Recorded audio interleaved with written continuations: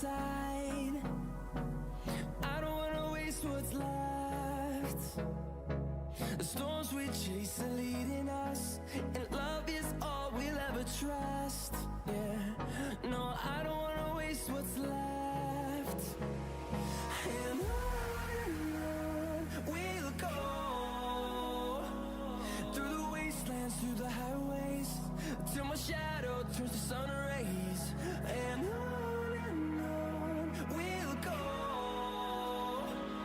through the wastelands, through the highways, and on we'll go.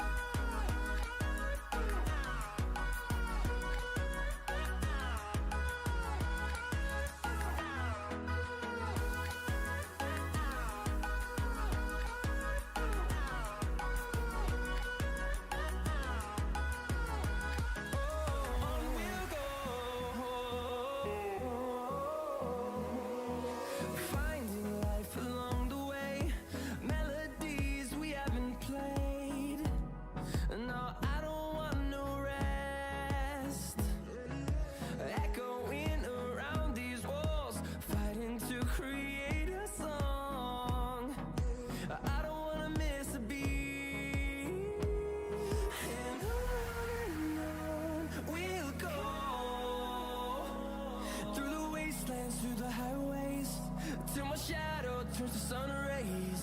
And on we'll go, through the wastelands, through the highways, and on we'll go.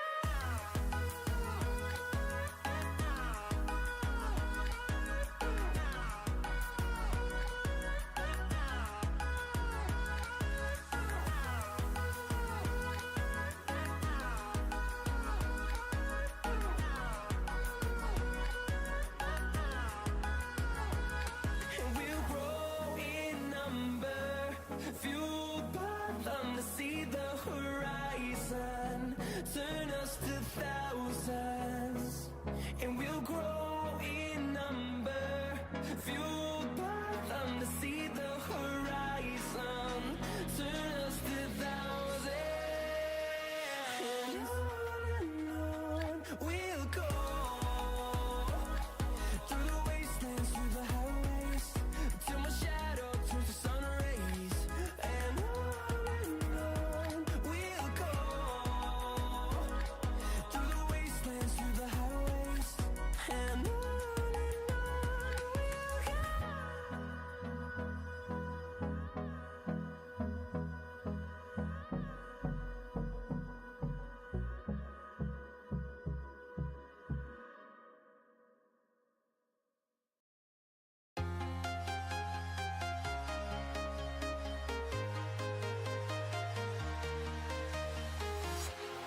walking alone, the streets are empty.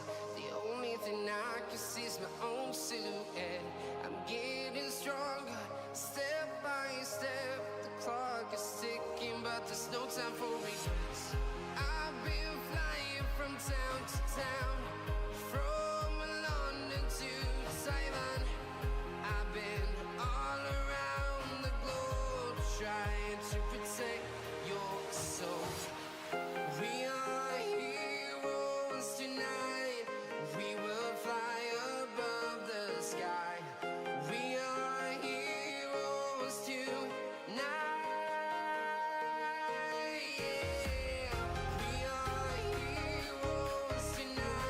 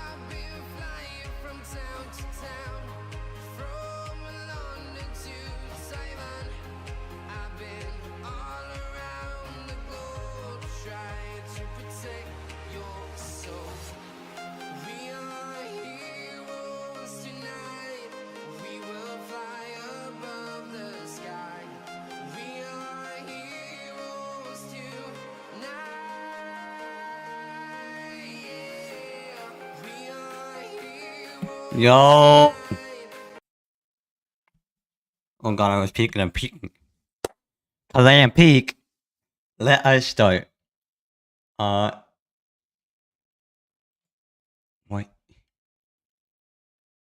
I've had one. Okay. The 17-hour stream is starting now. We're starting with reaction because it's early in the morning.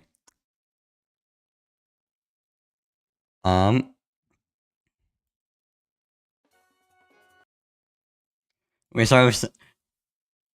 Please leave me alone, bro. I don't have no money on me. I'm just trying to get home. Please. Imagine getting robbed by a cat. Yo, somebody. And needing backup. Wait.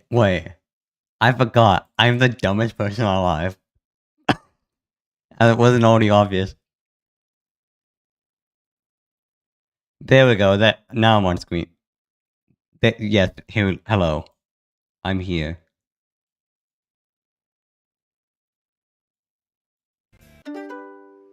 You laugh, you lose. Come on, grab your friends. Let's watch some YouTube videos with Kermit the dog and Jimmy the human. I mean, this will never end. It's your laugh, you lose. Alright.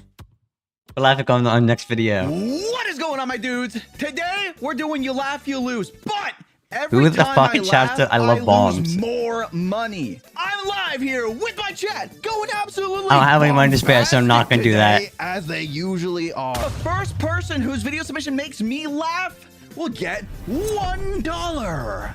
But the more they make me laugh, the more I lose, going all the way to $1,000. I was wondering if you guys have any suits here. No, we don't have any suits at all. Okay. Honey, we sell suits. Is that what you trying to buy a suit? Buy a suit? What are you trying to do? No, honey, we have a ton of suits. Nah. Girl could not take the sarcasm. She was just joking around, and he couldn't take it. Oh god. Oh no. No! Hey! Oh, why? Guys, like, can we just, like, can this video just, like, be blacklisted? I don't want to see that. I don't want to see that anymore. Посмотрите, что я построил. Сейчас все соединю. Сейчас, смотрите. Оп. Language and understand 100. Бля. Uh-oh. Что? Деда? Египет. Oh, bro just traveled everywhere. Что? Деда? Египет. Oh, bro just traveled everywhere. I almost busted. I almost busted. Have you seen this man?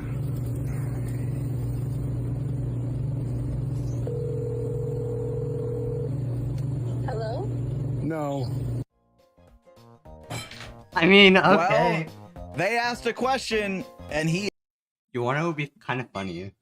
If the guy that was calling was actually the guy on the poster. That would actually be kind of funny. He had an answer.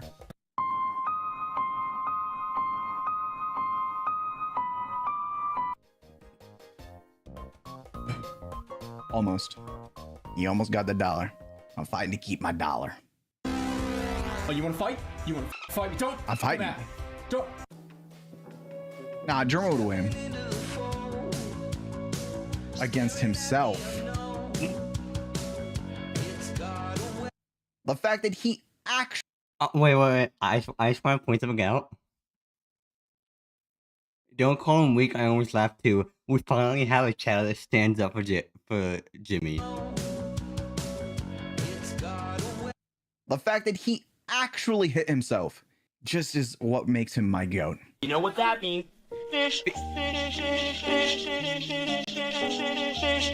Oh my god, I love this. I love this I don't work meme. here, but I don't think this is supposed to happen. Oh my god!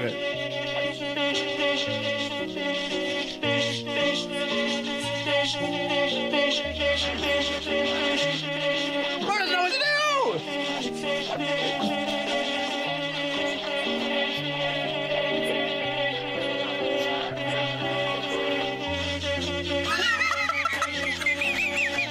Bro lost it.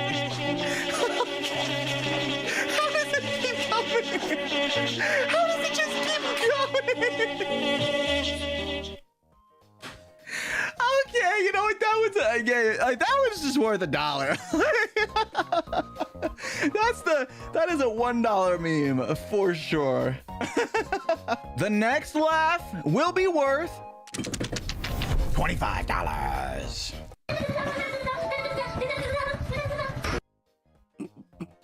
I've seen that so many times. I will not laugh. Hopefully he's got some one-ups. He's gonna need them. Nah, because I don't think that's what they mean with the creeper. You see, child, when you have a creeper and they really level up, I'm kidding. Milk. Maybe they do. Maybe the Minecraft movie's gonna get really freaky. I hope that's not what creeper milk is.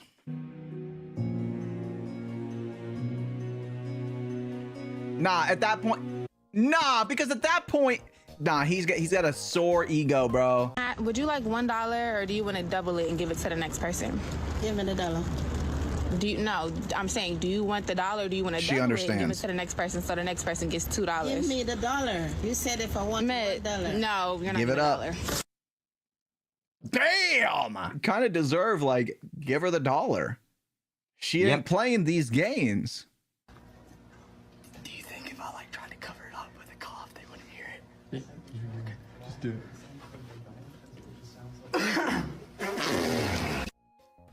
Oh!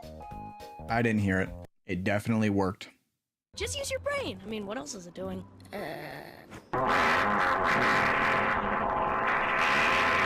I think it's busy.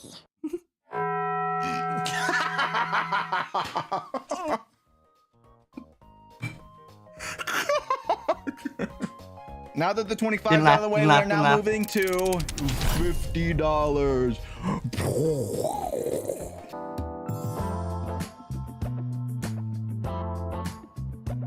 He's just letting it happen too. Oh, he like it. So like, where do you get that filter? Asking for me. Like, I'm just done lying to you guys. I'm asking for me. Again, where's the filter? I think he sees it. Like, bro knows it's there. Chad, I'm gonna be honest. If aliens were real and they abducted me, I'm coming back from that UFO a father. Chad, do you think my alien children would be beautiful? Always got me. No. Okay. Gloip. Editor, remove me asking that question. No.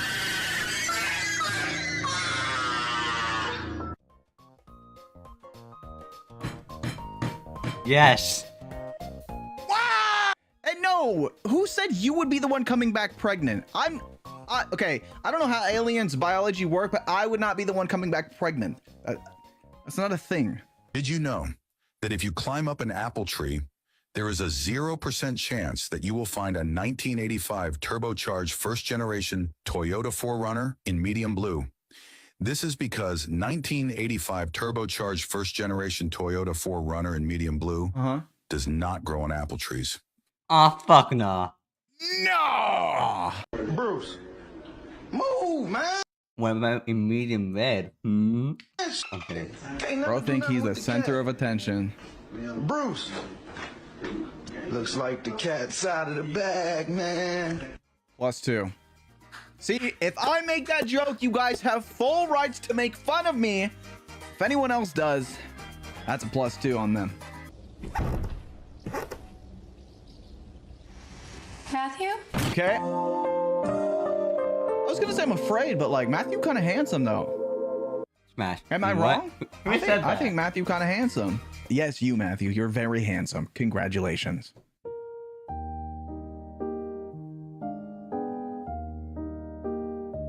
No, don't. God, can you guys stop trying to steal pool balls? Especially everybody that doing it has basketball shorts on. Oh! So talented. Chat, name one person more talented than this cat right now. That's the thing. You can't. Not. Okay, well, I guess that's still talent. And we're launching, and we're crashing. Let's hit the pigs till they all go pop. We're the best birds. I would actually. Yo, I like this. I like this remix. Like if I was driving and that came on, I would listen to the whole damn thing. I'm not even kidding. I really would. Yo, what up? Oh, do you not have a camera on? No. I love how you weren't scared. Why you really walk in here thinking I would have a camera on with my hair back like this? You know, normally when I come in here and like don't have clothes on, you usually like have a bigger reaction, but I guess because you don't have your camera on, because this did you just didn't care because you're so used Bryce to is lying here, by the way. Naked like he this. wasn't naked, yeah. What was that? Yeah.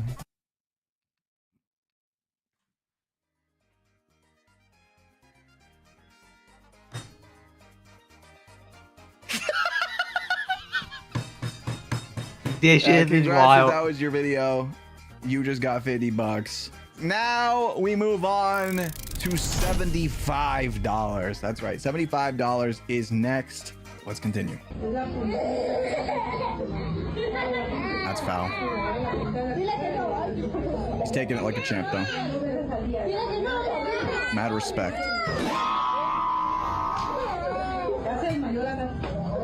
What? Sometimes you just gotta, you know, point at them. I'm not responsible. Dishes detected. That was a sound bite. Inside the Doohickey Corporate. Oh. Yep. Oh, that's terrifying. Okay. Oh. Biblically accurate fork. Love that. Deep sea creature. Your mom has one of those. Ah, hard at work.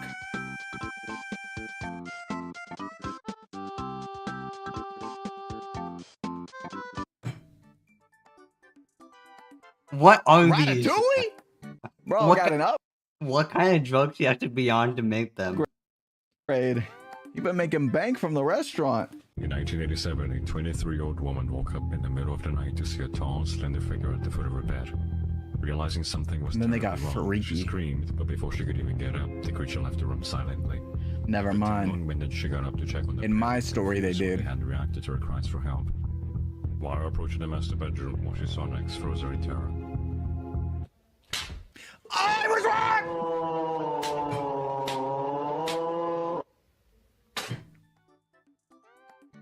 Fuck him. Wait, what? I was just a little delayed, but I was right. And no, it is not my turn. Who put him in the bucket?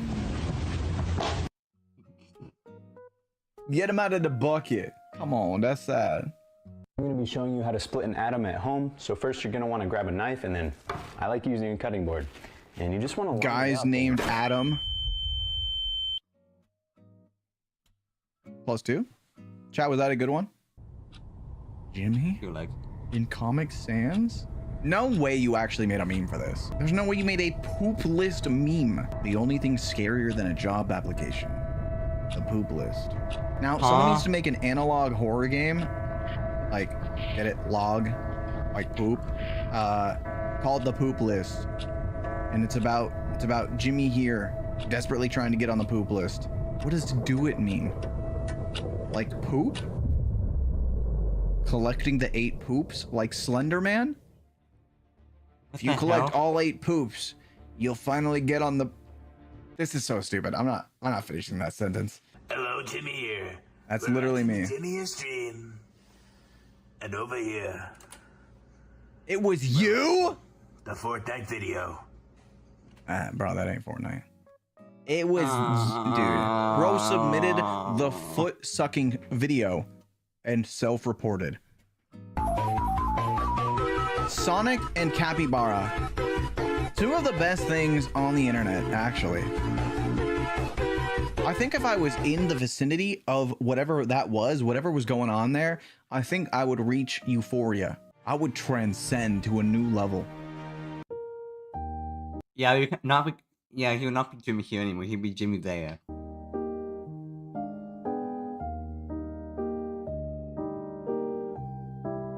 He seems nice. Oh, his name is Princess. He doesn't bite.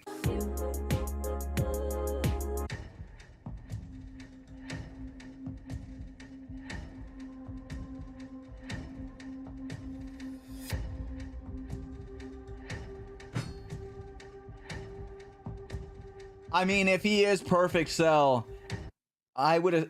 I mean, he's got to be bi because Perfect Cell would just f everybody.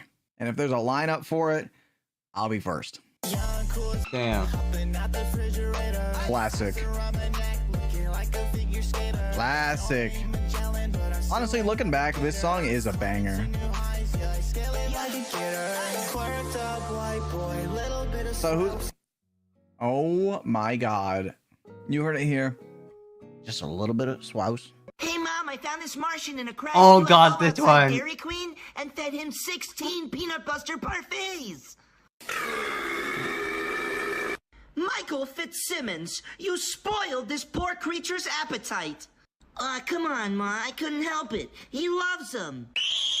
I spent the last 2 hours working on this pot roast, so you boys better finish your plates. My pot roast!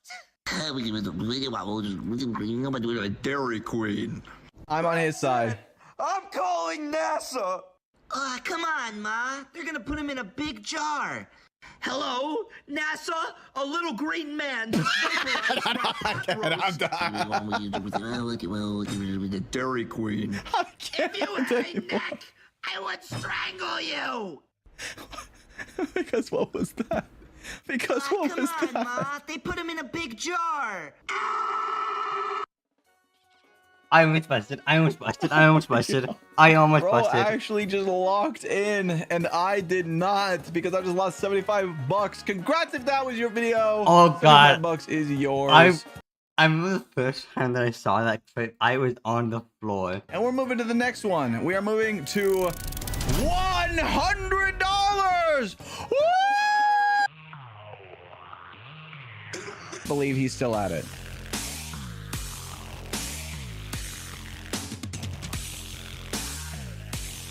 The crab chair.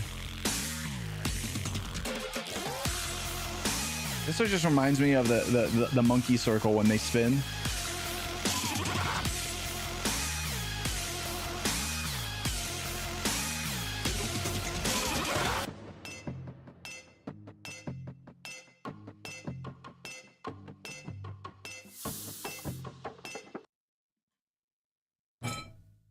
I cannot imagine that drone was cheap. That's an F in the chat.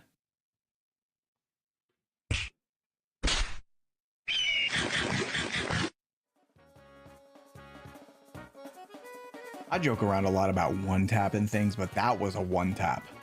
That dog throated that sandwich. Oh my god. Damn. Cyclist's fault, as most things are. You know, after reviewing the tape, I think we can all agree that indeed was the cyclist's fault. He shouldn't have been cycling. Hey man, what do you do for a living? I'm a window cleaner. How much money a year do you make doing that? Like about... Dude. Why did I get scared though? That doesn't make sense. That actually just doesn't make sense. Like nothing even came flying towards the screen. I got scared. Why? Why does he... Why twice though? Why twice? As if once wasn't enough. Okay, is it okay if I touch you? Yeah? Okay, cool. Is it okay if I touch No. No. No.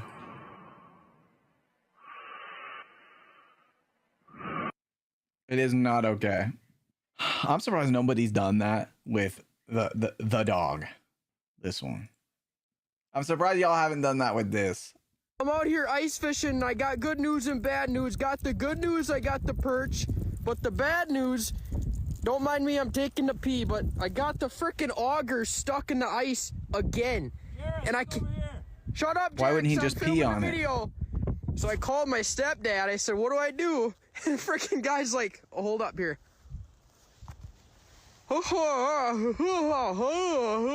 He said, you're a prick. I said, Dad, I don't know what to do. So now I'm afraid to go home again, but what's new with that? Damn, I'm gonna be honest. I don't think I could hang out with that guy in any way, shape, or form because the bro is living on a different level than I am. I just don't think I could keep up. I wish I could guys. Oh my I god. wish I could guys. The world if it was in harmony. Guys. I wish I could guys. I wish to all their asses. Whoa! I never said this! I never said that.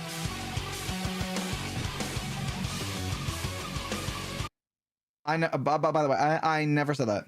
I just can't just put words in my mouth like that, man. You can't do that.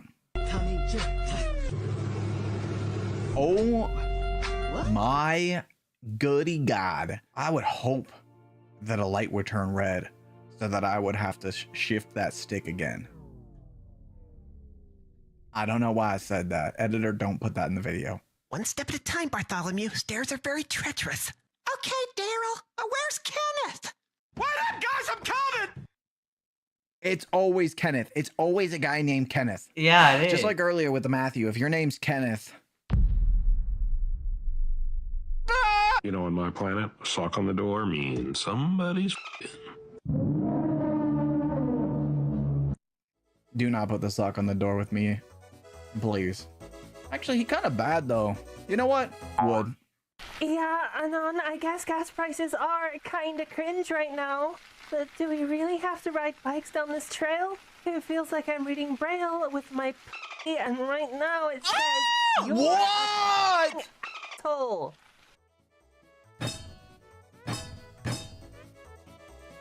That's gotta be the most foul thing that I have witnessed with my ears this entire month. I like how all the mods, every single one, are like mods, every single one. And meanwhile, one of them had to have been the one that approved that shit. Ain't nobody trying to take blame. All these mods are playing dumb. Unbelievable. Right now, guys, if this video gets 50,000 likes, I will get pregnant. Oh. Hubert. I was about to say, Hubert. hey, Hubert. Long time no see.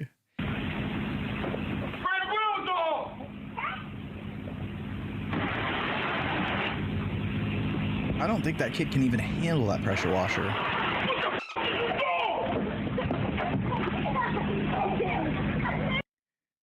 Well, I stand corrected.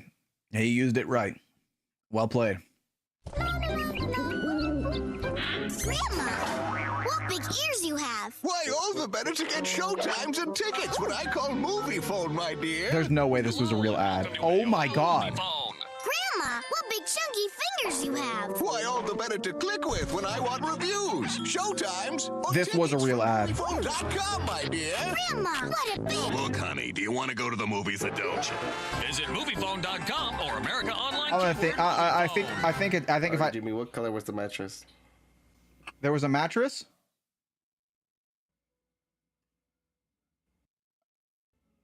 Don't stare at me like that, man. I don't know. I didn't know there was a mattress. Hello, Jimmy here. It's me again. I just want Welcome to say, back. huge fan, biggest fan, one of the biggest fans there's ever been. Okay. All I wanted to tell you was that really, I love the video so much. Full desktop. I really. Bro, come on. We've already seen it, bro. I really like this video, and I think you should. This guy.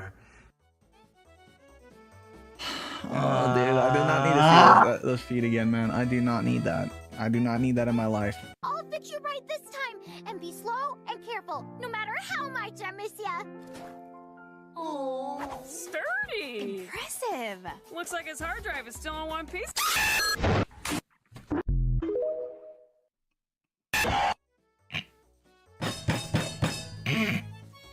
God, dude. That was actually just a cheap shot. Not even deserved. And now we move to the next amount, which is $250. So round one got this machine called like a bobbit. This is looking about the. Yo! You did not have to go in for a double smack. Nobody asked for that. Maybe next time, can you do a third? Hello guys. Hello. Today we have a list of top 5 go. Número 5. Let's get it. I'll move to that.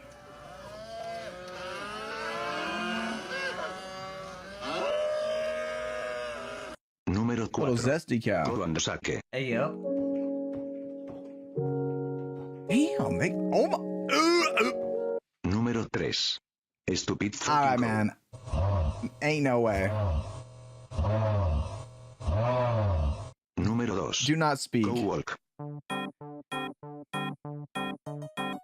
Oh shit, kind of impressive.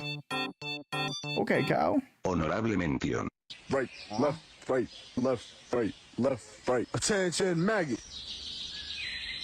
Oh shit. You just had to lock in. Go attack.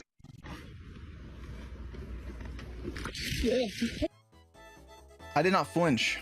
Chat. I moved. -2. Rappers who can sing versus rappers who can't sing.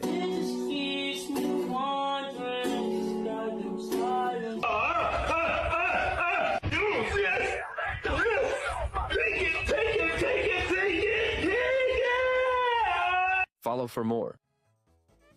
What? What kind of action was going on in the studio? I'm not a professional, musical artist or anything, but I don't think in that second one, I don't think that was singing.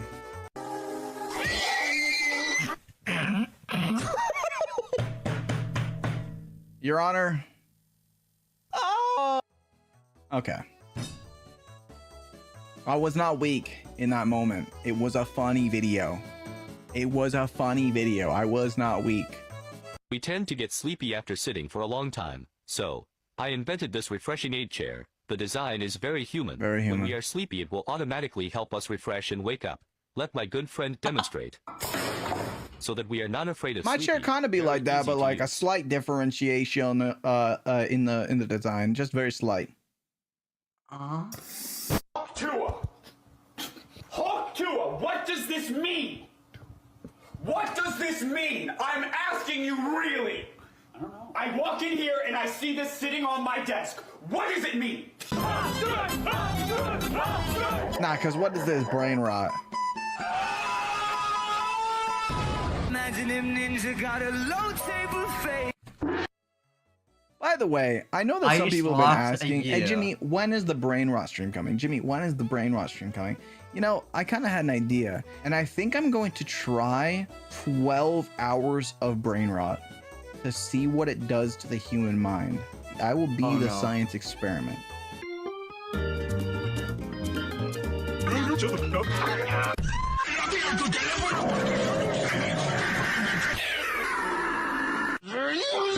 The brain rot stream is not starting right now. Why are we doing this? And why do we keep putting that in it? Like,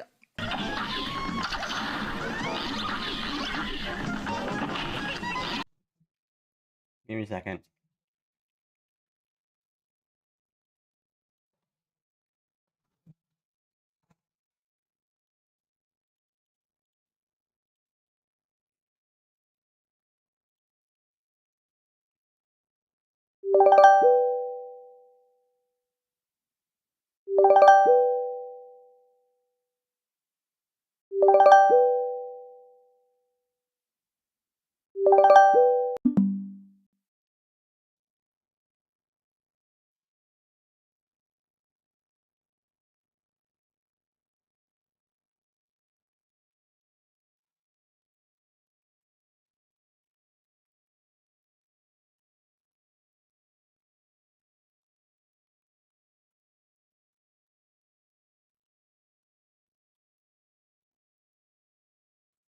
Give me a second.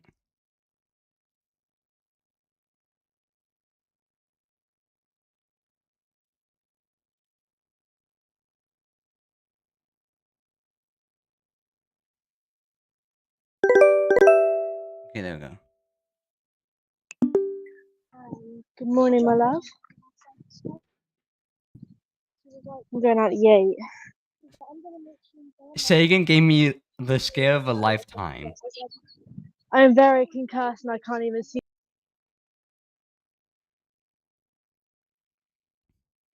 Yeah.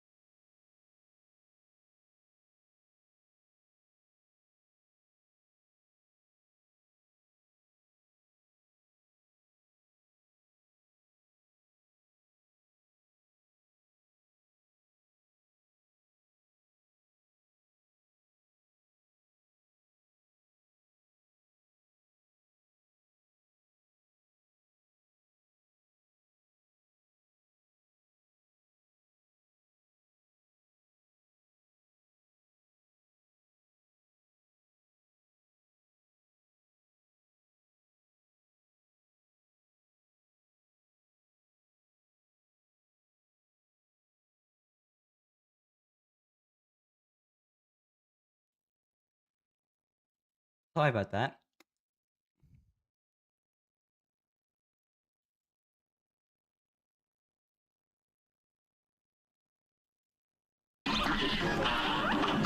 Back to it. Why is bro shimmying? I just crapped on myself.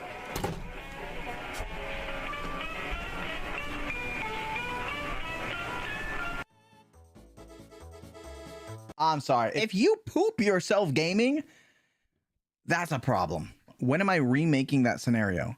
Never. Oh. Okay, at least it wasn't, bruh.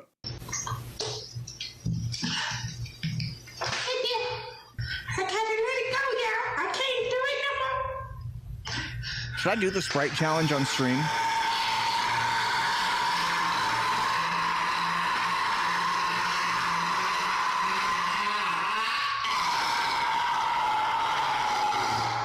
What? Is that all? Apparently not. I don't think I should do the Sprite challenge on stream. I'm gonna be honest.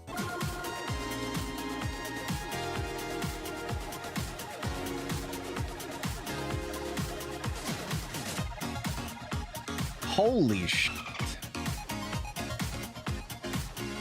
Bro went from Miku to Furiku. What was that move? The ball buster? What was that? Oh my god. He's in. Chat, is it that easy? Oh my god. It's not that easy. Who needs video editing when you can just have the red circle IRL? I need to get like a prop where I can just like bring up the red circle to be next level. LeBron James. Scream if you.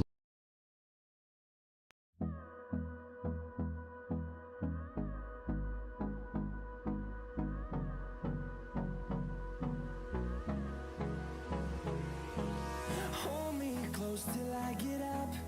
Time is barely on our side. I don't wanna waste what's left. The storms we chase are leading us, and love is all we'll ever trust. Yeah, no, I don't wanna waste what's left. And on we'll go, through the wastelands, through the highways, till my shadow turns to sun rays. And on we'll go, through the wastelands, through the highways, and on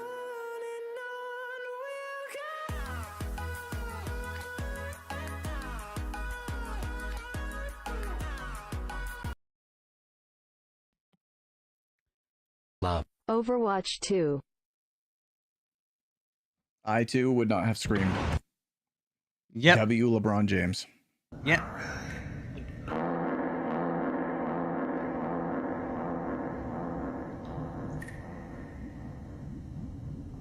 Did you hear that? We can stop first. Oh my god. He was so genuine. Did you hear that? Bro was like scared, like nah, because is this what ASMR videos are these days, chat? This guy is definitely on the poop list. Oh my god. I think I heard that noise again. That's my kind of ASMR. And now we are moving on to our next big cash prize number. You guessed it. $500 is on the line. How do you say right in Japanese?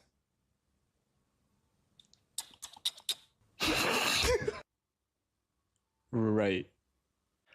Kaku wa? Right. Say. Oh. Hey, that's my kind of guy. Certified Mike Eater. Don't mind me. Just counting my racks. Okay. Yeah, so why are we talking about eating the mic and then you pull that out? I love undertime slopper. I love undertime. Budget for this film $1 billion. I love undertime slopper. $1 billion. It's too bad there are too many L's. I'm calling Simon. Is that the Undertime Warrior? I wish I was the Undertime Warrior. Underline slopper. It should have been me. It should have been me. I didn't even see Underline all the way flip up it. there. TWITCH with a strong lead. Oh my god, I love Bro said what he meant, and he meant what he said.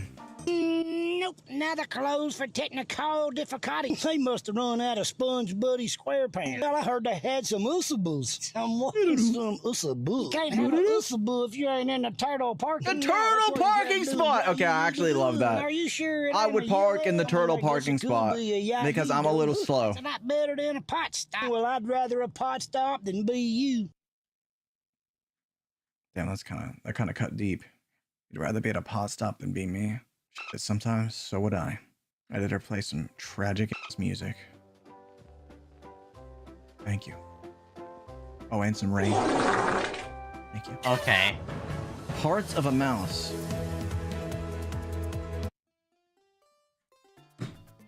Someone really be like, oh, I'm gonna submit the mouse diagram to the You Laugh You Lose. This one's gonna get him for sure.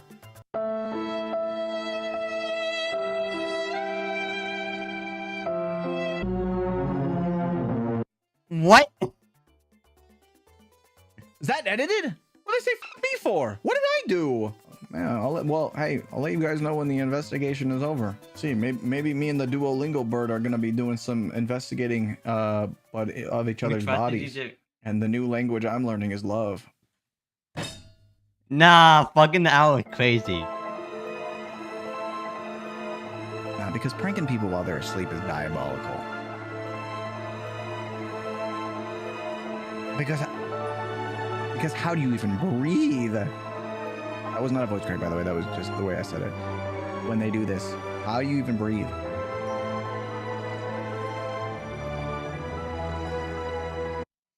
And he didn't even wake up. It was not a voice crack. Chat, do you think I'm epic? Maybe this bird will answer. He's supposed to say no. Who edited it? You're making me look like I'm stupid or something.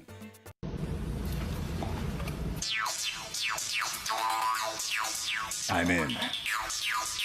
Oh my god, I think I'm sorry. Pentagon hacked. CIA hacked. McDonald's ice cream machine hacked. We're in. What the fuck?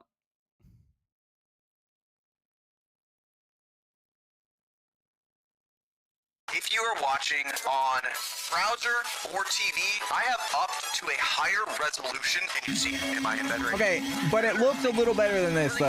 Oh, I'm just gonna do this. I'm sorry for your eyes. I don't really care at the moment. Why is my monitor slanted? If you are watching on browser or TV, I have upped to a higher resolution and you see it in my embed. Okay, but it looks a little better than this though, right? We are opening. If you guys are watching, like, surely it at least looks a little better, right? Oh my, wait. If you guys are watching, like, surely it at least looks a little better, right? Hopefully. Alright, we're back now. Hard things will happen to it. We did do it. I thought that was actually going to be wholesome, but knowing you guys, I shouldn't have thought. It's those who... Where are the big booty goth b****s? Oh yeah, you're talking to me right here. I'm right here. I'm right here. I'm right here. Oh, dude, why do I never get people like that in my games? And with that, chat, the next meme is the $1,000 meme. Buckle up. With that being sex Mr. toy, B. He's gonna bounce on it. Never mind, he funking died. Why? Oh my god! Come out with your hands up! I'm gay. He's got a point. He did come out. Movie. It is Wednesday, my dudes.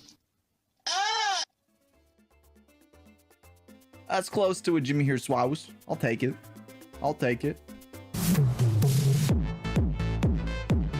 BMG.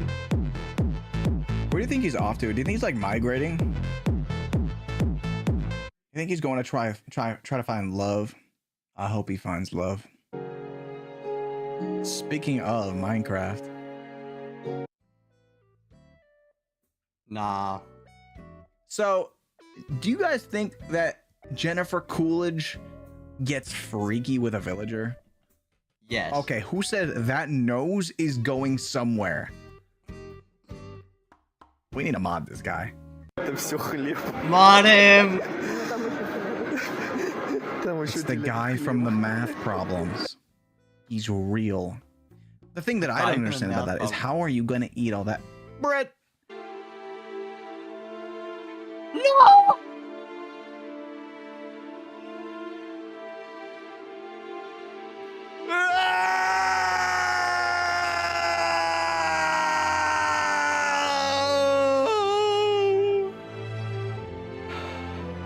Oh, 07. So sad. And my checkup was next week. This is my favorite time of the week. They want me to fight the chicken? Chicken jockey! Chicken jockey! Chicken jockey! Chicken jockey! Chicken jockey! I hate that. I'm gonna say it. That movie is gonna be a banger. I'm calling it. It's gonna be a classic, all-time classic. Also, chicken jockey. I'm so excited. Hey, which one of y'all gonna let me hit? Me! A little too excited. Little too excited there, buddy. You know what that means? Both got obliterated. I would say that cat's probably stoked, but he might just be in the water now. That cat might just be in the water. And you wouldn't. Stop typing dishes. When I slam my desk, it's connected to a system in which a sound bite plays that makes it sound like there's stuff on my desk. There's not. My desk is like literally perfectly clean. I've had this drink before.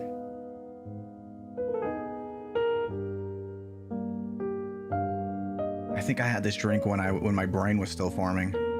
I think my brain is made of this drink. I think it is. You 5 minutes ago. Okay, but you could say that at any point in the stream, the you 5 minutes ago thing, and it would be true and accurate.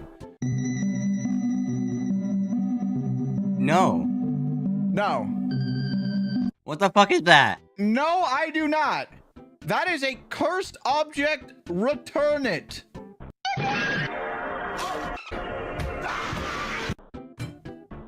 Honestly, there it is. Boomba. It's not a Jimmy Here stream lately without a cat funking exploding, even if it's just an animated one. Boomba. Stop putting old people randomly into the videos, please. Guys. I agree with Jimmy here. Just like... Okay, who's... this actually is just one of y'all's grandpas. Yeah, that is actually true. That is just like the background music for grandpas. Is the grandfather cock or put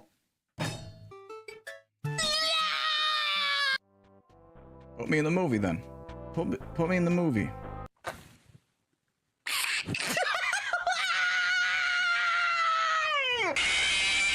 Put me in the movie. me. Don't be a coward. Just get me in there, man. I didn't even say anything. Bro, like, I didn't. Damn. The gummy bear. I swear, bro, turned into a serpent. I think I know what happened. I think he like had like a gummy bear like, oh, it's gonna be nice. It's gonna be like a Haribo's. Fuck you, it's a fucking sour one, like a cinnamon one. Bro turned into a snake person. 1 billion likes, and I eat the gummy bear that turns you into a reptile. Stop! Walk in. I am strong. I am powerful. I am Steve.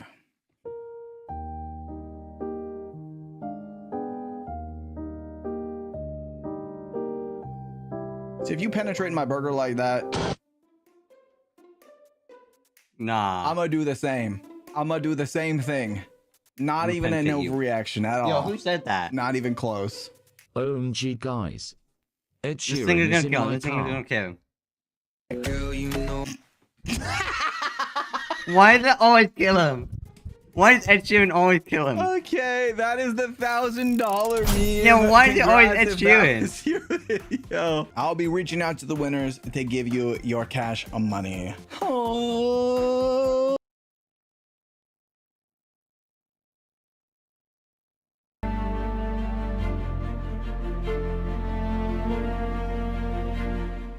It was born from audacity, a gamble that could have bankrupted Boeing. Pan Am's CEO walked into its headquarters with an impossible request. Build me an aircraft that carries 400 people across the Atlantic, non-stop. No such aircraft existed. Boeing would have to develop new technologies at an unprecedented scale, build the world's largest factory just to assemble it, and stake the company's entire future on a hunch that people actually wanted to Didn't they actually like build the factory while they're actually building the fucking plane? fly this way. Boeing said yes. Today, 1,574 of these aircraft have been built. They've carried an estimated 6 to 7 billion passengers. They've flown for airlines across 6 continents. This 4-engine giant didn't just meet Pan Am's impossible demand, it became the symbol of how we cross oceans. This is the story of a high-risk endeavor, from a bet-the-company gamble to an aircraft that reshaped global commerce. This is how Boeing built the jet that changed everything.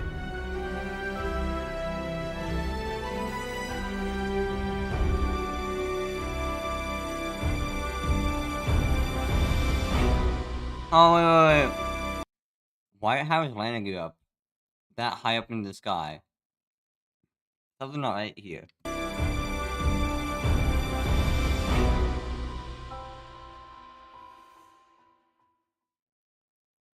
Rewind to 1965, and air travel looks nothing like today. Flying was What the hell was expensive, that? exclusive. A transatlantic ticket cost the equivalent of months of income for an average worker.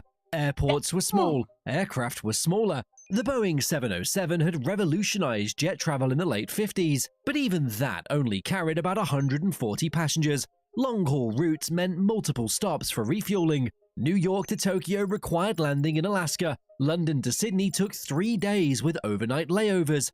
Airlines needed something bigger. Demand was growing faster than they could add flights. Airports were congested, but nobody had figured out how to build bigger aircraft without making them impossibly heavy, dangerously inefficient, or both. Then, Juan Trippe entered the picture. Trippe ran Pan Am, and he had a vision that sounded insane: democratize air travel, make it accessible to regular families, the middle class, make flying cheap enough that a teacher from Ohio could afford to see Paris. But that required an aircraft that didn't exist, something that could carry twice as many passengers as a 707 while actually making money doing it. Trippe approached Boeing with his pitch. Its response would define the next 50 years of aviation. But first, it needed to solve problems that had never been solved before. Tifa Galaxy? What are that doing here?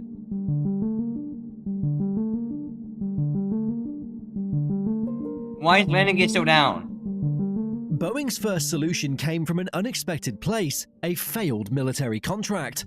In 1964, Boeing had competed for a military contract that would end up being the Lockheed C-5 Galaxy program, the US Air Force's massive military transport.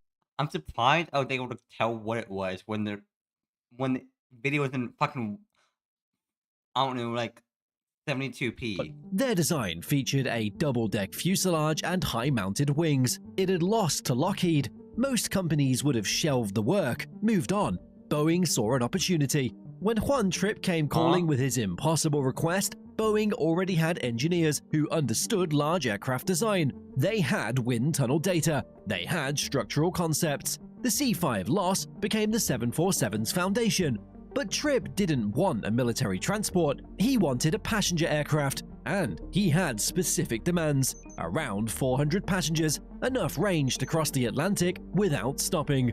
But Boeing was also developing its supersonic aircraft, the 2707, competing with Concorde and the Ooh, yeah, wrong market there, Boeing. 144. The genius of that design? Loading cargo through the nose. The problem? You can't load cargo through the nose if the cockpit is in the way. So, Boeing moved the cockpit upstairs. This created the 747's iconic hump. Initially, it only extended back one section, just enough for the cockpit and a small first-class lounge. That hump became the 747's signature. You can recognize this aircraft from any angle, anywhere in the world. What started as a practical solution to a cargo loading problem became the most distinctive silhouette in aviation history. The 747 wasn't supposed to be revolutionary, it was supposed to be practical, but something happened along the way.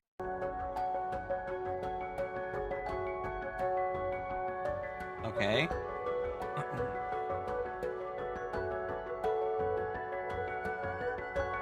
In 1966, Boeing committed to the 747 program. The company took on massive debt to finance development. We're talking bet the company levels of risk here. It started by building the world's largest building, Everett, Washington. The main assembly bay covers 98.3 acres under one roof with 472 million cubic feet of volume. Oh, give me a second, I'll be right back.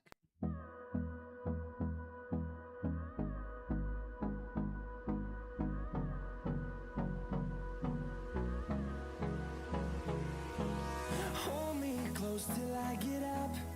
Time is barely on our side. I don't wanna waste what's left. The storms we chase are leading us, and love is all we'll ever trust. Yeah, no, I don't wanna waste what's left.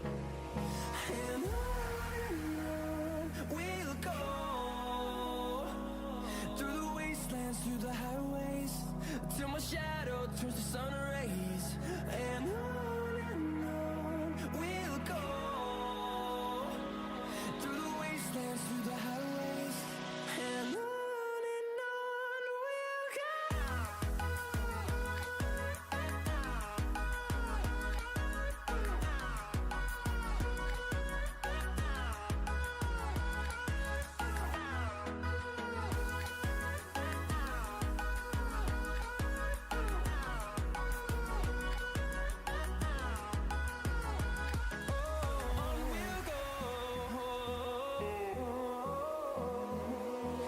Finding life along the way, melodies we haven't played. No, I don't want no rest. Echoing around these walls, fighting to create a song. I don't wanna miss a beat. And on we'll go, through the wastelands, through the highways, till my shadow turns to sun rays. And on we'll go, through the wastelands, through the highways. And on we'll go.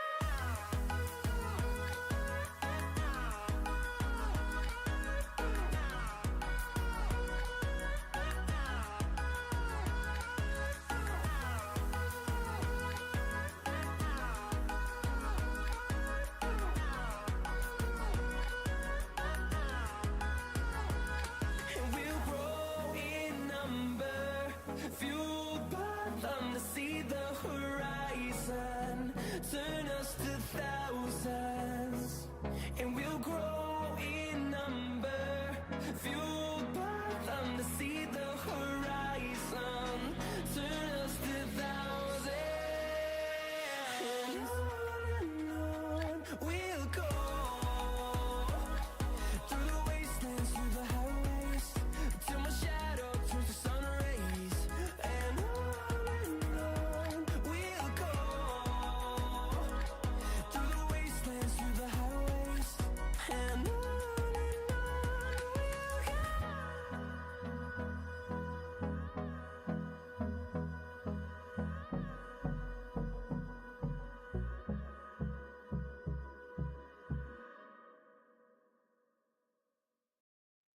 We are so back. We're just making popcorn.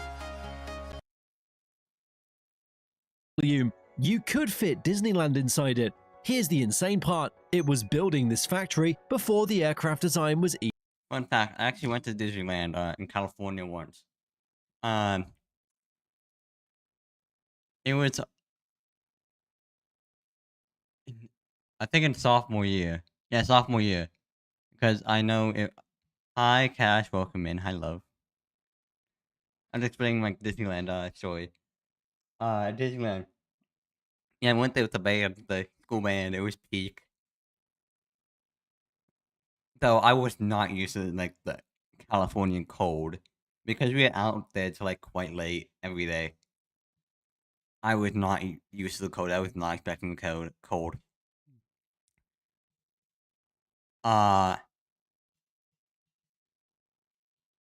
And I remember the day after we did like our, we actually got to play some Disney music with like using like in the Disneyland, in like the actual Disneyland park, whatever you want to call it. We actually wanted to go there and play like official Disney music. I'll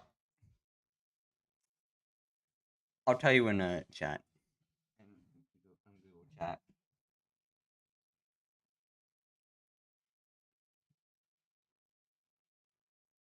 Hi, Muffin. Welcome in. I haven't seen you in a while. So glad you can make it. Give me a second.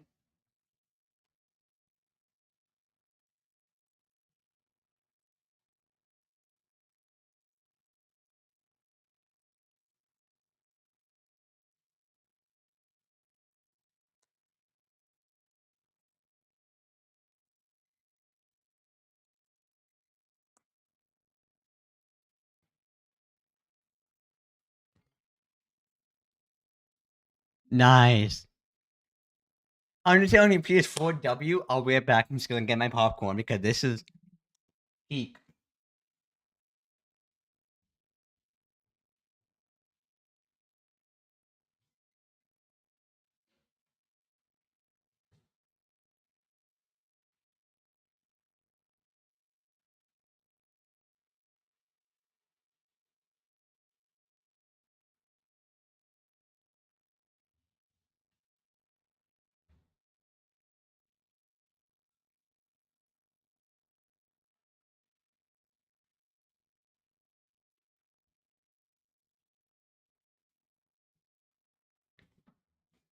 What? What do you mean not nice? But anyways, yeah. So we got to play official Disneyland music, but like literally, like I was exhausted after doing that. I don't know why, but I was just exhausted. So, and we were like in the park. I was trying to have fun because this is almost like a once in a lifetime experience. I mean, like my band teacher, Mr. R. I'm not gonna say is ooh, Greek mythology. I love Greek mythology. I'm a nerd on that. Anyways, yeah. So Mr. R. I'm not gonna say his full name just for privacy. So like yeah, most band kids only get to go on the trip once because the trip happens every other year because you need like it takes a lot of planning, like arranging the flights, uh, everything because like so many kids go on it. Like you wonder how many kids? There were 2 flights just to like take them all. Like one flight for the band and orchestra. I try to stay as far away from the orchestra as possible. And then one for like other part of the orchestra, and then choir. And we were like on 737s, Alaska Airline, I think.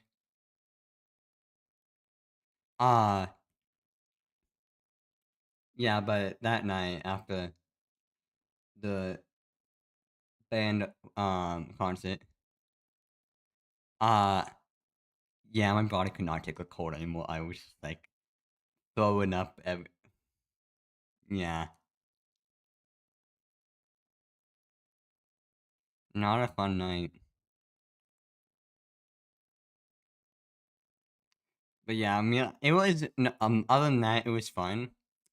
If I do go there again, I will make sure to bring some warmer clothes and be prepared because I mean, to be fair, it was my first time going. I did not know what to expect.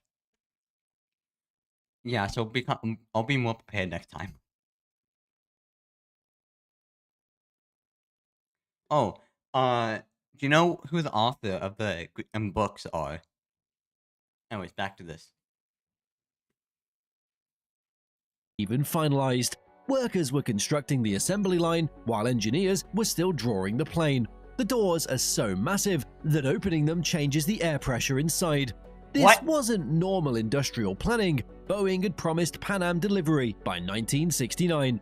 Joe Sutter led the engineering team. His group got nicknamed the Incredibles because of what they were attempting. These engineers, I mean, yeah, like, deserved name, worked around the clock, literally 24-hour shifts, sleeping at their desks. The pressure was crushing. in. The Everett factory represented Beside the him is, oh, mine. I don't know what mine would be. They're all pretty peak. I'm sorry, but hair is not one of them. Mine would be Zeus or Apollo. Boeing's all-in moment. Tens of millions of dollars. Actually, probably Apollo because he's the god of music. And, you know, your boy likes to do music. You know, drum set literally less than 50 feet away, like less than 20 feet away from me. Was spent on infrastructure for an aircraft that existed only on paper. If the 747 failed, that factory would become the most expensive monument to hubris in industrial history. It didn't fail. The Everett factory would go on to produce not just the 747, but the 767, 777, and 787. It will also house a 737 MAX assembly line. It remains the largest building by volume in the world, all because Boeing bet everything on an aircraft that didn't exist yet. Wait, I just want to check something.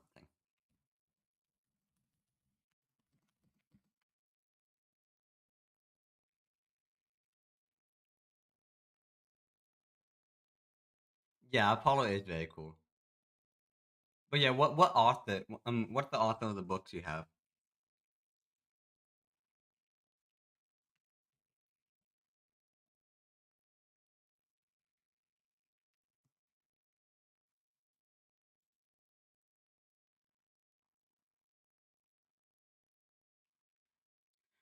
A million cubic feet. Okay, I'm just gonna do this in another window because I don't want you to see this, and I don't want the stream to see this.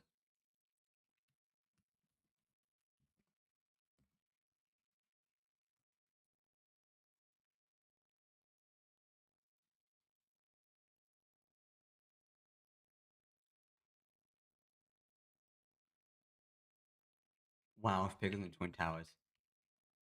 I'm sorry, I just had to do it. Strip away the marketing, the liveries, the airline brands, and what you're left with is this, an aircraft that represented one of the most comprehensive engineering challenges in commercial aviation history. The 747 wasn't revolutionary because of one breakthrough, it was revolutionary because of everything, all at once. Let's start with the fuselage. How do you make a tube wide enough for around 400 people to actually fly? The fuselage needed to be 20 feet across. That's unprecedented.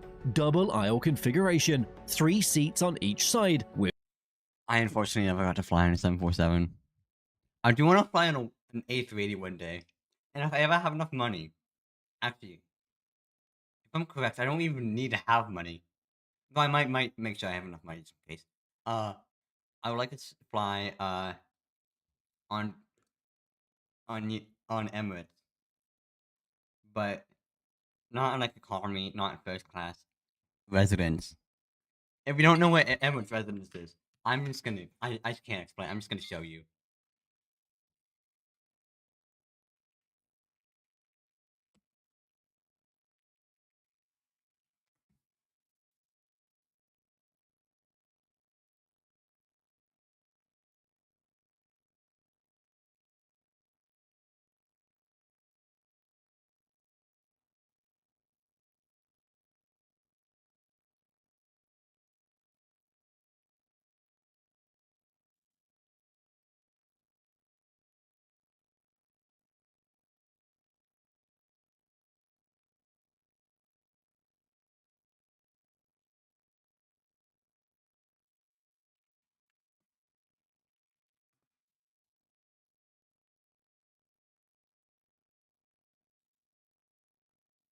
I want a short video on it. Come on.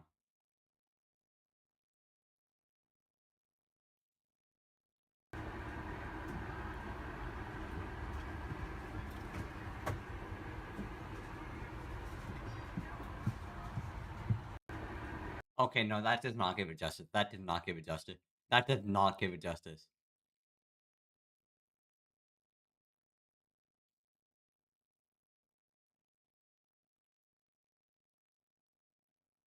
Okay. You know how like I said like Emirates like plan Emirates you get a full shower? Yeah, talk about the Emirates residence class. You get 3 rooms. And I don't mean like 3 different like seats. I mean rooms. I chose the word rooms for a reason. You get like a literal living room with comfy ass chairs. I'm pretty sure like real leather. A full bathroom with a shower. And an actual fucking bed. Not like the first class quote unquote beds. I mean actual bed. All flying on the fucking A380. Is that not insane? With twin aisles running between them. Making a cylinder that large aerodynamically efficient meant rethinking everything about aircraft structure. Boeing used advanced aluminium alloys, thicker skin panels, strategically placed to handle stress. Every rivet matters because this thing weighs 750,000 pounds at takeoff. The wings are an impressive engineering achievement. Swept back at 37.5 degrees with complex high-lift devices, leading-edge slats, and triple-slotted trailing-edge flaps, these features let the 747 take off and land at reasonable speeds despite its weight. I'm sorry I keep pausing. I just need to look.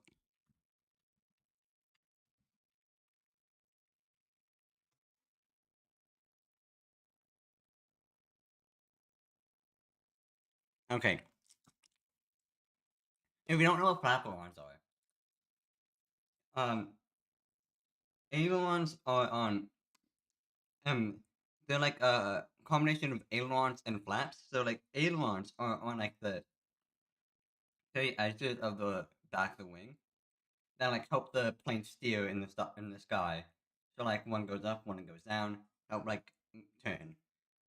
Flaperons are, I think those are the flaperons right there.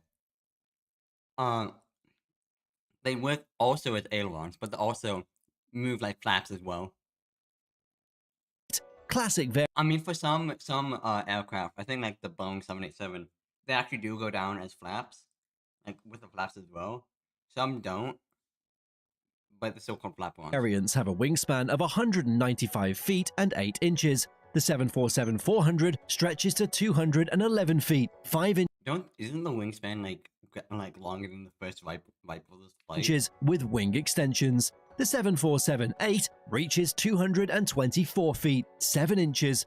But the real brilliance is in the structure. The wing box, the main structural component, is a massive built-up assembly of skins, spars, and ribs spanning the entire fuselage width. Nobody had attempted this scale before. Fuel storage became another nightmare. The wings hold multiple interconnected tanks with complex plumbing. Fuel has to be transferred between tanks during flight to maintain a proper center of gravity. Then there were the engines.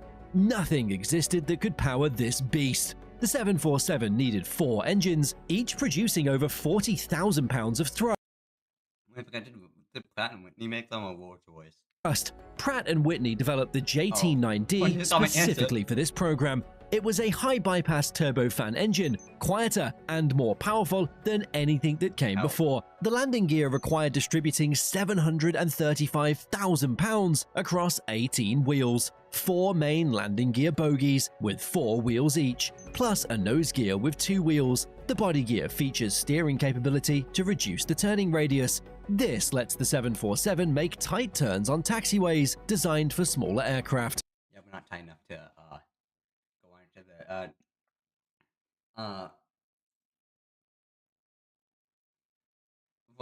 the taxiway that they requested to go on in Tenerife. Every system on the 747 was rethought: 4 independent hydraulic systems, 3 electrical systems, pneumatic systems for pressurization and air conditioning. All of this had to work flawlessly at 38,000 feet while traveling at 570 miles per hour. The 747 wasn't just built bigger, it was built smarter.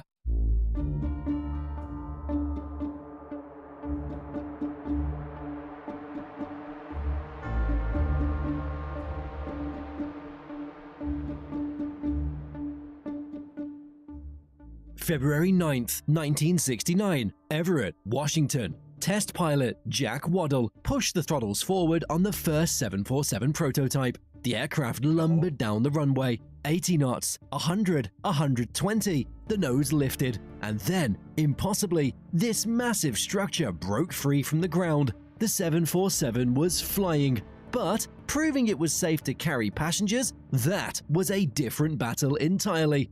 Boeing launched one of the most grueling test programs in aviation history. It tested the wings to destruction. Engineers applied increasing loads until the wings bent upwards at extreme angles. The wings finally failed at 150% of the design limit load, exactly as planned. That safety margin got baked into every flight. One test nearly ended in disaster. During a high-speed taxi test, the nose gear started vibrating violently, a phenomenon called shimmy. Engineers had to redesign the entire nose gear steering mechanism to eliminate the oscillations. Then came the flutter tests. Flutter is an aerodynamic instability that can literally tear an aircraft apart. At high speeds, wings can oscillate violently if the structure isn't properly damped. The 747's massive wings were a concern. Engineers installed accelerometers across the airframe and flew through the entire speed envelope, monitoring for dangerous vibration. The aircraft passed, barely. Early Sure. Is there a YouTube link? Test flights revealed issues with the tail structure, minor oscillations that required design modifications.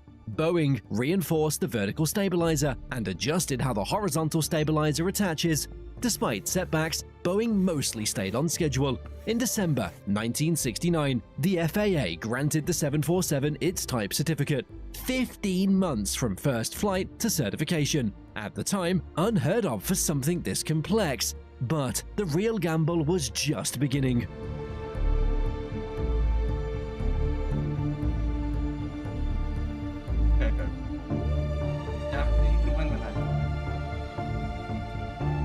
January 22nd, 1970, Pan Am Flight 747 departed New York's JFK, bound for London Heathrow. The first commercial 747 flight. The jet age just went jumbo. It was a media spectacle. Journalists packed the upper deck. Champagne flowed. Juan Trippe himself was aboard celebrating his vision. First Lady, Pat Nixon, had christened the aircraft weeks earlier with the traditional champagne bottle ceremony. Pan Am was the launch customer, but it was not alone. TWA, Lufthansa, Japan Airlines, and BOAC all followed with orders. Then reality hit hard. The early JT9D engines were temperamental. Reliability issues plagued the first months. Airlines experienced frequent delays. Engine changes became routine. Pratt & Whitney scrambled to fix the issues. The engines simply weren't ready for commercial service. Oh, yeah, you're good to do. You're good to go. You can do it. Ground crews weren't prepared either. The 747 required specialized equipment. Existing jet bridges were too short. Fuel tracks needed upgrading because the 747's tanks held 3 times what a 707 carried. Baggage handling systems couldn't process the volume. Airports scrambled to adapt infrastructure. But here's the bigger concern: economics. Airlines ordered the 747, expecting passenger demand to explode. It didn't.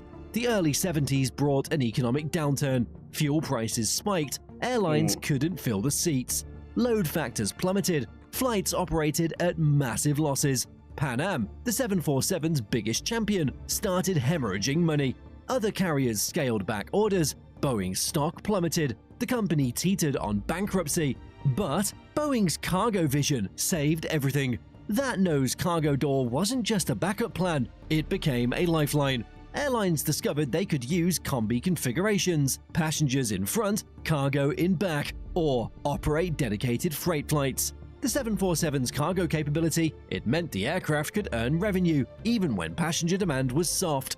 By 1972, the 747 started proving itself. Engine reliability improved, passenger demand recovered. Airlines learned to fill those 400 seats by lowering prices, expanding routes, and making air travel accessible to broader demographics. The 747 democratized.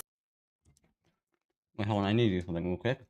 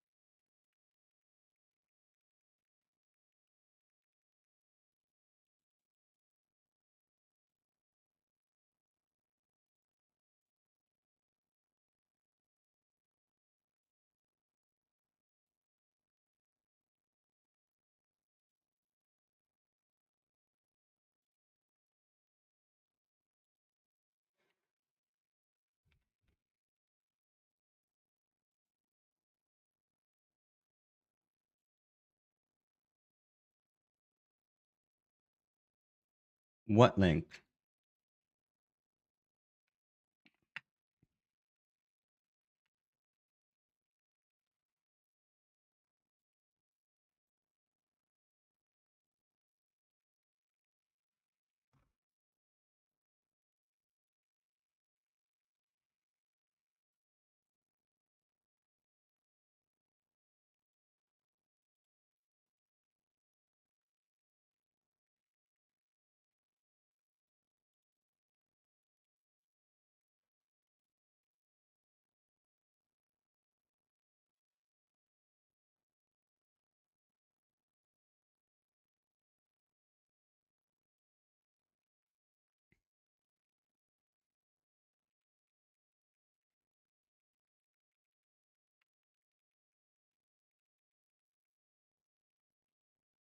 I didn't see it.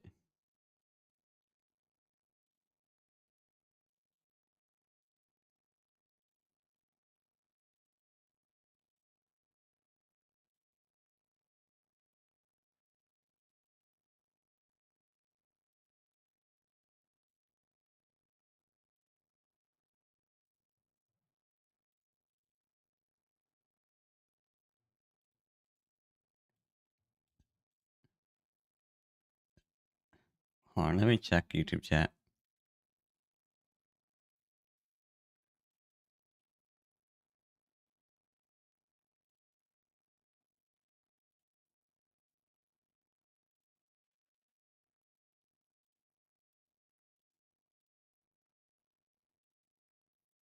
I'm just gonna check YouTube chat. Oh, so I almost went to my main YouTube channel, then I forgot I'm not streaming that.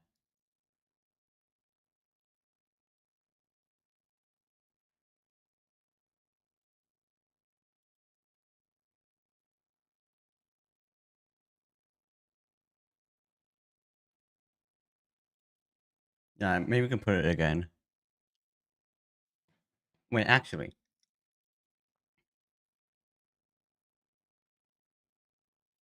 think I know why. Give me a second.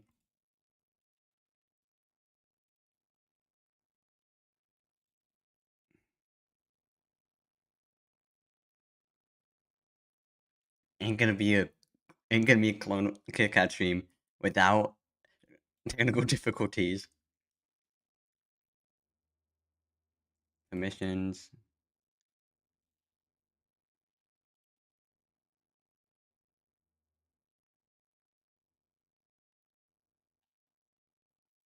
Okay.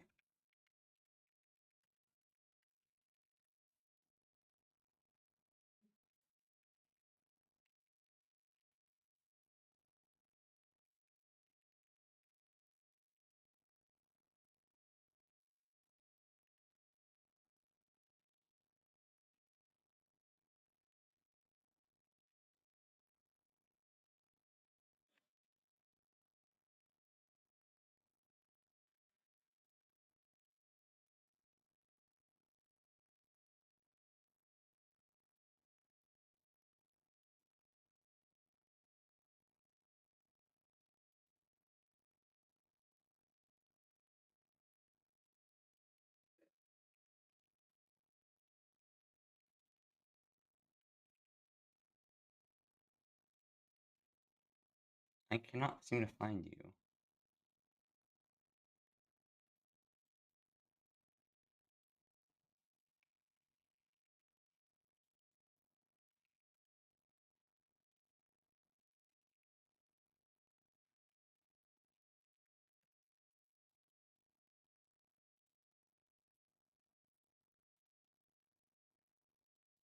Just save it.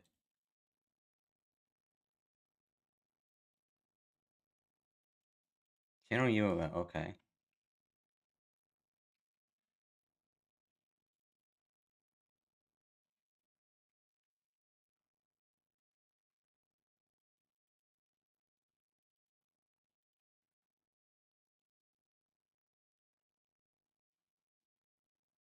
Channel URL.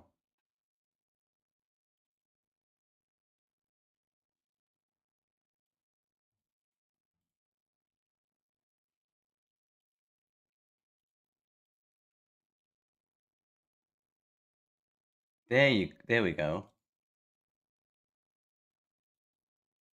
Okay, now you should be able to post a link.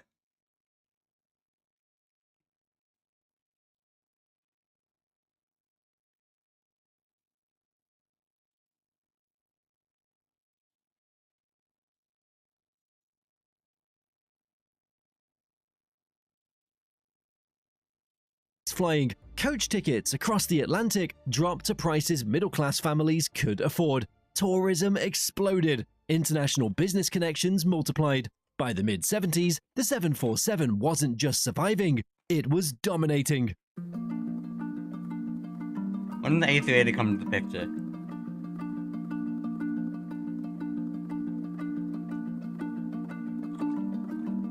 One aircraft is a product, a family of aircraft is a strategy. Boeing didn't stop with the original 747-100, they iterated, improved, and expanded. The 747-200 debuted in 1971. More powerful engines, increased fuel capacity. This variant flew further and carried more. Airlines loved it. It became the backbone of long-haul fleets throughout the 70s and 80s.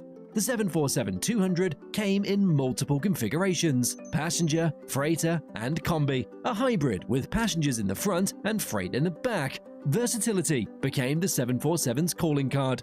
The 747 SP appeared in 1976, a shortened version designed for ultra-long-range routes with fewer passengers. The fuselage was 48 feet shorter, reducing weight and drag. It could fly non-stop from New York to Tokyo, unheard of at the time. Airlines like Pan Am and South African Airways used the SP to open new routes that bypassed traditional stopover hubs, but it never sold in huge numbers. Only 45 were built, a niche product for a niche market. The 747-300 arrived in 1983. The upper deck got extended, creating more passenger space. That iconic hump now stretched back far enough to accommodate additional seating or premium cabins. The 747-300 could carry up to 550 passengers in high-density configurations. Swiss Air was the launch customer. The extended upper deck became standard on all subsequent variants. Introduced in 1989, the 747-400 was a technological leap. Glass cockpits, digital avionics, two-crew operation. No more flight engineer needed. winglets at the tips reduced drag and increased efficiency. More powerful engines, longer range. The 747-400 could fly over 7,200 nautical miles non-stop. London to Sydney became possible with just one refueling stop. Airlines replaced their aging 747-200 fleet with 747-400s throughout the 90s. This variant became the best-selling 747 model, 694 delivered. It dominated long-haul aviation for 2 decades. This is the 747 most people remember, the one that connected the world during the peak of globalization. The 747-8 was Boeing's final attempt to keep the Queen relevant. Launched in 2005, the freighter variant entered service in 2011, with passenger service following in 2012. New General Electric GE NX engines, quieter, more efficient, more powerful, a stretched fuselage, advanced materials, improved aerodynamics. It became the longest commercial aircraft in service, but airlines weren't interested. 2-engine widebodies like the 777 and A350 offered similar capacity with better fuel efficiency. Only 155 were built, most were freighters. The passenger version, the 747-8 Intercontinental, found few buyers. Lufthansa, Korean Air, and Air China were the primary operators. The 747-8 was technologically impressive, but commercially too late. The market had moved on.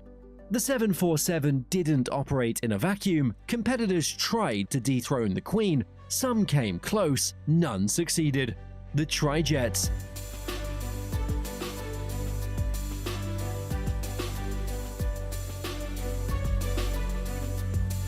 The McDonnell Douglas DC-10 and Lockheed L-1011 TriStar appeared in the early 70s. Both were widebodies, both carried 300-plus passengers, but they were Trijets, 3 engines instead of 4, slightly smaller, slightly less capable. Airlines chose them for routes with less demand, but for long-haul, high-capacity routes, the 747 remained the queen. The DC-10 and L-1011 fought each other to near extinction. Lockheed exited the commercial aviation market entirely after the TriStar program. McDonnell Douglas barely survived. The Airbus Challenge.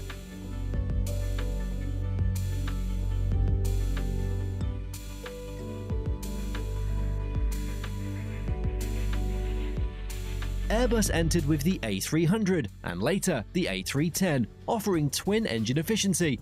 But Airbus focused on the mid-capacity market initially, avoiding direct competition with the 747. Smart strategy. It allowed Airbus to establish itself before challenging Boeing's dominance. Then came the Airbus A340. 4 engines, long range, designed specifically to compete with the 747-400 on ultra-long-haul routes. It failed. The A340 was less efficient, carried fewer passengers, and couldn't match the 747's cargo capacity. Airlines preferred the twin-engine 777, which offered a similar range with lower operating costs. Airbus discontinued the A340 after years of disappointing sales.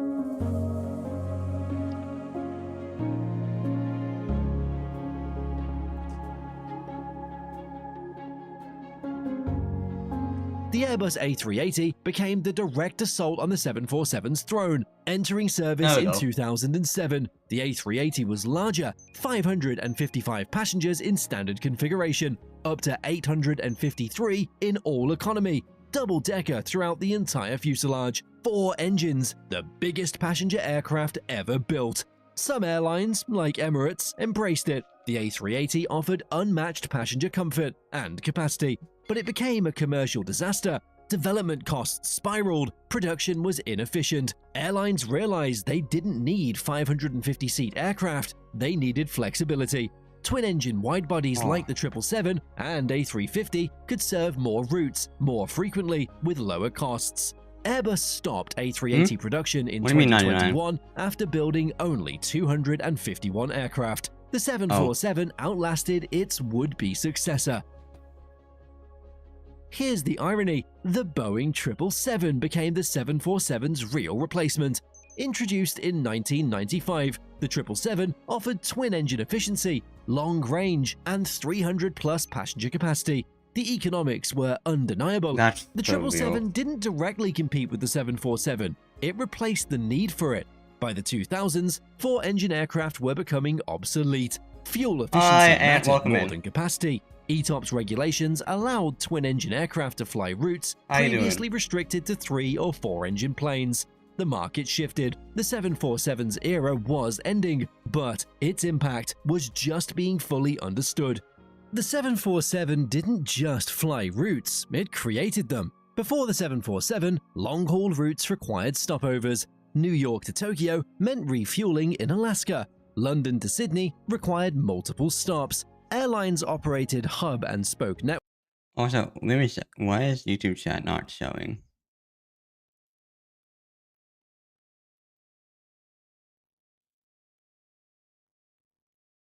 Yes, I am a furry. And thank for the follow. Wait, no. That's a different alert. My bad.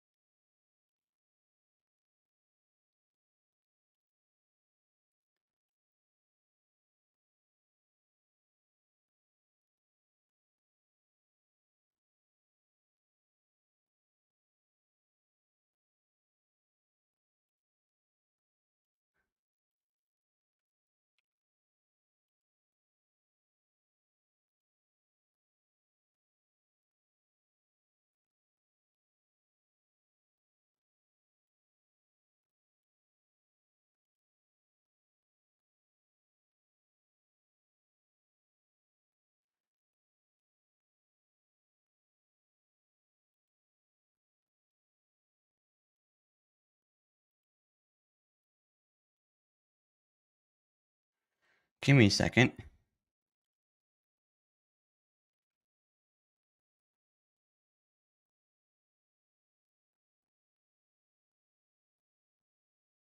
Oh, that's interesting. What do you mean the anti-furry?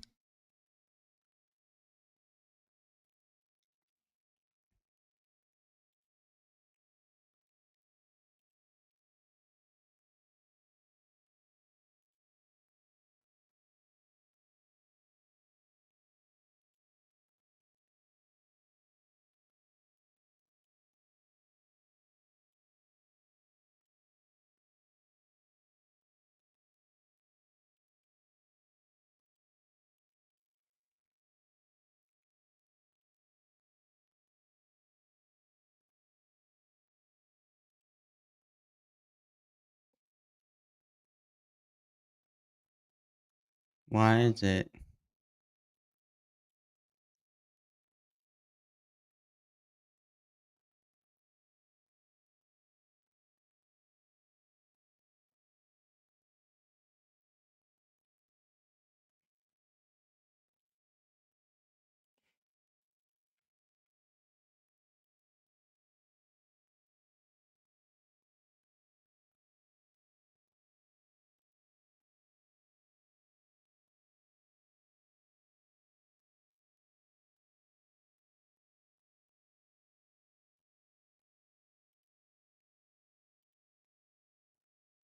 There we go.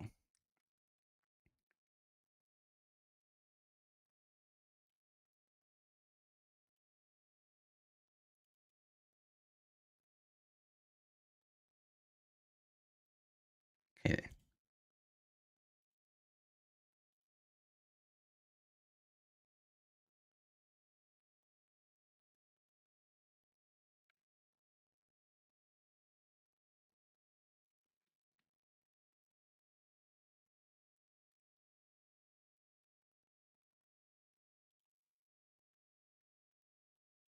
Networks because aircraft couldn't fly far enough with enough passengers. Tickets were expensive, mandating feeder flights to have enough passengers on longer journeys from hubs. The 747 changed the math. Suddenly, airlines could fly direct across oceans. Passenger capacity and fuel efficiency aligned. Routes that were economically impossible became viable. Pan Am built its empire on the 747. Transatlantic and trans-Pacific routes multiplied. Pan Am positioned itself as the global airline, connecting continents with daily 747 service. Its strategy was bold: fly the 747 to secondary cities that previously couldn't support wide-body service. Portland, Seattle, and San Diego suddenly had direct BDF, 747 service to Tokyo and Hong Kong. But Pan Am's aggressive expansion proved fatal. The airline overextended. Competitors like United and Delta undercut prices. Pan Am's financial position deteriorated throughout the 80s. By 1991, Pan Am collapsed. Ironically, the airline that launched the 747 got destroyed partly by the capacity wars the aircraft enabled.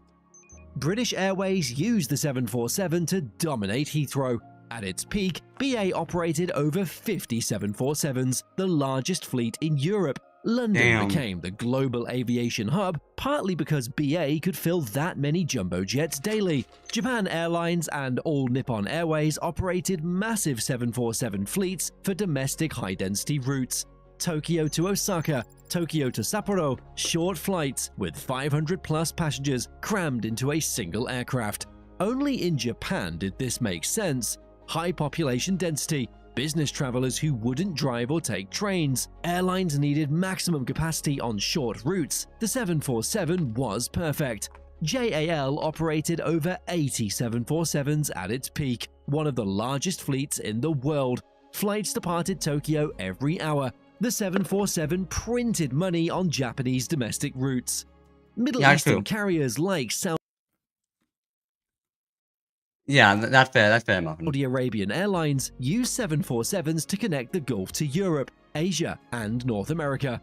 Qantas pioneered ultra-long haul with the 747. The Kangaroo route from Sydney to London became iconic. Early flights still required stops in Bahrain, Singapore, or Bangkok. But as 747 variants improved, non-stop segments became possible. The 747-400 finally did Sydney to Los Angeles non-stop, a 13-hour marathon that...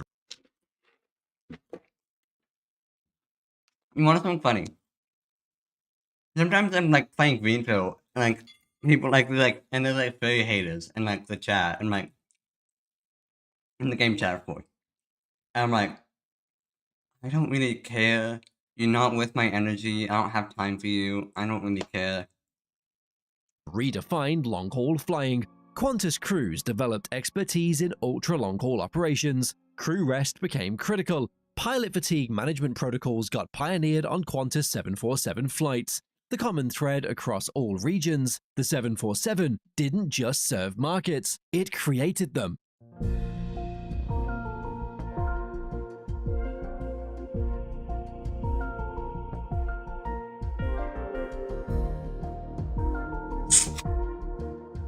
Step aboard. You enter through a door on the left side. The cabin stretches forward and back, seemingly endless. Twin aisles, rows of seats in a 3-4-3 configuration in economy, overhead bins, the hum of air conditioning, the faint smell of aviation fuel, and recycled air. But the 747 isn't just another cabin, it's an experience.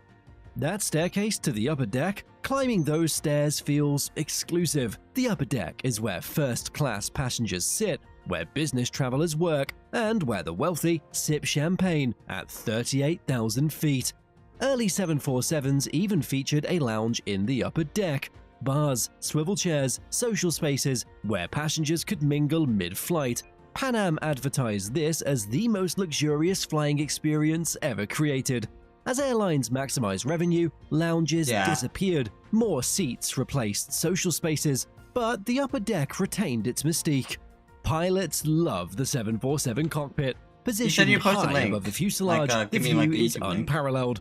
The curvature of the Earth at cruising altitude, sunrises from the cockpit became legendary among pilots. Early 747s required 3 crew: captain, first officer, and flight engineer. The flight engineer sat sideways behind the pilots, managing systems. Hundreds of switches, gauges, and dials covered the engineer's panel.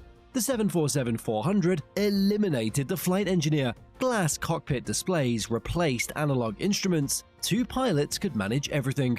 That engine roar, especially on older variants with JT90 engines, deep, powerful. You feel it in your chest during takeoff. The entire aircraft vibrates as the pilots push the throttles forward. But once airborne, the 747 is surprisingly smooth. The massive wings absorb turbulence, the size damps motion. Passengers often comment on how stable the ride feels compared to smaller aircraft. Landing a 747 is a spectacle. The nose tilts down. The aircraft seems impossibly large as it approaches the runway. The main gear touches first, 18 wheels absorbing 600,000 plus pounds. Then the nose gear gently settles.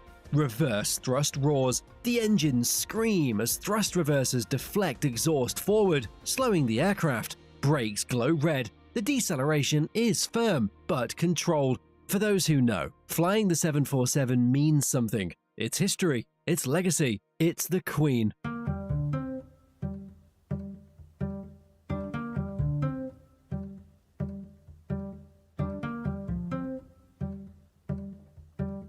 Passenger flights get the glamour, freight pays the bills. To this day, the 747 dominates cargo aviation like no other aircraft. That nose cargo door isn't an afterthought, it's genius. Open the nose, swing it up, and you can drive forklift straight into the fuselage. Pallets load end to end, no wasted space. The main deck of a 747 freighter holds over 30 pallets. That's a lot of cargo. Electronics, pharmaceuticals, automotive parts, fresh flowers from Kenya, seafood from Norway, anything that needs to cross an ocean fast. UPS operates one of the largest 747-8F fleets among cargo carriers. It needs speed. Overnight delivery from Asia to North America requires aircraft that can carry massive loads non-stop. The 747 was built for exactly this. Cargolux, the Luxembourg-based freight specialist, has a large 747 freighter fleet. It moves goods across continents daily, Europe to Asia, Asia to North America. You should post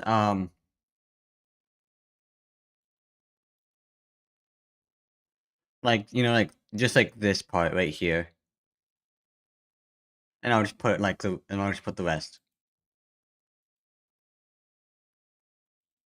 The 747 enables global just-in-time supply chains. Cathay Pacific Cargo, Korean Air Cargo, Nippon Cargo Airlines, Asian carriers dominate 747 freight operations. Hong Kong, Seoul, and Tokyo became cargo megahubs. The 747 made it possible. Converted passenger 747s had flooded the freight market. Airlines retire passenger 747s, but convert them to freighters. Some companies even specialize in the conversion process.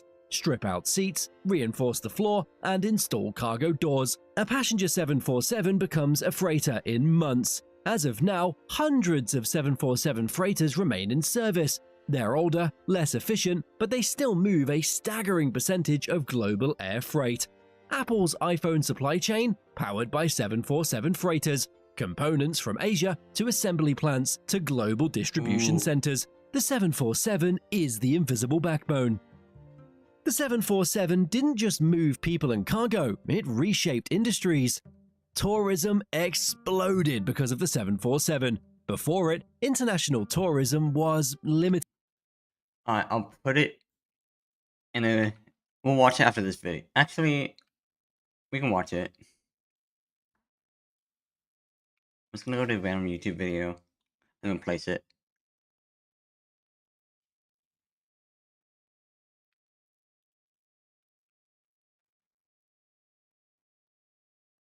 Oh god. You've been trolled, yes, you've probably been told. Don't reply to this guy, he's just trying to get a rise out of you. Yes, it's true, you respond and that's his cue to start trouble on the double while he strokes his manly stubble. You've been trolled, you should probably just fold when the only winning move is not to play.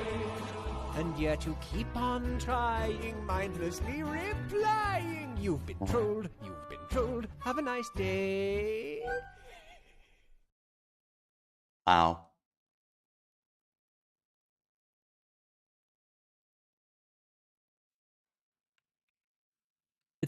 Expensive flights, limited capacity, only the wealthy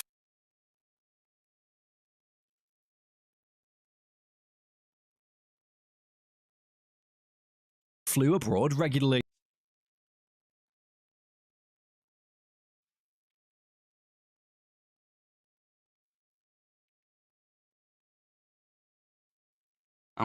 Expensive flights, limited capacity, only the wealthy flew abroad regularly.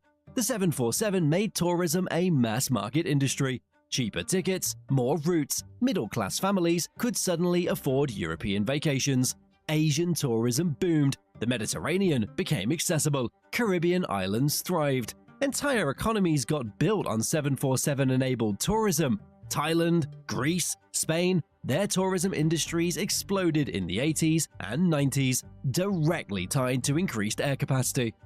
Global supply chains depend on the 747. Modern manufacturing relies on just-in-time logistics. Components made in Taiwan, assembled in Mexico, shipped to customers in Germany, all within days.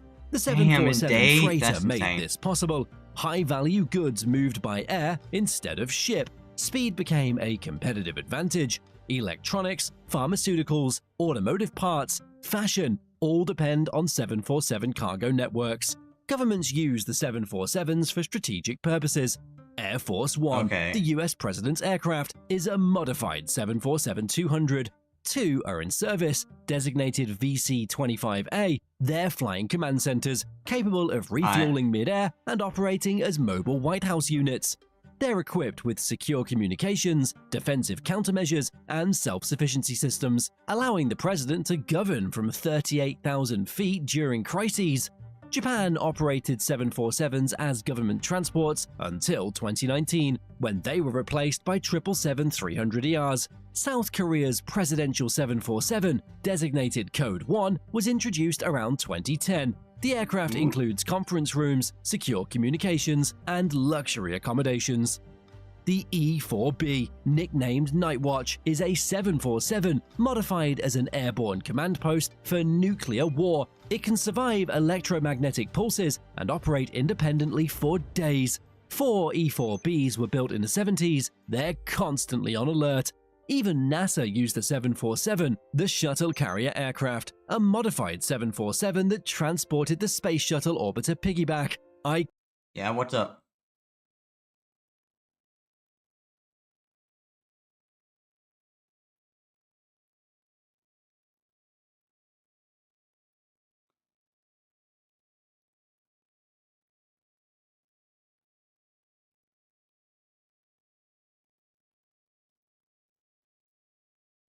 Iconic images of the shuttle riding atop a 747 became symbols of American aerospace achievement, even a Lego set.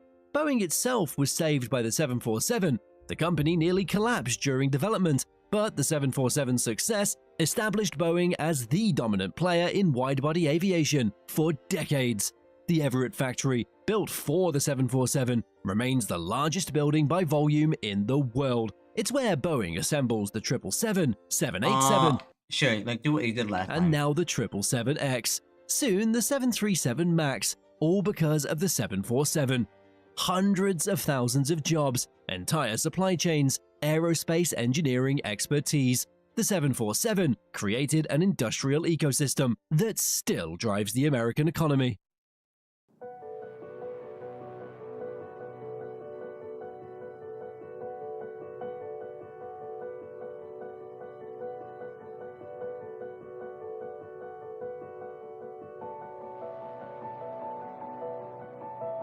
Yeah, we can do it after this video. Let's or you can just take a breath like, here and talk about the remarkable things this aircraft has achieved. The most passengers ever. The 747 holds the Guinness World Record for the most passengers ever carried on a single flight. During Operation Solomon in 1991, an El Al 747 evacuated 1,088 Ethiopian Jews from Addis Ababa to Tel Aviv, including 2 babies born during the flight. The 747 can fly on you know how much oil you would have if you're like, yeah, I was born on a plane. 3 engines, even 2 in an emergency. During a 1985 incident, China Airlines Flight 006, a 747 SP, suffered engine failure and violent turbulence over the Pacific. The aircraft entered a dive. The captain recovered control and landed safely. All engines were damaged, but the airframe survived. The 747's wings are so large that if you parked them tip to tip, they'd cover nearly an acre. Wing area is 5,500 square feet. Fuel capacity is absurd. The original 747-100 carried around 48,000 gallons. The 747-400 holds over 57,000 gallons. And the 747-8, that can carry up to 64,000 gallons. The main Jesus. cabin is so large, you could park several buses inside. Length is 184 feet, width is 20 feet, height is 8 feet. 747s have transported everything: horses, elephants, yachts, satellites, even parts of the International Space Station. Once, Damn. a 747 carried an entire train locomotive from Australia to China. The 747 is one of the few commercial aircraft to have a military variant. The YAL-1 was an experimental airborne laser weapon system. Boeing modified a 747-400 with a nose-mounted laser designed to shoot down ballistic missiles. The program was eventually cancelled, but the ambition was incredible.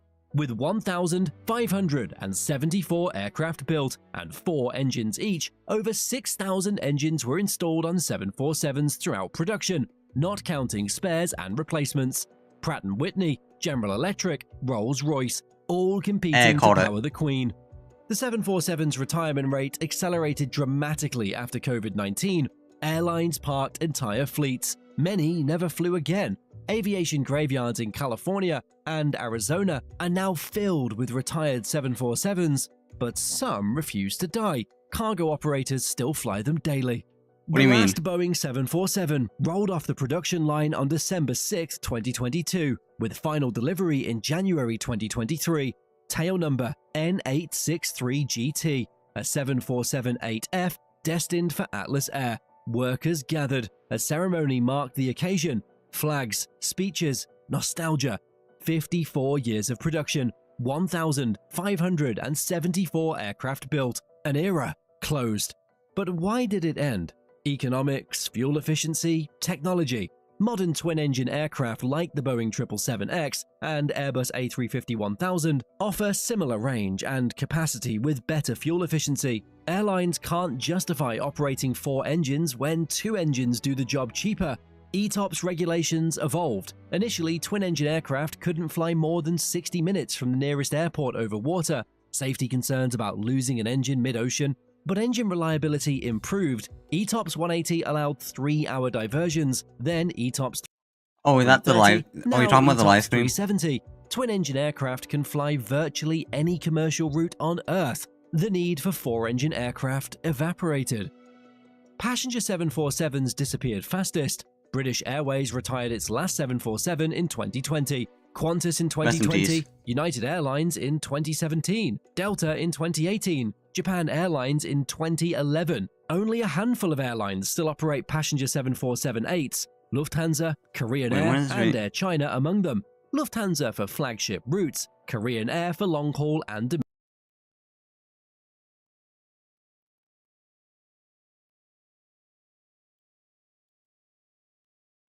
Made a month ago, okay.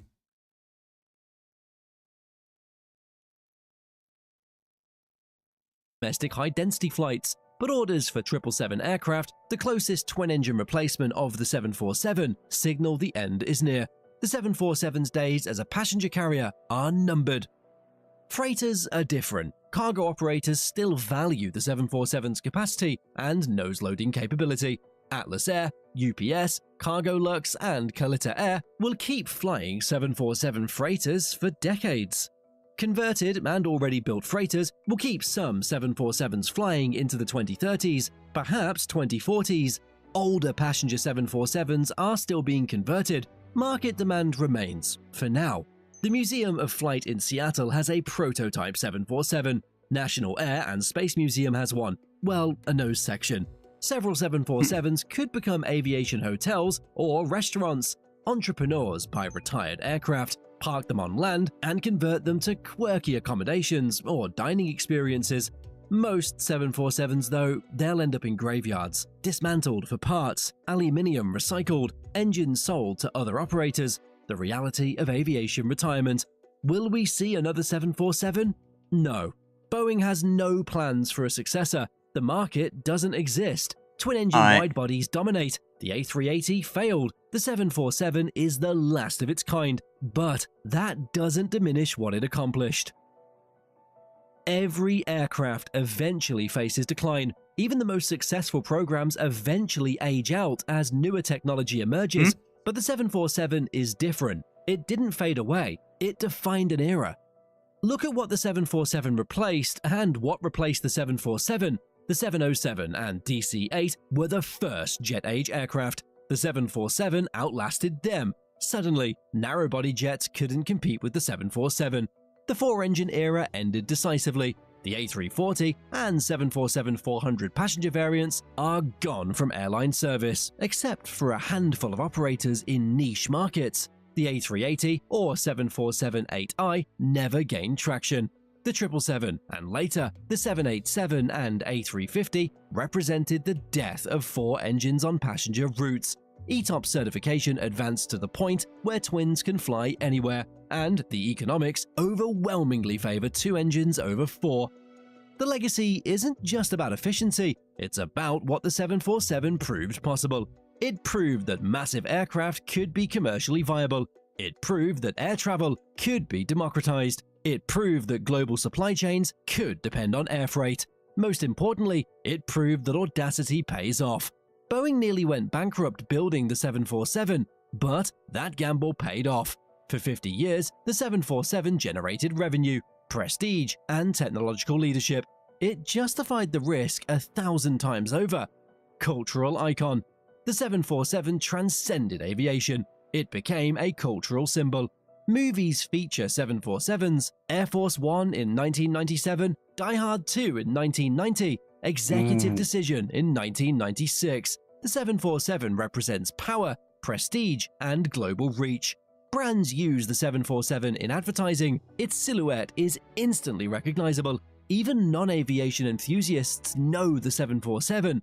Airline spotters gather at airports to photograph 747s. Certain liveries became legendary. British Airways Landor livery, Pan Am's Blue Globe, Qantas's Flying Kangaroo, all on 747s.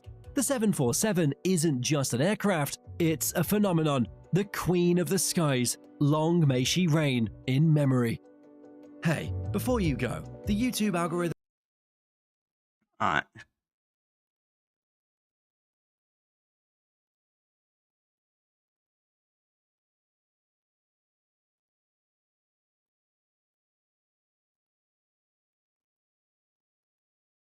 This is an interesting video to want. This next video is an interesting video I do want to watch.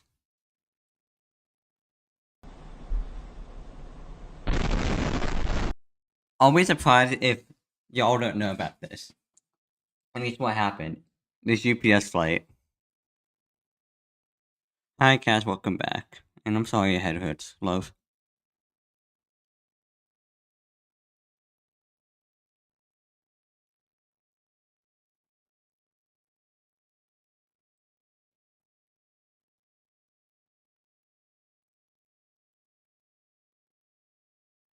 I'm sorry.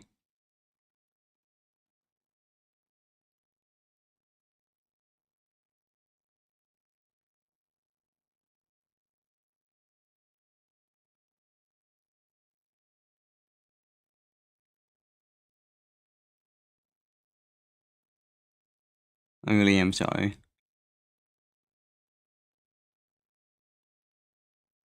Yo, thank you for the bits. Why is it not playing? There we go.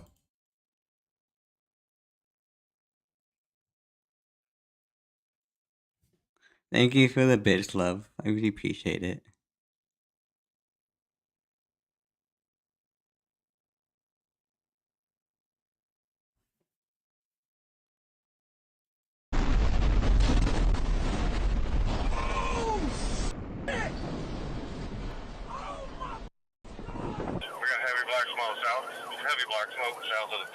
I am sorry. If you are you back home yet, or are you still out? Jesus Christ! They're saying it's going to be possible plane crash, plane landed on top of a building, possibly from like waste management area. Holy cow, dude, that's bad. Holy. Couple guard units at 47 Look how big it is. Bro, you idiot. What are you doing? Get the f out of the way! Back up!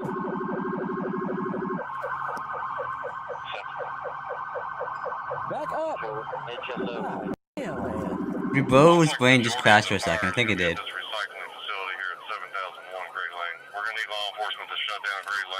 Radio 38, I'm at Grade Lane. Traffic shut down here. Move out of the way! I think this like video is like demonstrates the gravity of this. Like the gravity of this like situation. It's I love you too, love. I always will. It's the best thing that ever happened to me. We see a lot of people at Stooges. We're trying to get out of here, so keep a hole open for them. We're gonna push them towards outer loop. Oh my god. That's the smoke cloud. Oh, okay.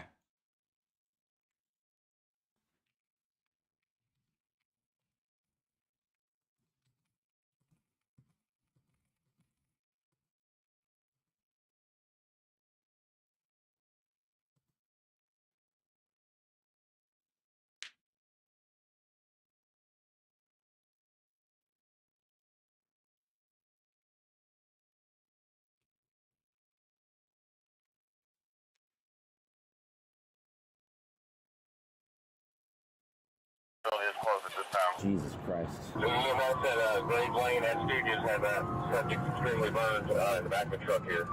Yeah. EMS is evacuating all the Okay, we're gonna try to push everybody this way, okay? This is insane.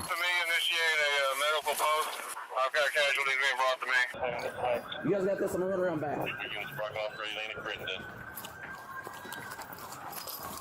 Hey guys, y'all need to get out. Y'all need to go. Everybody needs to get out. Y'all need to go, guys. Come on, let's go. We'll be on the news later. Let's go.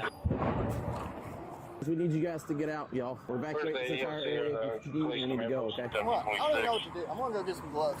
Do me a favor, just go back inside, guys. There's all kinds of debris around here. I am one indeed. Okay. Good luck, bro. Do me a favor, try to work your way that way and just get out of the area. Hey, stay away from those wires. I don't know. It's Rescue 46. I'm currently out of water, but I'm being supplied by... That's how you know this is bad. When you hear a firefighter say, "I'm out of water," that's how you know it's bad. This is actually scary.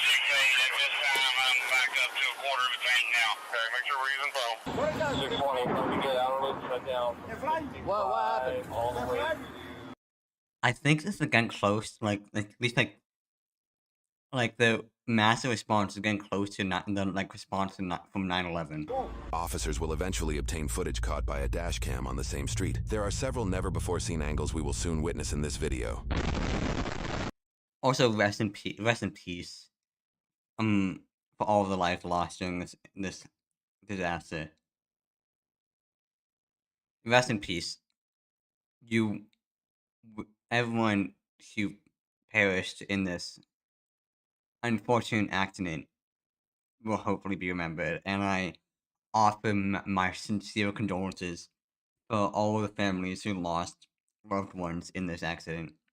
I'm actually starting to tear up. I'm not even joking. I'm actually starting to tear up.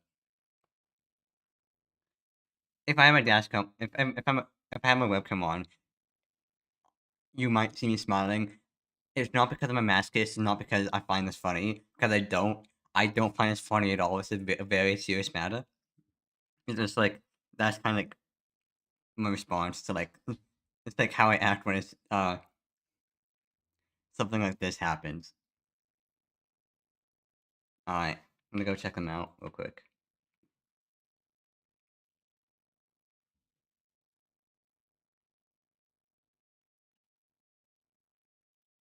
It's live right now.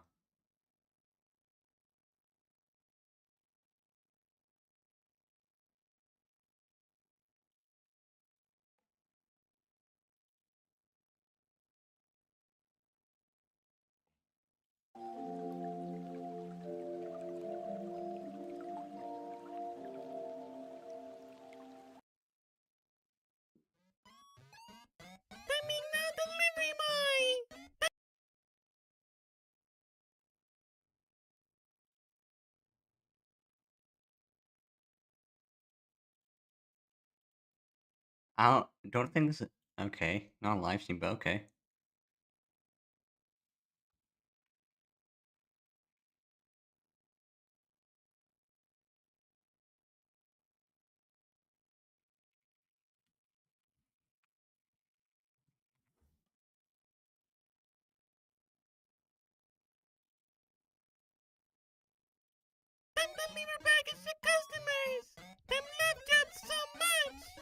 Hi, Tammy.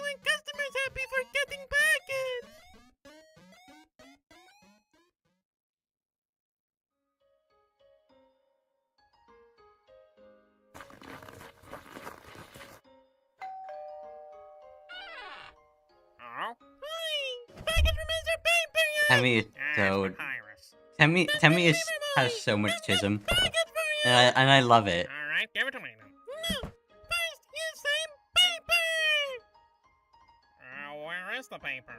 Tell me on the paper for your design. What? Then how am I supposed to accept the package?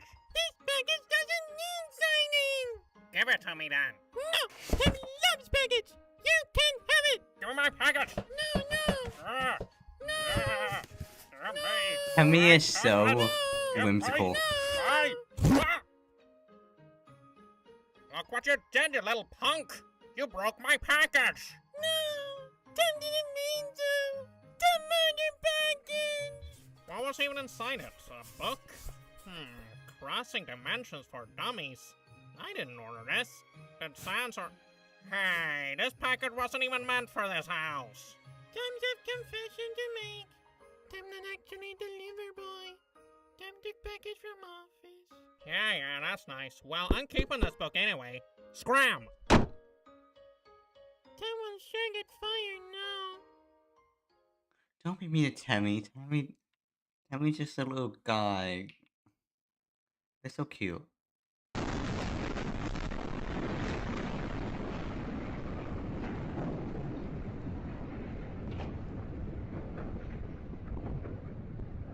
Yeah. Officers soon discover numerous factors that make this explosion an absolute worst-case scenario. This is talking to you. That's good, though. Okay, then. Get out of here. Okay, he is all the way down at the very end. I think it's where it's at. We're trying to get this road down so he can come this way, okay? Once he makes it to, if he does, find a way out, okay? There's people that are still trapped, but they can't get through because the flames are right in the middle. Yo. Putting fire out right now. I'm trying to figure out where these cars are coming from because they need to get out. They're probably pushing them out of these bitches to the next road over. Fire says somebody in a red hoodie said there's people in that trailer in there that they need to know because they make pictures, but I can't find it. LMPD or Retro Safe advised they are going to emerge Fire 5 and Event 1 for fire operations. There's a plane down right on Great Lane, Stooges. Somebody's burned bad. That's all I know for right now. Go back inside, please. This is... This... I don't know how to describe it, man.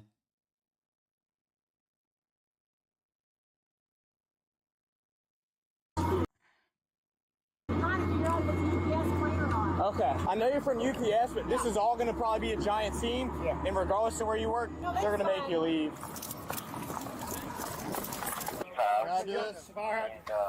Yeah, if I was there and this happened, and a police officer told me to leave, like, don't have to tell me twice, I'm out of there. Yeah.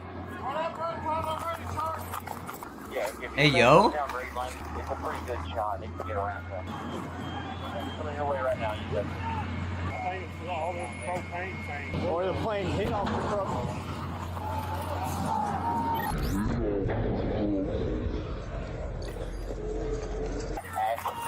Watch debris! Watch out, above! Charge it! Yeah, all of them. They're all gonna go up. Where's your car at? Over there, Okay, yeah, let's. No, it's okay. Let's please get out of here. 1731. Everybody gone. Let's go. Yeah, like, I just want to say, some people might think, like, oh, they should, like, why aren't, like, they, like, why aren't they putting out, like, the fires, like, but, like, I think that people are the main priority over the fire.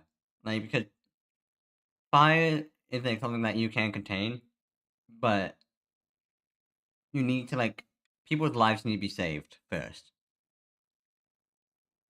Or I'd have the, like, Charlie Cook jokes in the chat. I don't know.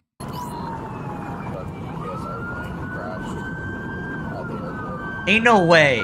A police officer on his phone while driving. Shut it down and get out. Just go That's all the way wild. back there. We got this. We can't let you move. We just got. We don't want people to start blowing up. I need you. Keep going back. Sorry. I'm back in that wreck. Plane crashes can cause large explosions, but the size and duration of this fire is unusual. Officers and firefighters did not yet know the UPS cargo plane was departing for Hawaii, a roughly 4,400-mile, 10-hour flight, meaning the MD-11 was likely carrying nearly a full fuel load of over 330,000 pounds. The situation was made worse when the aircraft crashed onto a fuel recycling center, whose owner later told officers what materials were stored on site. Fuel recycling center? What the fuck is that? Number 2 fuel oil. The diesel fuel, the number 2 off-road diesel fuel, I had about 6,000 gallons of it. Roughly around 74,000 gallons of processed number 4 fuel oil, black oil, motor oil that's been dried out, basically, is all it is. A whole bunch of bad oil, probably 147,000 gallons mixed with water. So that stuff may boil up and burn off as well. Oh, shit. It burns hot. Oh, it's burning. This event requires as many first responders as possible, causing some to suddenly leave their homes on a day off. Fire trucks I and need other everyone you can emergency get. vehicles will continue to arrive at the scene throughout the following days. I'm gonna be late. There's a toll test. All right, love you. Our kids need to go to the hospital. Who? It was right. They came down. Is anybody in here hurt? She's hurt. She's hurt. I can get EMS over here. Let me see. We want to get out of here. I understand. I can't see you that way right now. Can I see who's hurting here? So I can help. You want to see me? Who's hurt? God. You guys have burns? She's hurt. I threw myself over top of him and got busted in the back of the head with the. I mean, everything's pretty much landed right on. W mother for like protecting the kid, like taking like the impact for them. That's W mother. I seen it coming towards us, and I heard a boom, and then I seen fire shoot out. Okay. And it went over top of us. They got some burns and stuff. The main thing I want to do is move you guys because there's more things that are going to explode over here. Move that way and we'll help you guys down there. Okay? We got to get off this block. Just go that way as far as you can. Those are like small little scrapes. If we have someone who has serious burns, we'll treat them here. But if they can move, they need to go to casualty collection. There's a whole lot of dumbasses that think we're just driving down Gray Lane just so they can try and get closer to see it. I see something like that, I'm like, I'm going the opposite way. I don't want no part of that. Okay, I'm just wondering. Why didn't we see some of these sooner? Why didn't we see some of these sooner? They can try and get closer to see it. I see something like that, I'm like, I'm going the opposite way. I don't want no part of that. We're not getting enough on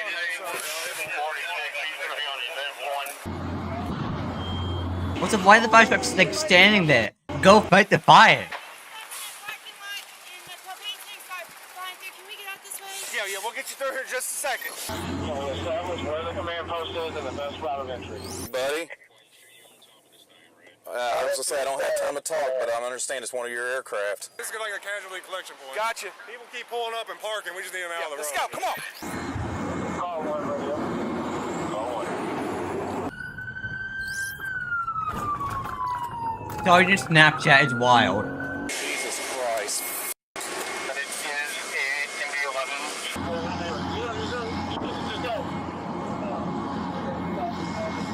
I'll be honest, how many more of those tanks are over there? A lot. I know. I don't like being this close. They're blowing up. I was watching. Flames are unreal. You can feel it from here. Yeah. And we're what? 100 yards away? I bet if this truck had pulled up, he was burned pretty bad. Well, that's the one he... Was that the one that... Yeah, that was the one I called him. His clothes were burnt off. Damn. They're saying his son works on the other side of the fire, and there are a bunch of guys off stuck down there, and they can't get out. Great A recycling. Also, I'm sorry to say this, but Muffin, can we stop with the Charlie Cook joke? I don't think they're appropriate for stream. They said the plane pretty much almost landed on top of the building. Jesus Christ. This is wild, man. I never expected this. What are you doing? That's my truck. They made me get out of my truck. That's his truck. I made him get out. Do me a favor, go around the corner there in case stuff keeps blowing up. Stop videoing and go, bro. I'm going to roll my Well, go. Go. Did I say walk? Yeah, Walk. thanks. It's a serious incident, bro. Walk. It's a serious incident. Note the fucking wall of flames that's like 5 billion miles wide. No, it's okay, but think Thanks. Why is Bo on his Snapchat?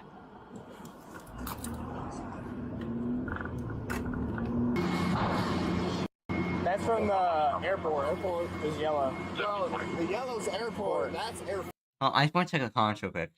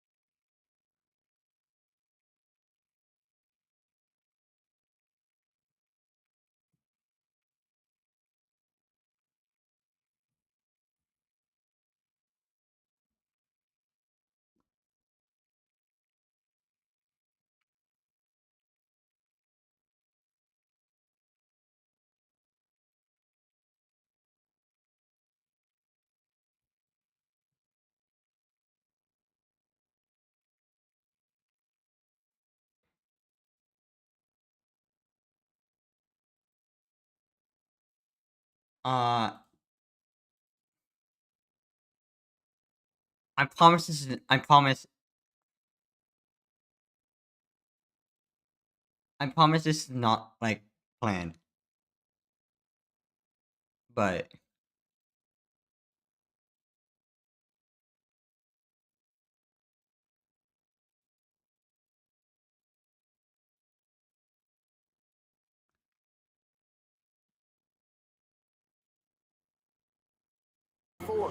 Are you all right? Yeah. Okay. All right. I'm just there's stuff going up in the air. Grab my truck right there. There's just stuff going up in the air, and I just don't want. They're big. Yeah, here they go again. You got any? Man, I'm too fat for this shit, man. Need some water. That thing landed right on top of our place. I can't believe we're Yeah. You need Yeah. water? Yeah, if you don't mind, I'm too fat. I appreciate You're it so welcome. much, man. I would say no. Did we confirm that the lines are dead? There's no confirmation yet. Command post is down here? Yes. Okay. He was taken off, so he's fully loaded with fuel. Yeah, and all these are already been blowing up too. Can we get a monitor in there and start cooling these tanks? Well, they've been flowing, but I think we're pulling too much water off of everything. Okay, so water pressure is the issue? Were you in the building? Yes, sir. What's that noise? You turn around, there was sparks where it hit the wire, and the next thing you know, fire. It was on fire as it was coming down. Oh, you don't say. yeah, you don't say. Shelter in place, a 5-mile radius. Are we 5 miles away from it? Nope.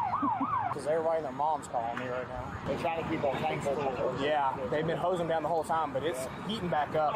It looks like it's getting bigger again. Just be ready to watch out when that blows. Shut the city down. Yeah. TAC 1 is operational in reference to a plane crash. Repeating, TAC 1 is operational for the plane crash. Police fire to PD TAC 1. Why are we staying this close to this thing? It's going to blow up any time. The petroleum recycling place. Oh, is that what They've been blowing. Yeah. We need to back up. They're backing up.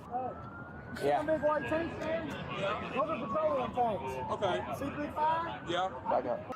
Air 30 to command, just for your heads up, grade lane looks good. They're clearing out Curtin and Drive back to the north. Fern Valley shut down at 65, so your traffic's clearing out. Looks good. Also, just a random thought. This might be a good idea. You know, like those fire planes, like those planes that carry water and don't retardant on fires. Would it be a good idea to bring some of these? Actually, no.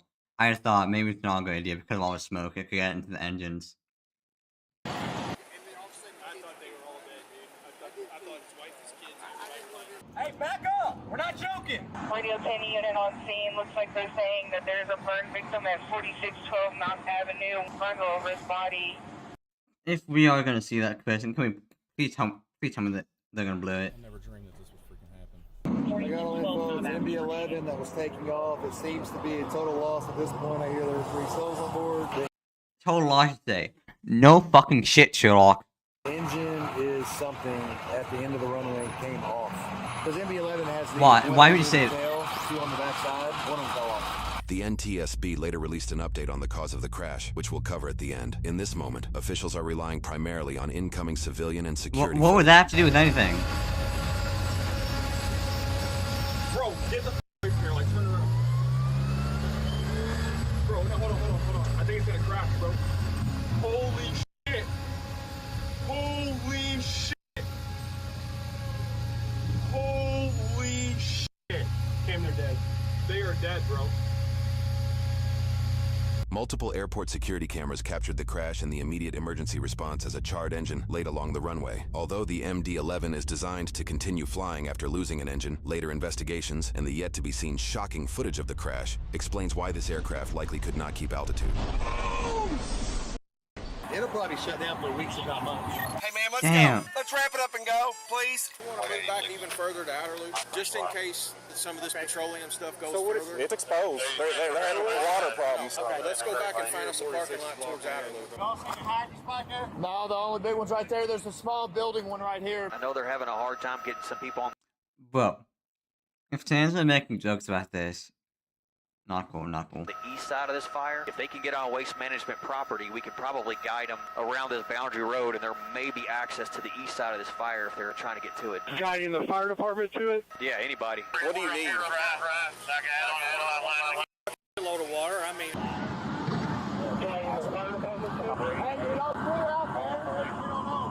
Let's just try to make sure no one's in there. Enter, please, if you're in here, make yourself known. Need to evacuate. Just hang out back here, okay? You said it was grade A auto. Okay, hang out back here. What was he saying? He said he knows 3 people that were working at grade A auto. So we're getting people out. I guess we're gonna look because the fire department's obviously busy. We'll probably just try to get them out of here. This overview, obtained at a later date, shows the devastation left behind by the crash. The damage spans over half a mile, and with fuel leaks spread throughout, officers need to be cautious and quick to save anybody. Wow, it actually went that far? I thought it was closer. Who may be trapped. Air 30 of the Autumn Park Unit, you might be able to go through the grade A all the way back past all the piles of stuff. Jesus Christ, man. Last thing I expected to do today. Jesus Christ. Can you go to Mutual Aid 1? The fire department will be on that channel, and we'll have you guide them through waste management. Okay, Mutual Aid 1, we'll get. You just said casualties. I had one burnt pretty well. All his clothes were burnt off. And he's gone? Yes, he's been transported. You had 2 total? Well, a family with kids in the backseat of a van. I don't know how many kids were back there, but they took off. One there. Yep. I mean, they could be. Yeah, that doesn't mean. I mean, yeah, there are definitely people dead. Unfortunately. Oh, just disregard. 724 break radio for the CAD. 1 casualty, 42 melting in the parking lot. A lot of this is going to have to burn out. Oh, it's going to take it. We're over here for a week. I don't think there's any buildings back here. I think this is all junkyard. Is there a way to get through right there or no? Okay, yep, never mind. Disregard that. Bro, it's a scene of a movie. It's getting hot again. I can feel it. I guess it's a good thing it wasn't a passenger plane. Then again, it doesn't make it any better. Yeah, but at least, yeah, the and as much as I hate there being casualties and like accidents like this, I'm just glad it was like a cargo plane because cargo planes have way less people on them than passengers. Today? Oh, you talked to her, I said? Yeah. Okay, again. Yeah, wow. That is shocking. It's hard to believe we just had that event. Yeah, thank God, you know, at least we get to practice. Crazy that it hit what it did. We just did a drill 2 weeks ago. North end of Top Command, just advise you, the fire is worsening on our end. We're trying to get water back on the fire. We had to shut the line down. Something caught down here, and it's worse than it was. Engine 73, we're responding on Mutual Aid 1. Headed to waste management. Okay, if you have a command car that's over here right now, that way I can guide them back to make sure you can make it back and you don't get stuck. That'd probably be the best bet. No, we're trying to go around the fire because there's people that are trapped back here, and we're trying to figure a way to get them out. We don't know how far south the fire went. It looks like it stopped right here, so. No, bro, there's nothing police can do. Right now, I think it's search and rescue right now. What do you think, bud? I think it's not good. You know shit. That's part of the plane. That big piece of metal right there, that's a wing. Let's get out of here. Jesus Lots of fuck. explosions.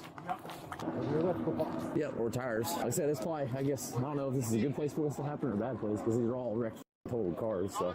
All these cars ain't got no fuel. Well, you right. I mean, look at this Yeah. guy. I can't even see this guy. I mean, I'm pretty sure when like cars go junk cars, they like get and take out all the fuel. There's a plane park right there. It looks like the Waste Management just opened a gate just off of Grade Lane, just down from the command post. See if you can access the property from there. They're trying to get a fire truck company to be the ones that respond to it.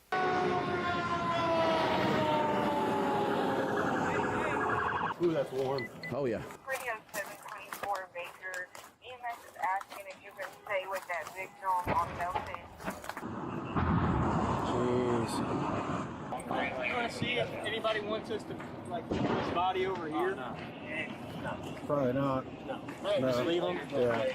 We don't know what's burning. It could explode over there. Should we like check the pulse or something? Nah, he's done. Nah, he's dead, bro. Rest in peace. Hey, go through this way. Yeah, we can check this building here. There's a gate open right here. Yeah, there's a gate open. Is everybody down there? You guys have anybody that's hurt? Nobody that's hurt so far. Okay. All right. Couple minor bumps and stuff, but nothing. Okay. Okay. Good. They said everybody was okay. No, they're missing a bunch in the lot. Hey, they possibly have 2 people in this. We made it to the other side of the fire. We're at 4566 Melton. There's a lot of people over here, obviously, but they're safe for the most part. We're still doing search and rescue, though. I'm okay. I got those out of the crackhead's car. Alex!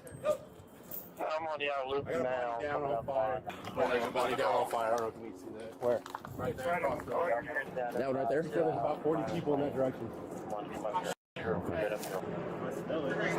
Oil or diesel? I've got family on Knob Avenue. Okay. They said whatever happened crashed on Gilmore Lane. My Okay. dad lives. Could you move your truck, please? Could you please move your truck? Hey, Sarge, if you just want to hold them at 65, then we can flush this out in just a second. HSO 22 radio. We got multiple obvious 1080s are burning, or the auto lot. Ain't nobody in there surviving. No, we need to get in that building. This right here is f***ing fuel. Fantastic. Ain't nobody surviving. Fantastic. Of course, I get my flashlight too.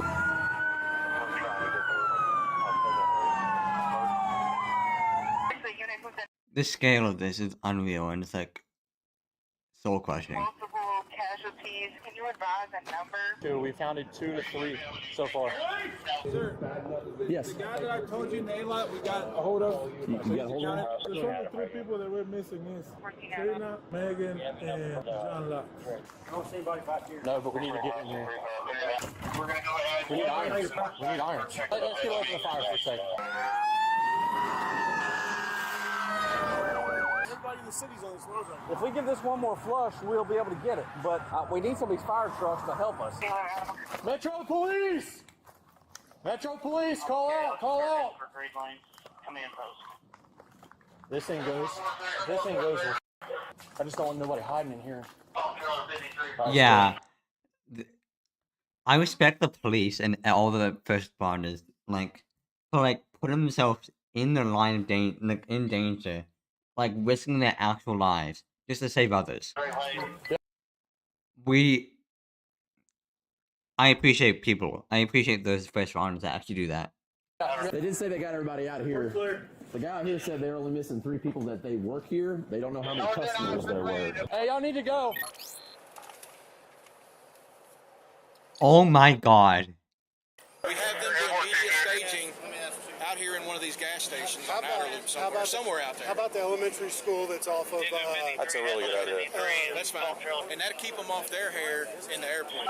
Can we maybe just send some PIOs out there to do it real quick?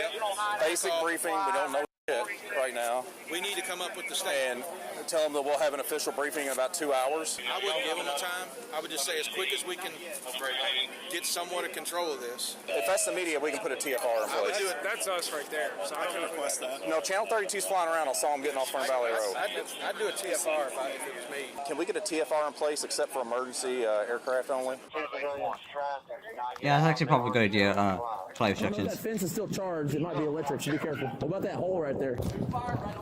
There is a third casualty there, severely burned. We see lights and people screaming and whistling at some wood line. No. Hey, we might as well go out. Not. Well, they have to get out. Go, go. 1395, a couple. What? You're just gonna kick that sheet metal. This goes through the other side. I'm gonna shut down the ramp. Oh, there's another fence. There's another fence. When you get through, hold this. Yeah, I got you. Okay, 73. Are you hurt? No. Did you see it? Okay. I have a gentleman that just came out of Waste Management, severely burned. You can send us a wagon. That'd be great. I got a steel blanket. But I'd rather an ambulance come to you all than you all trying to drive crazy to get to where we're going, okay? Come over here and hang out, okay? We're gonna try to help him. Just hang out. It's just sad. Will this aluminum blanket help at all? What's that? Aluminum blanket? He's gonna stick to his skin.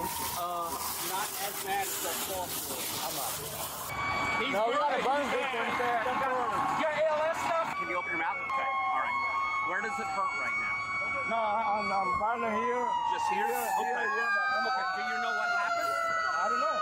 Okay. All right. He's got burns. He's got bad tongue feeling. Can you swallow okay? Good. Let me see your eyeball. I can see everything. I got all of you. Finally here. You got medical coming? I heard a question, but I don't know. No, I'm asking if y'all can let them know that what he said, they're coming out of the tree lines and stuff. Yeah. No one else has flagged us down, and we've been out here, so I would assume if somebody was over there, they would have at least come to us. They pulled up to us, said he's burned in the back seat. And so I've only seen that guy, but they said people were coming out of the trees like being with burns. So Oh my god. Did you hear them say they weren't making any headway? Yeah, I heard that. That's not good. And the jet fuel burns hot, bro. And the water does not put that out. As day turned to night, the smoke persisted. Several people were still reported missing, and traffic filled with civilians heading to the airport to pick up loved ones had to be diverted. The amount of work that needs to be done is far from over. Rescue crews must continue to urgently search for the dozens still missing, inching deeper into the fiery terrain in hopes that others can still be discovered and saved. You're gonna have to go right, man. You're gonna have to go right. You're gonna have to go right. I know it's a plane crash and it sucks. Call Ashley, my beautiful wifey. Calling Ashley, my beautiful wifey, mobile. Hey, can you just send a message out to the girls and you? Just put a message on Facebook. You've talked to me. I'm fine. People's text message me every 5 seconds and I can't get done. Just ignore it. I did in the group chat. Okay. So all right, that's fine. It's the only one that should matter. Ignore everybody else. Just don't pick your phone up. Okay? All right, bye. Also, possibly someone trapped at 4511 North Avenue, a disabled gentleman. Water right here. Walk out towards I want to shut down the ramp. Because cars are still trying to get through here and they won't want to still. I will come to you. Stuck in a gate. You know if anyone was back there? Have you seen anybody? He lives back though. I told him don't go back. We were running that way. And he said he wanna hit his ambulance. I couldn't stop him though. I told him too many times. I don't know where he is. There we go. Yeah. So one more, but he's all the way down there. These people stopping on the off ramp from 65 South Outer Loop. They're getting out of their cars and watching everything, so it's taking the back and stuff up. Somebody got hit by a car. Any officers near the crash in a smoke area, please put on your respirators with the C burn filter. I mean, unless there's a break all the way down, but that's. Yeah, there ain't no what. Myself and 2 arson investigators ordered me to make an entry to homes, see if anybody's in there. Here, give me the light real quick. I wonder why they're bringing arson investigators, because obviously it's not arson. No, there ain't anybody else. No. One's picking up, so I We ain't gonna breathe through that. No. Get out of here! Hey, put the phone down and get the hell out! Now! Hey, we gotta get this house. It's starting to blow, but we gotta get in there. Oh my god. That's scary. Police! Police! Police! Can we get in there? Hey, watch that fuel. Watch that fuel, bro. You ready to fill out that exposure form, Marcus? For what? For chemicals and stuff. Oh, yeah. You know, so much stuff's in the air right now. Yeah. I don't know if you felt it or not. When I was getting out of my car, there's a light layer of soot on my car getting out. It was like we're in the Jesus. We're supposed to get on a plane next month. So I'm like, yeah. I feel like there's been like I don't know. uptick of blame. Oh, there has. Is he burned as well? No, he's just tired. Okay. She burned? Yeah. Okay. Your brother? What's your brother's name? Carlos. Okay, Carlos was just here earlier and he's on his way to the hospital. Yes.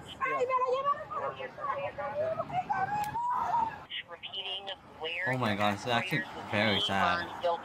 We can't Devastating. radio. If you have a C-burn filter, put it on. We're in the fallout. Yeah, mine's at my desk.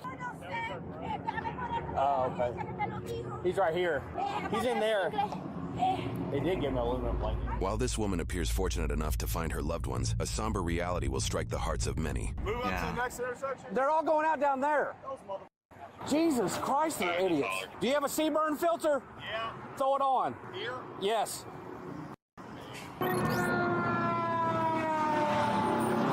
Oh my god. It's closed. Wait. Where?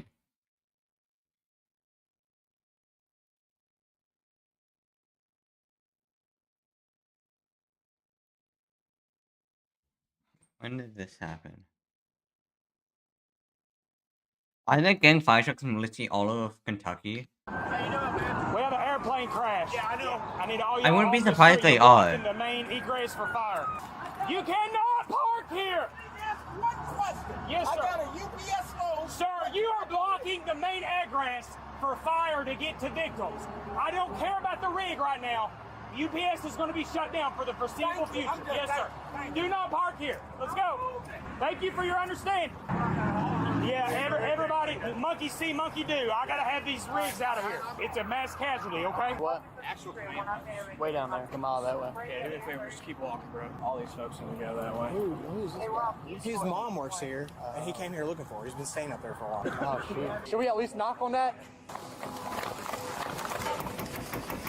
Metro Police! I think that's a turbine. Yo, I think that's a turbine. Okay, 4511 is currently on fire. 4511 knob is on fire. Radio Air 30. Dude, the only way to get back here is to go through Waste Management. Negative. They're not going to be able to get out of here. We cut a hole in the fence. Oh damn. Check there. You haven't checked into that. That's not there. It's gone. Yeah. The only one we haven't checked is that building, that corner building. That I knocked on it, but I mean, do we have anything to force it? I say we get out of here. What a show. I mean, but this is nothing you can never put. Even if we could have transit the exact same scenario, it'd be a Oh yeah. Ma'am, there's been a plane crash. You gotta go straight. It's okay. Like not Melton Industrial or... It's in the industrial area. It's in the industrial area, but off airport. Yeah. Okay. So LMPD is pushing back against having media come out to the airport because they don't want to go to the barricades. So we can either keep it at Miners Lane, which would be a logistically nightmare for us to deal with, and I think we should get the final say because we are the biggest player in all this, and LMPD can just suck it up. Gotta go, ma'am. Okay. Let me see if he can escort you. 1 second. This is the mayor's press secretary. Can you give him an escort? Okay. Ma'am, follow this car. She's going to give you an escort. Pull up a little bit and you can go. Okay, turn your flashers on for me. It's shut. It's shut down. What do you need? No, there's a plane crash. Yeah, you got to go. You got to go. You got to go.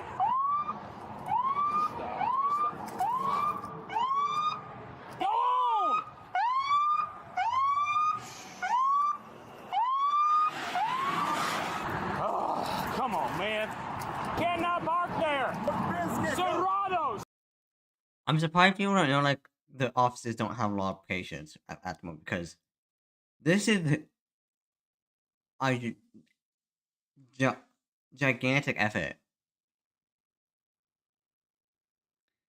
that a lot of respondents are putting into this. Like,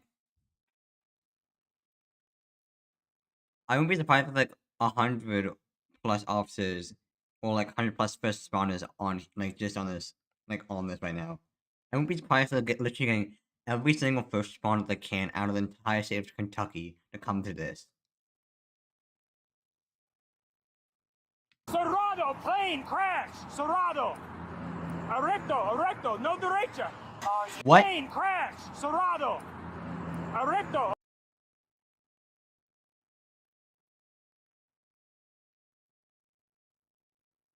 Okay. Correcto, no derecha. All units, Orca 9 is advising 50 to 100 yards from the fire. There's a fissure. Is it what? Don't leave us hanging. Y'all got somebody over here? Y'all trying to find somebody? Are you a PO? Yeah. You ever seen a dead body? Yeah. Okay, I'm gonna be back. I'm just gonna take a quick bathroom break.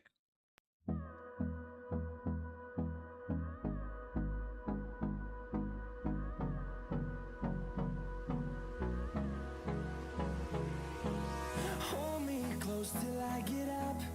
Time is barely on our side. I don't wanna waste what's left.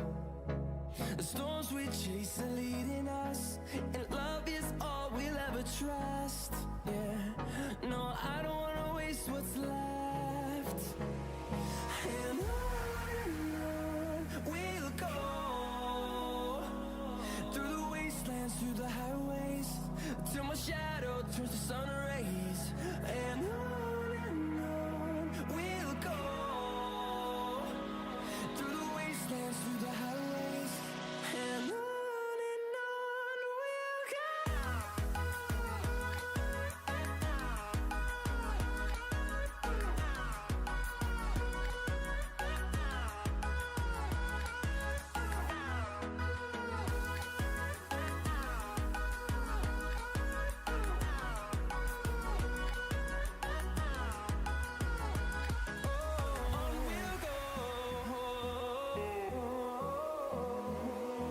Finding life along the way, melodies we haven't played. No, I don't want no rest. Echoing around these walls, fighting to create a song. I don't wanna miss a beat. And on we'll go, through the wastelands, through the highways, till my shadow turns to sun rays.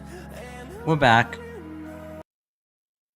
Alright, y'all asking like, are they collecting dead people? Can you let radio know that we're getting a report says there's another possible trapped individual at 4659 Knob? You can't get through on Knob at all. So if they're down here, they're stuck. Melted, you can make it through, but Knob you cannot. I'm just gonna.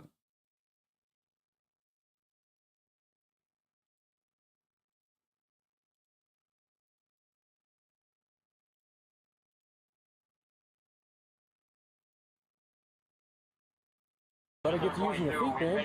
Only one victim accounted for. Can't park there, sir. I'm sorry. I know, I'm sorry to bother you. Yeah, what you need? I'm the plant manager for the natural gas plant down here. Oh, yeah. Okay. I gotta get there. Turn your hazards on, go around my car. 14 grade, you could check. They said a van was hit in the parking lot, unknown if it was occupied. We made it all the way to Knob as far as we could. We've kicked in every door we could back there, double fenced in, and we broke our bolt cutters. Let's steal something from fire. Damn, you We've broke your checked bolt every cutters. building. The only building that we couldn't check inside was the one you knocked on that was on fire, but that What was was the it? It's only like building 46 that what? we couldn't get in. Well, 4659 Knob. I think it's the most. Yeah, it's way at the end. Well, they said that there's people there. We get there though. Which we're on Knob, we would go back to West End and go that way down Knob. So we have to go Same way we around the came in. fire and cut in the opposite Same way. way we just came in, but instead of going left, we go right. It's at the very end. No, you can't go on the other side. No, we did though. I'm saying we went through a hole in the fence. Do we know anybody that's still over there that can talk to the guy that's talking to his son? I'll take him back over. That's right.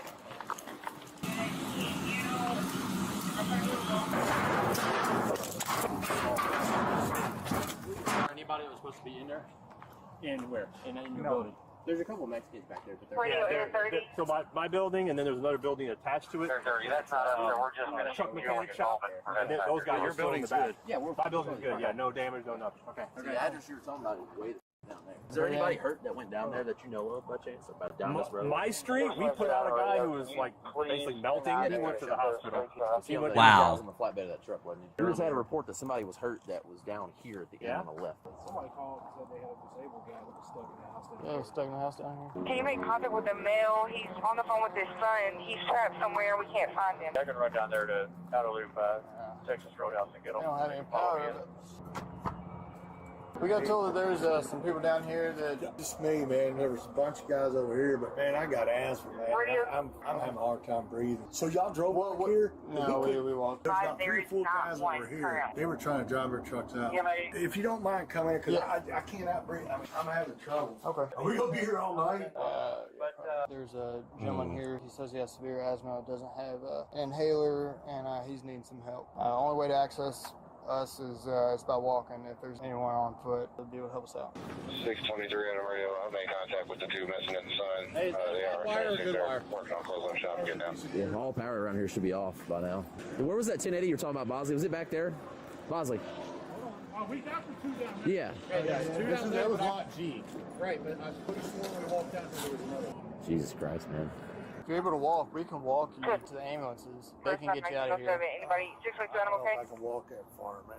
Can I drive my truck? Not all the way out to Great Lane because it's blocked. But you can drive a good darn freaking half mile. We're gonna catch up with them, but whenever you get done, hop in your truck and just drive as far as you can. Okay. There's someone said they're going to be waiting at the entrance of Lansfield. He has a broken leg. He's a 50-year-old black male wearing a hard hat and a black puffer jacket. That's like one of the wildest things I've ever seen.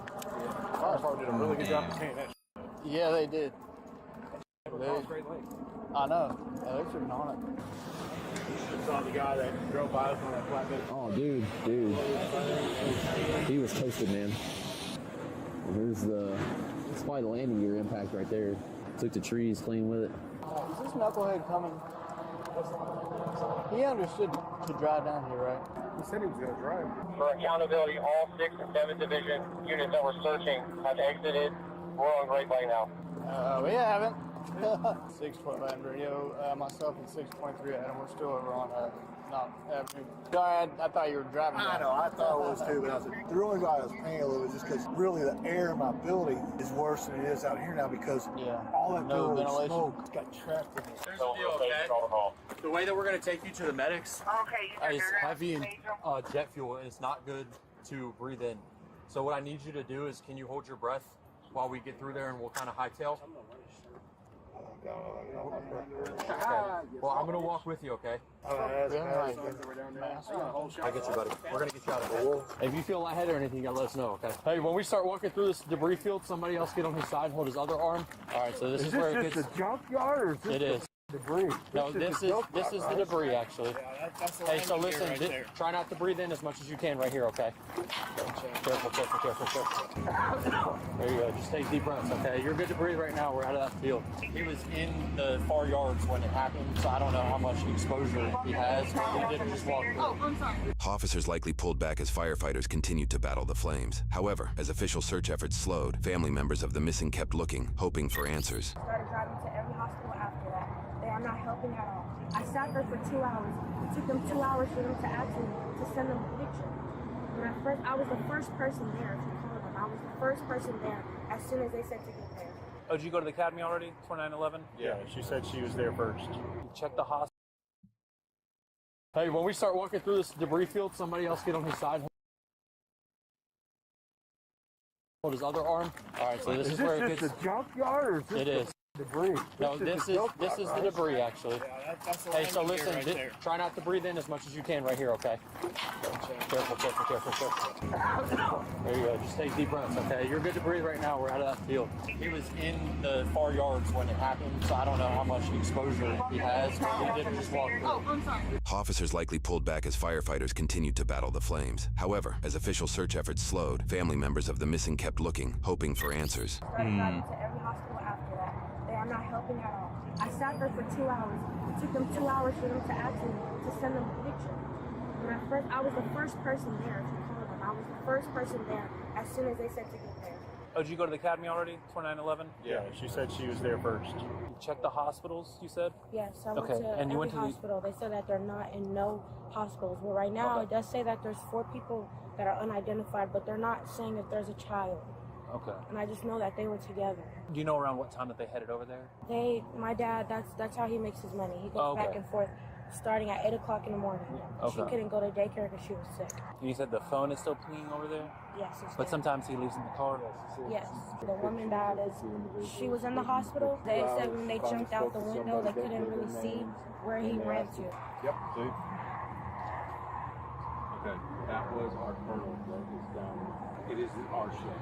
The National Transportation Safety Board and the ATF and FBI and whoever other investigators are down there are handling this investigation. There is nothing for you to do down there. So he's recommending that you just go home and wait. Okay. There's nothing else we can do. That's easier said than done, obviously. I know that's stressful. Can you do just one thing for me? Sure. Can you take my phone and just go? Can you just go to where his car We're not is? allowed down there. That's where we're at. Can you give it to them, please? She's 3 years old. I can't 3 years go. old? I'm sorry. I don't want to go home with no answers. I can't. We have no answers. I mean, I understand can't it. tell you Like, if one of the 4 identified as a child. We've been told they've all been adults at this point because there was 3 at least on the plane and then 1 adult on the ground. As soon as we know something, they'll reach out to you. Okay. What's your name, man? Shirley. Shirley what? Yeah, Fenton. Tragedy would strike Shirlene and many others. Her father and daughter were found among the 15 total deceased, along with dozens injured. The deceased includes Shirlene's father, Lou Fenton, 47, Shirlene's daughter, Kimberly Asa, 3, Trinidad Chavez, 37, Megan Washburn, 35, and John Locks, 52. The 3 that were mentioned by a coworker to officials as unaccounted for. Ella Petty Wharton, 31, Angela Anderson, 45, Carlos Fernandez, 52, Tony Crane, 65, John Spray Jr., 45, Matthew Sweets, 37. He was severely burned and passed away days later. The last and most recent death was Alan Rodriguez Colina, 50, who succumbed to his injuries several weeks later on Christmas Day. Those on board included Captain Dana Diamond, 62, Captain Richard Wartenberg, 57, and it's on. Oh, so why is that there? It sucks that, like, someone died on Christmas Day, like, worst Christmas gift ever. First Officer Lee Truitt, 45. Investigations ensued, and footage from several other sources were eventually released.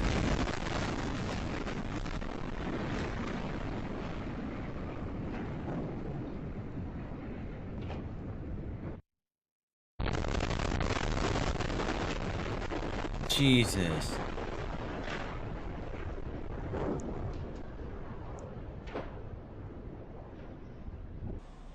Ah, theme.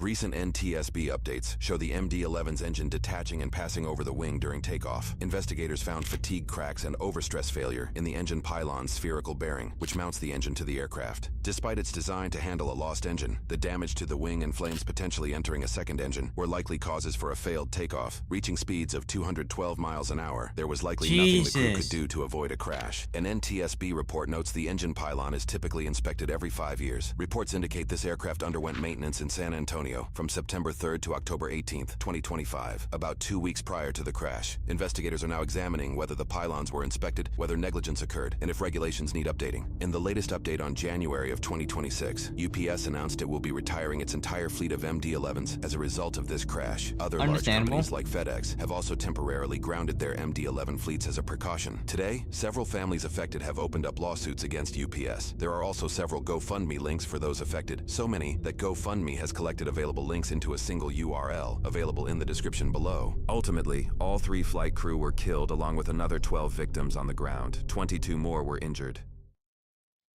That's insane. Australia. Okay, give me a second. I need to do something, and I'll be right back.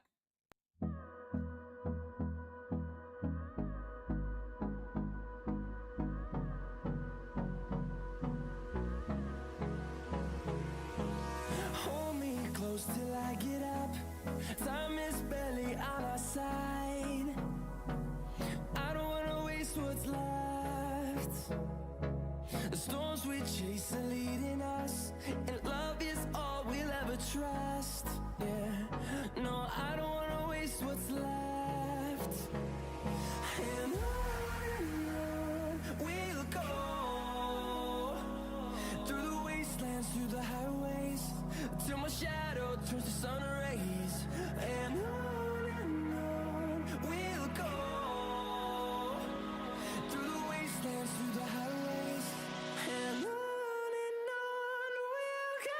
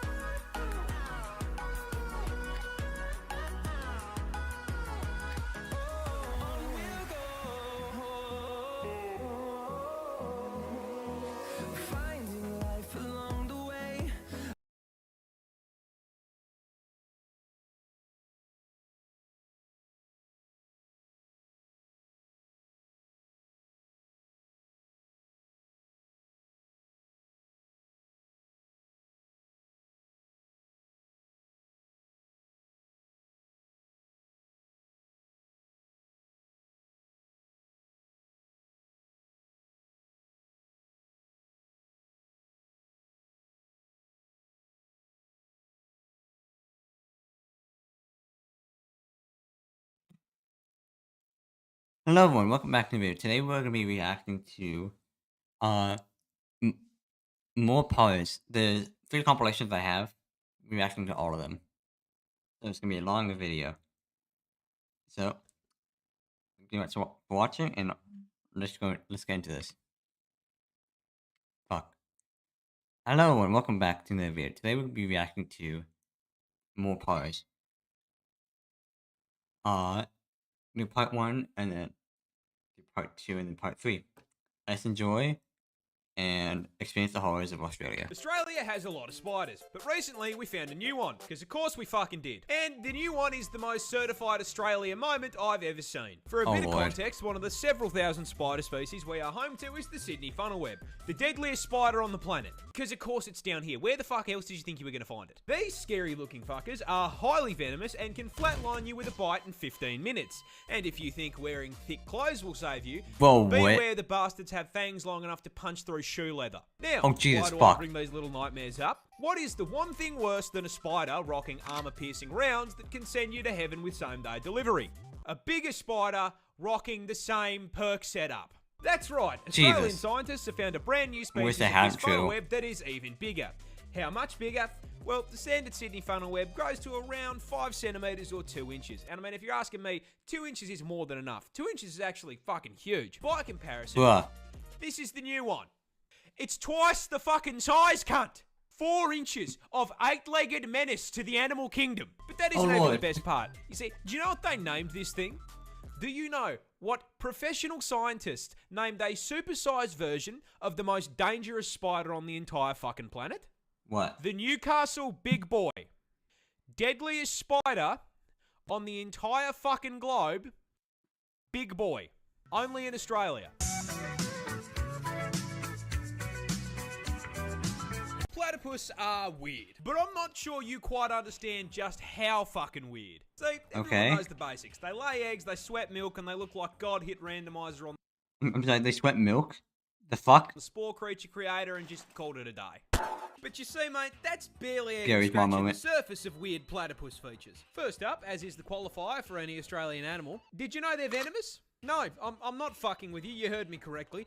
Male platypus actually have venomous spurs on their hind legs. These spurs are multi-purpose, acting as defense from predators, as well as a tool for throwing hands with other male platypus during mating season. And while their venom is non-lethal, that doesn't mean that getting stung by them doesn't fucking suck. See, platypus venom can cause extreme pain and swelling, and to ensure you remember not to fuck with them again, these effects can last for several months and have no treatment or anti-venom. So if Perry stabs your shit, your only option is to cry about it. Next on the list of offensive capabilities, I shit you not, platypus share the same hunting method as sharks. You see, that big-ass bill isn't just for show, as it contains enough surveillance equipment to make the CIA blush. Possessing the ability to sense changes in pressure in the water, but most importantly, containing electroreceptors that track electrical signals from muscle contractions made by their prey. Meaning that when whatever they're chasing starts quaking in fear, they know about it.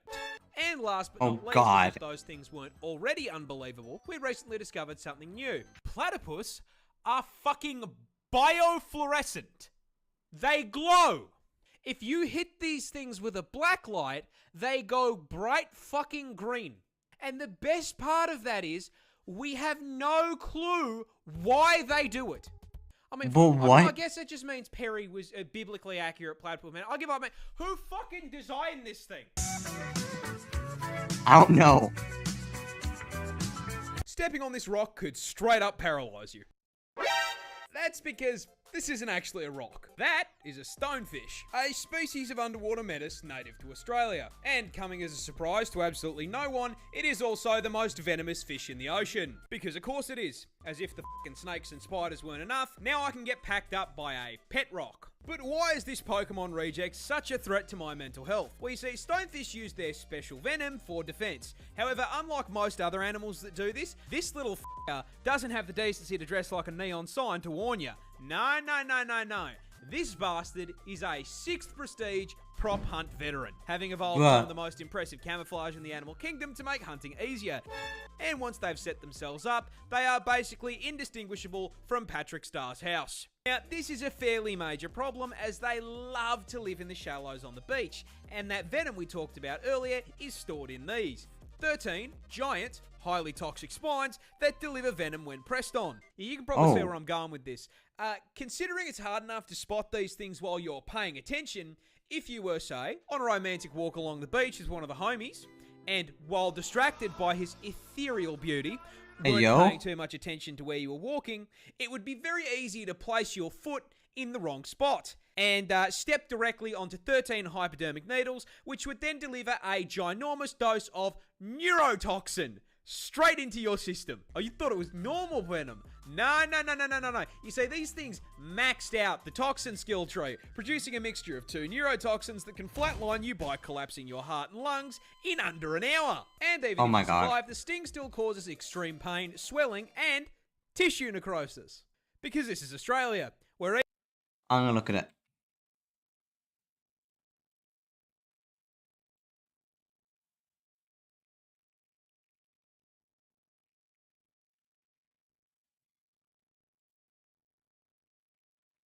Okay, Xing out of that.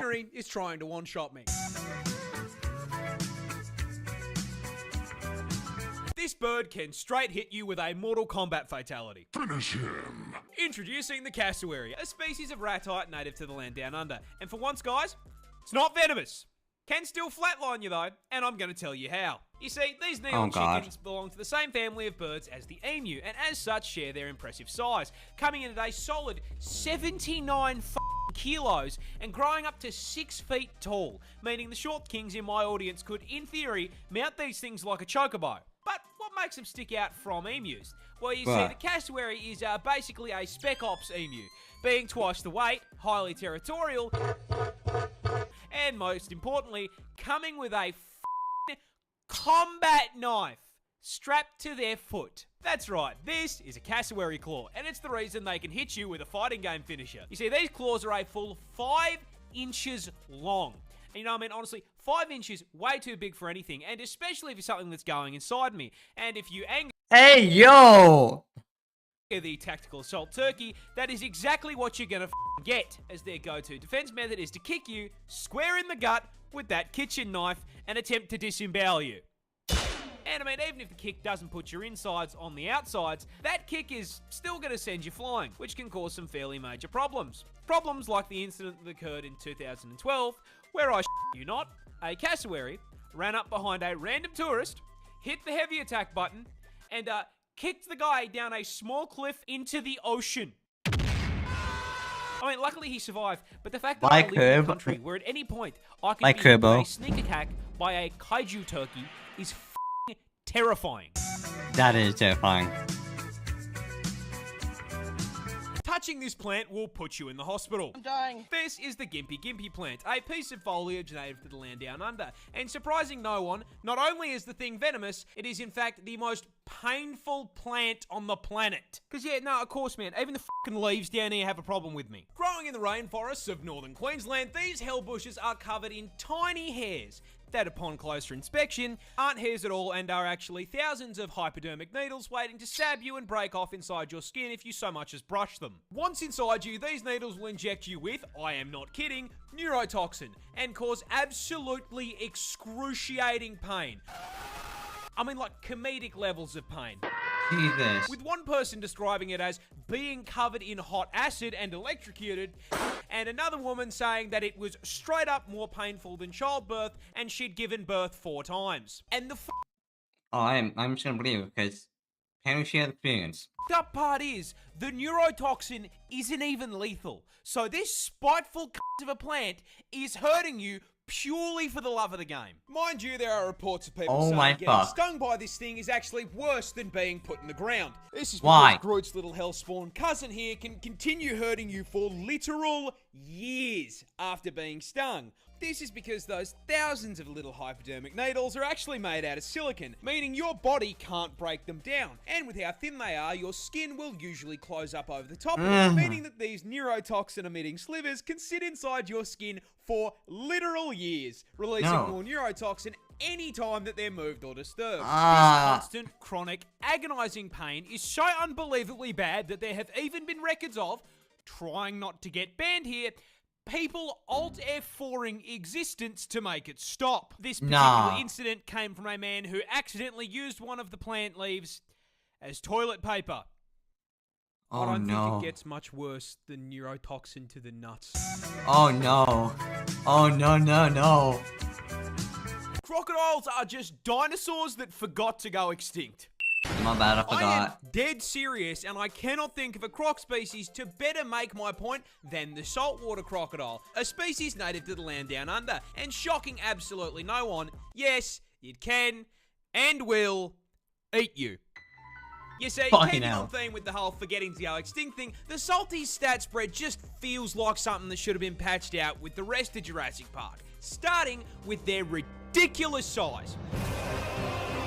You see, salties are the largest reptile on the planet, coming in at a total of 6 meters long with a maximum weight of 1,100 kilos, which makes this murder lizard genuinely longer than my car. Damn. And the up part is that despite being longer than my ute, they are for some reason absolute masters of stealth. You see, crocs are ambush predators, which is a scientific way of saying they are dirty campers. What's up, You see, they've got 2 raised eyes that sit on the top of their heads, which means they can submerge their Ford Falcon-sized frame basically entirely under the water without sacrificing the ability to spot whatever they are looking to turn into a Happy Meal. And from your perspective as the Happy Meal, they are really difficult to see, which makes it very easy to walk just a little too close and, yeah, get bitten in half by that hydraulic press that they call a mouth. I love Netflix. That's right, just like any good camper, these scaly arseholes are packing a one-shot in the form of one of the highest bite forces of any animal on the planet, having been recorded at putting out a maximum of 3,700 psi of force through their jaws.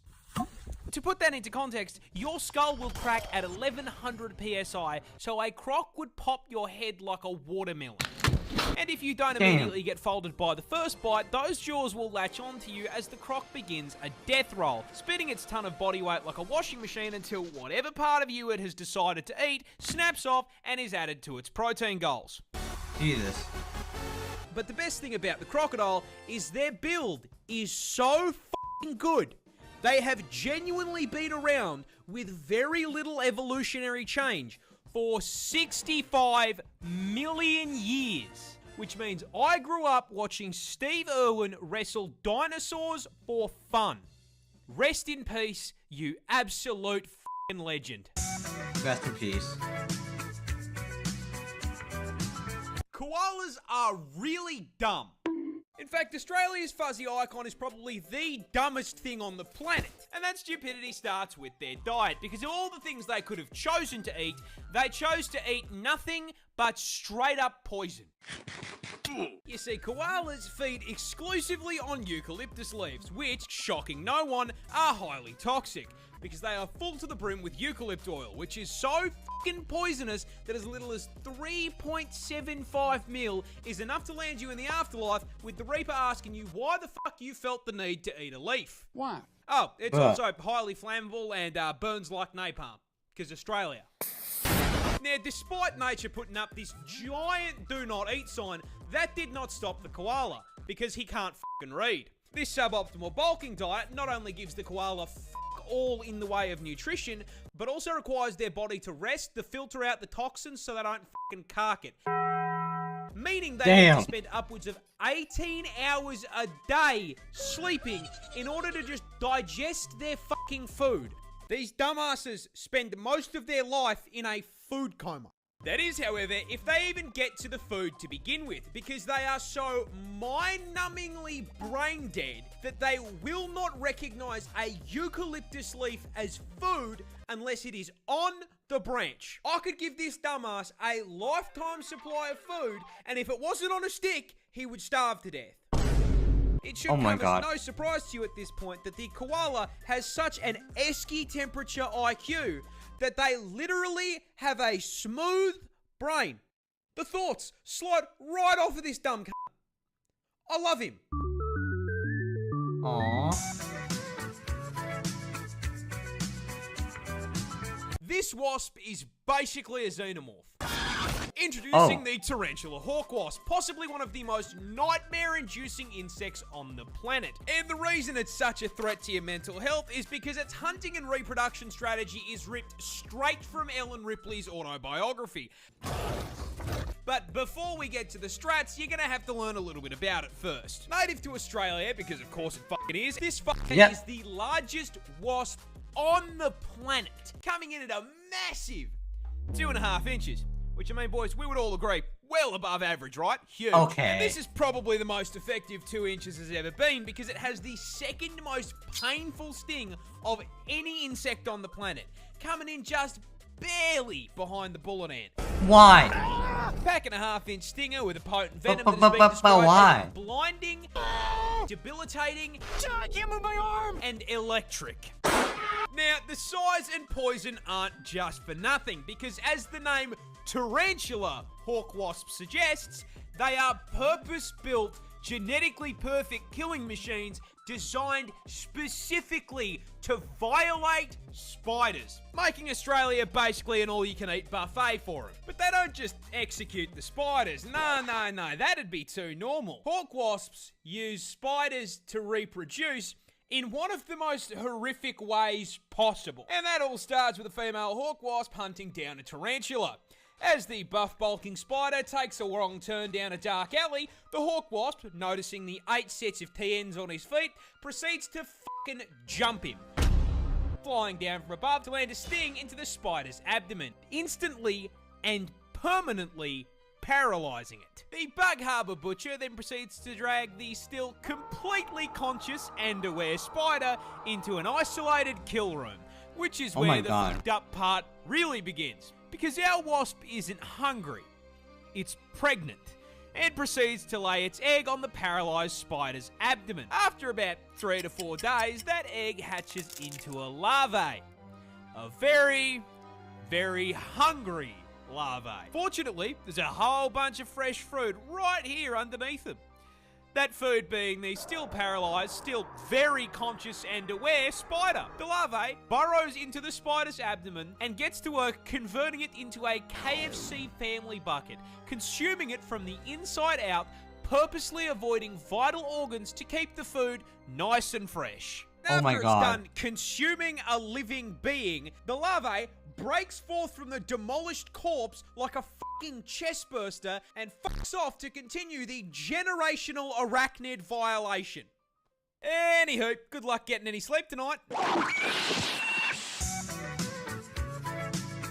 Good lord. A gorilla can't beat 100 men in a fight. He gets jumped. But that begs the question, which animal does win? And the answer, stepping into the ring at 5 meters long and weighing in at a genuinely frightening 4,500 kilos, I present to you the hippopotamus.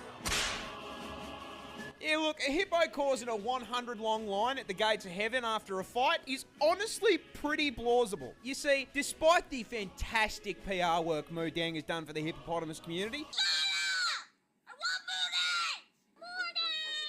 what the hell? Doesn't change the fact that Moto here is a sentient Ford F-150, the temperament of a fucking serial killer who can win this fight for one very specific reason. You can't fucking hurt it. Yeah!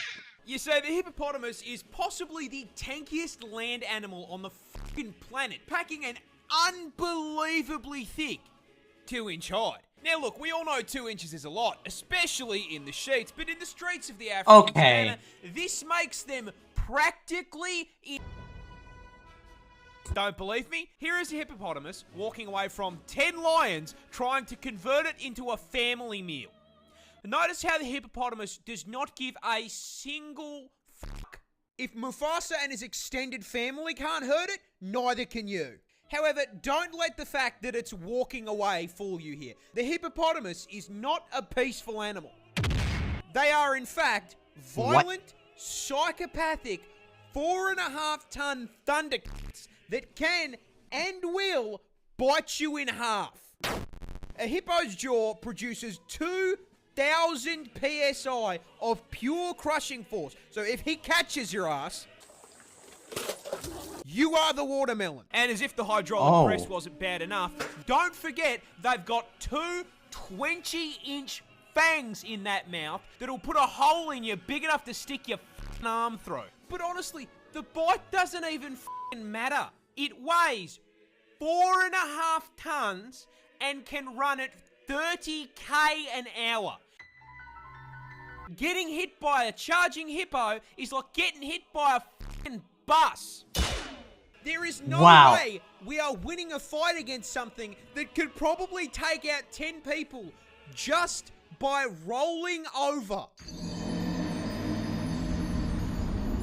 In summary, don't f*** with the hungry hippo.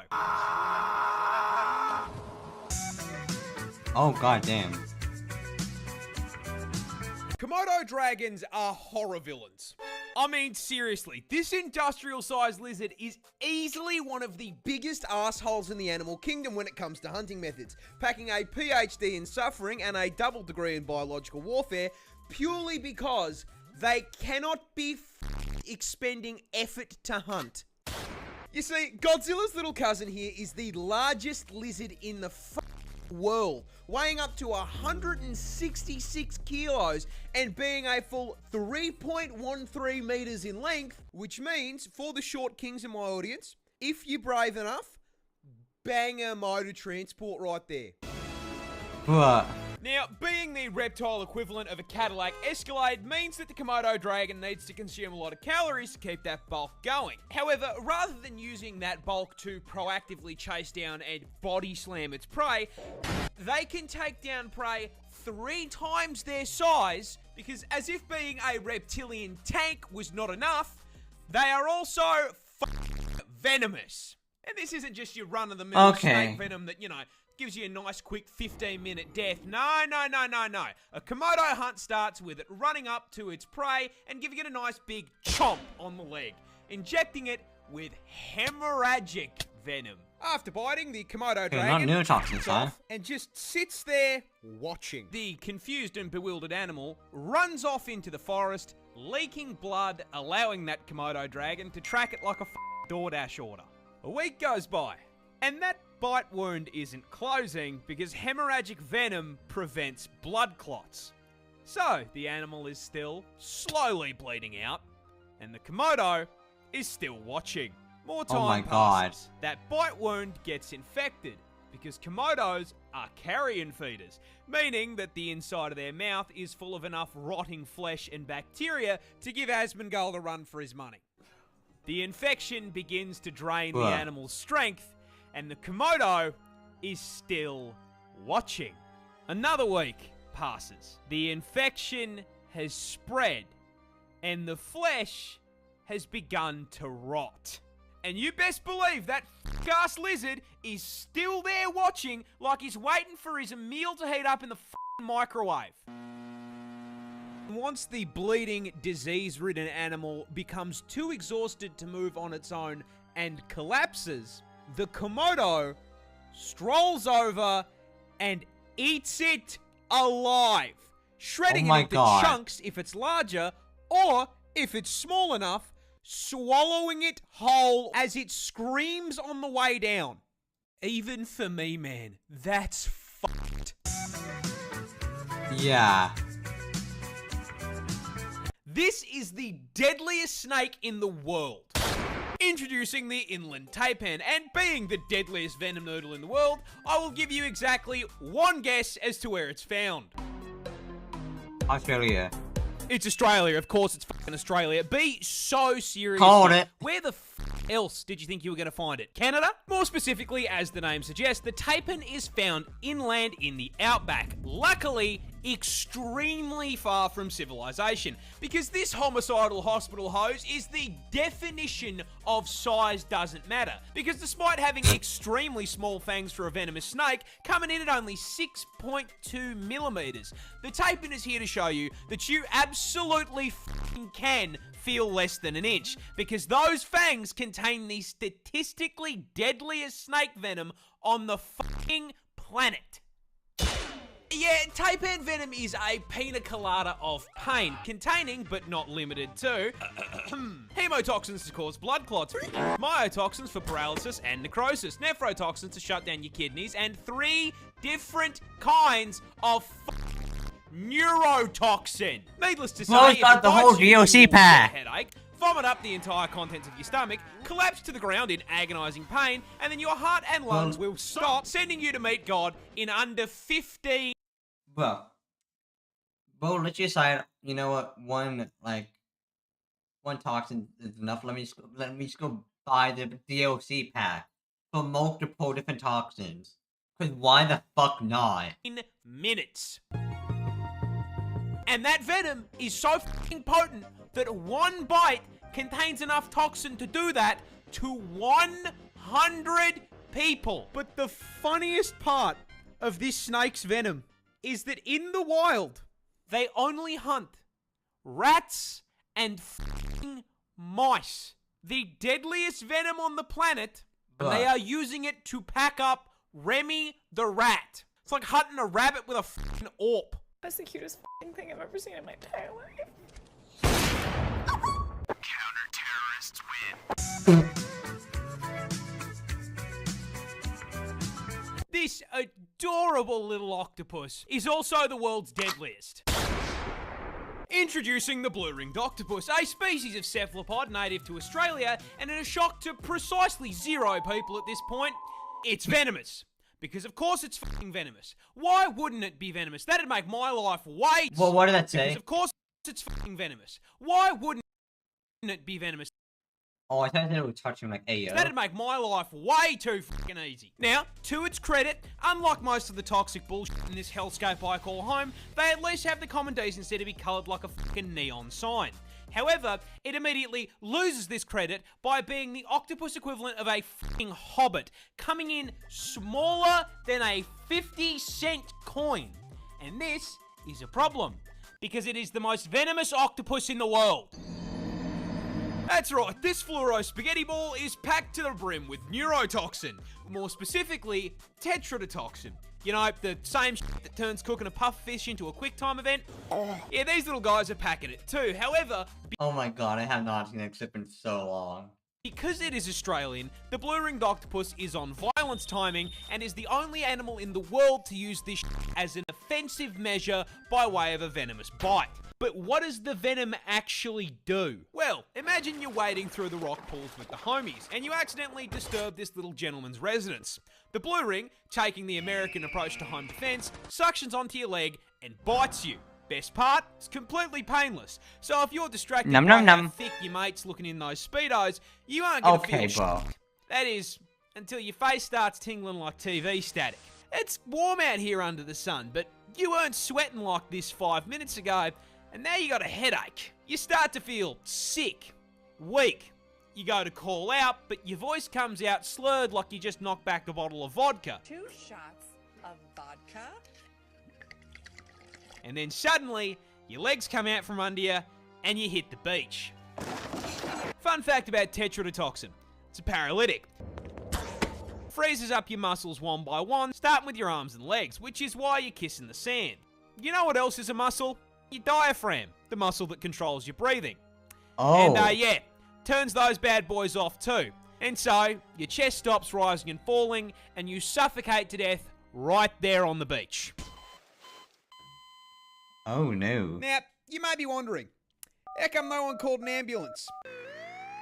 That's easy. They didn't have time to. You went up to meet your ancestors in under 20 minutes. God ordered your ass with same-day shipping, and this little fucker delivered. Employee of the month.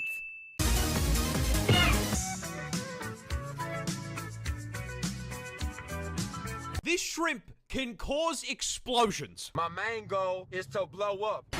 Introducing the mantis shrimp, native to the West Indo-Pacific Ocean and possibly the coolest crustacean under the sea, because this fluorescent armored sausage is actually a voracious, bloodthirsty predator rocking enough surveillance equipment to scare the CIA with a weapon powerful enough to surpass Metal Gear.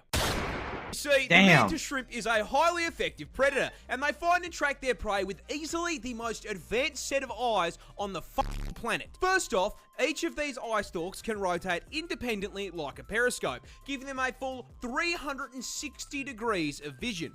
However, more importantly, they can see colours we can't. You see, the mantis shrimp's eyes contain a full 15 photoreceptor cones compared to our 3.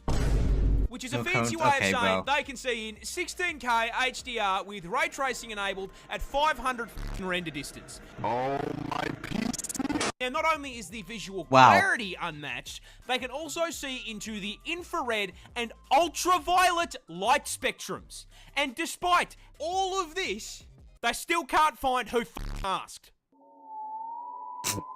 What they can, however, find is their next meal. The mantis shrimp subsists on a diet of fish, worms, squidward, and, most importantly, Mr. Crabs. Now, crabs famously exist inside of a defensive shell. So, how does this polite little gentleman break into the shell? Simple. He throws hands. That's right, weighing in at only 90 grams and 38 centimeters in length, the mantis shrimp has a punch that produces 15,000 newtons of force. That is 176 newtons per gram. So if a human was capable of that same kind of force, a right hook from someone who weighs 80 kilo would be like getting hit in the face with 6 sticks of dynamite. Now, to produce that force, its claw needs to be moving at 83 kilometers an hour, which is so fast it creates a vacuum in the water called a cavitation bubble, which then immediately collapses at such a speed it creates a miniature explosion that flashbangs the target and reaches a temperature hotter than the surface of the sun. How? Mr. Krabs is getting f***ing disintegrated. Money, money, money.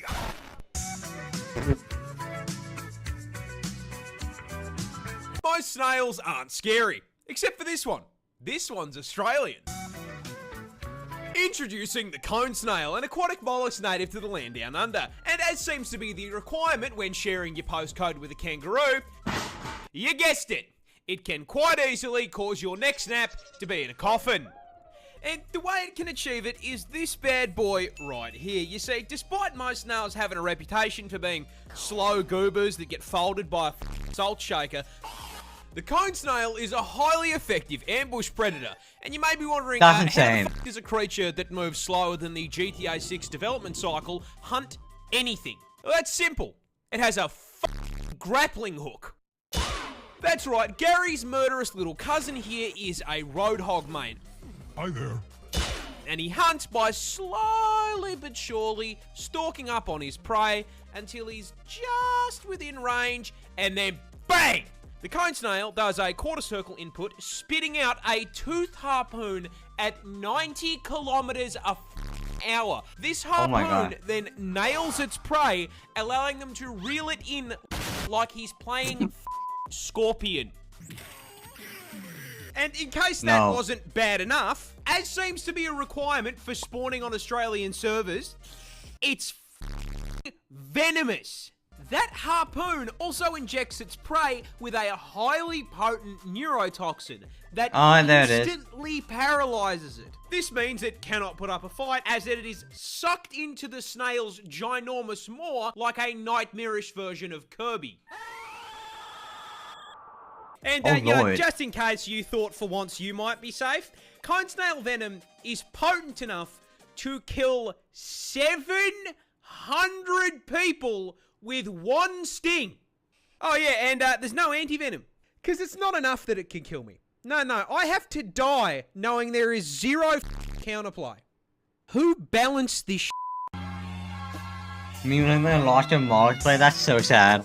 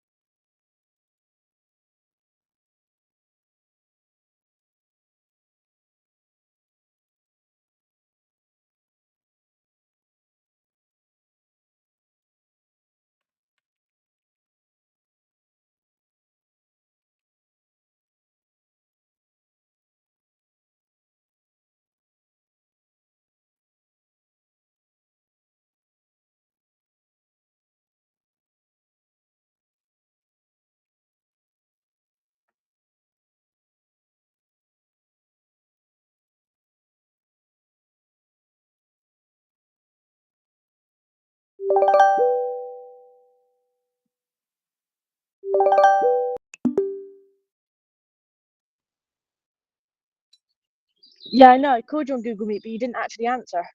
Called Yeah, you 3 times on Google Meet. because it froze. Damn. What, the PC or Google Meet? Google Meet. Also, give me a second. I'm just gonna go and BOB real quick. I'm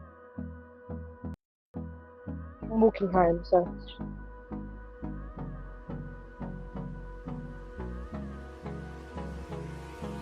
Hold me close till I get up. Time is barely on our side. I don't wanna waste what's left. The storms we chase are leading us, and love is all we'll ever trust. Yeah, no, I don't wanna waste what's left. And on we'll go, through the wastelands, through the highways, till my shadow turns to sun rays. And on we'll go, through the wastelands, through the highways, and on we'll go.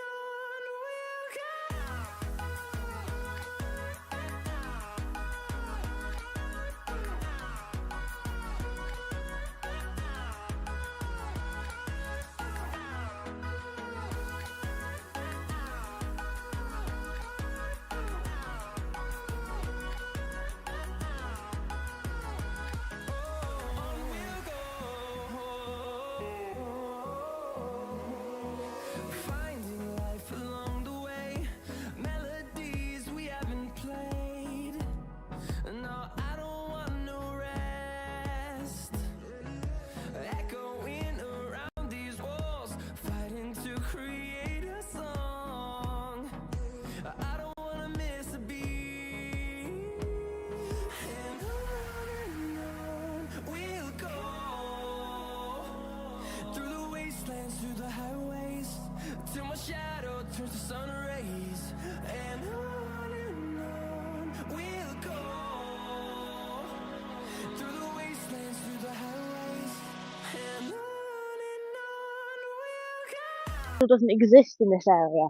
I'm in the middle of fucking nowhere, Joe. We're in the countryside. Surrounding these houses are fields. We're in the middle of nowhere. What do you expect me to do? I can put up a signal mast.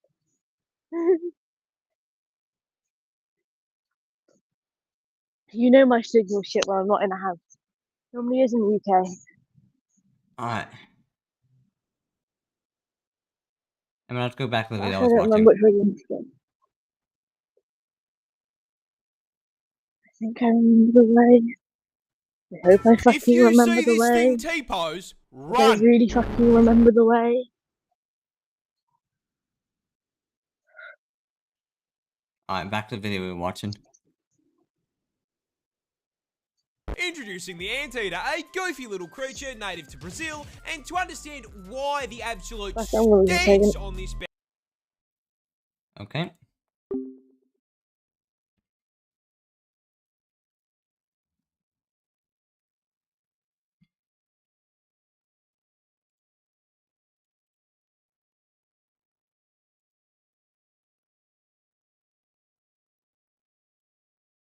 bad boy is a threat to your health, you're going to have to understand a little about his lifestyle first. Now listen, I know this may come as a shock to you, but the anteater eats ants. And weighing in at 40 kilos and 1.8 meters in length, it needs to consume upwards of 40,000 ants per day. Now, in order to help him hit his bulking goals, the anteater has a mystery mouse tool stored inside that XL sniffer.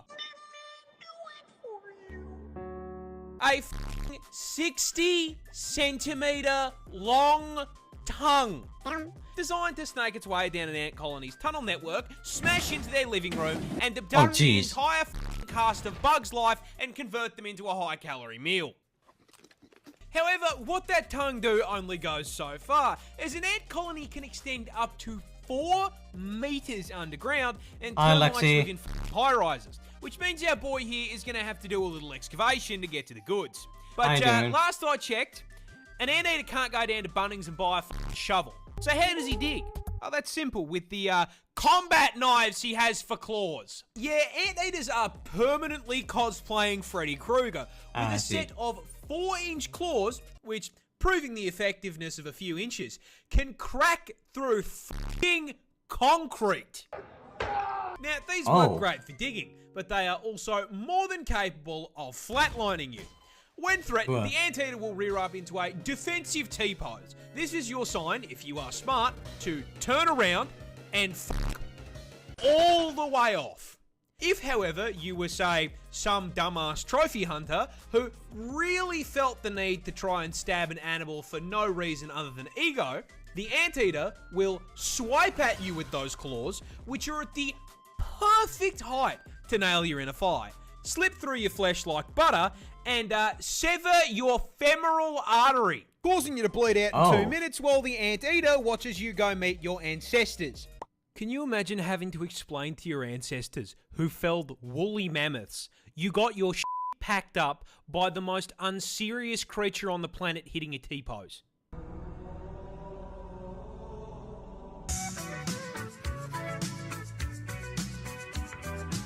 Australia's scariest spider is hiding a deep secret.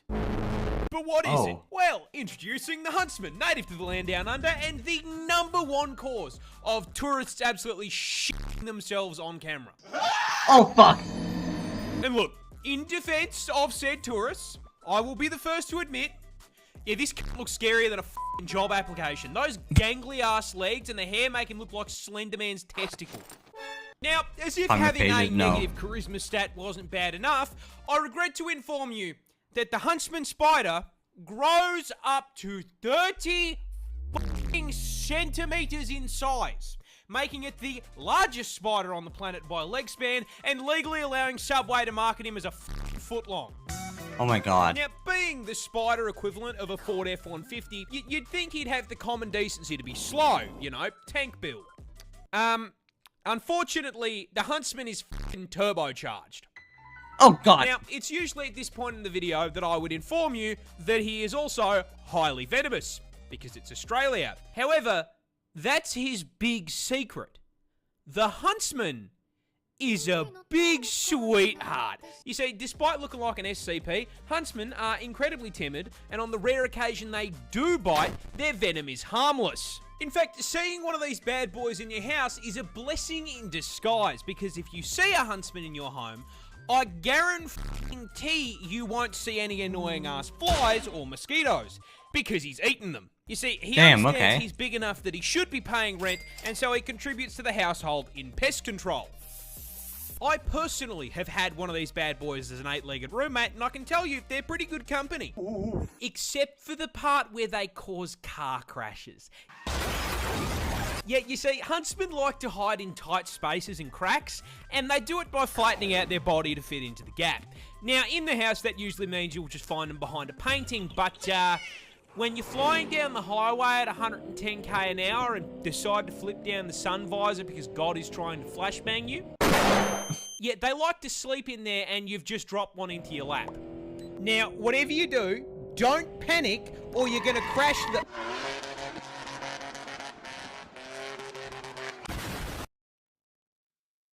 This Take a quick break, and then we'll be right back.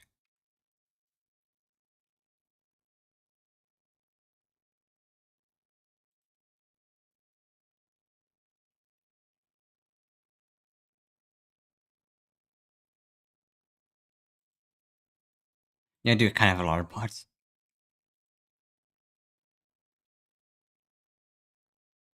Played a bit of Dance Fine Ice.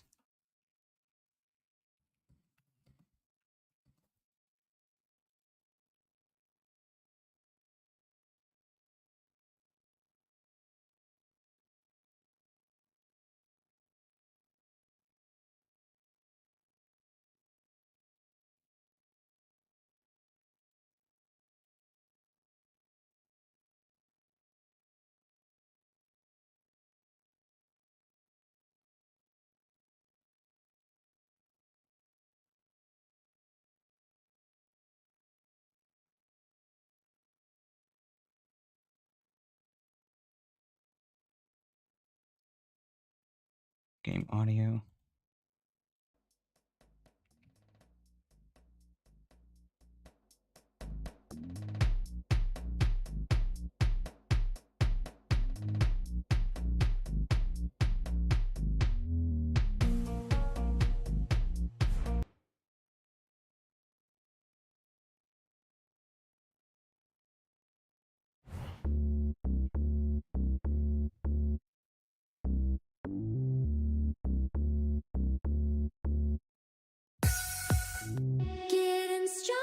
Let's try to reduce this.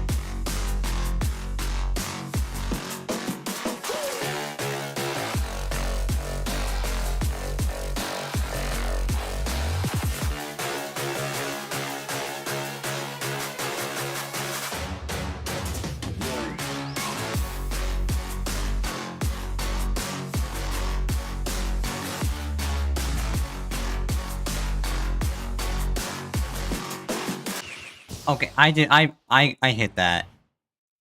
No, I hit that.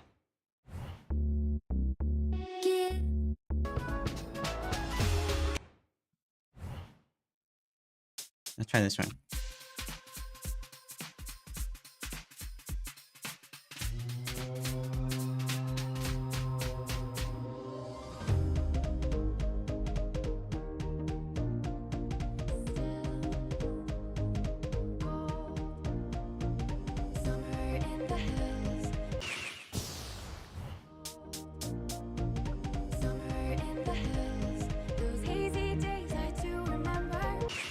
Why? Okay.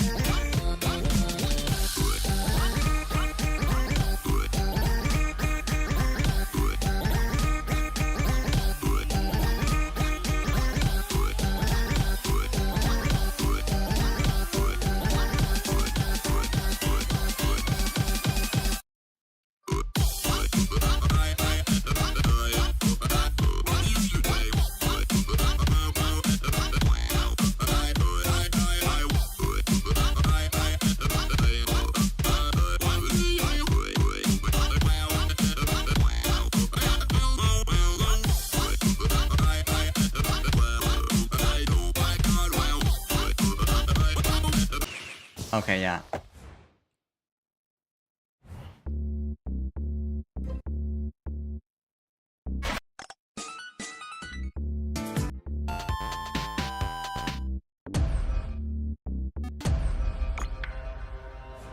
Alright.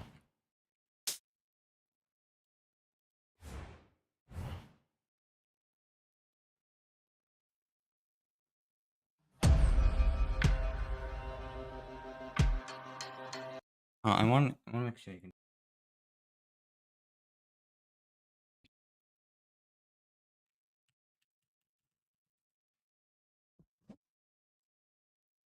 Let me take off the.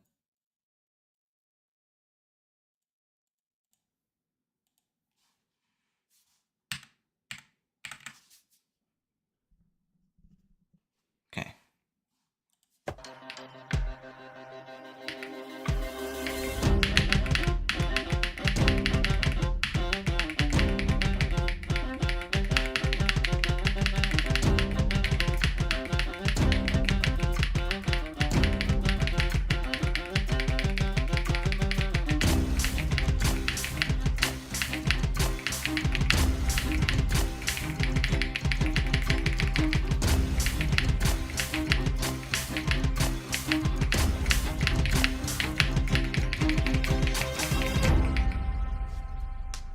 This is insanely good chart and song.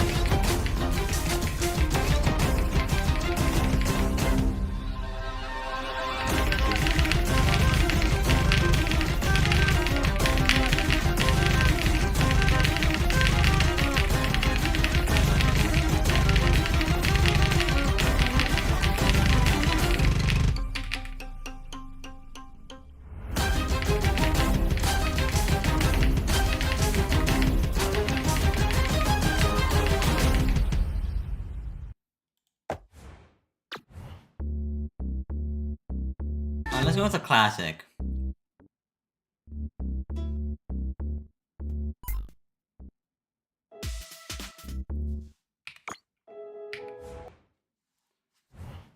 Oh, this one, okay. Give me some multiple key action.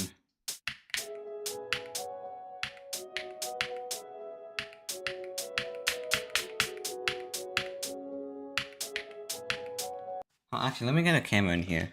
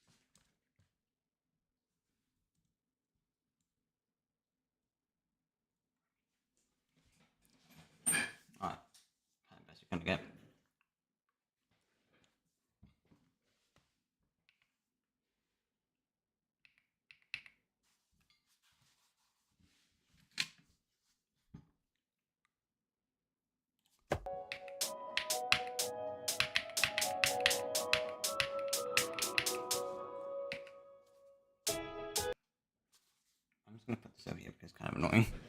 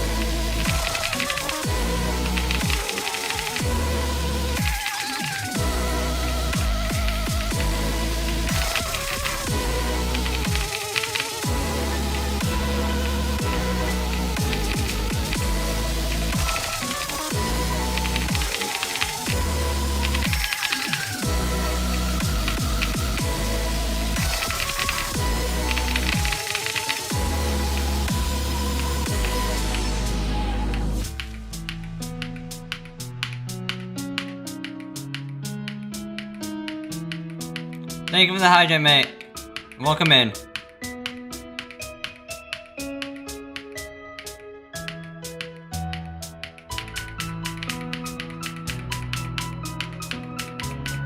I'll do that in a second, after I finish the level.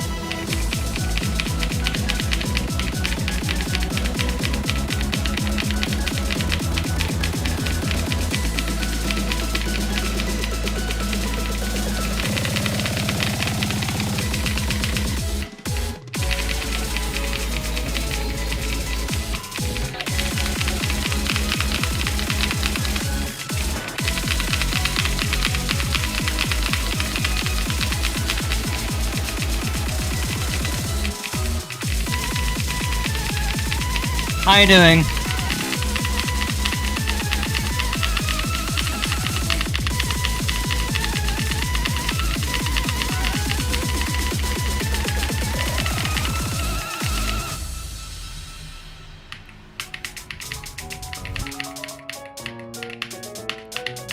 I'm doing well. I'm happy that I'm actually allowed to do the 72-hour stream. Well, actually...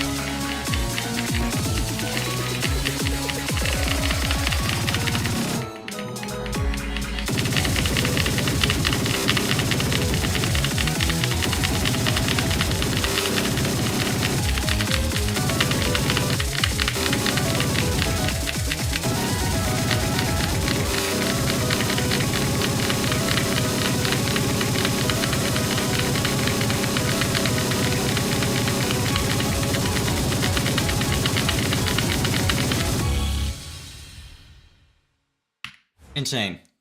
Let me turn it down a bit. That was loud.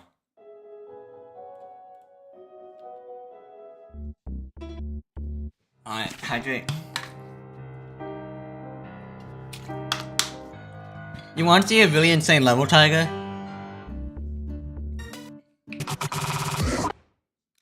B1, this is just under 10 minutes long.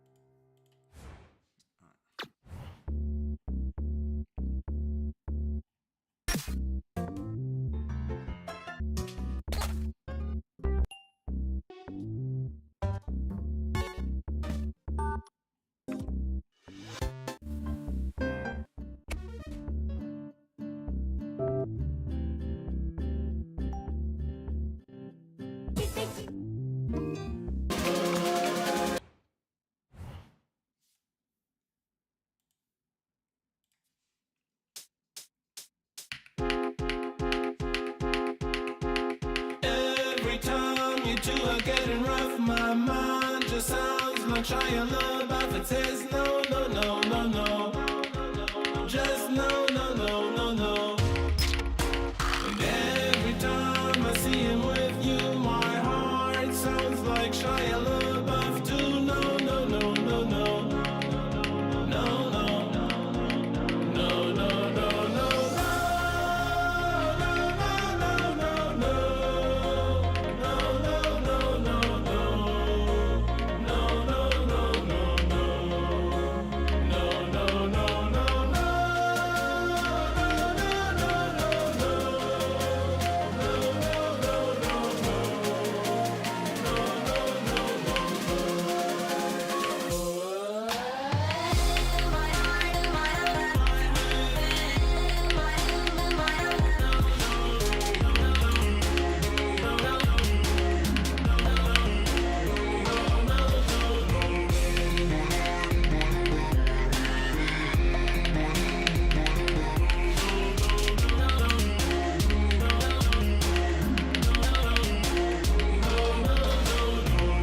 Every time you two are getting rough, my mind just sounds like Shia LaBeouf. It says no, no, no, no, no.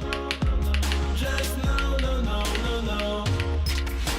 And every time I see him with you, my heart sounds like Shia LaBeouf too. No, no, no, no, no. No, no. No, no, no, no, no.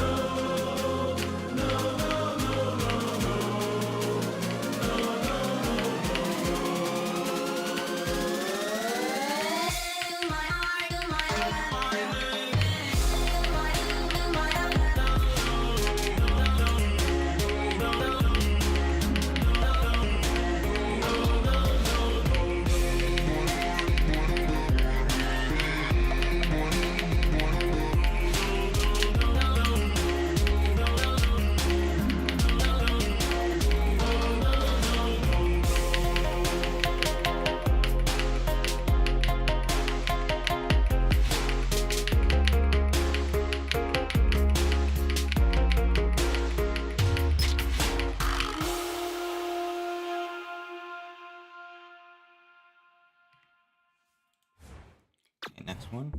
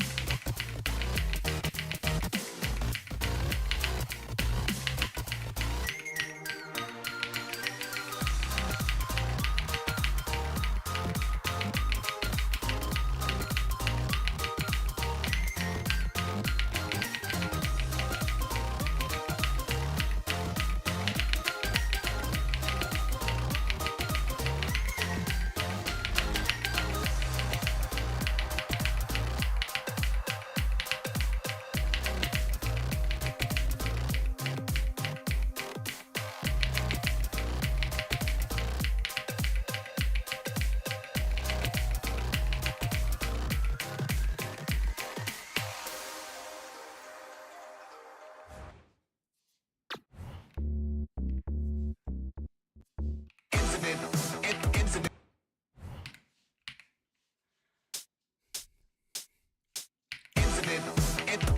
power, infinite power, infinite power, power, power, power, infinite power, infinite power, infinite power, power, power, power, infinite power.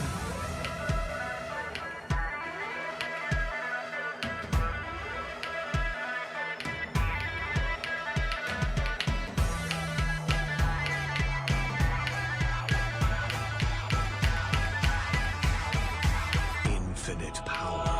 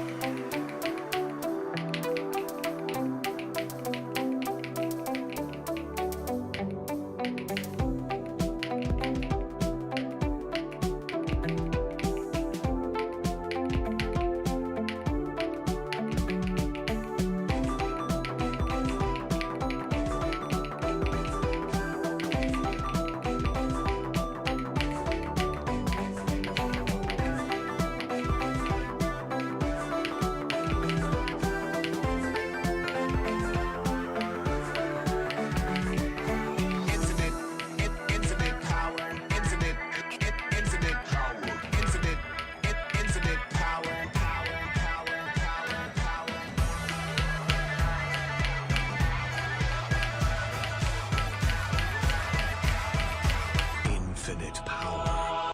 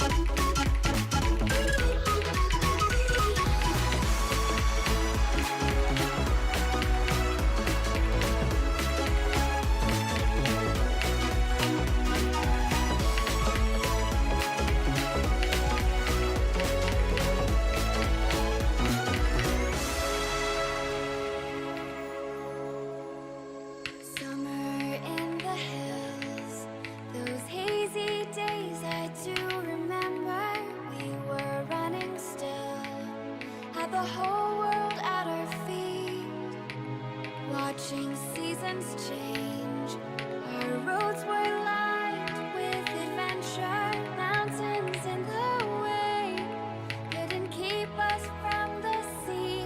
Here we stand, open arms. This is home where we are, ever strong in the world that we made. I still hear you in the breeze, see your shadows in the trees, holding on, memories never change.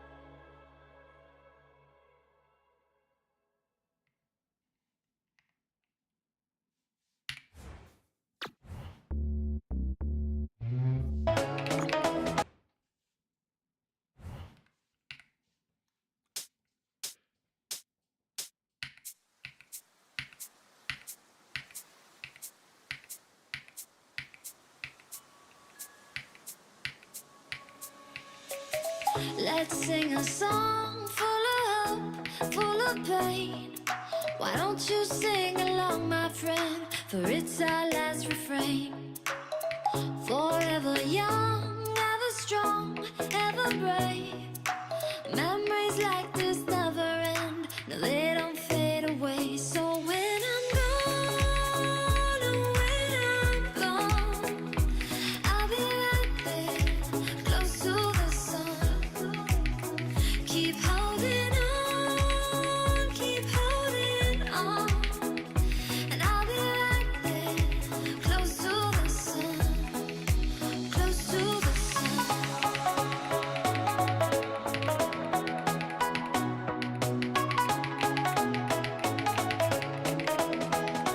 Close to the sun.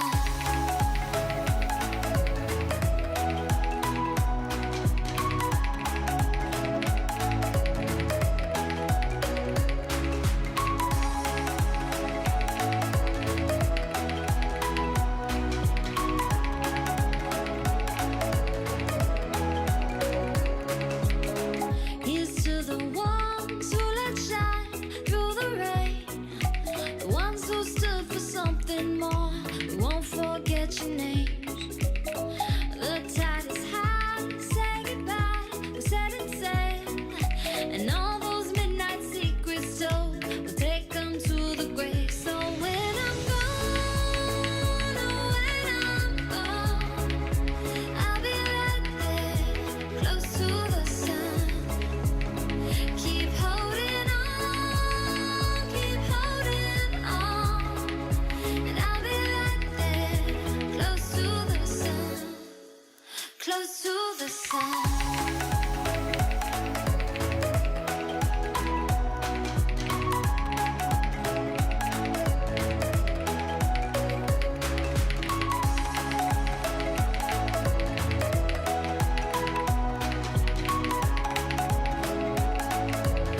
to the sun.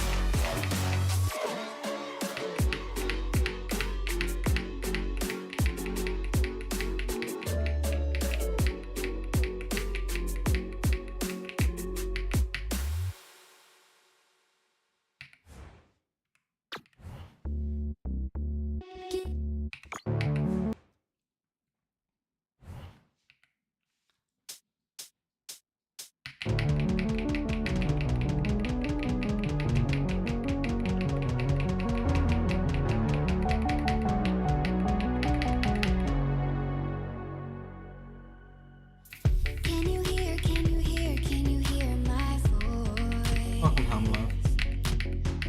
Coming through, coming through, coming through the noise. I'm floating through outer space. I'm lost and I can't find a way. Oh, all the lights going dark and my hopes destroyed. We can call after I'm done recording. Me, is anybody there? If you don't mind. Save me. I'm running out of air.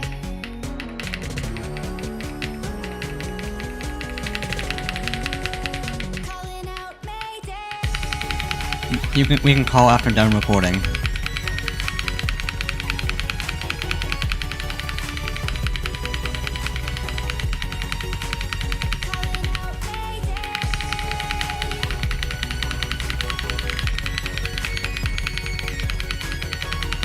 I'll let you know when I'm done.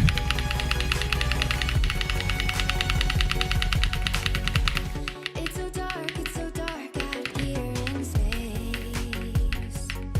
And it's been so long. Oh, I won't be done for like I won't be done for like 30 minutes or so. My eyes are shut, but I can see the void between you and me. And I feel like I'm going insane. Help me, is anybody there?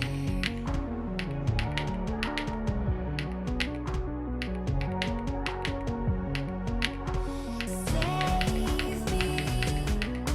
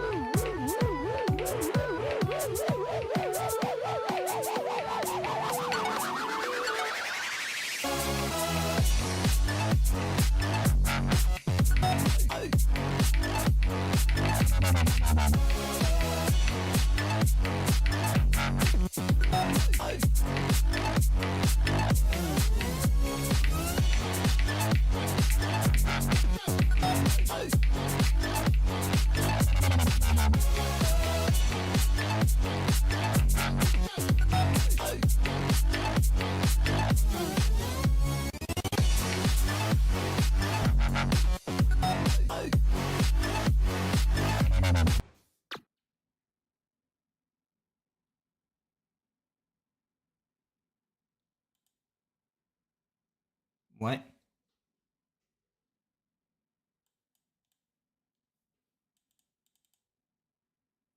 Huh?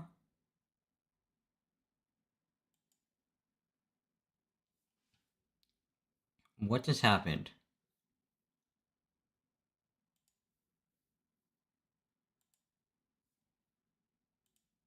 That's never happened to me before. What the hell?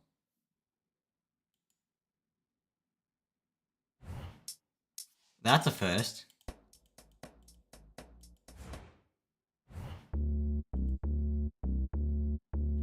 Oh, but that was kind of funny.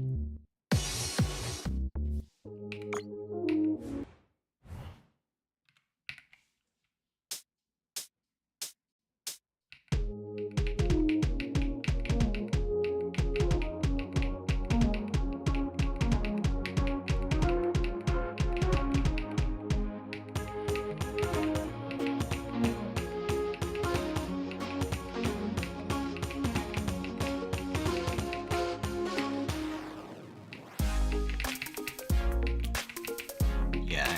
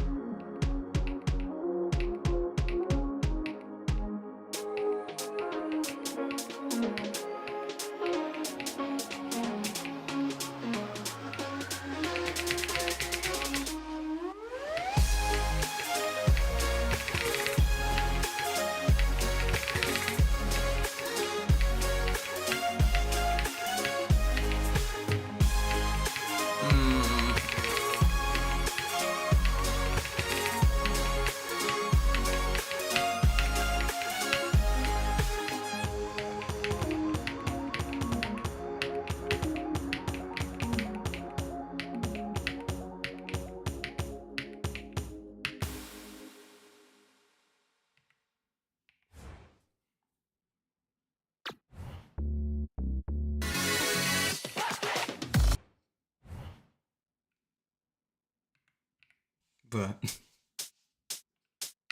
are you feeling any better now?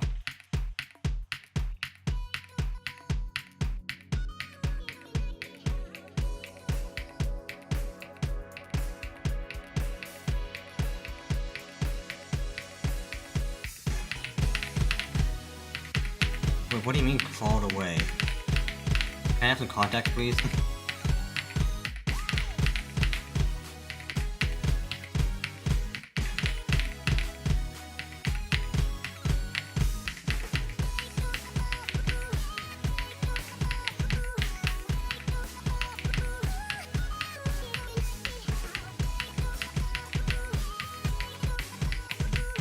Wait, was that back when you're like in a chair?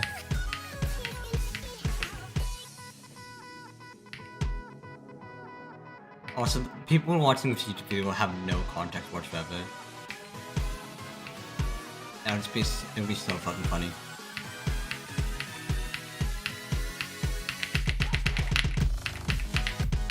And when was it then?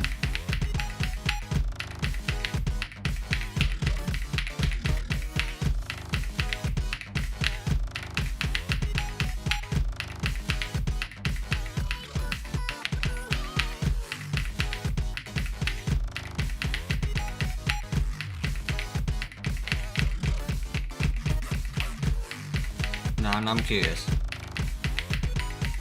If you don't want to say in like stream chat, you can put it in like Google chat.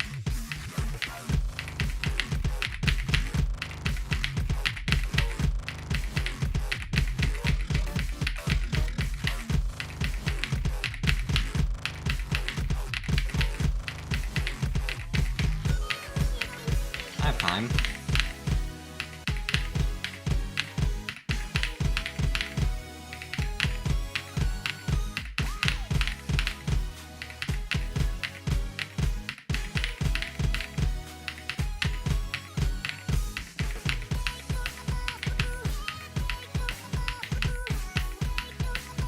Only 5 hours in to the 72-hour stream, so.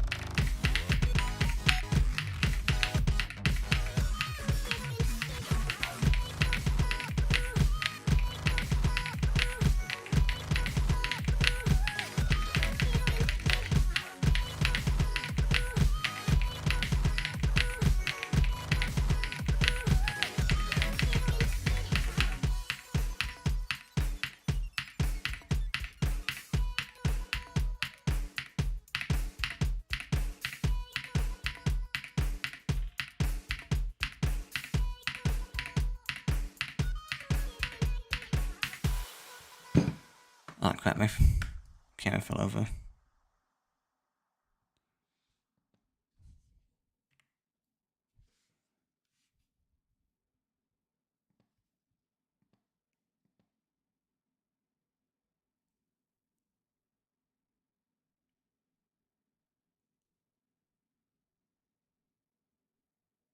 Oh.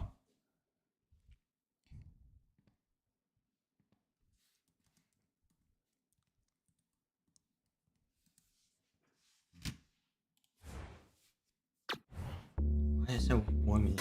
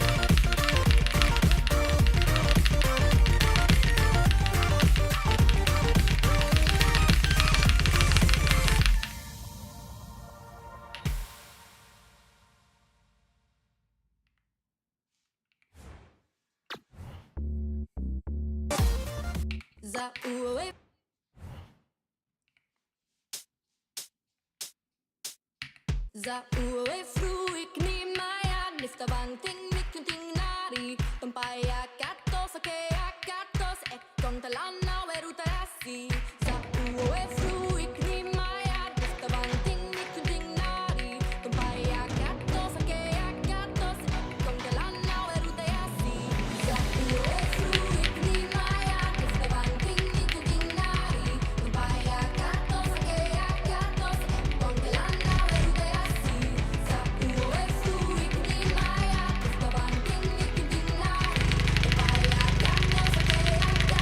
ekon talana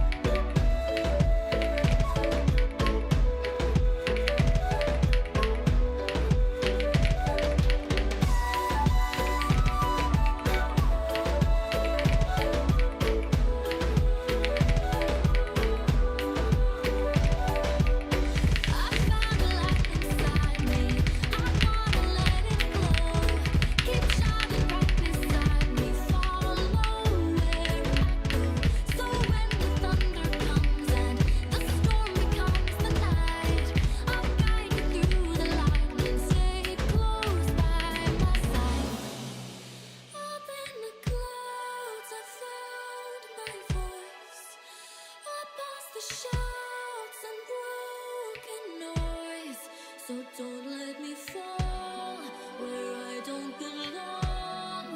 I can't go back and lose it all.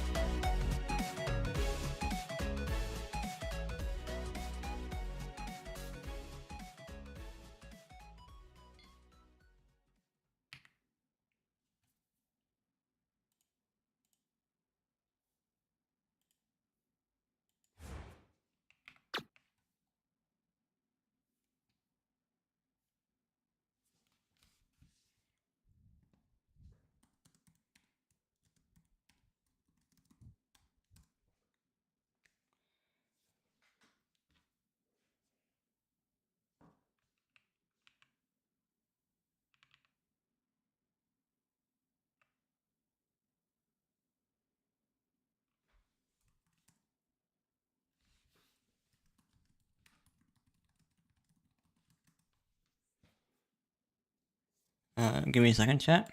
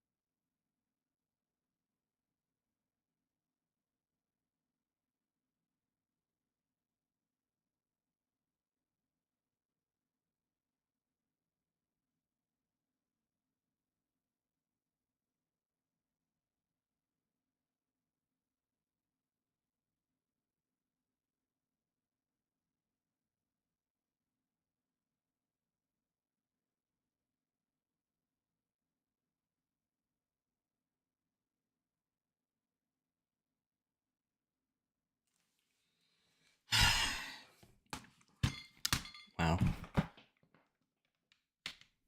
Wow.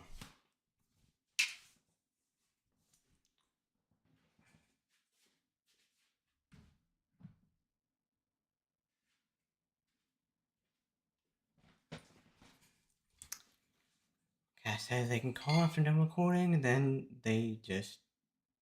No, I can't call, actually. What the fuck?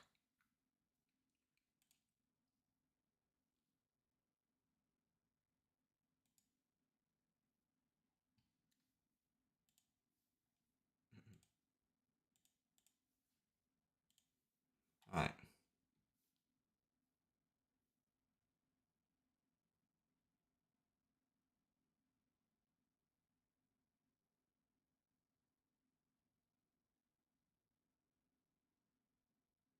There is not no patience.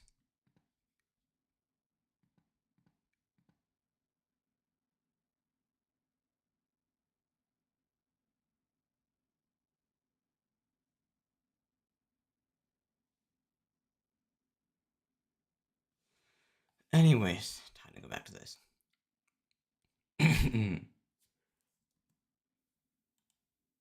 Hello everyone, welcome back to the video. Today we're going to be reacting to more parts compilation number 2. Let's get right into it.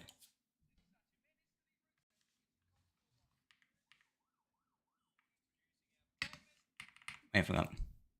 Fuck.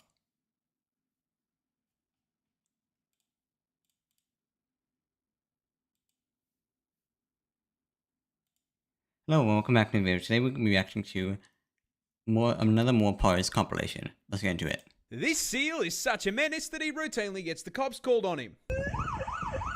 Introduce. What the hell? Seal is such a menace that he routinely gets the cops called on him. Is that what Australian police looks like? Jesus fuck. Introducing our protagonist, Neil the Seal, a 600 What's up, Neil? kilo absolute unit of a southern elephant seal from my home state of Tasmania in the land down under, who is known for, above all else, being an absolute fucking menace to polite society. But despite his crimes, we all still truly love him. But what are his crimes? Well, see, he seems to just fucking hate traffic cones and road safety in general, has regularly been caught trespassing, and then once he has been caught trespassing, belligerently screaming at locals because they won't give him his fucking fish, and has been known to just block roads by plopping his fat ass down directly in the middle of them. However, hands down, the funniest shit he has ever done was just straight stopping this random lady from going to work. I shit you not. This motherfucker crawled out of the ocean, up the beach, crossed the road, absolutely fucking bodied this woman's poor letterbox, and then to plant himself directly in front of her fucking car. She was then unable to go to work because this half-ton beefcake was camping her driveway for... Wait. Doesn't she just like reverse? She's in front of the car. She can just reverse. Now, if he was like near the back of the car, then that would be a problem. So damn long. Local news had time to drive out to her house and cover the fucking story. Now, this is a lot of menace for a single-field cause. But the funniest part of this is, old mate isn't even fully grown. He's like 5 years old. If you think he can fuck things up now, wait until he's nearly 2 solid-ass tons of oh my god! And takes issue with the wall of your house. I do not think that seal damage is covered on my fucking insurance plan, dude. I should like the noise because it's fuck. People get shocked when I whip out like a flawless American accent. Because I've got like a really thick Australian one, right? But I am not above just... Dude, I can't wait to go get like burgers later, man. I'm like so hyped for burgers, dude. I fucking love cheeseburgers. Dude, you been watching the NFL? Super Bowl was crazy this year, man. Eagles just like fucking dumpstered the Chiefs, bro. What the fuck? It was crazy.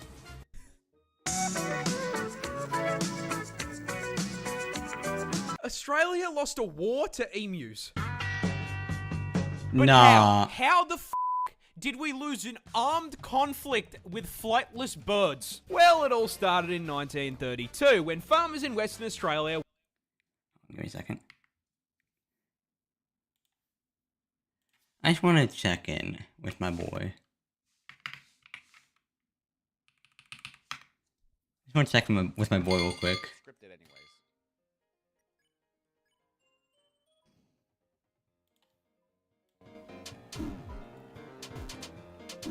Let's get him.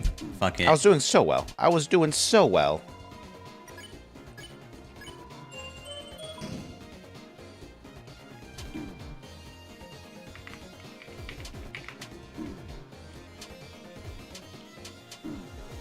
And oh shoot! Hey, thanks, Clona. That scared me. Twitch just fed cat 100 bits. Get bitted. I have been bitted. Thank you. That actually scared me. Z-Rank does have kind of a S-rank items. Big. Oh, okay.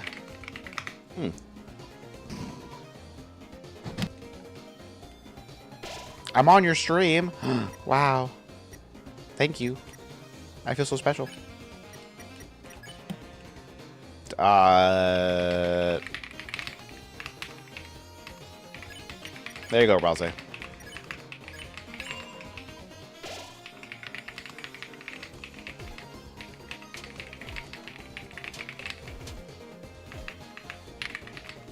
Ooh. How's your stream going?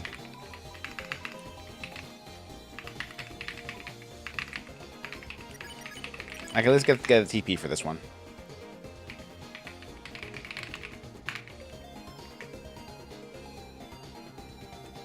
Oh.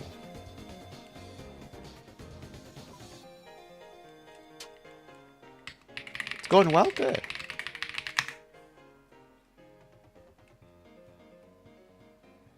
$5.5 hours, still going strong. Wow. You're on both the stream on cat stream VOD. Ah, thank you. Thank you.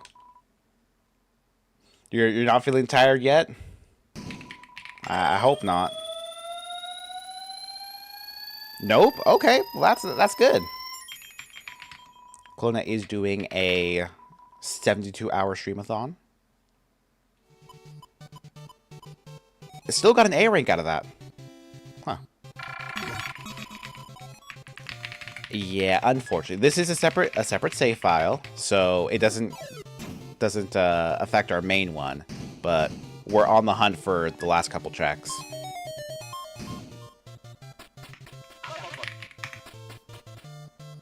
Good luck on your stream.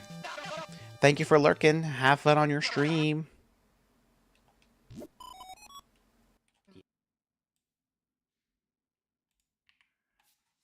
Right, back to it. Wanted to grow wheat. There was just one major problem. That's emu territory, and emus really like wheat.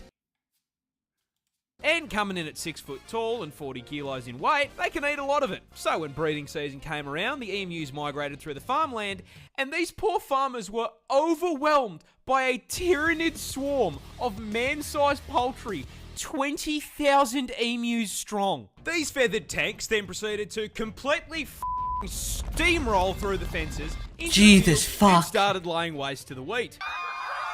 The farmers attempted to fight back the initial wave with rifle fire, but their efforts were, putting it lightly, completely useless. This ginormous L made the farmers pretty bloody angry, so they gathered together and went to the government to ask for help. Sir, 20,000 emus have hit the wheat fields. My mate. And so the That's government okay, that's good, that's good. State and sent in the army to commence the Great Emu War. The entire 7th Heavy Artillery Division was deployed to WA, armed with 2 LMGs, 10,000 rounds, and the sole objective to blast anything with feathers. A little bit excessive for an overgrown turkey if you ask me, and upon their first deployment, the army immediately ran into a major problem. Emus are fast. I am speed. Really fast, clocking a top speed of 50 kilometers an hour, which Damn. meant that once they opened fire, the emus would immediately bolt out of range of their weapons. But they still took a crack at it, and then immediately stopped when both LMGs jammed after only dropping 12 emus. This What's up, embarrassment David? led the army to retreat and rethink their Freaking plan. school So bus. a few weeks later they returned, this time mounting the LMGs on trucks in an attempt to run the birds down. However, this also didn't work, because after figuring out that those trucks meant they were about to be turned into a KFC family bucket, the emus started leaving scout birds who would warn the flock of the approaching trucks, which gave them all enough time to book it before the army even got there. And whenever they did catch the emus, they found out they were kind of... Because emus are mostly feathers, and there's a lot of places you can hit on them without doing any damage, meaning it was taking around 10 bullets for every 1 bird. So after a month of blood, sweat, tears, and 10,000 rounds of ammunition, the army managed to bring down 960. The population was 20,000. This was an issue as, unlike America, our defense budget is not a bottomless pit. So the army had wasted a lot of money to achieve absolutely fuck all. So the government just kind of built a really long, really shit fence around the farms and called it a day. How the fuck did we lose this? I could have done a better job with a boomerang and a cricket bat. Welcome to the stream. I have been assaulted by a cow. One of the cows is called Monty, and he's an adolescent. And I made the mistake of turning around for like 5 seconds, and in that 5 seconds, this 500-kilo cow runs up behind me while I'm sorting out his food and tries to f***ing mount me. Hey, yo! He nearly f***ing squished me. If I hadn't been hitting legs, I would have been squashed by a horny f***ing cow. Jesus fuck. I mean... This bird has to rearrange its organs and skeleton just to lay an egg. This cute little guy is the kiwi bird, a species Cannibalism. quite native to New Zealand this time, and the absolute poster child for getting cucked by evolution. You see, this walking featherball is actually directly related to the emu, ostrich, and cassowary, being a member of the same family of flightless birds. However, there is a problem. You see, the rest of the Kiwis' bloodline actually looked up a build guide before picking their stat spread, and as such made sure to trade the whole flying thing for something useful, with all of his cousins specking into speed, size, and some kind of offensive capability. So that leaves the question, what did the Kiwi pick to make up for not flying? Absolutely f***ing nothing. Kiwis are tiny in comparison to their relatives, coming in at only 4 kilos in weight and 50 centimeters tall. This is because Kiwis evolved largely on an island with no natural predators, so they downsized. Okay. David, you're in charge of getting me one. And traded out the knife feet and bloodlust for just being a little guy with a good attitude, which honestly worked pretty well for them until the British did British things, and now they have to deal with cats and dogs trying to eat them. And considering this build was not designed for PvP, they have been clapped so hard by invasive species that they are now unfortunately an endangered animal. But getting shafted by the British is just the beginning of the generational violation of the Kiwi, because these poor feathered fruits can't even reproduce without getting f***ed over. You see, the Kiwi bird's cousins are famous for laying huge eggs. I'm talking hit your protein macros in one meal-sized eggs. And you would think that is because they are large. And you would be wrong. Because their vertically challenged cousins have to lay eggs the same size. A Kiwi bird lays eggs... Wait. I need to understand. I need to tell him than this.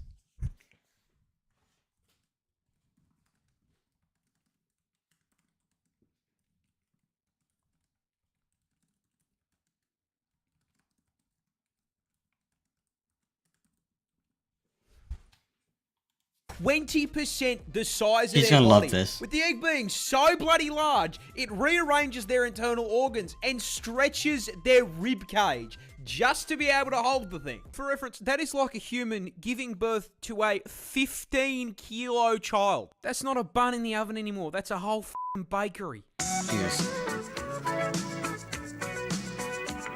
There was a big-ass huntsman that used to live in my house, and I'm gonna be honest, dude, I kind of just let him hang out. He ain't f***ing small, I'll tell you that much. There's a huntsman, and they do ooh. I was quite happy to let him just chill, because, I never saw a f***ing mosquito or a fly in that house. So he was paying rent in his own way, you know? Yep. You actually get to... Oh, fuck no. Scientists just de-extincted a 12,000-year-old dog. Well, kinda. You see, a bioengineering company called Colossal has dedicated itself to doing what every single Jurassic Park film has told us is a bad idea. Bringing back extinct species. And recently, they made a breakthrough. They have managed to bring back the 12,000-year-old direwolf. You know those big-ass puppies from Game of Thrones that the Starks had? Yeah, those were actually a real-ass animal, alive during the late Ice Age. And the best way I can describe them to you is, basically a wolf on steroids. Yeah, buddy! These things were bigger, faster, and stronger, estimated to have the highest bite force out of any canine. And in a move that I'm sure has no implications, they have managed to bring these bad boys back to life. These two little guys are now 6 months old and have been living on a private plot of land with 24/7 veterinary care. However, they've only just been shown off to the public, with the company going so far as to get a photo op with George R.R. Martin holding one of these adorable little killing machines, showing that man will literally interact with an extinct species before he finishes that last f***ing book. There is, however, one small problem. This isn't technically a direwolf. You see, by merit of them being extinct, short of specking into necromancy, you can't exactly bring them back. Which is where this guy comes in. You see, the grey wolf shares 99.5% of its genetic code with the direwolf. So, using CRISPR gene editing, they basically toss the grey wolf back into the spore creature creator, then using the code found in direwolf fossils as a build guide, juiced the out of it, boosting the size slider and putting some extra points into strength, as well as adjusting its head shape and teeth. All in all, they made a total of 20 edits to 14 genes, producing the closest thing we can get to a direwolf short of time travel. Which is cool as f***. I give it 5 years before a man-made horror beyond comprehension breaks out of that fucking lab and we are all playing Resident Evil. Hey, yo. This bear was actually a soldier. But how? Yo, what's up, It my was G? 1942, and the 22nd Polish Artillery Company were passing through the mountains of Iran on their way to the front lines to fight the Nazis. While passing through a town on their way, they were stopped by a young Iranian shepherd looking to trade with them for rations and a Swiss Army knife. When the Poles asked what he had to offer in return, the young shepherd produced a burlap sack containing an orphaned Syrian brown bear cub. You see, this bear's mother was shot by hunters, which is how he ended up in a low-tech Pokeball being offered as a trade deal. The Polish looked at the bear and, clearly seeing the potential for insane dad lore, said, "Damn good deal." And in the most worthwhile trade deal in history, parted ways with their supplies in exchange for a f***ing Pokemon, adopting him into their ranks and naming him Wojtek. And the 22nd immediately set about raising this little man as a proper bear and soldier. Maggots! As a baby, they would feed him condensed milk out of an empty vodka bottle, as well as feeding him on the cartoon bear diet consisting of fruit, honey, and marmalade. They also appointed a soldier as his caretaker, who wasted no time in showing Wojtek how to fit in with the rest of the army, teaching Yogi's little cousin to wave, salute, and even march. While not undergoing rigorous military training, Wojtek would hang out with the soldiers. He drank coffee with them in the morning, trained with them in the day, and when they all got shit-faced in the evening, he would f***ing wrestle with them. Do you know how much a brown bear has to love you to wrestle you? On top of double rations, they would also feed Wojtek treats in the form of beer and cigarettes. They let the bear have smoko. Eventually, Army High Command heard about this and were having absolutely none of it. You see, pets were not allowed in the army, which meant Wojtek had to go. Or did he? Because the 22nd Artillery Company officially enlisted him. I'm doing my part. I'm doing my part. I'm doing my part. Wojtek was given a serial number and granted the rank of private, so when confronted about the very conspicuous bear in their ranks, they simply went, "That's not a bear, that's Private Wojtek." And Wojtek took his new role very seriously, as during the Battle of Monte Cassino in 1944, Wojtek began using his bulk to transport artillery shells and ammo to soldiers engaged in combat. They had a fucking resupply bear. For his bravery, he was promoted to the rank of corporal, and the 22nd changed their insignia to a bear carrying an artillery shell. This absolute unit smoked, drank, and dropped artillery on the Nazis. Based.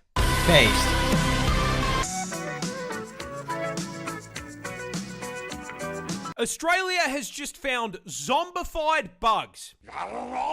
That's right, we are closer to the Walking Dead Down Under than you think. You see, just recently, a scientist by the name of Dr. Francois Brassard made a trek out to the remote savannah of the Northern Territory, with the goal of finding and cataloguing brand new species of insect unknown to science. I mean, me personally, I think we've found more than enough bugs, especially considering that half of them can send me directly into the fucking soil. But what do I know, right? Anyway, on his trip to the middle of nowhere, he stumbled across a colony of spiny savanna ants, which is a pretty normal thing to find out there. However, getting closer, he noticed something a little off. Give me a second.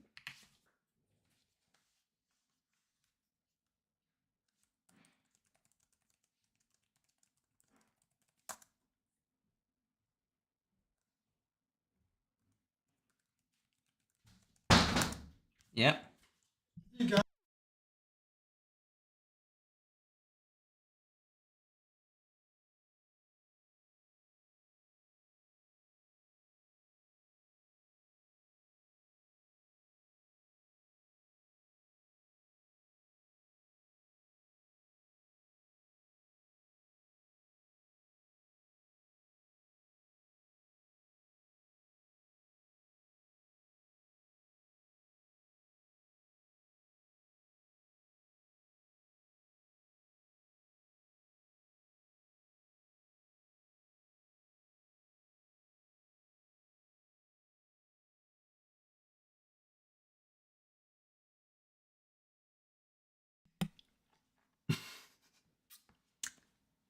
Seems if you sent me something, that's definitely gonna go into my saved images list.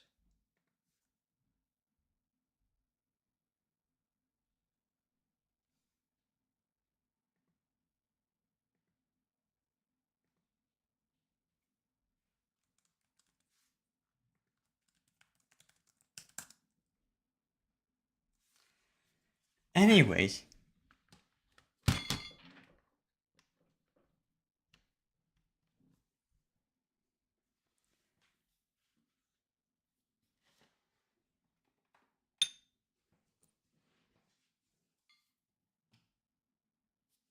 Time for some lunch.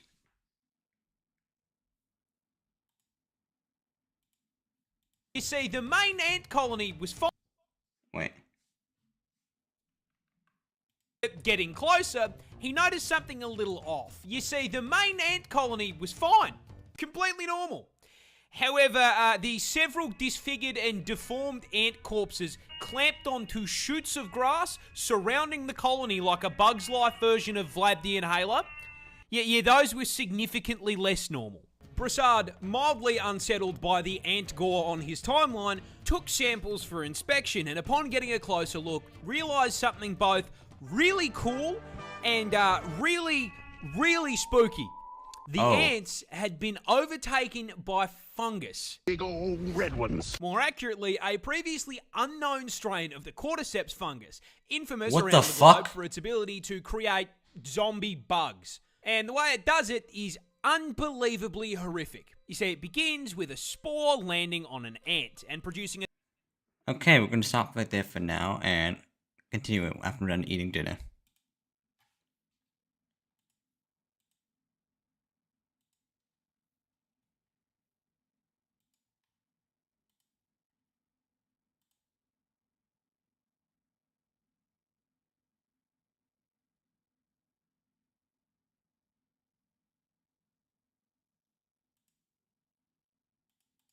Strong implications as well. Even though Ralsei is changing them.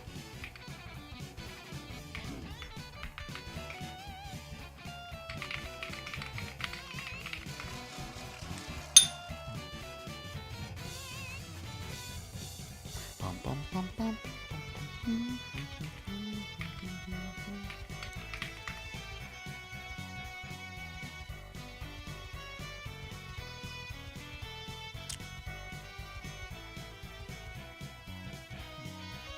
Ah, dang it.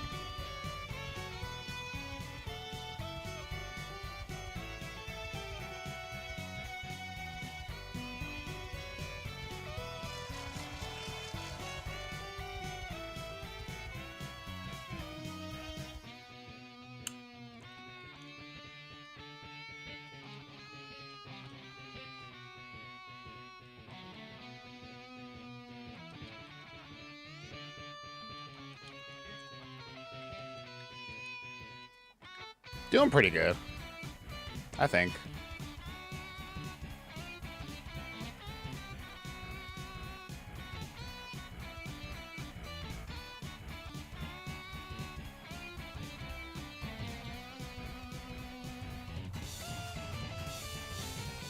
There we go.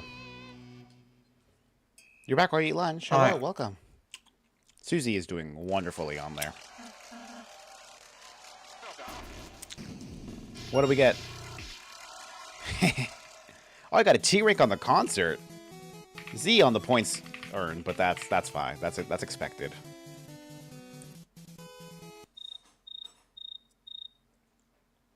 I don't know. I've never heard you, but on what Susie was doing, it seems like you're pretty safe. There he goes. There he goes. There he goes. There he goes.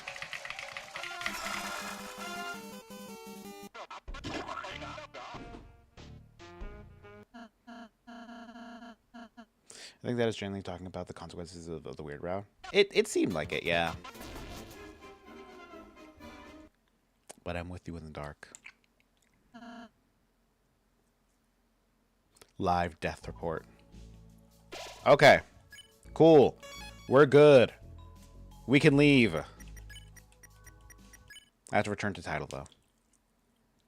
And every single time is.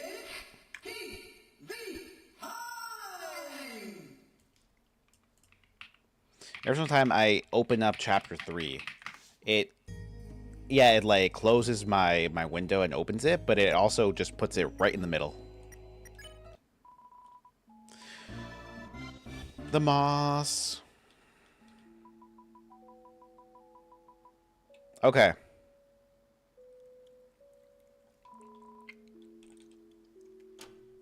Now we can do what we came here for. Boom, boom.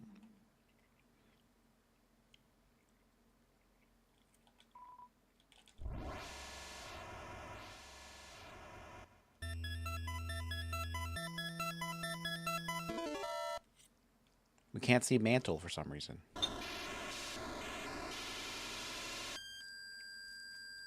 Beep, beep, beep, beep, beep. Alright. Time to go stabby stabby again. Ow. It's more like some 2D Zelda than anything.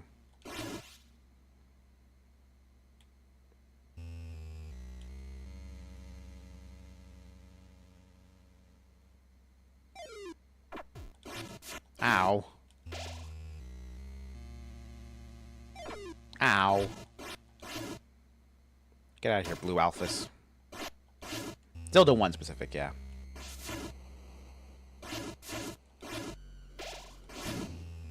Oh. Oh, you're angry. You're angry. You're angry.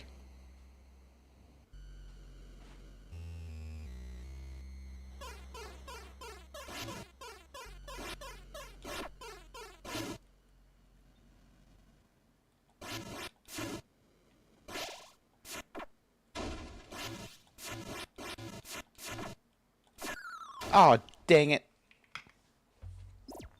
I'm being too careless.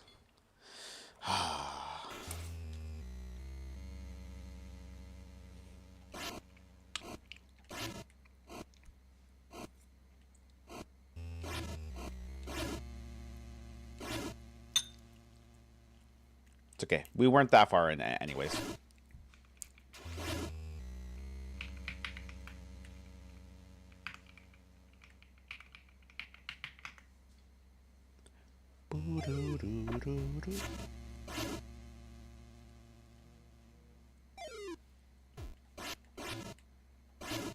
Not this time.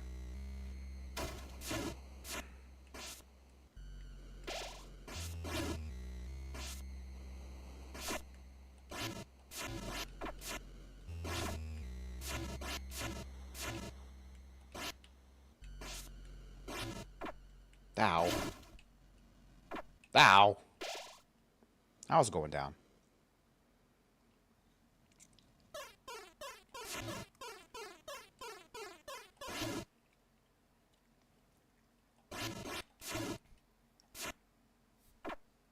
Oh.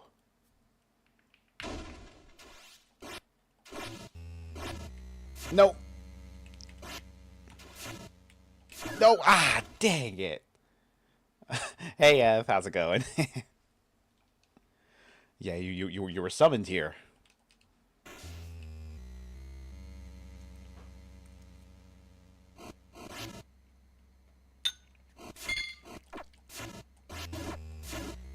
Candy.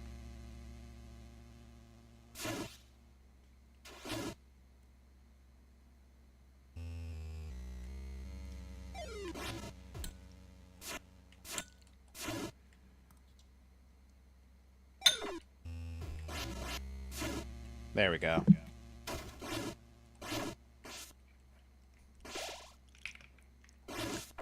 Ah.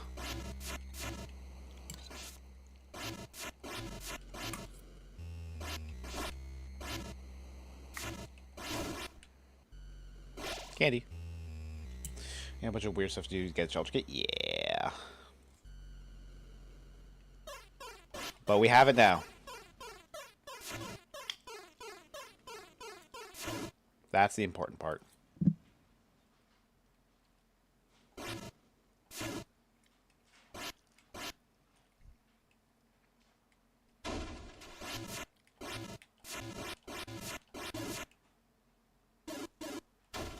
Okay, there we go.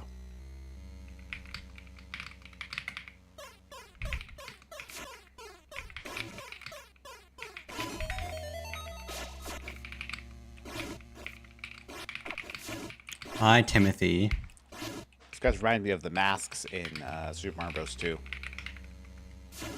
Wait, I just realized something.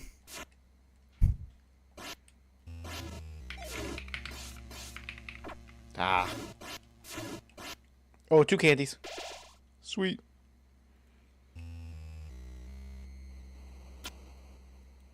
Is this technically one of your parents?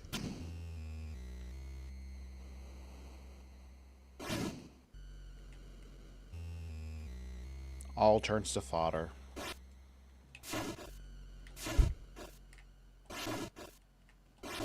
Uh-oh.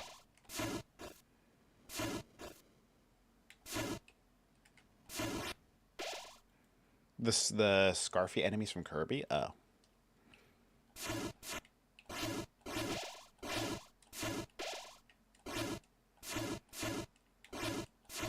Timer? Max level. There we go. We won't have to do this again. That's a good name.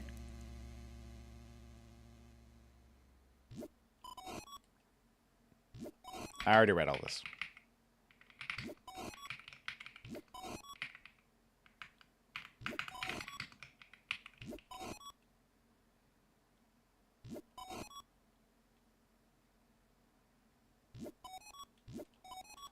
Stat. I'm gonna do it. My HP went up from that. Max HP went up, I think. Here's a shelter. What did you just realize, Clona? Yeah, Chris is actively fighting for us to get away from the shelter, but shelter key. He is a TV. Well, I hope he won't be offended. Does that mean Tenna's one of his parents? Doesn't necessarily mean it has to be Tenna, but I had to. I'm not sorry.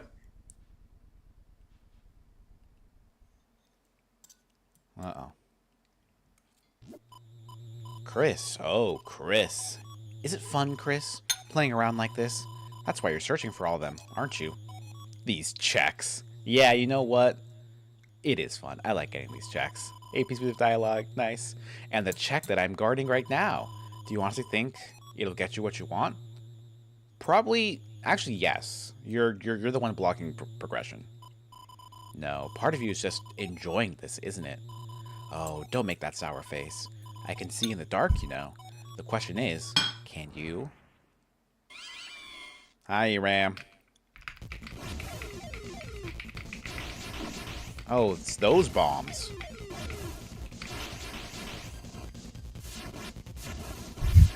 Oh.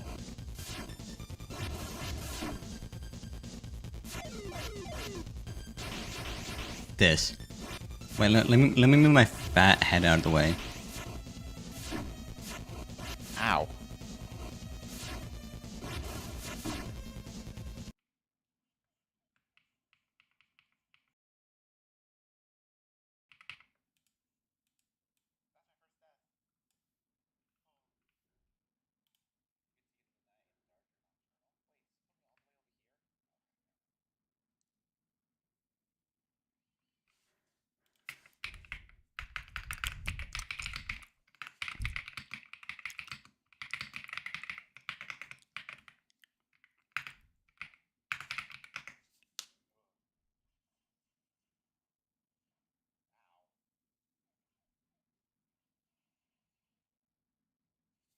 Alright.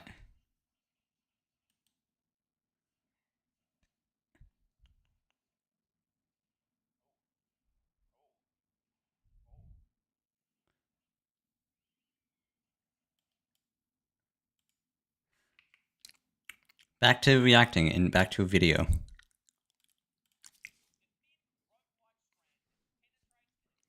Penetrates.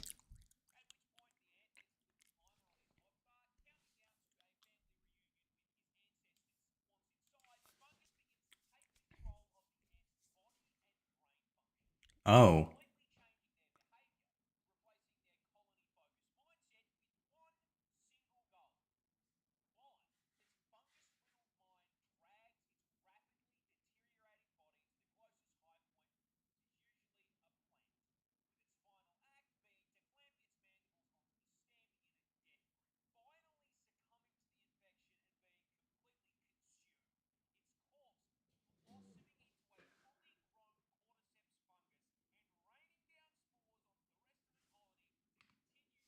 Cass is busy right now.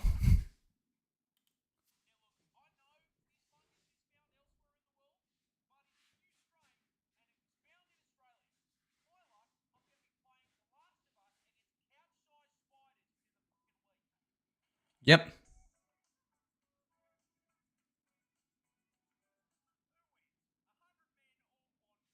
Awesome, what do you mean by what's coming?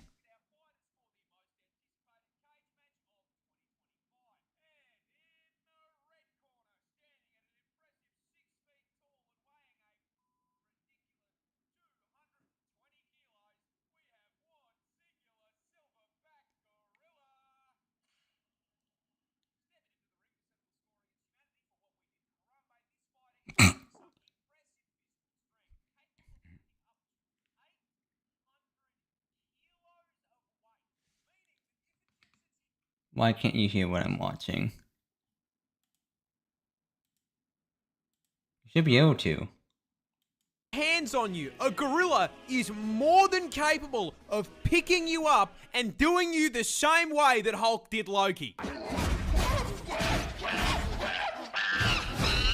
Now, on top of being stronger than Eddie Hall, they also have an unreal reach advantage with a 2.6 meter wingspan, which is a fairly major problem because a right hook from a gorilla produces 2,700 pounds of force. To put that into perspective, the human skull shatters at 1,400. So if Winston hits you with a haymaker, your head is going to pop like a watermelon. And with the cage fight following the Mortal Kombat rule set, we can also factor in the gorilla's bite. Because despite being a pretty gentle herbivore in the wild, they have one of the highest bite forces on the planet at 1,300 PSI. That is 100 PSI more than a polar bear. And now, with our fighter statistics out of the way, let's get down to business. Can our gorilla win a fight against the 100 average men in the blue corner? Place your bets. Let's see who comes out on top. Yeah, look, I'm going to keep it real with you. Even with those stats, Winston here is getting bodied. I'm sorry, he's going back to the spawn room. Do not pass go. Do not collect $200. Directly to hanging out with Harambe in heaven. 100 people. Join me, my child. Many. He's getting jumped. However, not to say he's not going to take a few with him.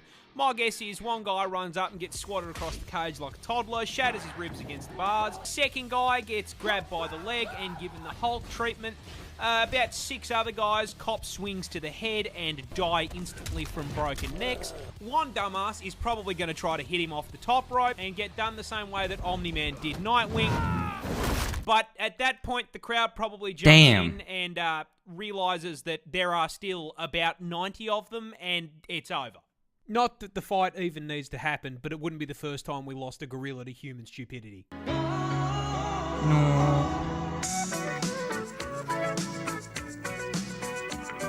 This is the deadliest snake in the world. Introducing the inland taipan, and being the deadliest venom noodle in the world, I will give you exactly one guess as to where it's found. Australia. It's Australia, of course it's fucking Australia. Being so serious here. Where the else did you think you were going to find it? Canada? More specifically, as the name suggests, the taipan is found inland in the outback. Luckily, extremely far from civilization, because this homicidal hospital hose is the definition of size doesn't matter. Because despite having extremely small fangs for a venomous snake, coming in at only 6.2 millimeters, the taipan is here to show you that you absolutely can feel less than an inch, because those fangs contain the statistically deadliest snake venom on the fucking planet.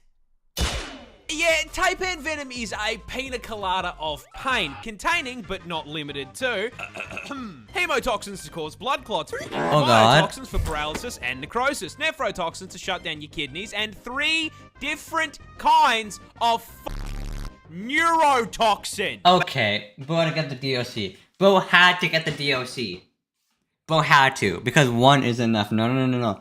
1 is just too basic nowadays. No, we have to get all of them. Needless to say, if it bites you, you will get a headache, vomit up the entire contents of your stomach, collapse to the ground in agonizing pain.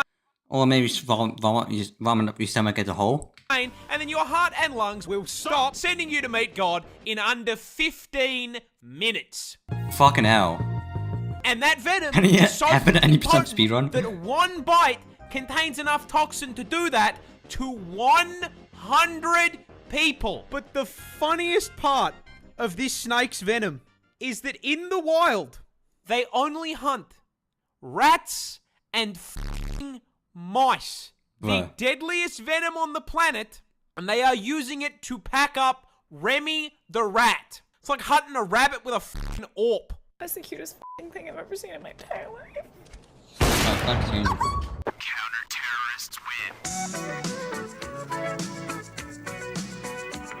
Dolphins get drunk. What? Why? Well, you see, the dolphin is by far and away the smartest animal in the ocean. In fact, they're actually the second smartest thing on the planet, just behind you and me. This means they are smart enough to understand that the ideal way Yep, exactly. to spend your night is more plastered than Chad and Max on your average Cold Ones episode. There is just one problem. Last I checked, there's no bottle-o in Bikini Bottom. So how does a dolphin get fired for all? Simple. They abuse pufferfish. You see, due to the lack of underwater alcohol, dolphins need to find other ways to get their fix, which is where SpongeBob's driving instructor... Give me a second.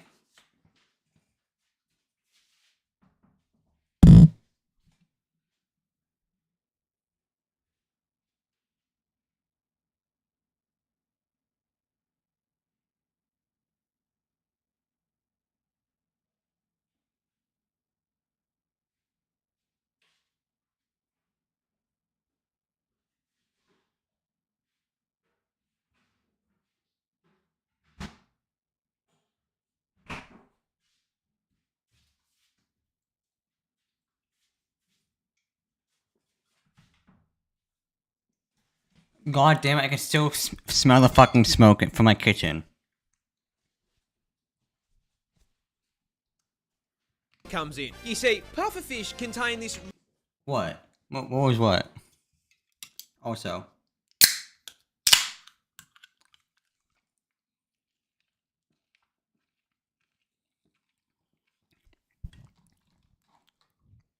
really cool and totally not dangerous substance called tetrodotoxin. What is tetrodotoxin? You know, it's only one of the most potent natural neurotoxins on the fucking planet. Of course. This will freeze your heart and lungs in under an hour with a tiny dose, and it's the reason why cooking a pufferfish requires a dexterity check so you don't, you know, hit the poison gland and get yourself deleted. Now, puffers carry this as a defense mechanism as poison accumulates in their organs and skin. Why is that important? Well, you see, I kinda lied. Dolphins don't get drunk. They get high on neurotoxin. Get it? Oh, the drink I have?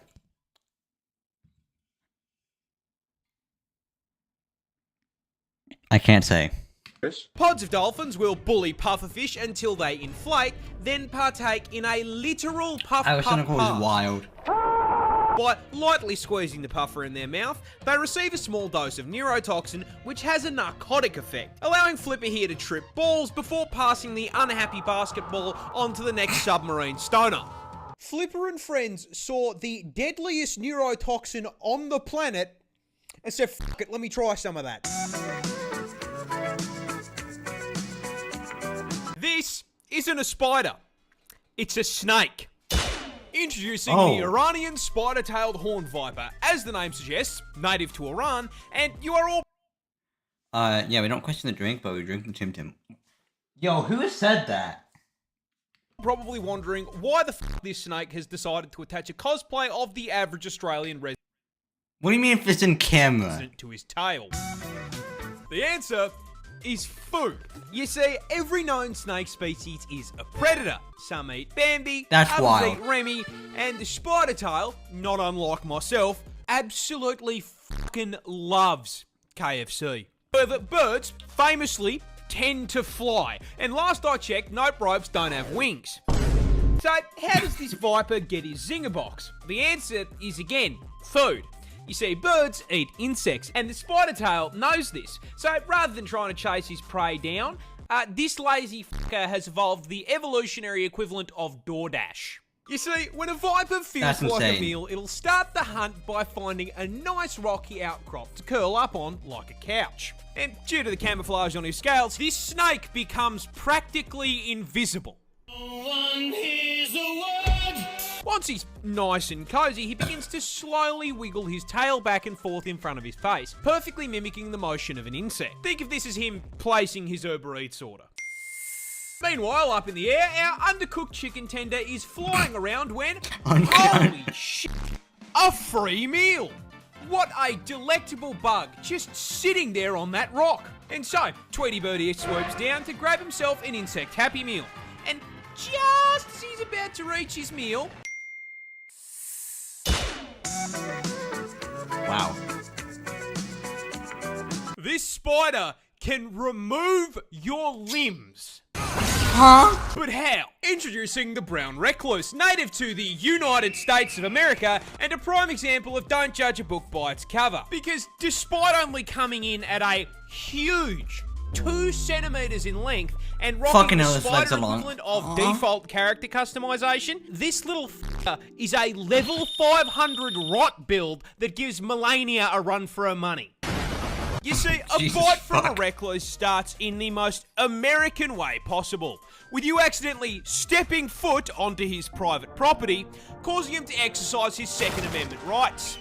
But considering a spider can't really hold a gun, he's gonna settle on biting your ass. Now, that initial bite's pretty painless. You smack him away, all's well. There is just one small problem. Congratulations, you are now the proud owner of necrotic venom coursing through your veins, which at first does nothing. You walk back to your house, the bite starts to sting a little more. Oh lord. You feel sick. The wound swells. Oh yeah, I forgot to say, the winter is the only real like safe time to really use the the downstairs bathroom. Because as soon as it hits spring, the bathtub in there, you start to see little gremlins, like little gremlins, like spiders. Like I once saw this like thing that looked like it's from fucking Mars. I'm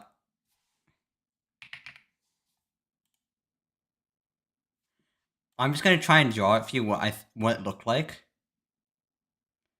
Basically, it had like a nice round body.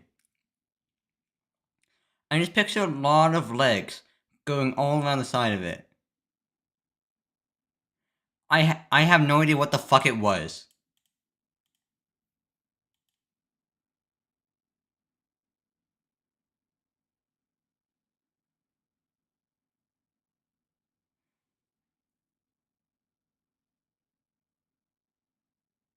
And the thing that like plagues us the most in this house is like stink bugs. If you know what they are, like all like fucking gremlins. And the blood vessels around the bite burst, turning it a deep red. Over the next few days, that colour shifts from red.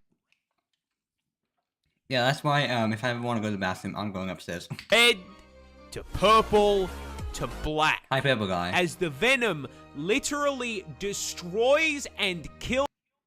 Okay, kind of off topic, but I just got a Twitch notification from a streamer. No, it's not a centipede. It's not a centipede. And I know what a centipede looks like. I've seen a centipede back when I used to go on hikes. This was before I was 10.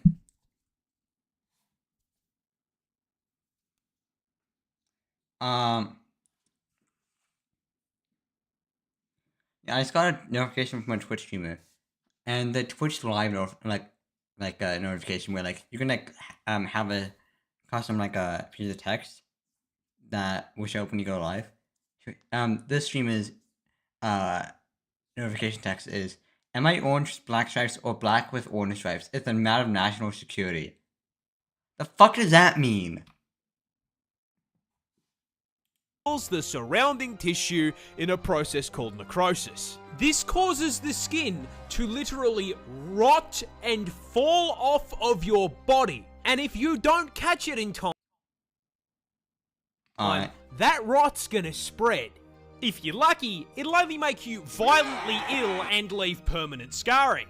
If you're unlucky, it just keeps spreading and venom starts to destroy your blood cells and shut your organs down. Now, there's kind of only one solution to that, but you weren't using that arm anyway, right? Wow. Australia has a straight-up Pokemon. Introducing the brush-tail possum. More specifically, the golden brush-tail possum. Native to the land down under and one of the rare examples of an Australian... Oh, also I forgot to mention this, but there's at least one spiral on the wall of like the room I'm in right now, pretty much every day. Animal that isn't expressly designed to DoorDash you straight to heaven. You see, the brushtail is one of a grand total of 23 species of Australian possum, which, despite the name, share absolutely no relation to the red-blooded American opossum. These adorable little marsupials come in all shapes and sizes, from the ringtail possum to the sugar glider, and to our protagonist here, the golden brushtail, which is really just a common brushtail possum with a rare genetic mutation called leucism that causes them to lose the pigment in their skin.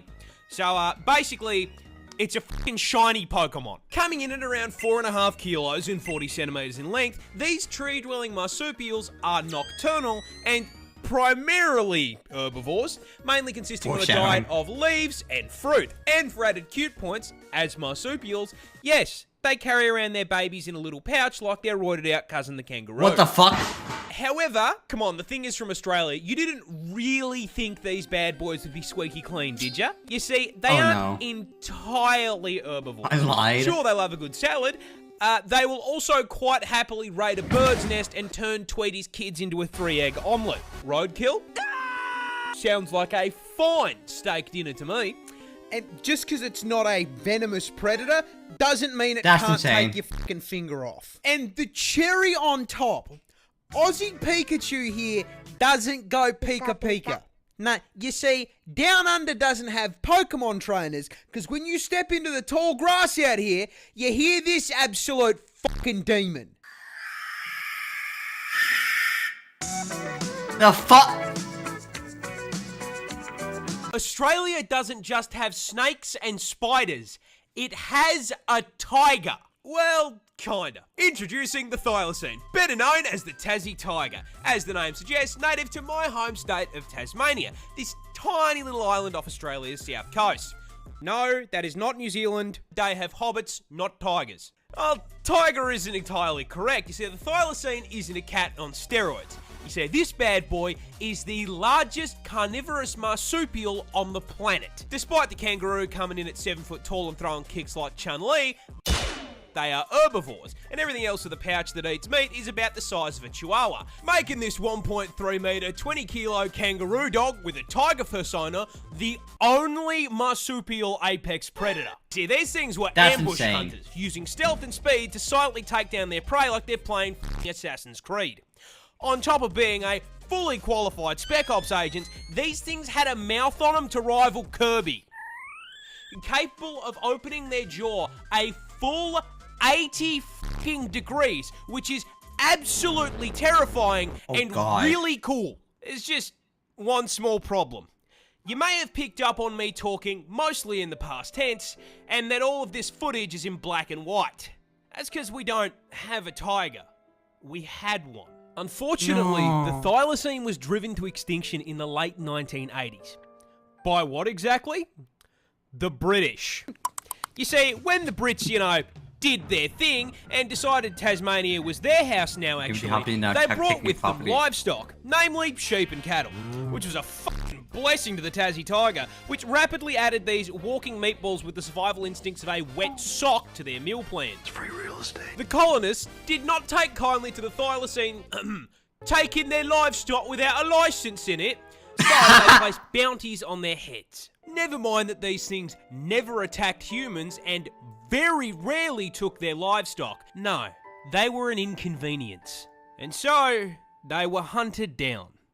One by one by one. For 70 fucking years. No. Until September 7th, 1936. When the last thylacine, Benjamin, died cold and alone in a cage at the Hobart Zoo. Usually I'd end these with a joke, but the fact that we wiped his entire bloodline and turned him into a fucking rug isn't that funny. No. No. Now I'm gonna cry. No. Rest in peace, thylacine. You will be missed. Australia just found a new record-breaking insect. But Can we get an F in chat for Benjamin and the rest of the thylacines? before I show him to you, how the fuck do we keep finding new bugs? You see, Australia is home to an estimated 200,000 species of insect, which is pretty damn impressive, especially when you consider the only place you're going to find more bugs than that is by counting the fucking roach population in Asmongold's walls.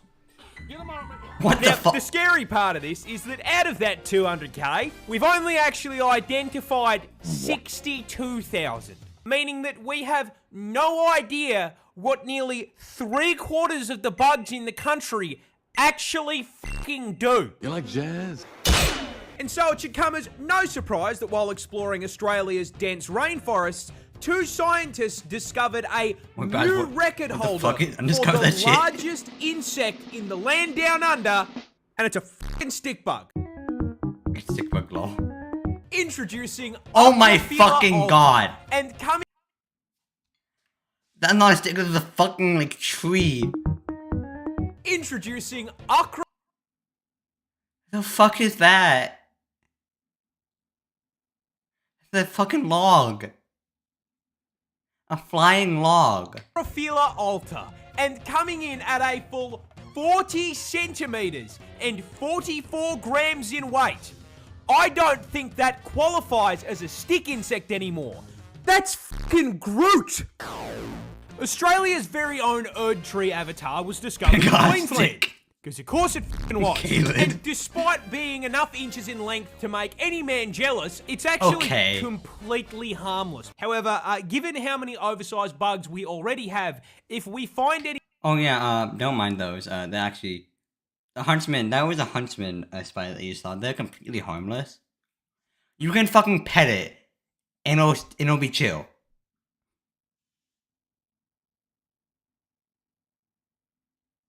More, I think they're gonna send the fucking Helldivers. Yeah.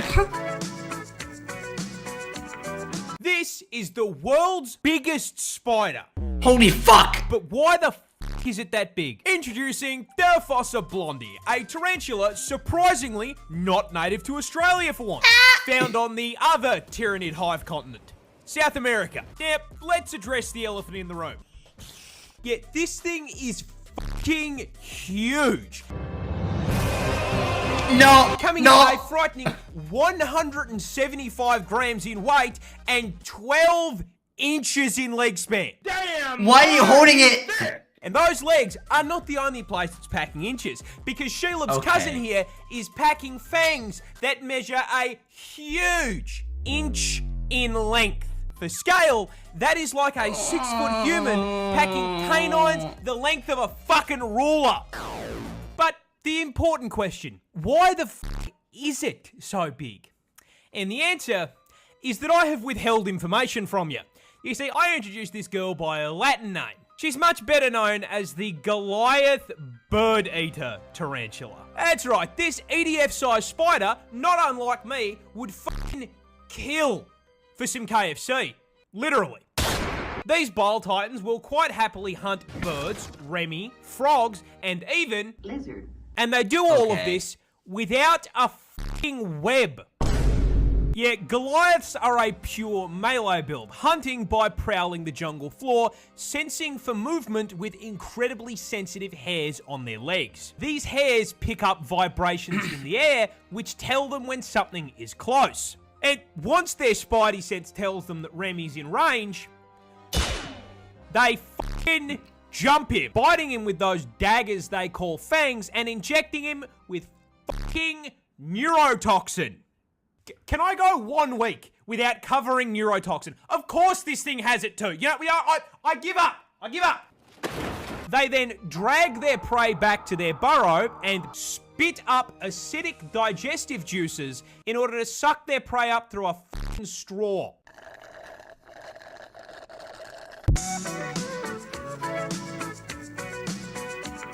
This spider hunts with jump scares.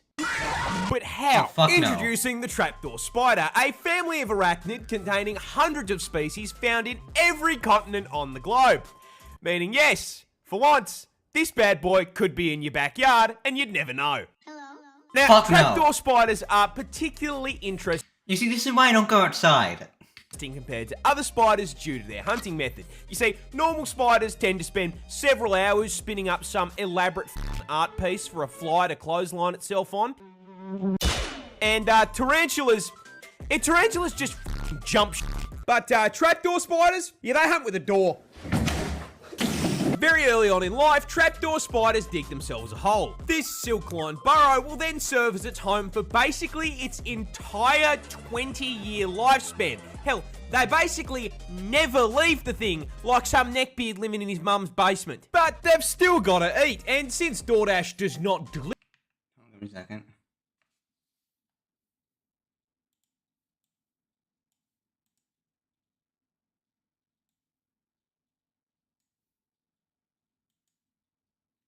to spiders, this burrow doubles as their method for catching food.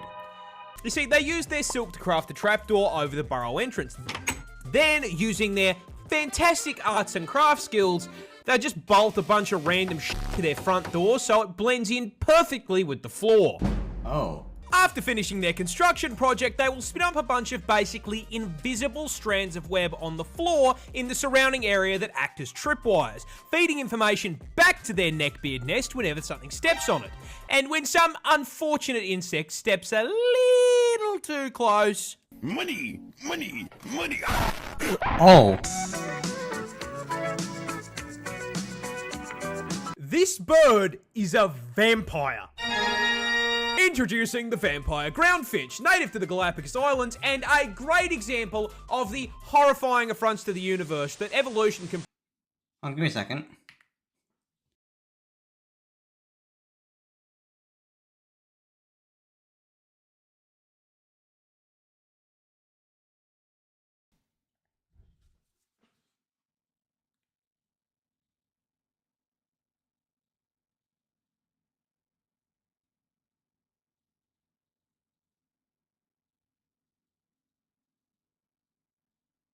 What the hell?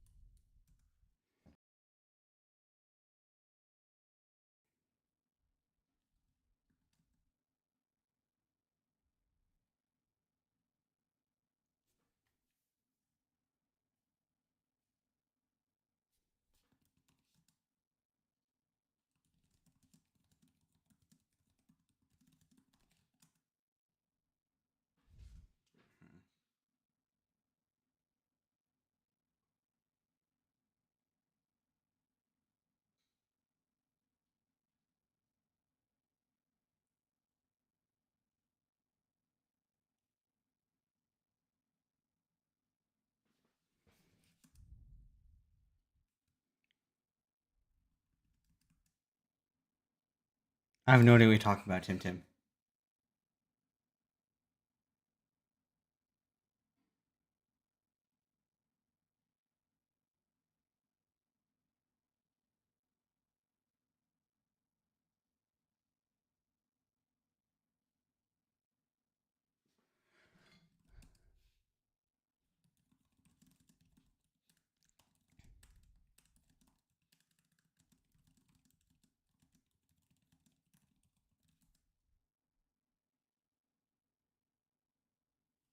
Alright.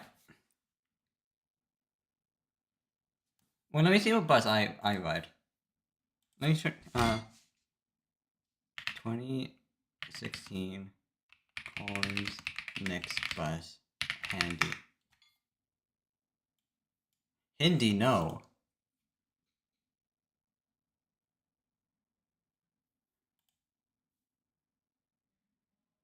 Mate.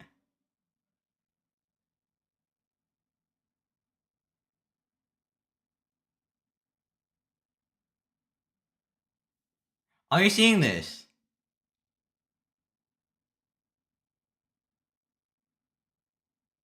This is ICAE. Not even the same company.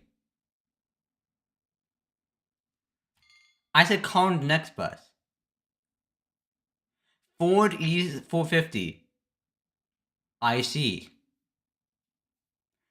What the fuck?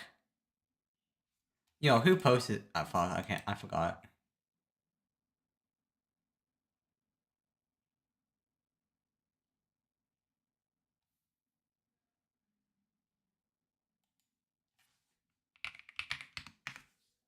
Are you saying that ICAE looks like shit?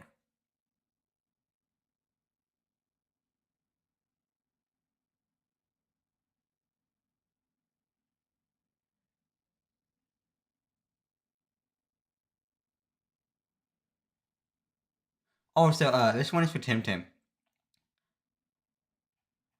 You wanna know what I sometimes see driving around on my way to and from school?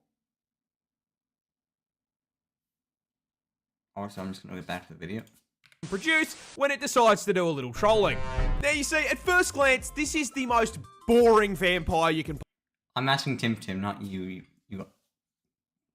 whatever you are. Possibly imagine. Coming in at a measly 12 centimeters and a mere 20 grams in weight. Ooh, that's kind of small. Rocking a feather pattern I can best describe as a Minecraft dirt block, and as it turns out, the bastards that wrote Twilight lied to me because it doesn't even fucking sparkle. This is the skin of a killer, Bill. So if it's missing fangs, angst, a cape, and the funny accent, You must bounce on it. how does it qualify Yes, as please. a vampire? Simple. Drinks a shitload of blood. You see, most birds eat seeds and insects, and while the vampire finch can eat those too, there is a problem. They live on an island, and that island is very small. In fact, they're only found on 2 of the Galapagos Islands, and small islands means a far smaller amount of that food to go around. To the point where these finches can't rely on it as their sole screenshot source, proves that you which are gay. for a bird usually isn't a problem, because you know, Foreshadowing. they don't need a plane ticket to just f off and fly somewhere. However, as the name suggests, the vampire ground finch can't fly for shit. So, how do they get their food? They suck it out of someone. Tim, you wanna know what bus I sometimes see driving around on my way to and from school? One that can. This, don't laugh, is the Nazca booby. Hey, stop giggling back there. Another species of bird native to the islands. They are very strong flyers that feed on fish. They also nest on the islands, which is where our feathery Nosferatu comes to play. You see, when the boobies, stop giggling, come to roost, the vampire finch will sneak over and hop onto their back. Then, using their razor-sharp beak, they will poke a very small, borderline painless hole into one of the bird's flight feathers. Once the blood is flowing freely, the vampire finch gorge themselves on it. See, as it turns out, blood is macro-friendly. and I'm gonna skip that.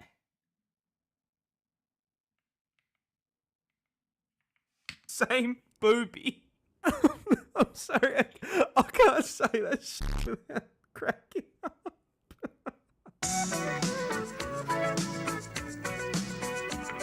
A lot of people are scared of snakes, but have you ever wondered what snakes are scared of?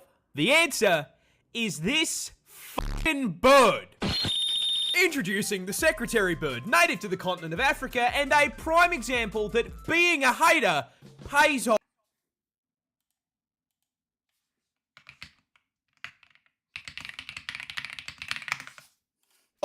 Coming in at 1.3 metres tall and 4.27 kilos in weight, this lanky turkey has been purpose-built, nay, expertly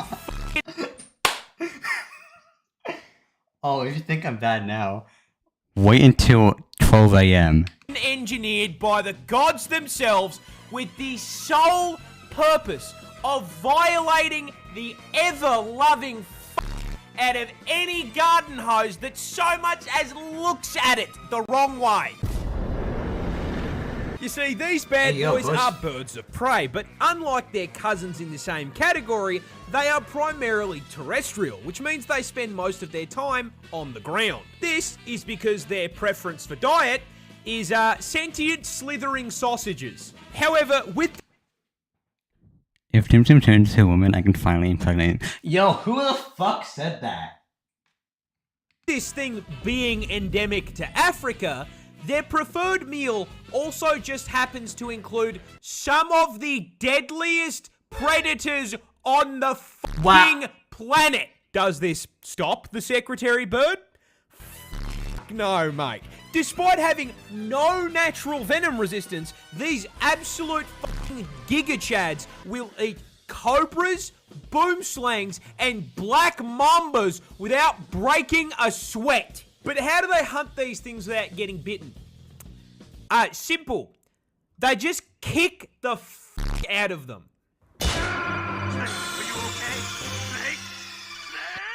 You see, those long-ass legs aren't just for show. As a secretary bird, what are you talking about? Accurately curb stomping a snake's head into the ground with a force equal to 5 times.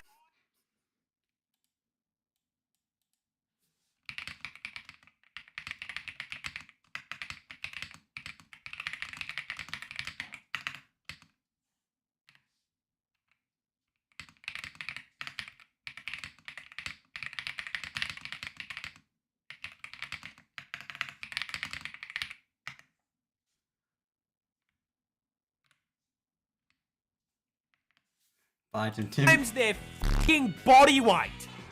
So when a secretary bird fancies a bite to eat, they start out by stomping the ground around dense vegetation. This causes snakes in the area to poke their heads out of their houses to see what the f*** is going on. The snake then looks up in horror as the secretary bird locks onto him, sprints over at Mach 9, and then...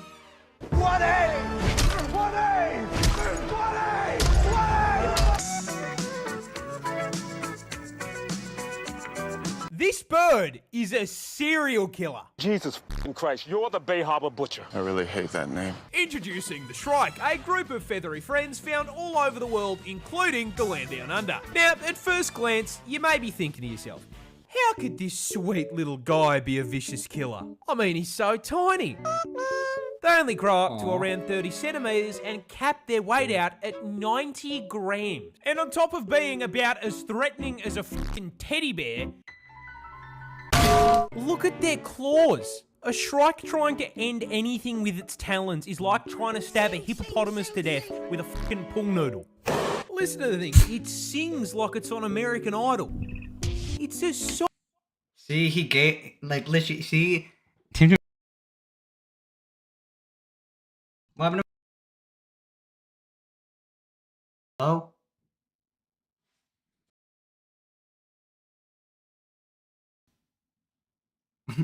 Oh, I think my mic is back now, but... See, Tim Tim's gay and I know he likes being fucked. Songbird. Yeah, who a said that? rage geek. He'd never heard a fly.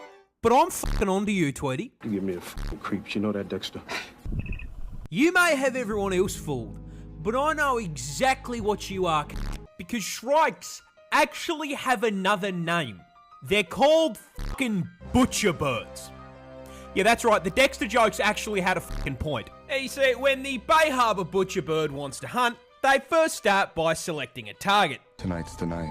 Now, unlike Dexter, their code tells them they can eat whatever the fuck they want. Insects, mice, fuck me, even lizard. And once they pick their I'm horny and drunk. meal, they wait for the right moment and swoop on it. Now, while those claws might be... Wait, I just got an idea. Me, Tim, David, threesome. fucking useless, they do have a signature weapon.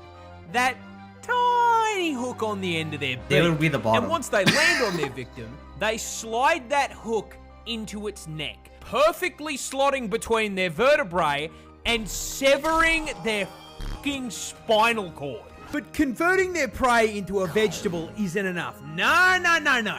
These sick fucks keep trophies. Once they have paralyzed their prey and shattered its spine, they will fly its corpse back to their larder, which is either a thorn bush or a fucking barbed wire fence. And once they get home, they fucking impale them.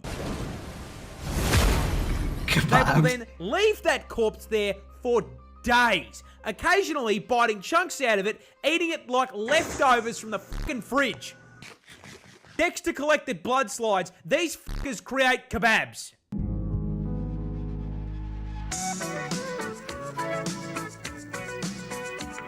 This crab is a boxer. What's your name? Agree! That's right, stepping into the ring at 0.15 grams and a huge 2.5 centimeters in length, it's the boxer crab. You see, while most crabs use their pinchers to feed and defend themselves, how about you suck my dick? Okay. The boxer crab has instead elected to spec into CQC and throw fucking hands. And despite their completely average and not at all small size, this fucker fights in the heavyweight division, able to punch out hundreds of times its size. But how does nature's Little Mac win the fights? Well, that's pretty simple. He fucking cheats. Wait, give me a second.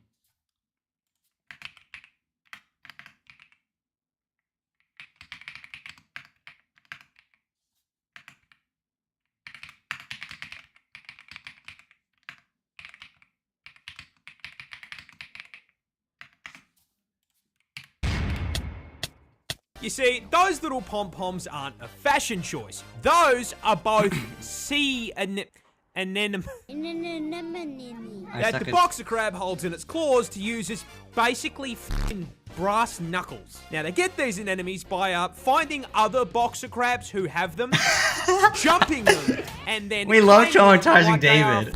WWE title belt. Now, if you weren't aware, anemones are venomous plant-like animals that, in order not to get eaten, sting the shit out of anything that touches them. Boxer crabs are immune to that sting, but you bet your ass that everything that tries to eat the boxer crab isn't. So, the crab and the anemone enter into a symbiotic relationship, essentially becoming an aquatic venom, with the anemone getting some of the crab's food, and the crab gaining venomous brass knuckles. So, whenever a predator gets in the ring with Crab Tyson here, he'll wait for it to get just within striking range, and then... Mr. Squidward, I should kick your f***ing ass! Scientists just discovered a new fish.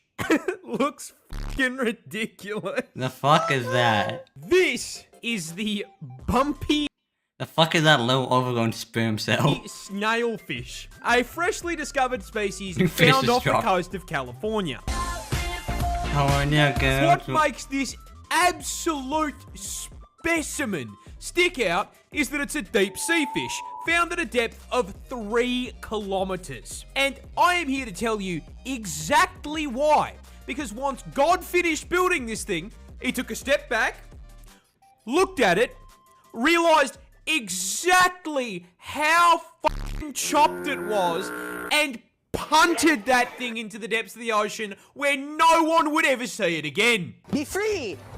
However, thanks to the hubris of mankind, it is here before us today to take the piss out of. Look at the top of his head. I mean, fucking look at it. It is a profoundly unserious creature. I do not think a single fucking thought has ever spawned behind those eyes. Not to mention the fit on it. It looks like an aquatic, uncooked turkey with a fucking smiley face drawn on it. Coming in at looks a like a spoon, solid so. 3 inches in length, Bumpy It's like here cum. is not the only species of snailfish. There's others that look like this.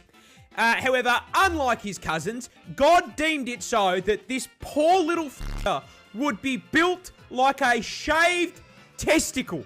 The scientific term for a pair of these should be a sack. However, despite the fact that he looks like a sperm cell with a receding hairline, I love him. He's so cute. Look at that smile.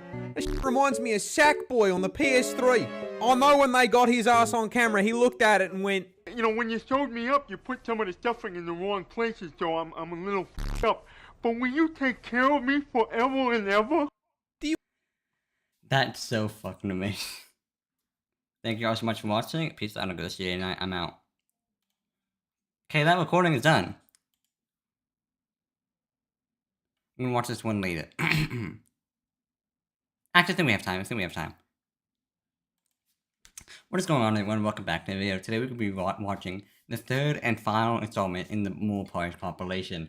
Let's get into it. Do you enjoy playing support? Do you like the idea of being just the cutest little guy Jeff on the is- team? Do you Hot take. I would fuck like Jeff over anyone else in like the Marvel Rivals team. Light and the screams of your enemies as These look so goddamn drag fuckable. them to the depths of hell. If that sounds like your cup of tea, then Jeff the Land Shark is for you. So let me give you a little quick start guide so you can get out there and start raising the blood pressure of You're the just so enemy fucking team. adorable. First up, bread and butter, primary fire and secondary fire. This primary fire is what I like to call the piss beam. Provides a steady stream of healing to allies, has a pretty impressive range, and most importantly looks really fucking silly when you just kind of wave it around like a wet noodle. Your secondary fire is the old Hawk Tour, minus the crypto rug pull. Jeff spits a gob of water at the enemy, dealing not only a solid amount of direct damage, but splash damage as well, because apparently this little gremlin spit is laced with high explosive. Basics out of the way, on to I will. his abilities. First up is passive. Actually, why not? Why not? Let's do it.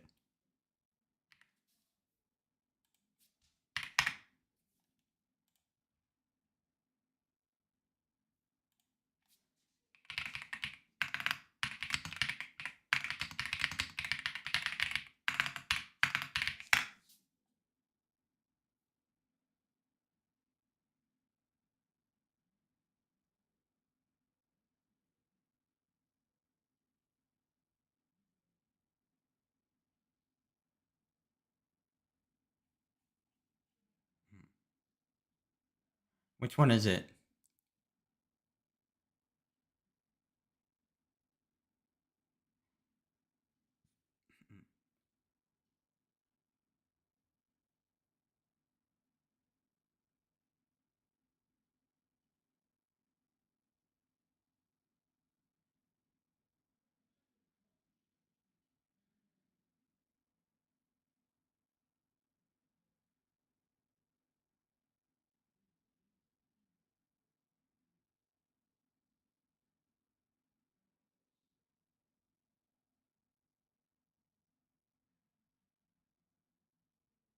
This is the top one?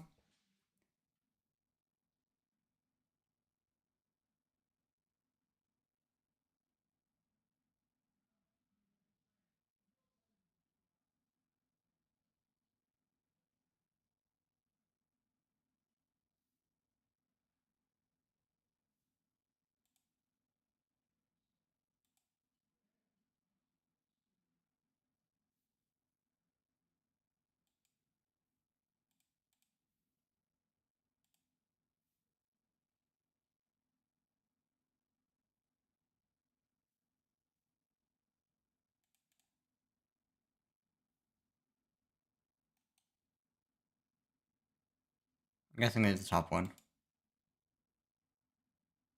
I'm sure so many of you watching this video have taken the bus to school. If you haven't, well, consider yourself lucky. I'm sure so many of you watching this video have taken the bus to school. If you haven't, well, consider yourself lucky. I took the bus all the way until my senior year of high school, and it really was a journey, I must say. So when you take the bus, it's already a pretty L start to the day, because you gotta wake up way earlier than everybody else. And if your school got a doo-doo start time, nah, I get to wake up at 7:30. And then good luck getting up in the morning. My school started at 7:15, and my bus came at 6. RIP! Oh my god. 6:30. So that meant I had to get up at 6 if I wanted to even be close to catching the bus. I was not ready for the day. I would eat like a yogurt every morning. Then after that, I'd have to haul ass to the bus stop, and the bus was just there waiting for me. So I would just look like an idiot walking all the way down my street. I had no choice but to run, which fucking sucked. So when I got there, after everybody just watching me awkwardly run with a big ass backpack, it was a mystery who your driver was. Ah, shit. Another day of school. Here we go. Good morning, miss. Hey, good morning, kiddo. How you doing? I'm doing fantastic. So yeah, as you know, I did not expect my bus driver to sound like a linebacker. I mean, she looked like a woman. So I was just saying good morning to be polite. And she was probably thinking to herself afterward, these kids are a bunch of assholes. I don't know. Now you're on the bus. Where do you sit? A lot of shenanigans go down in the back. So I sat like... Oh, I remember when I used to take one like the Bluebird Visions. Fun fact, for all 3 years of middle school, I took like I was on a Bluebird Vision. The bus route was so small. It was like, and like the amount of people on the bus was like so little that we could have just probably taken the Collins next bus and still have enough space for all of them. Right in the middle. And of course, when you walk on the bus, that smell of an old shitty bus hits your nose. I sit down and I see a bunch of holes poked into the seat. And when I would sit down, the smell of piss would just hit my nose. I'm like, did somebody really pee in that hole? Jesus Christ. So I thought to myself, okay, let me put my earbuds in so I stay awake and I don't get hazed. I put on some like loud ass Chief Keef music to stay awake. But even that didn't help. I was still like bobbing and weaving the entire bus ride. Now, most of the time my bus rides were pretty uneventful, especially in high school. But in middle school, it was impossible to fall asleep on the bus. Oh, I remember this. Okay, I know it keeps stopping this, but I remember this one time. I think it was in like middle school. Where I don't remember exactly why, but my bus had to turn around in this like small church parking lot, and it got stuck because of a damn pole. And again, it was a Bluebird Vision, so they're not like easy to like. They don't really take tight turns. So during middle school, I would get on the bus and everybody's already cracked out at like 6 in the morning. Now, my bus, the kids that were chill would just sit in the front. And the people that were up to some shenanigans would sit in the back. And during my ride in middle school, it was like screaming and moaning galore, bro. Like one motherfucker had a soundboard open, was just playing random meme. This shit sucks ass. Yo, did you guys see that last Naruto episode? God damn, what are y'all doing? Hey, It's yo! like 7 in the morning. Holy shit, dude. These guys in the back need to shut the fuck up, man. It's like a whole circus act back there. Hey, can you kids shut the fuck up back there? I'm trying to drive the bus. Yeah, we're definitely gonna crash. Yeah, I would say the chances of the bus crashing Please let this be an all field trip. I'm sorry. were just so much greater in middle school because the amount of shit the kids in the back of the bus would do. Sometimes whole ass fights would be breaking out. If the D stands for dick. Your ride truly was going to be a mystery. Like, you just didn't know what you were in for today. You just had to sign up for some crazy-ass shit for the day. Ooh, yo, Tony's getting his shit rocked right now. Yo, Johnny's throwing haymakers. What the? Damn, this is getting crazy. What the hell? Yo, World Star, get this shit on World Star. Will you shut up? World It's Star, not going bro. on goddamn World Star. This fight sucks ass. It's not going anywhere. Bro, that's crazy. We really have no other option. Damn, at least we got some free entertainment for the day. That's a plus. And of course, in this scenario, it got way too rowdy. And after this whole That's it. No bend over. Not kidding. fight broke out, right? The bus driver would scream at the top of her lungs, Hey, I've had enough of you kids. It's time for a silent bus, because y'all don't know how to shut the fuck up. all right, I'm not trying to get fucked up by a linebacker today, so I'm keeping my mouth shut. Oh yeah, it went dead silent. You know, she would also threaten us with, I'll tell the principal. I'd say it was a pretty effective method to get everyone to shut up. I'm like, oh, thank God, a peaceful bus ride. So we finally arrive at the school, somehow in one piece. I get up out of my seat. My ass hurts from sitting on on that uncomfortable ass seat, and my legs are burning from the seat heater at the bottom. I'm like, oh,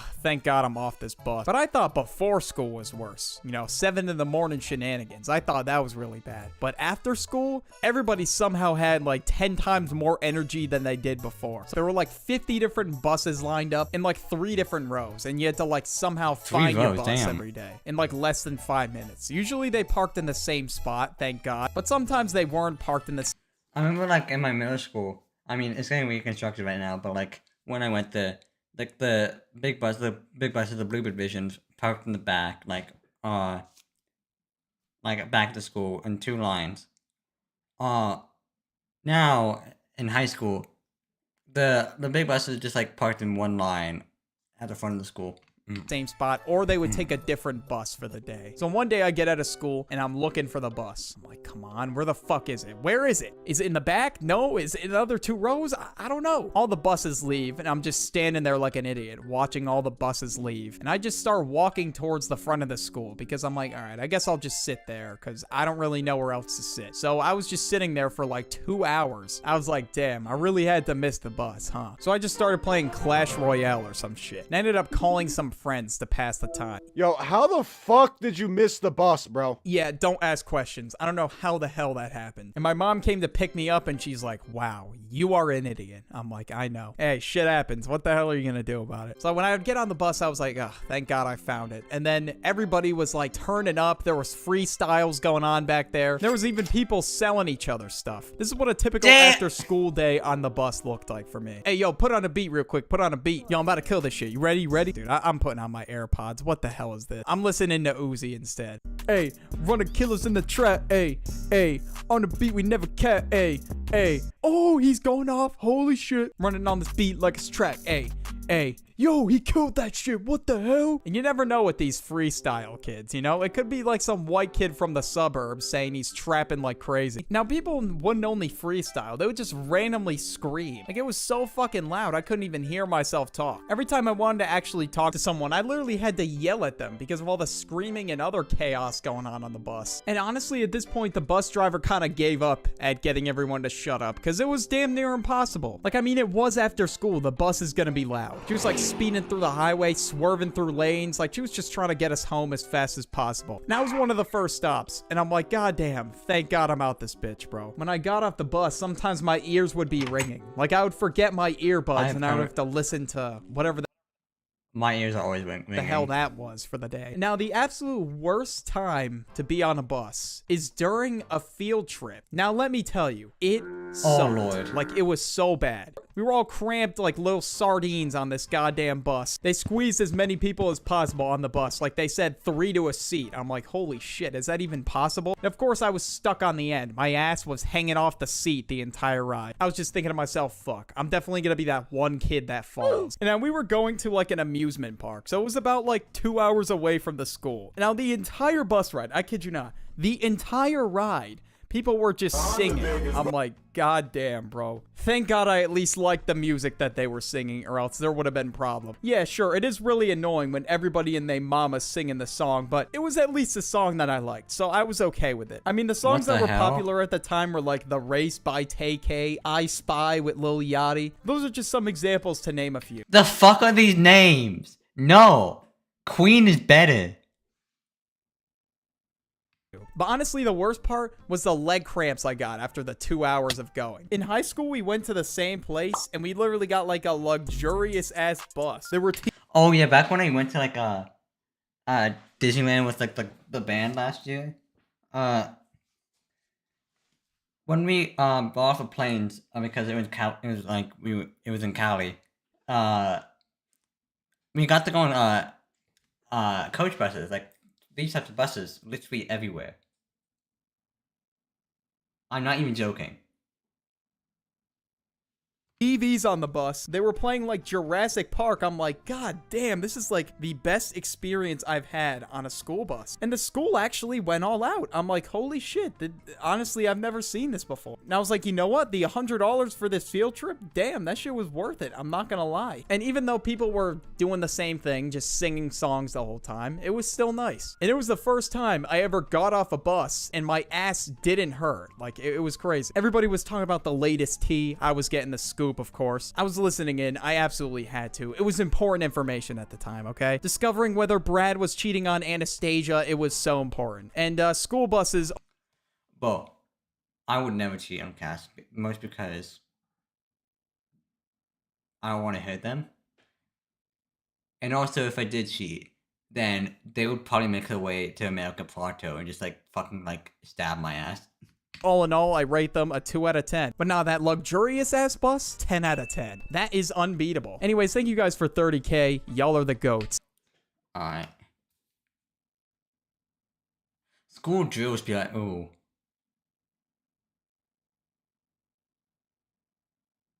Alright, next up we got Billy presenting his baking soda volcano experiment. hey guys, how we doing? Alright, so you see, if I put a solid amount of baking soda in here. I don't think I took the bus in elementary school. I don't remember, actually. No, I did take it when I went to, See, I went to 2 different schools in elementary. I went to, like, FH. I'm not gonna actually say, like, what it is. I'm just gonna do it by, like, the acronym and stuff. Went to FH for, like, kindergarten. Then for 1st and 2nd grade, I went to, WR. And then for the rest of elementary school, I went back to FH. I think I took the bus for WR when I was at WR. It was the Collins Next bus, though. The drive was chill. I remember the bus number was 411. The bus number is different from the route number. I don't remember the route number. I think it was 44. And then a little bit of vinegar here. Don't ask me how I still remember that. It's supposed to explode. Oh, shit. Fuck! Quickly, organize a single file line in alphabetical order. Hey, I'm first. No, you're not, bro. I'm first. Your last name is literally Johnson. I have 2 last names. Listen, bro, I'm not saying we shouldn't have school drills and all, but what I am saying is the school drills we do have are straight bullshit. Like, if there was a fire in my class, I'm jumping straight out the window, the fuck? There is no way you'll catch me waiting for Alexander and Arnold to debate who's first in line while I'm out here getting sauteed. And shit, fire drills aren't even close to being the worst of the drills, cause we got lockdown drills. Okay, before I go on, story time. Alright, so that's the noise I'm gonna make. Your mother, I'm kidding. Now, I don't know who...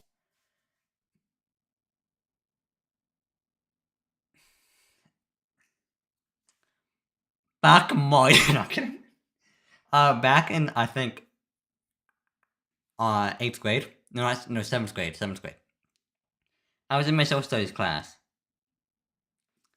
All of a sudden, lockdown, locks the lights out of sight. I'm like, hold on, we didn't get anything about no drill. The fuck is happening?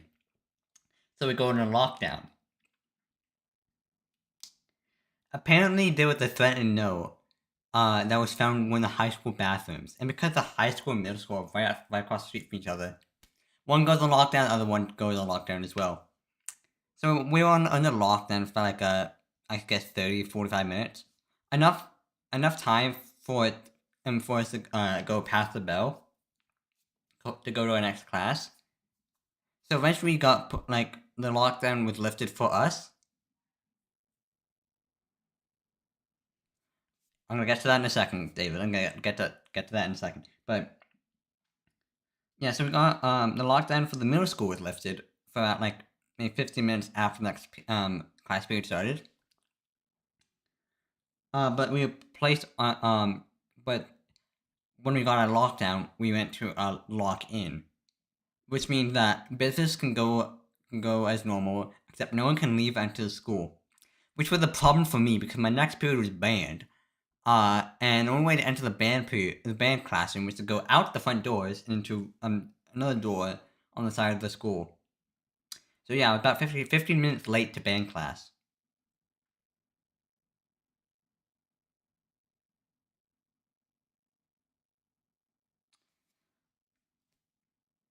Also, even though we were under lockdown for like just over an hour, the high school is under lockdown past the end of the school day.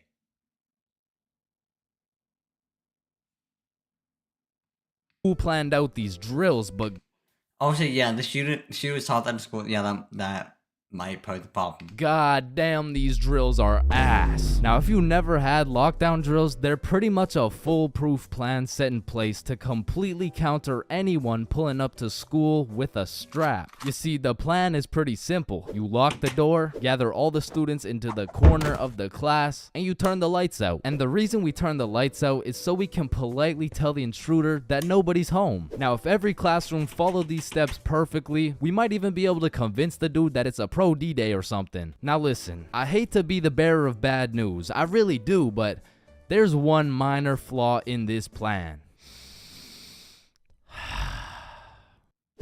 The shooter's in the class, bruh. You're out telling the opposition your exact game plan. Then you're surprised when bro pulls up to the hiding spot. Like shit, it's just easy pickings at this point. Now, earthquake drills, man. The game plan here is to essentially hop under your desk and start counting. Now, when I was in kindergarten, I thought this whole earthquake drill thing was a fun game we played to learn how to count. But 12 years later, we were still counting. Like, let's be honest. What the fuck is counting gonna do? Are you telling the earthquake how long it has to dismantle the school? Cause I'm pretty sure it doesn't give a shit how long it takes. Me personally, I feel like the best way to see if an earthquake is over is by observing whether or not the entire fucking building is shaking. But listen, I will say good this. idea. Out of all the drills, the earthquake drill is pretty valid. Like, whoever thought of this one was kinda cooking. I mean, these desks are pretty much made out of steel, bro. Like, out of all my years, I've never seen one break before, so it probably provides some solid protection. But shit, me personally, I'm still jumping through the fucking window, bruh. I don't care how many times I practice crouching under my desk. If I ever felt the slightest shake in the ground, I'm out of that hoe. So if you carry the 674 to the power of 2 over to the 47, you will find— oh shit! Well, why did Chains just dive out of the window? Shit, I don't know. Now I'm gonna keep it a stack. I've never done a single tornado drill in my life. So after doing some quick research, it looks like you just, you do this. Now I don't know shit about tornadoes, but what I do know is that I'm not gonna be doing this shit. Like, I'm no scientist, but I don't think the doggy position is gonna stop the tornado from packing you up. So to be honest, once again, I'm jumping out the fucking window, bro. Like, that's just my default reaction. And if that tornado ends up putting me on a t-shirt, then so be it. At least the last position I was in before I died was not the face down, cheeks up pose. But bro, I mean, you're just asking for it at that point. Imagine being the kid who poorly timed his piss, and now the fire alarm's going off midstream, and you don't even get to know if it's a drill or not. Then there's the whole do you wash your hands dilemma, right? Cause you don't want to get trapped in the fire and fucking die, but on the other hand, you don't want to just not wash your hands. Because if it's a drill, then you're just left with dirty ass hands. And while you're trying to decide whether to wash your hands or not, the class is outside taking attendance like Rosalina here, Jared here, Chains. Oh fuck. Where? When we do fire drills in my school, they're fucking crazy. Like, literally, like, some of the classes go outside, like, in the front, like, you know, all over the school. And then people, like, are just mingling with other people. Like, there's no lines or anything. Not like, lines will not. The kids will be in line for like -1 second for them to just like be anywhere. Where did Chains go? I don't know, bruh. Shit. Oh no, I was just in the bathroom. Woo. Oh, you scared me there for a second. Wait, did you wash your hands? No, I was in a little bit of a rush. Get back in there and wash your hands, buddy.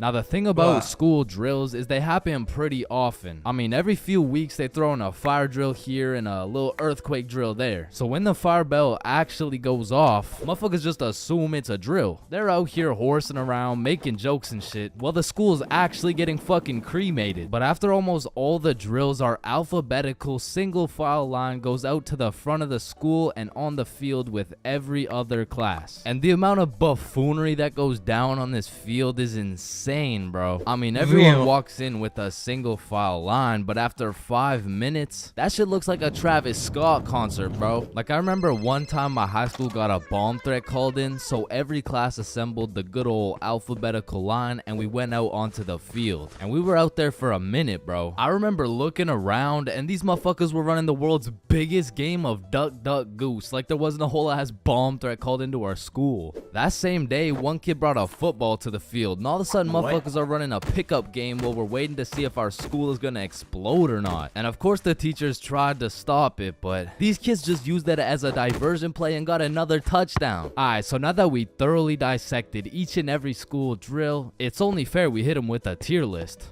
So let's see what we got here. We're starting with lockdown drills. What are we saying? Fucking F tier. Holy shit, they are ass. Alright, next up we got fire drills. Now these drills do get the job done, but I'm not gonna lie. I'm not fucking with this whole single file alphabetical bullshit. So I'm gonna have to give this John a C tier. From my school, there's no alphabetical order or single file line. We just go out. Here. Now tornado drills, you gotta go in the doggy position. Bro, I got no choice but to give this a D tier. And last but not least, my personal favorite, earthquake drills. They're still kind of ass, B tier. And bro, I know some of y'all may be thinking, you can't just talk shit about the school drills and not present any better solution. Well, lucky for you, I have devised the best and only way to fully counter any natural or artificial disasters. It's simple. For a guy like me who's 7 feet, 325 pounds, 0.5% body fat, and a 7-foot wingspan, I just simply remove myself from the situation. However, I do understand that I am built different, so for your average Joe, I have devised another plan. It's also simple. The moment some shit goes down, everyone runs at full speed out of the building. And of course, some would argue that not everyone is gonna be able to make it out of the building in time, and that some people are faster and stronger than others, and you know what that's called? Natural selection. That's insane. If I was principal, instead of running students through these impractical drills, I would be running students through different kind of drills. I would have my students in peak physical condition. Instead of a fire bell, I would have a push-up bell. At any given time, if that shit goes off, you drop down and give me 50, or your ass is getting expelled. You see, this way, when there's a fire, everyone can simply remove themselves from the situation. Or in other circumstances, they can simply intervene. Game.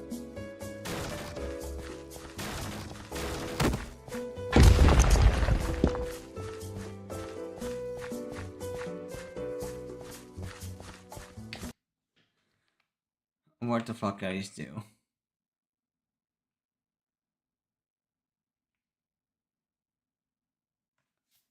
You know what, let's do a bit of Roblox.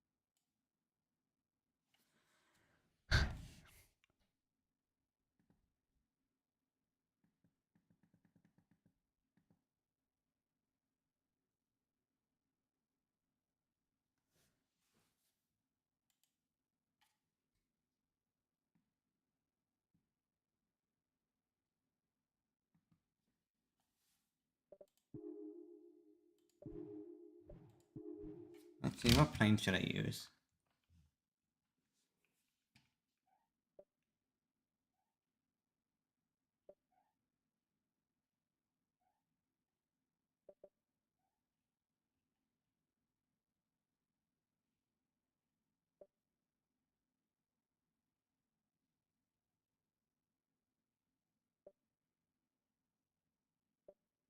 Triple 7 time.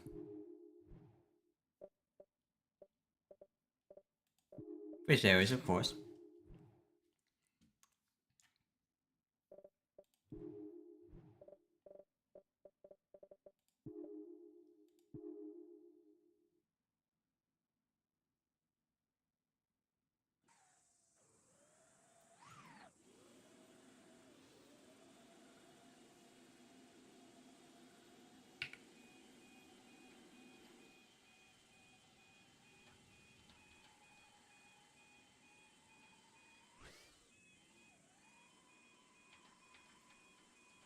Okay, let me do the things.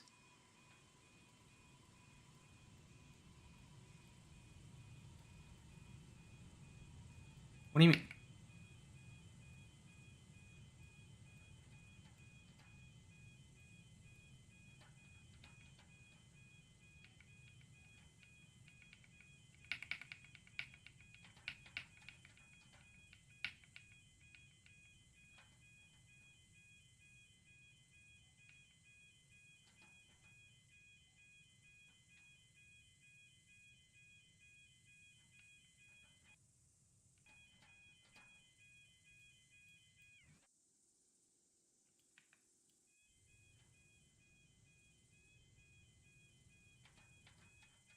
Eh?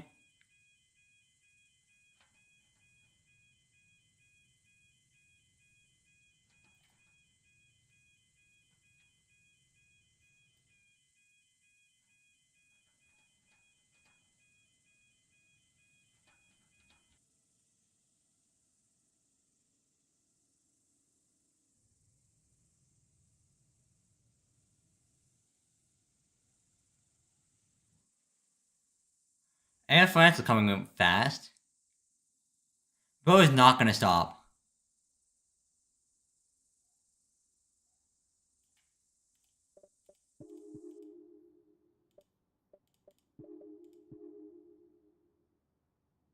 Is bro actually gonna stop?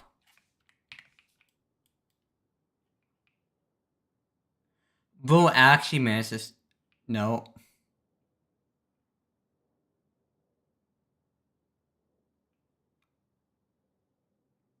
No, overrun.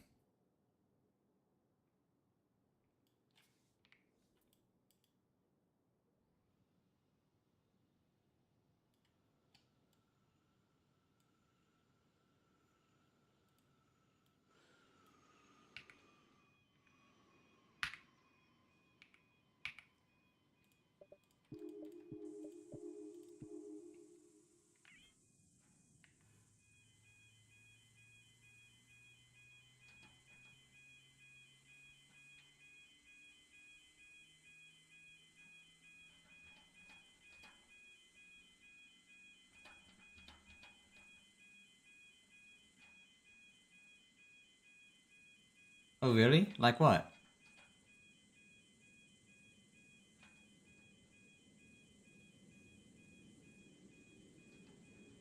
Okay.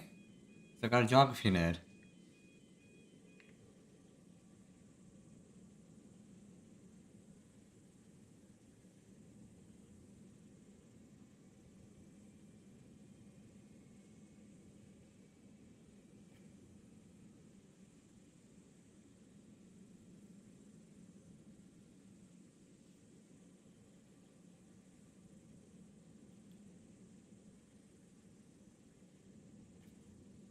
Wait, hold on. I need to do it.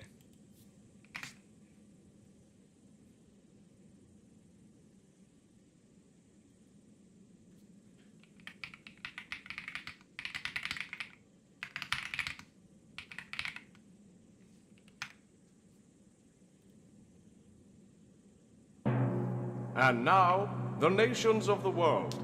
Brought to you by Count Dankula. Chelsea will just cheap labour, alcoholism, in that place that has all the rice. Filthy cockroaches and thieving wee gypsies in the place that got fucking nuked twice. Hitmen on scooters and edgy school shooters, and the one where the president's a cuck.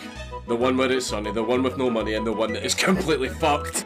Muslims and Muslims and Muslims and Muslims, and also that one with the Jews. All of the Slavs that remove the kebabs, and the ones that can't poo in the loo. I'm remember the first time I saw it, I Democrat was backers and those pesky laughing. hackers, the one with the terrorist attacks, really hot whamming, the one with the famine, and the one that want white people back. Pedos and ladyboys, boomerang chuckers, and that one that is really small. The mafia blackmailer, fat guy with nukes, still the fucking wall. AIDS, AIDS, AIDS, AIDS, the one where they all touch kids. Hey, yo. The one that has a really funny name, and the one that can suck my dick. Like you, I'm kidding. Oh, you speak so much how you don't know anything.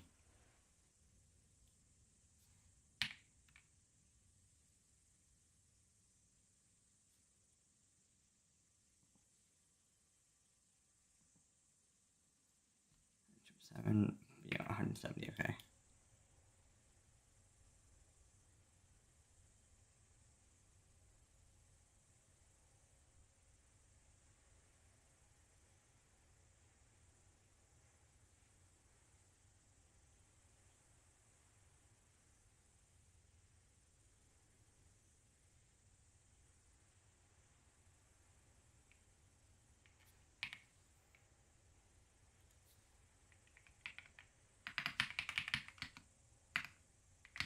Oh, I just missed it.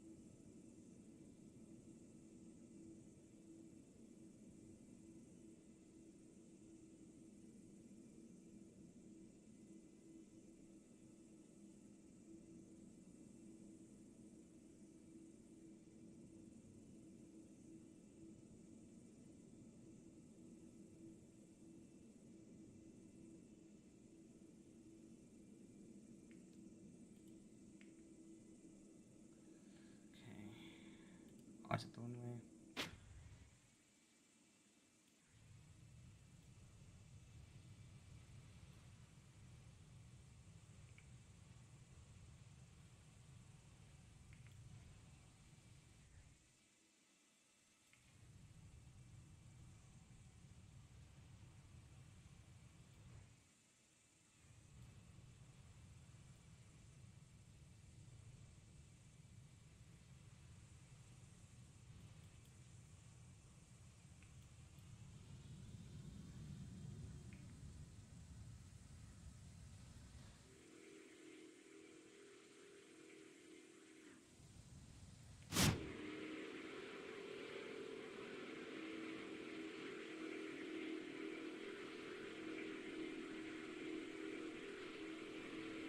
Alright, here we go.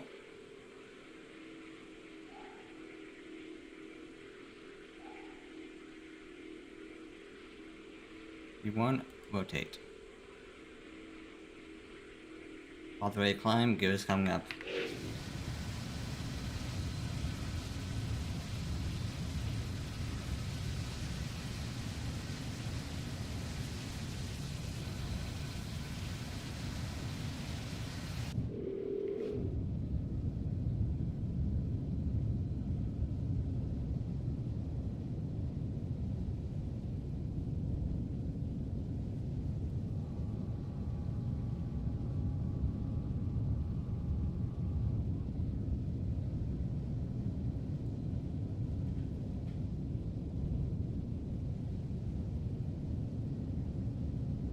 7. Approach is 5.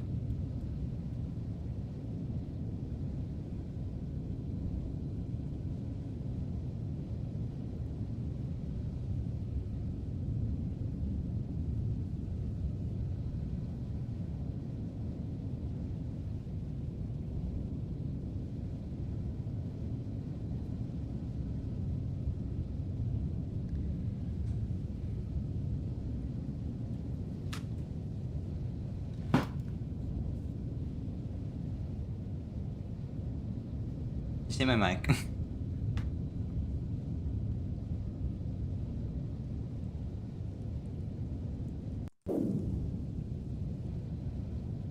Fuck.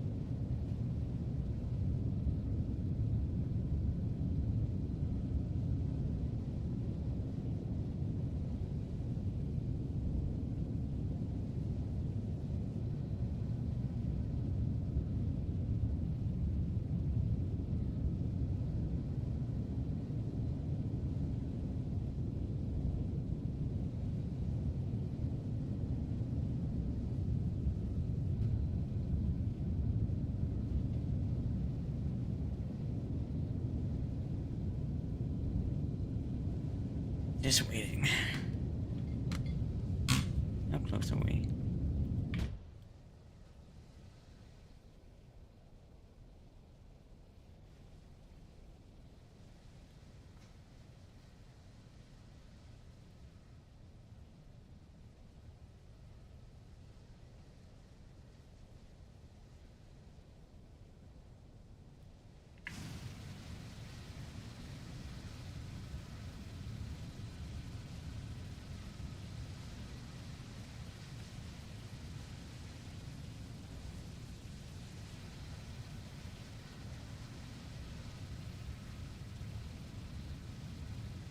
I was putting some music.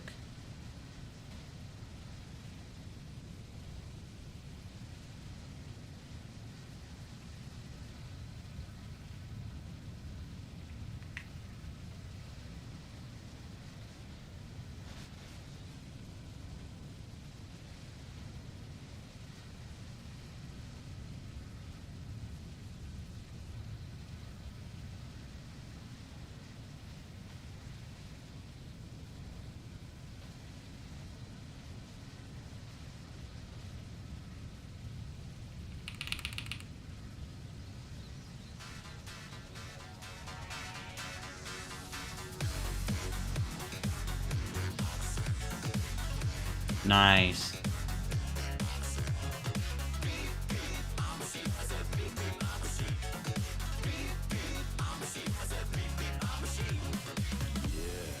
Now some of you might be wondering, how exactly does one beep beep like a sheep?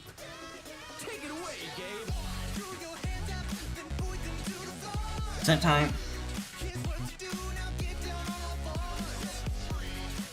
About to out, follow me. Step 4. Read now and beep beep like sheep. Yeah, beep beep bam sheep. Beep beep. Do not question my YouTube music mix.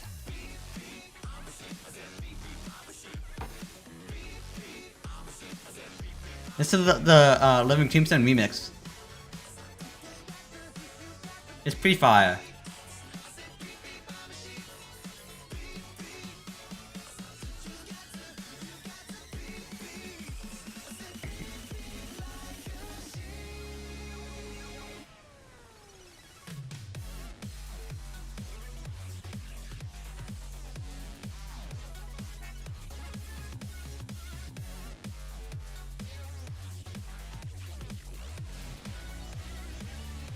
Maybe.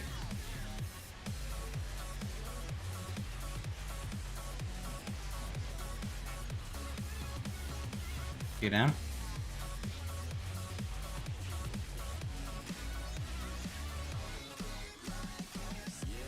Actually fucking like get rid of the heading. Like a sheep, I see. But is that all you can do?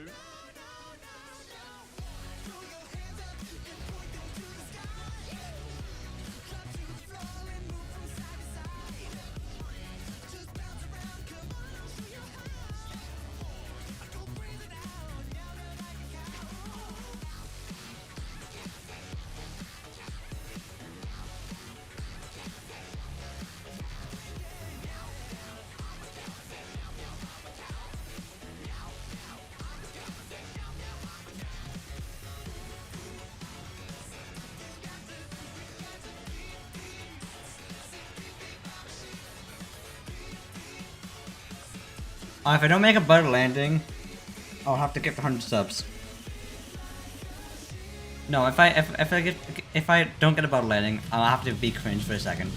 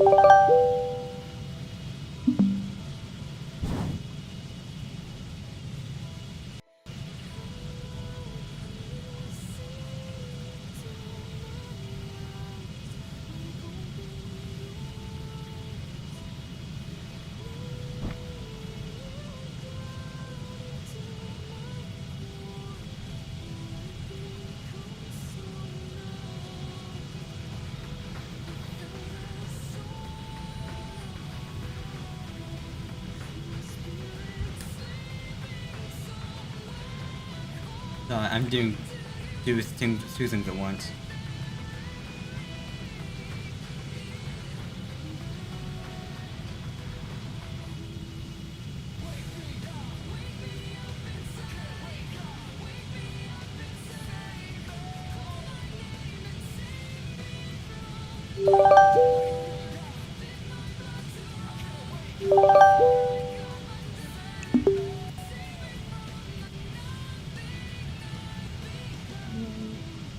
Oh god, Roblox.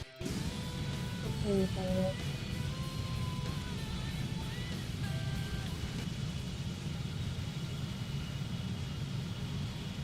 I see your face, please? No. Why not? I've got all my lights off. You want to be here on stream or should I mute? I don't want to be here. Okay, muting you on stream. You should not be heard now.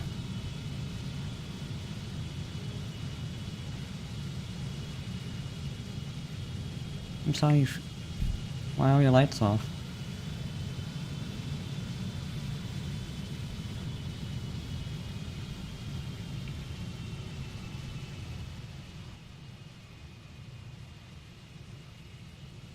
Oh, I'm sorry. I'm sorry.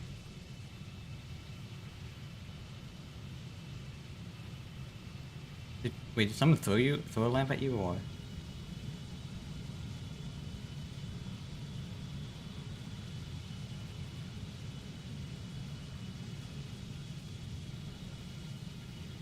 Hello? David, not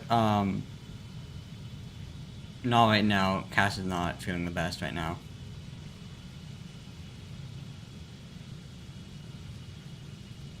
He said, hi Cass, you'll get what's coming. I'm like, no, not right now.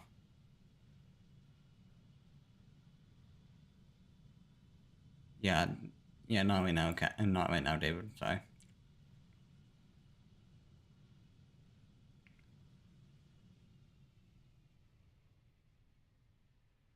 I'm sorry, love, I really am.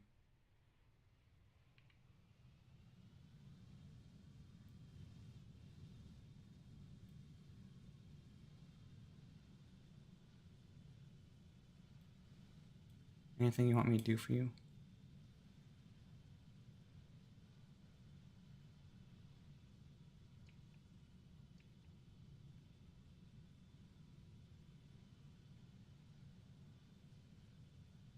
Did you take a bath to try and make it better? Oh, it didn't work, I'm sorry. I wish I could help.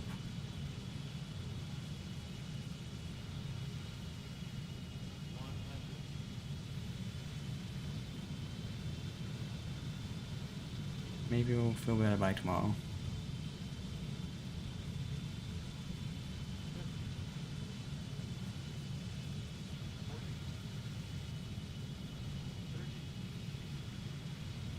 Oh.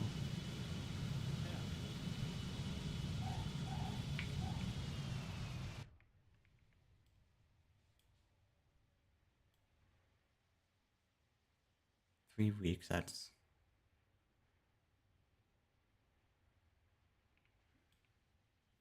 I'm gonna mute on stream for this. Sorry, you won't be able to hear me for a second, guys. Just personal stuff.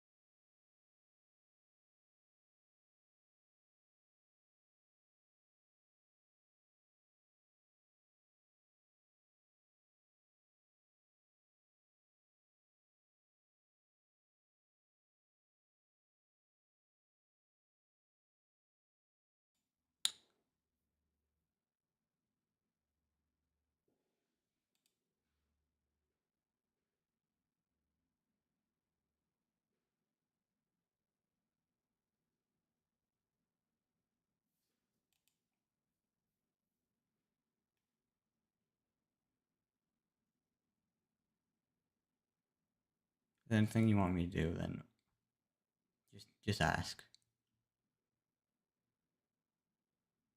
Like literally anything.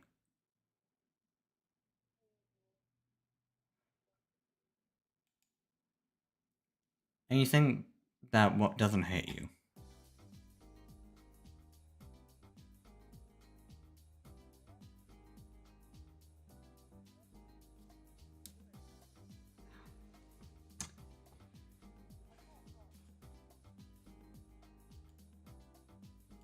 That's the part I hate.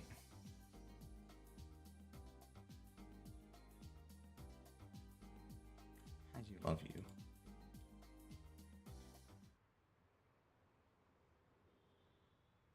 I know you are way smarter than me.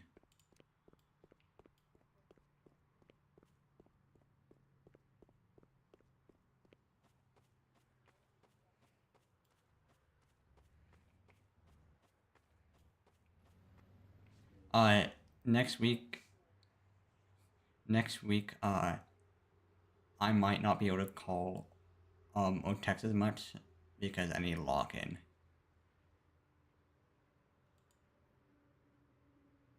But I'll try and make sure I'm still available enough so I can help you get to sleep.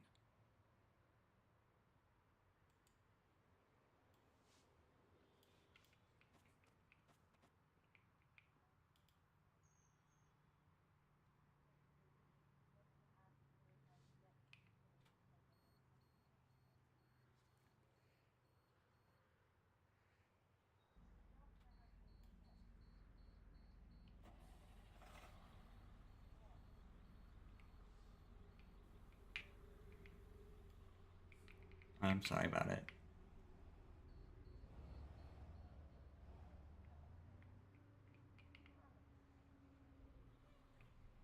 Wow.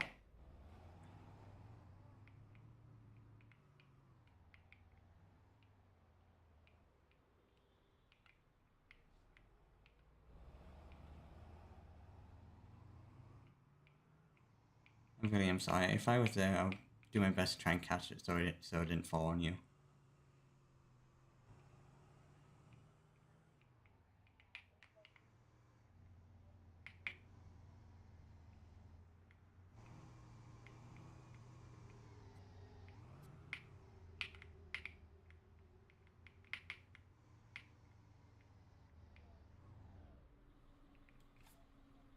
Terminal velocity, yeah. I think physics right now, remember?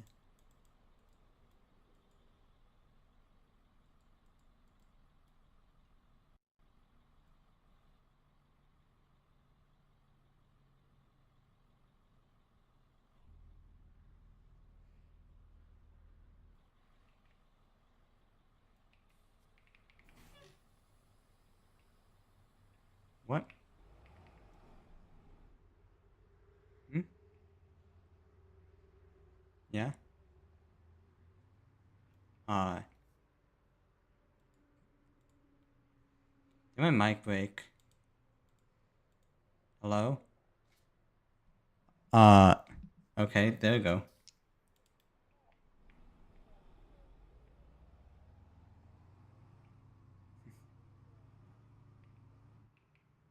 I'm gonna do the same thing I did last time I did one of these streams. Put a playlist of some of my videos on. I remember last time I did it. When I woke up in the morning, people were like, "Yo, you forgot to switch a category. Can you see chat, stuff like that?" I'm like, "Those are videos. Those are videos."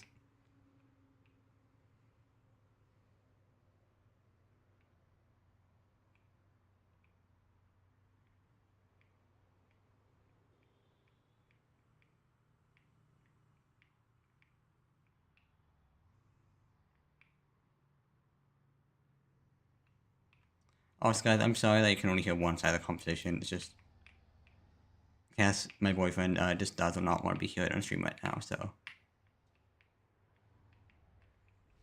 As a boyfriend, I will respect that.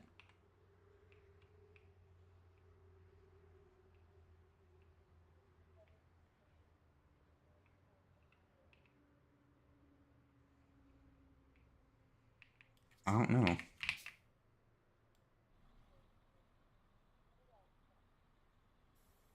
You fractured? Oh god.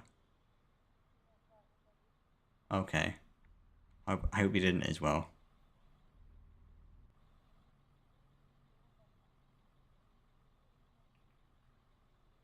Yeah, and we both thought it's not gonna happen.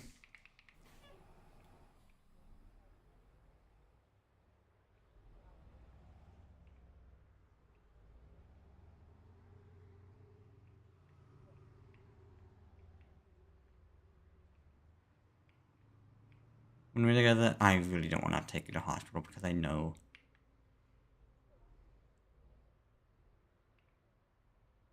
If I do have to take you to the hospital, will you hate me?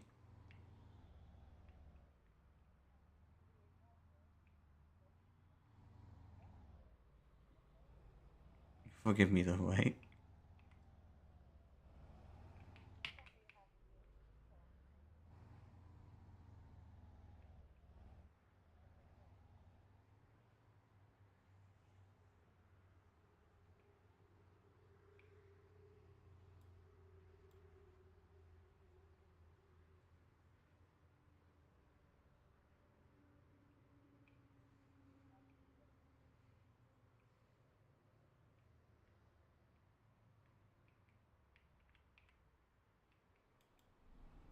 If you need to leave to rest, then that's fine by me.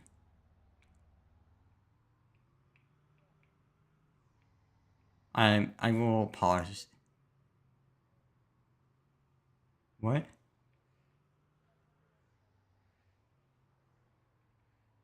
Okay, so you don't want me to help you fall asleep tonight?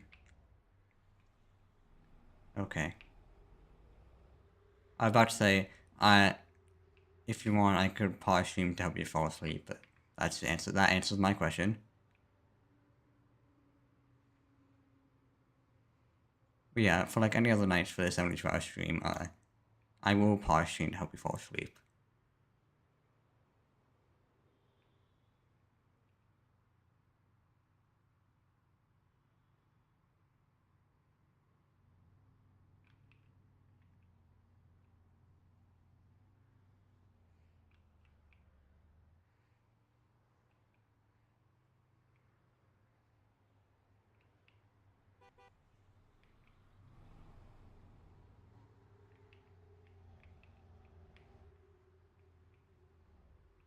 You good?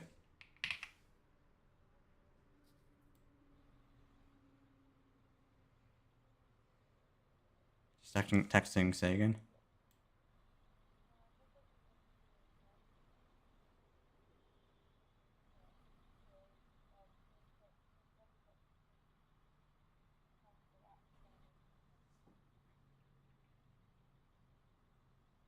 Oh.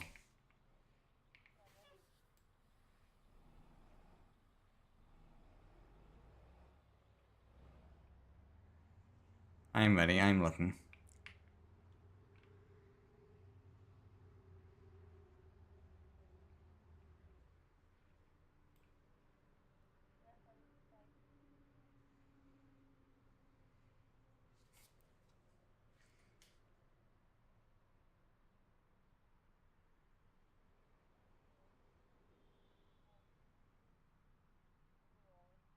Oh.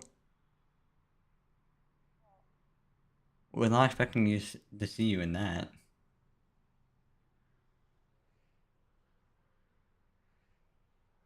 I love how like people in chat are like so fucking confused right now, and I just love it.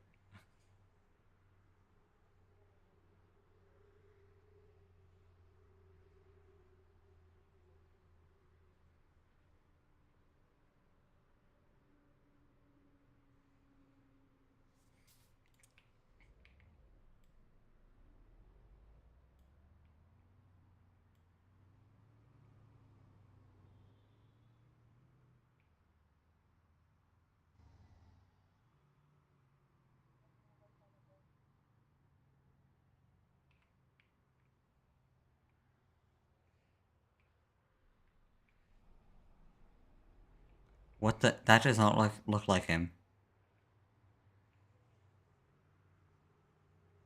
Did he shave his head? Oh, yeah, that's what I thought.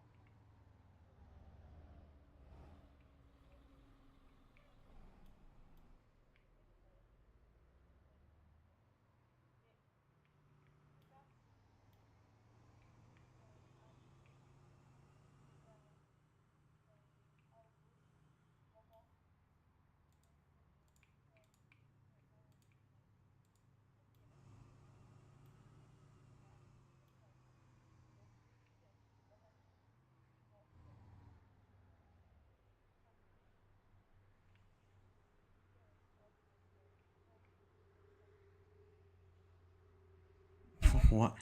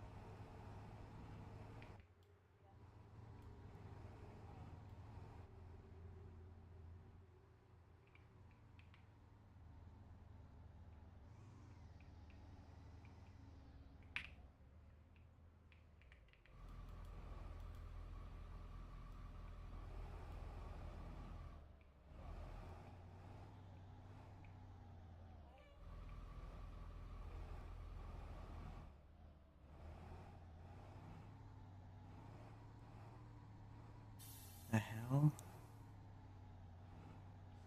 I don't know what I just listened to.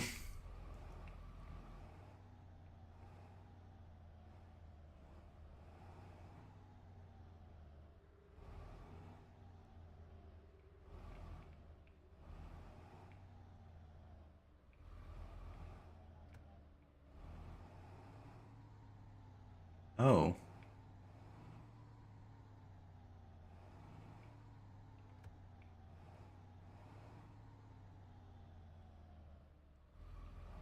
New word unlocked.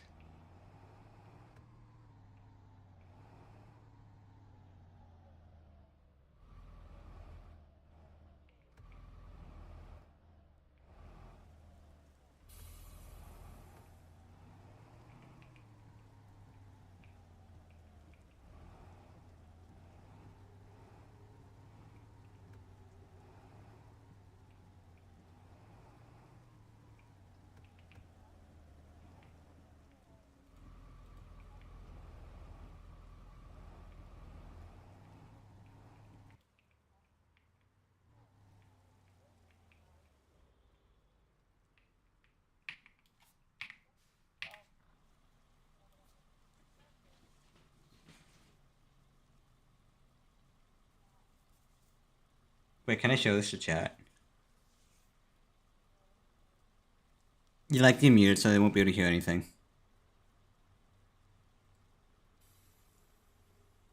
So, Cass told me. Tell me this is AI without telling me this is AI.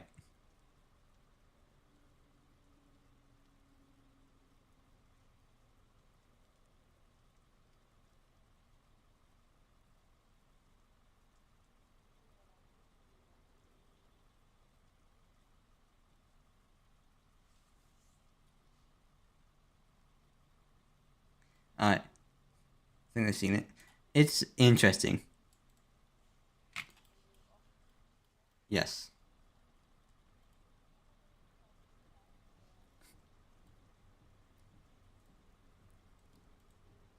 It's insane.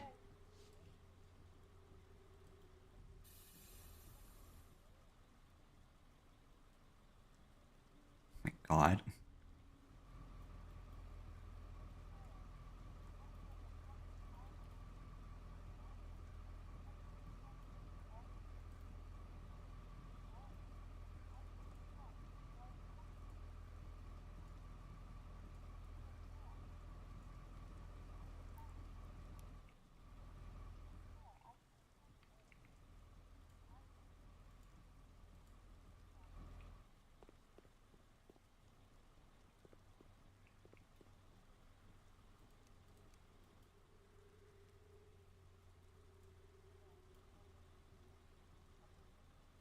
Aww.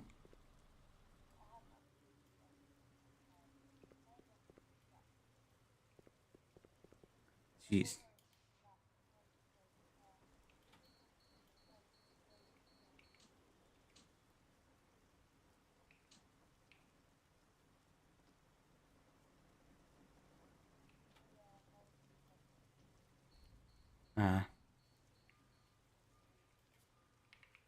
How's she doing now?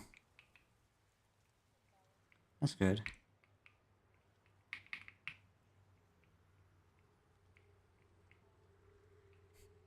I love that. Any hiccup, you say meow.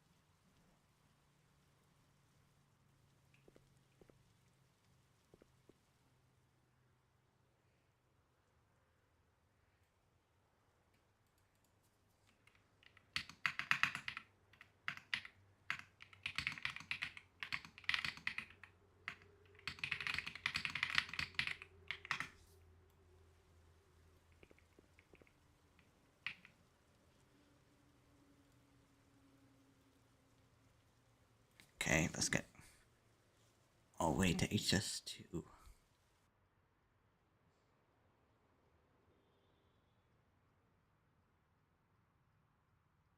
Oh my god. Yeah, Mumbo Jumbo would be like, oh yeah, it's just like a simple build.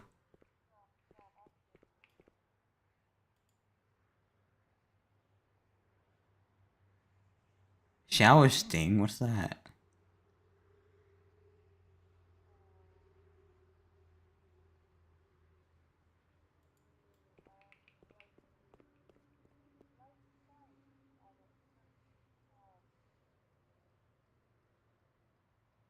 Oh, I see.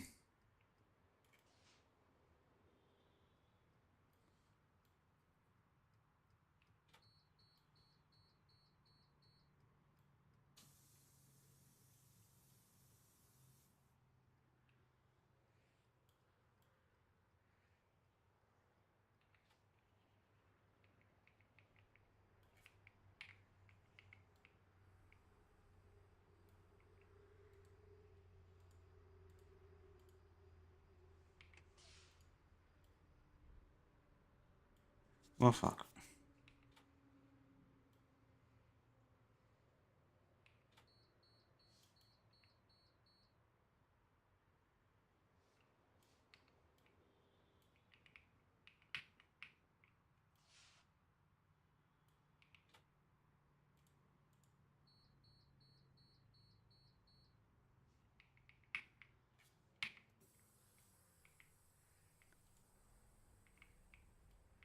There we go.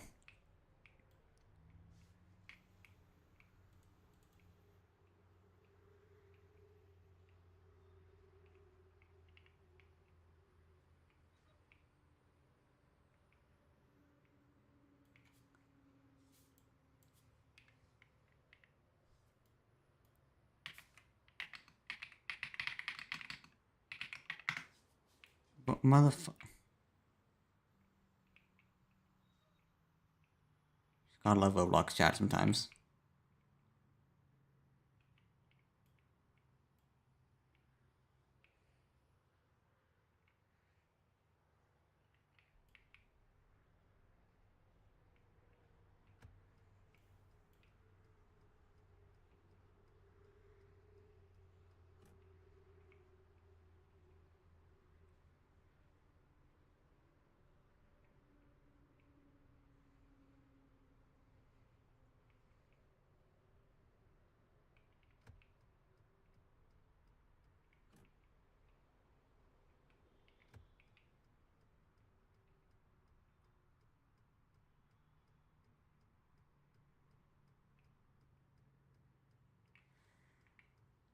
I'm mute on stream for this, but something I want to tell you guys.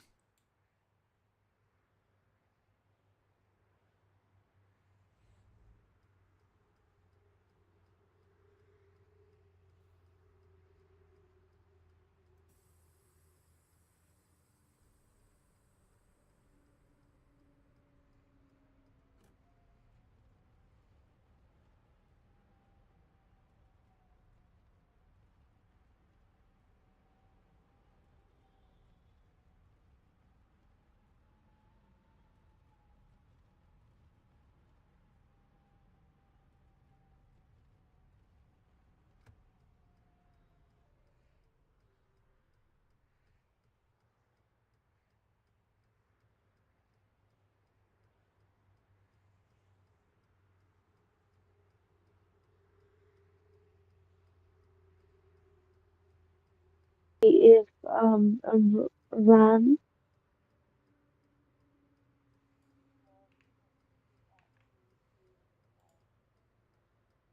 Oh. So, if Miss struck Britain, then you would be dead. That's sad.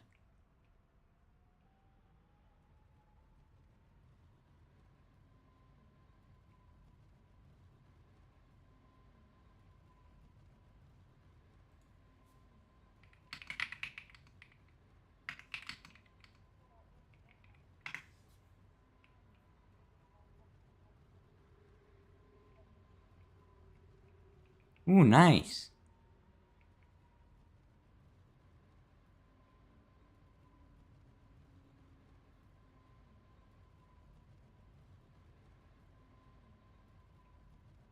Yeah, I know.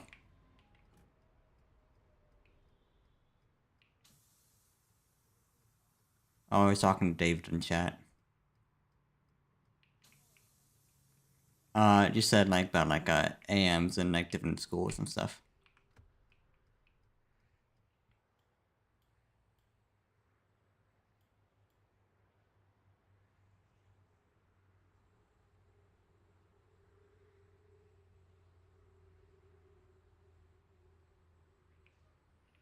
Yeah, David, I'm doing double HS right now. And he's in the game. Oh lord.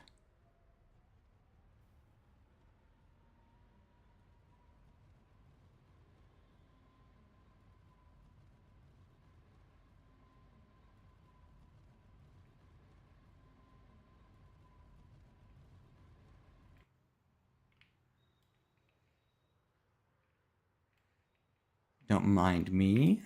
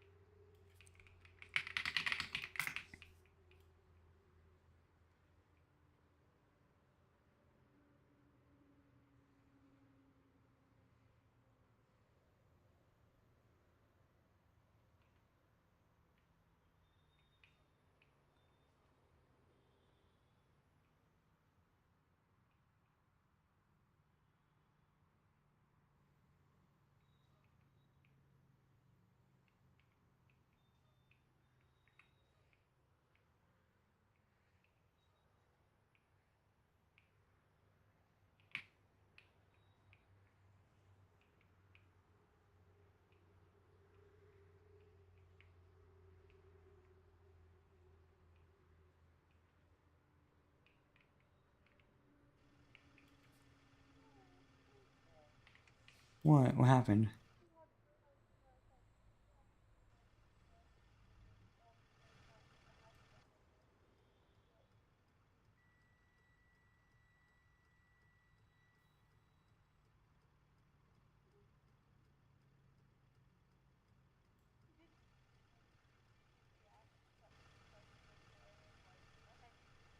I mean, yeah, but like, oh my god.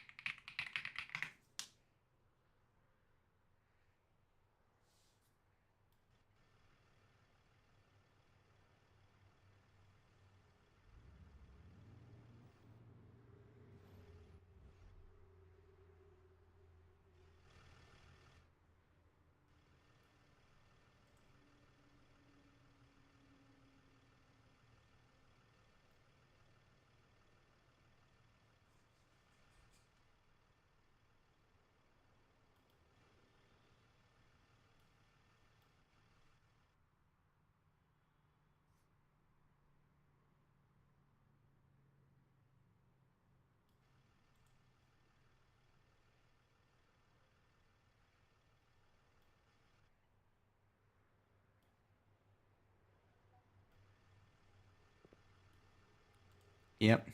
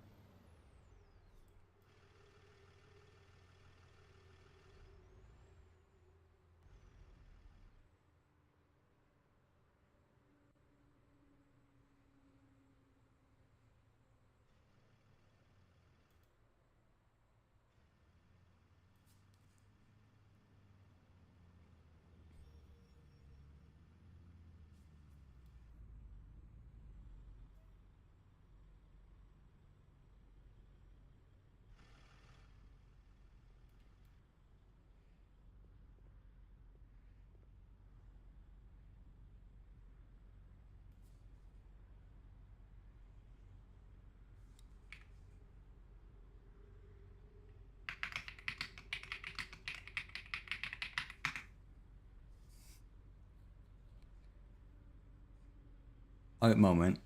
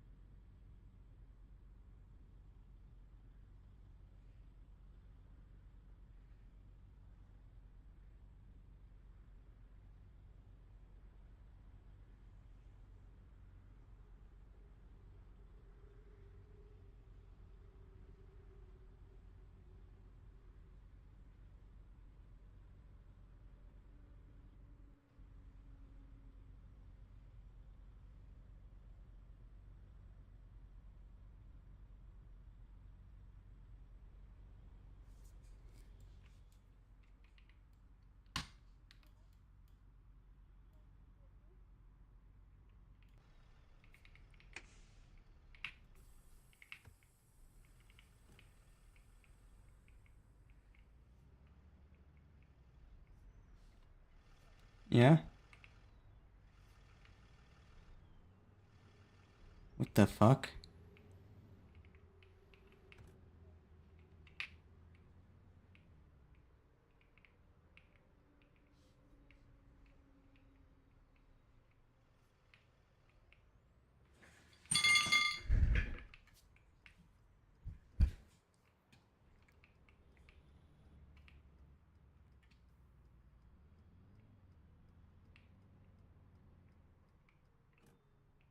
Oh.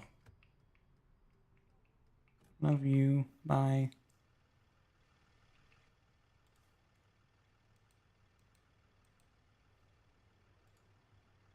Alright.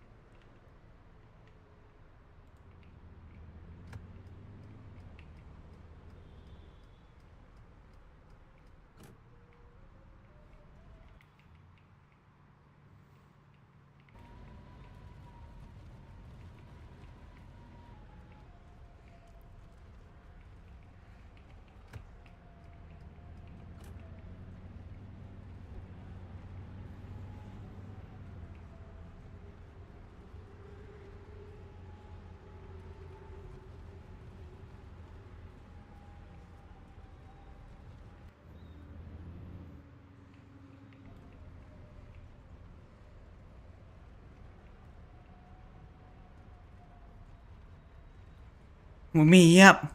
Me up inside. Can't let go. Me up and save me. Name and save me from my. Me up. Can't wake up. Save me.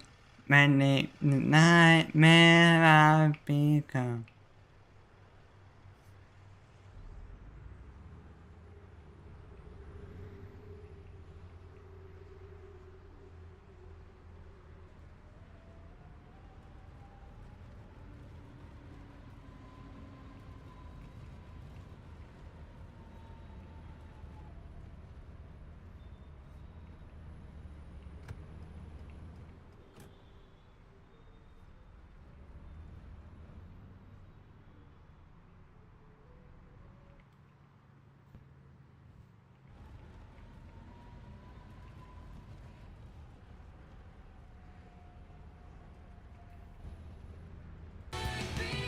I forgot to mute it.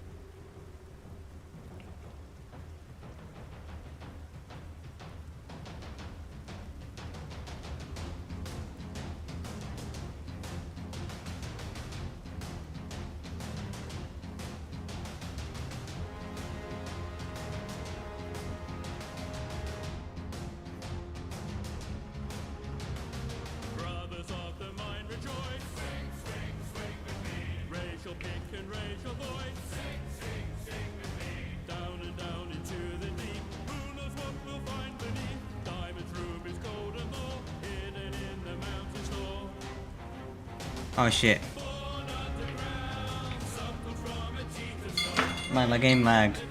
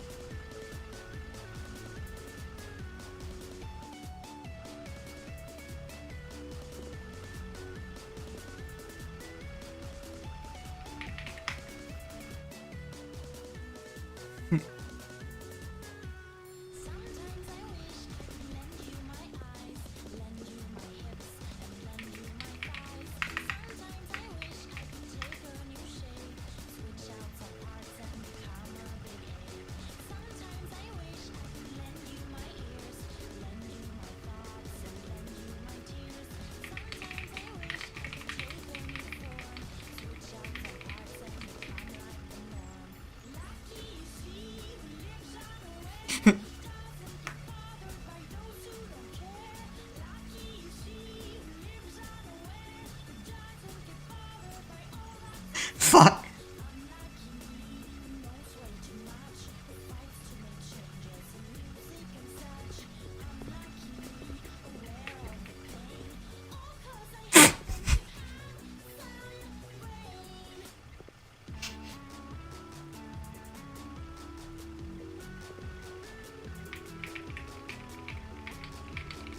Oh god, Lexi's here.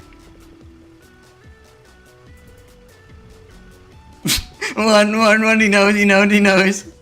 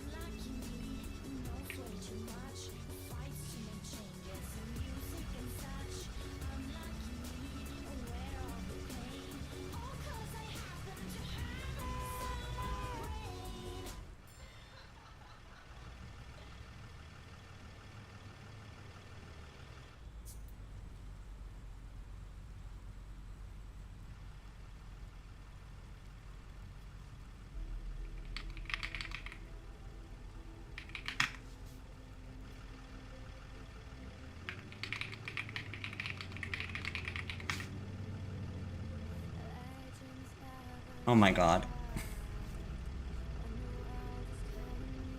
Wow.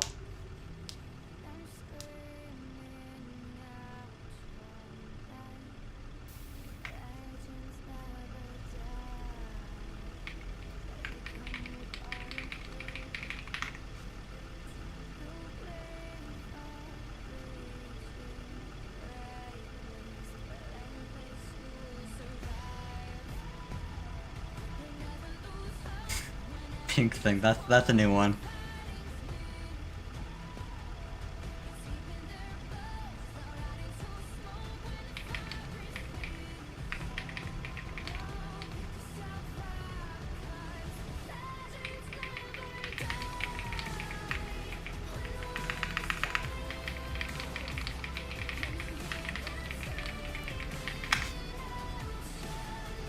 I don't know where I come up with this stuff.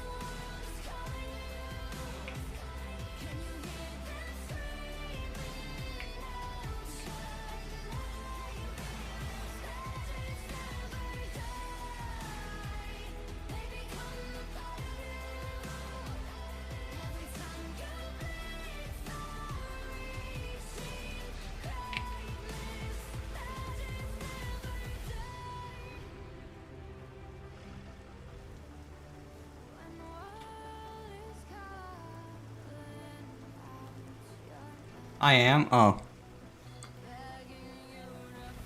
God.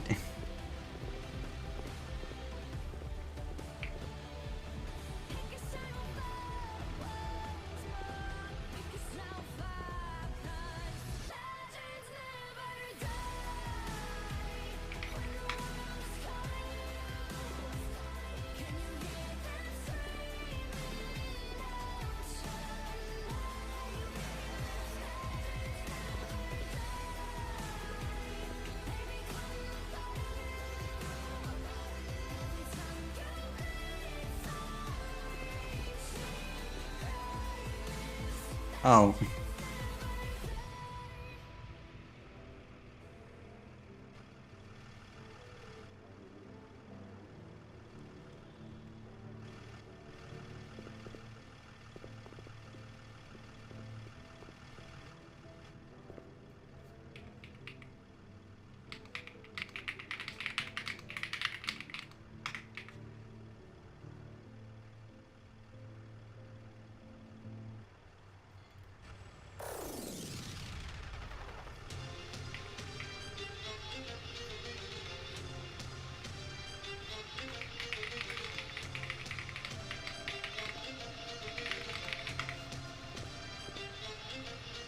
I haven't heard this song in a long time.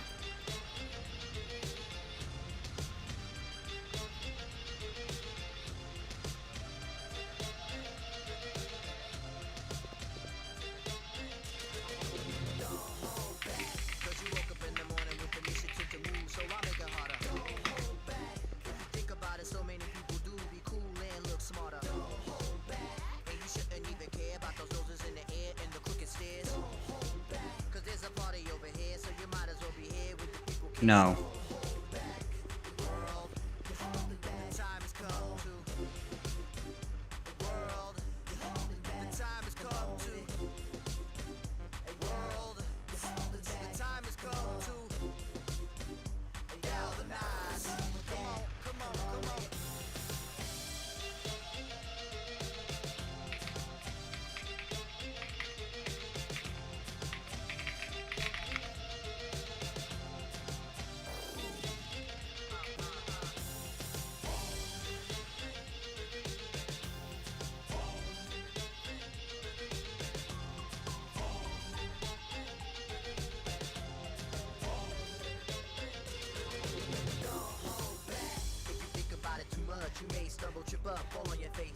Wow.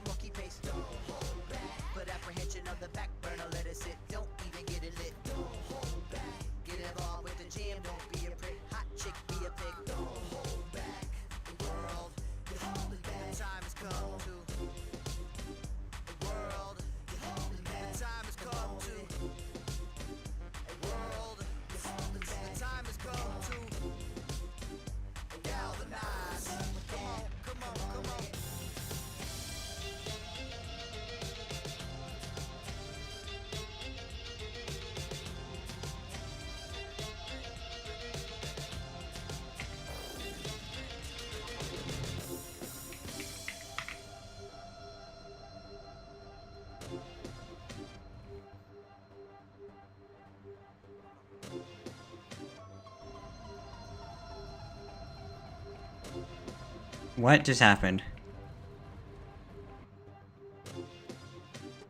World, the time has come to push the button. World, the time has come to push the button. World, the time has come to push the button. World, my finger is on the button. My finger is on the button. My finger. Okay. That was weird, okay.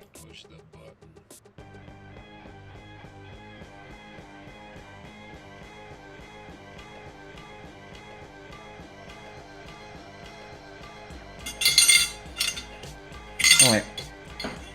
And what left has to do.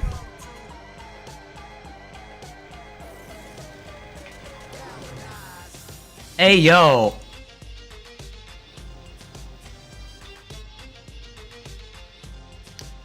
Bo is losing to an ICRE.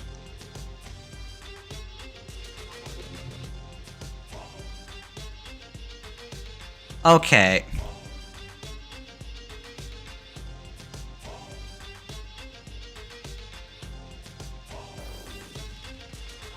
What is happening to my restream? Come on.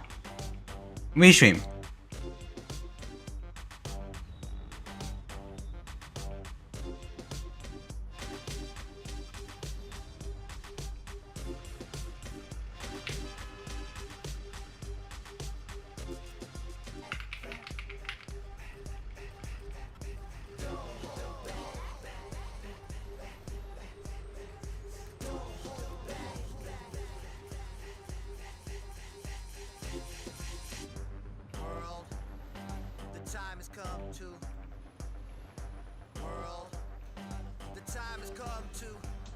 Why am I head? What am I?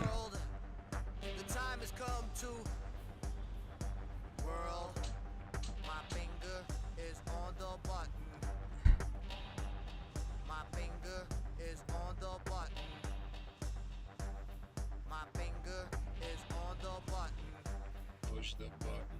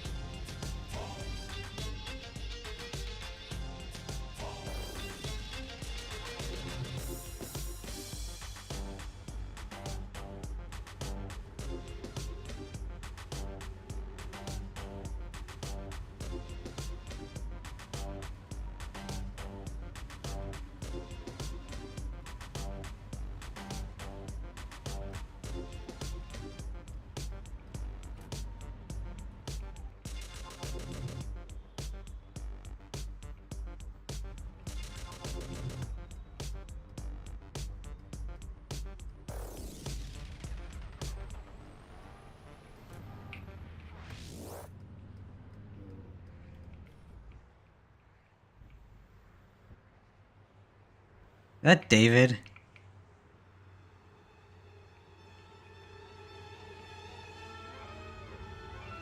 Okay, I think I do have to mute this song.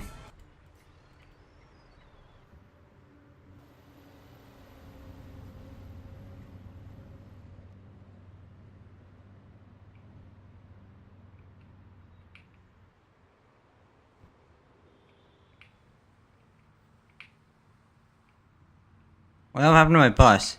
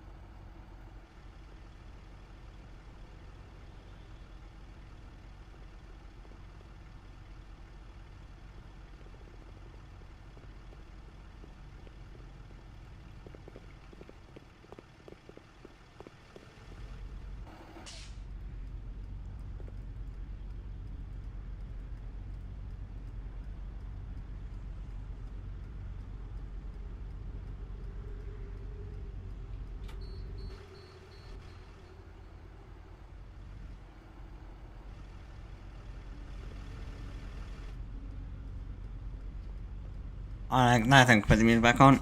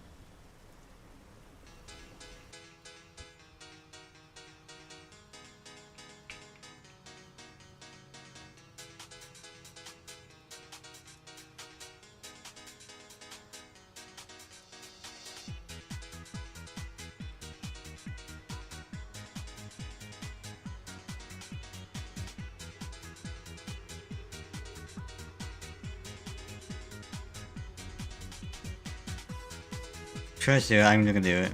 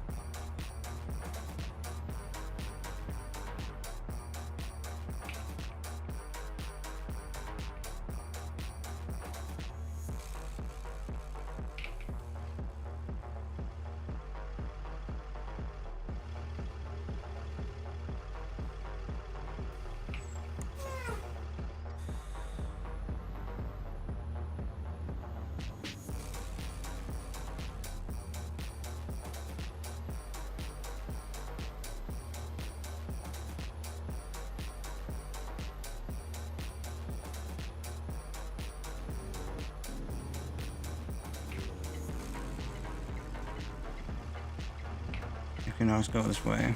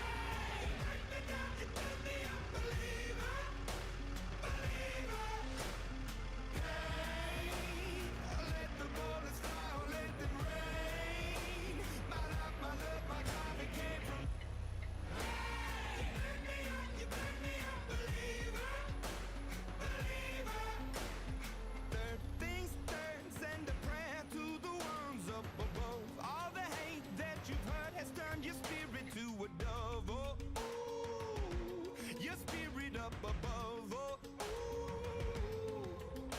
I was choking in the crowd, building my rain up in the cloud, falling like ashes to the ground, hoping my feelings, they would drown, but they never did, ever lived, ebbing and flowing, inhibited, limited, till it broke open and rained down, it rained down like.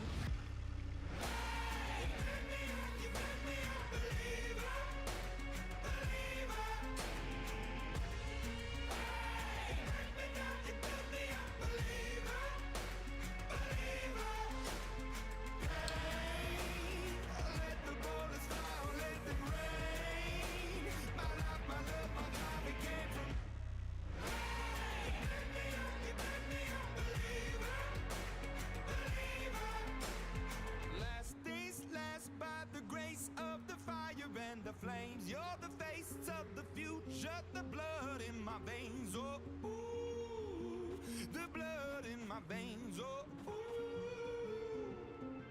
But they never did, ever lived, ebbing and flowing, inhibited, limited, till it broke open and rained down. It rained down like.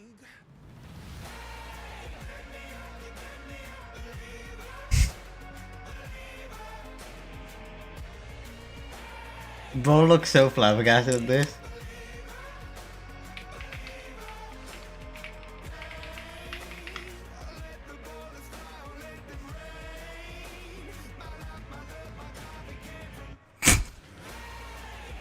Oh my god.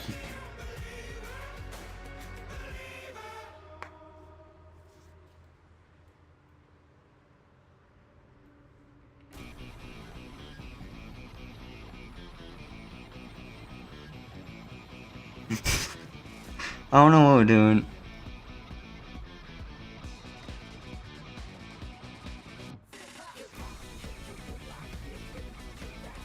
Wait.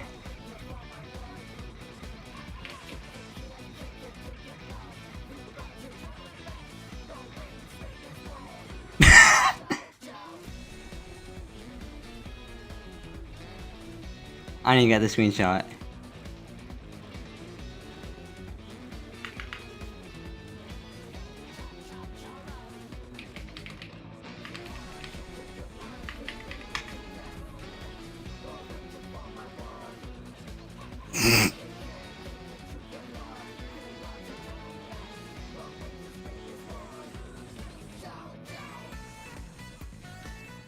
Oh my god.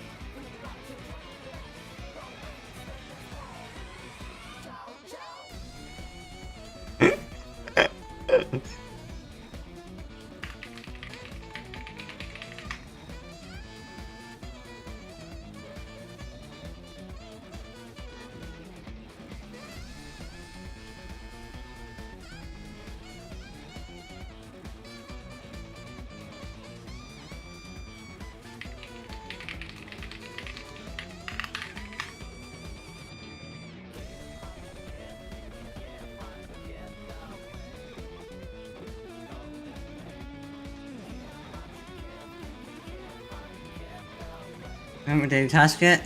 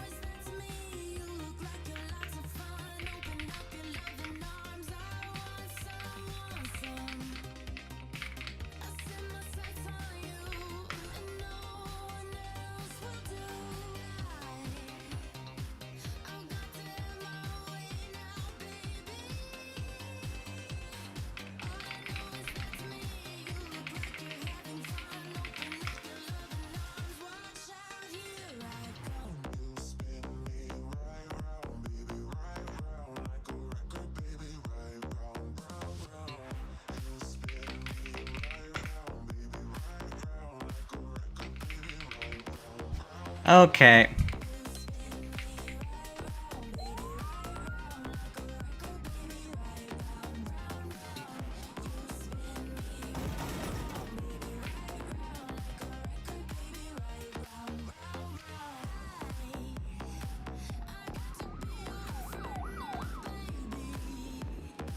I advise.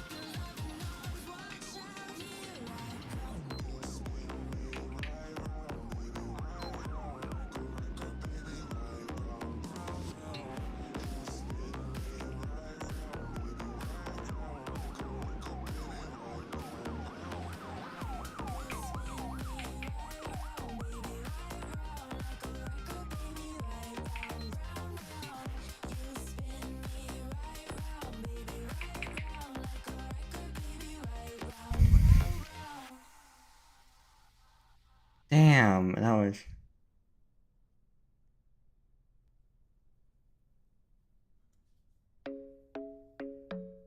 Oh god, no.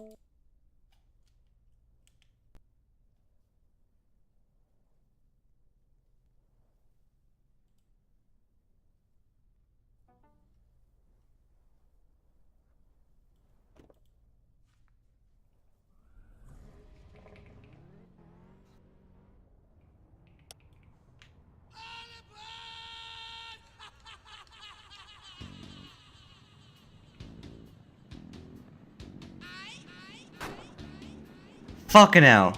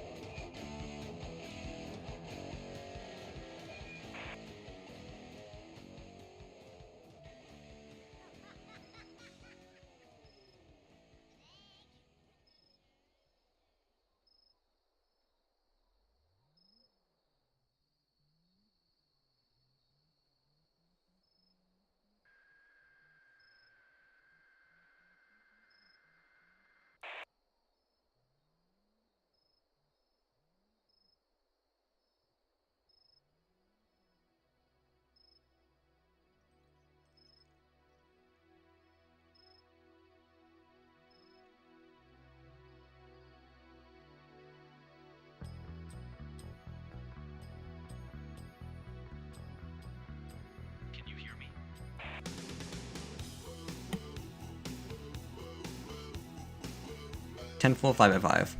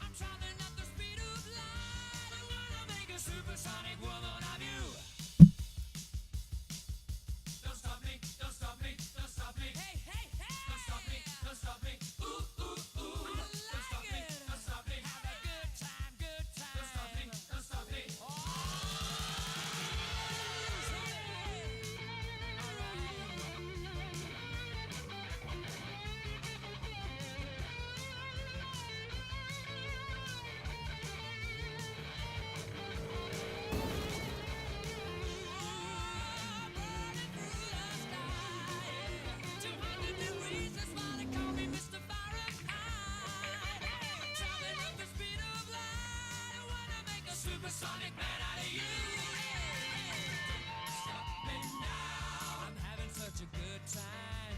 I'm having a ball. Don't stop me now. If you wanna have a good time, just give me a call. Don't stop me now. I'm having a good time. Don't stop me now. I'm having a good time. I don't wanna stop at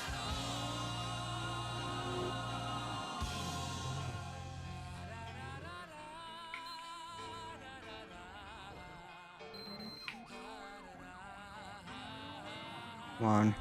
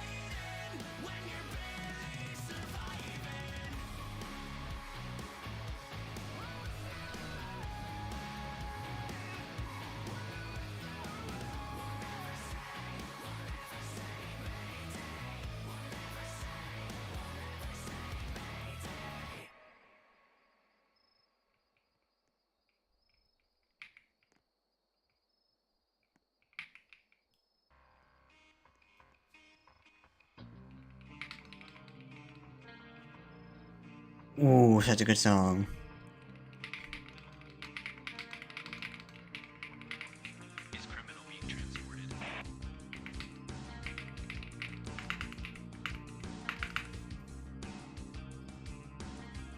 Criminal is at holding cells.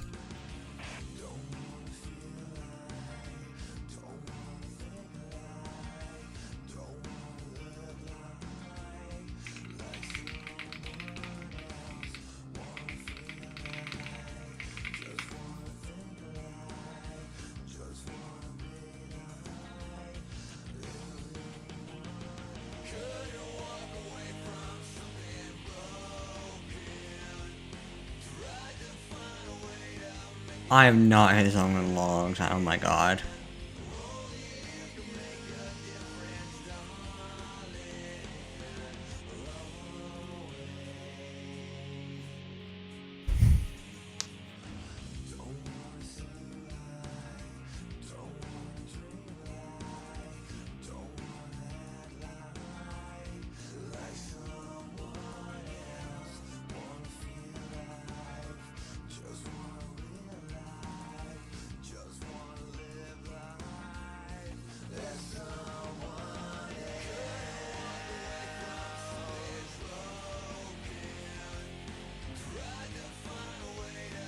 What?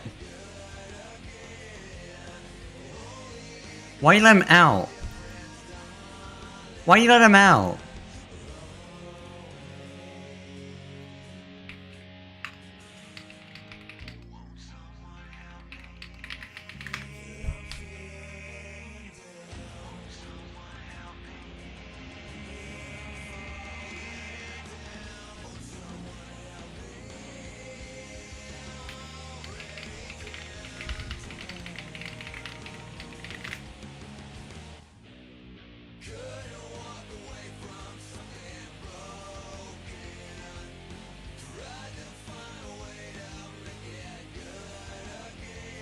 Jesus fuck, I give up.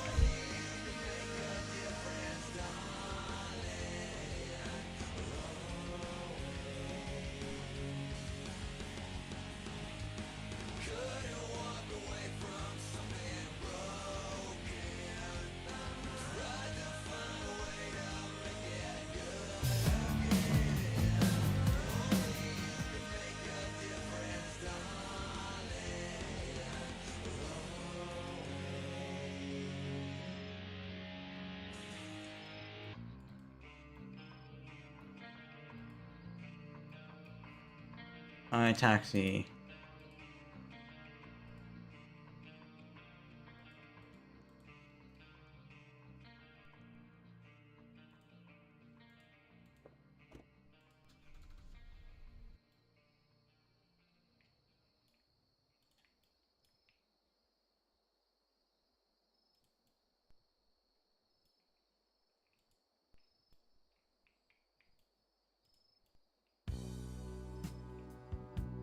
Ooh.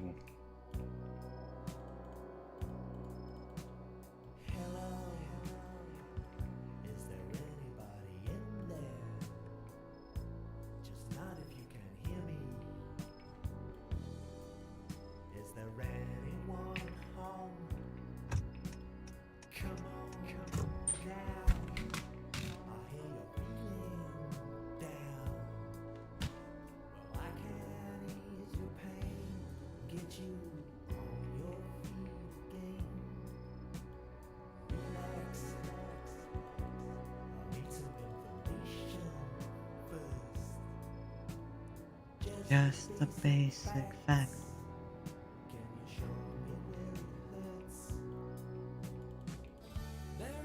There's no pay. You are receding. You get smoke on the horizon. Coming through in waves. Let me get you the same. Oh god. Where's the cat? A fever.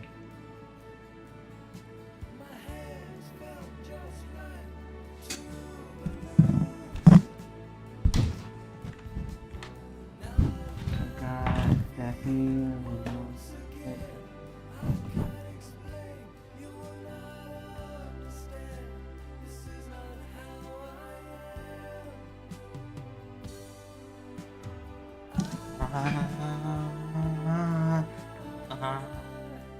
I've become comfortably numb.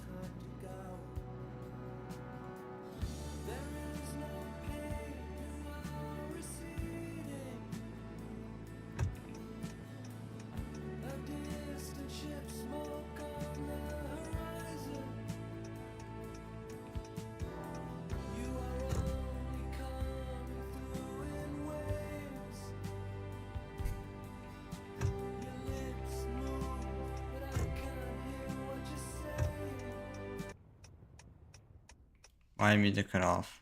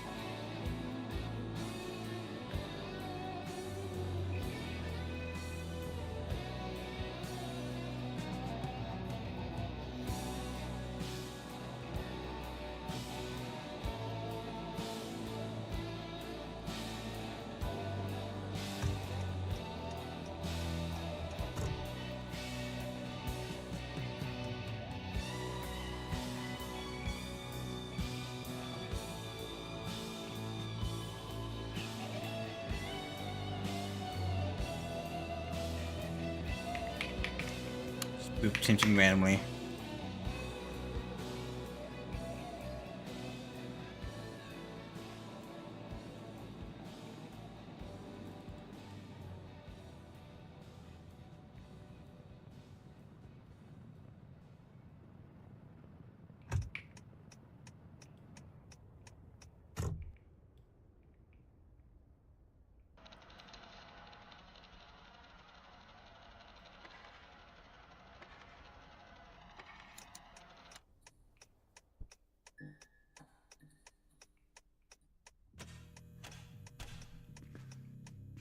Oh, it's a banger.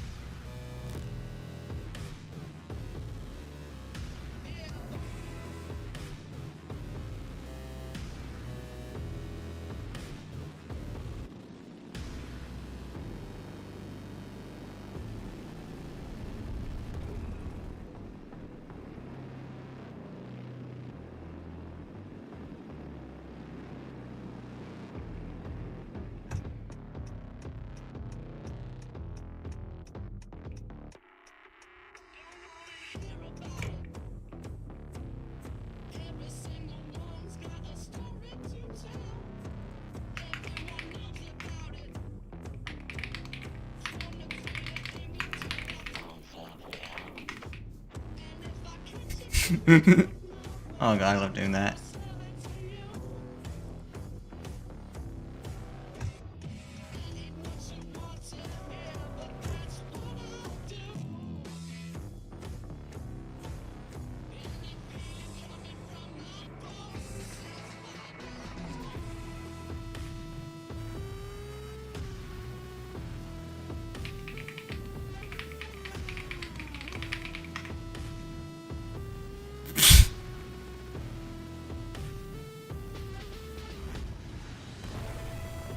Oh god.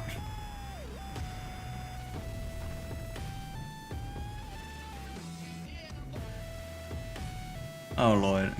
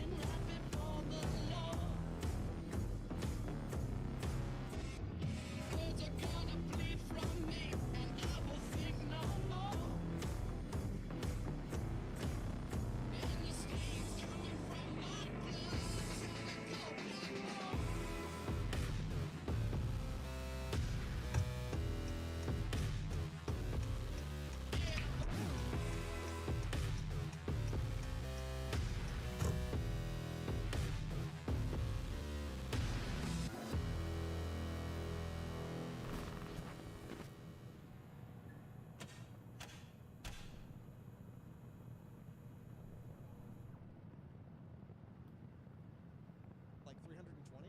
This would be 320 bit music. So I know, but April drum bits for today.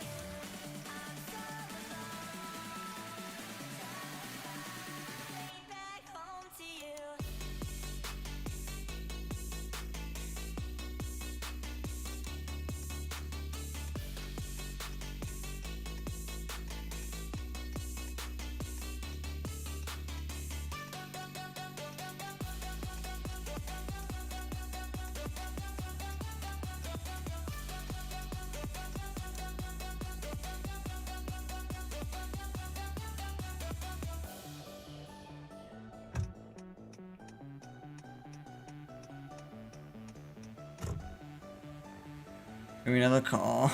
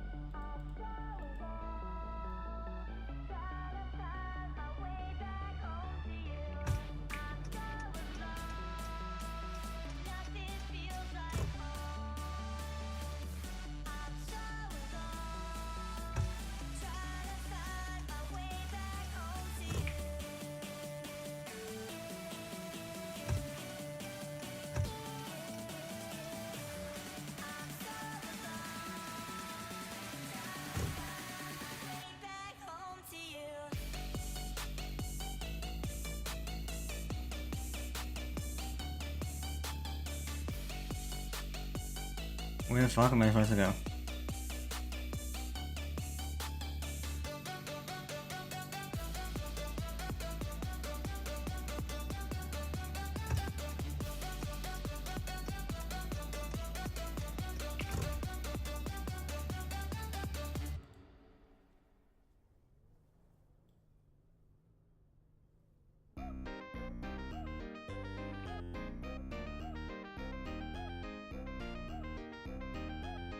The hell happened here? I'm not even gonna ask.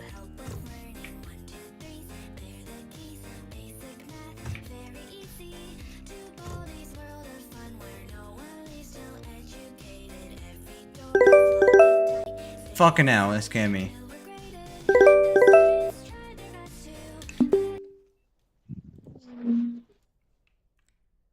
Oh my lord, that...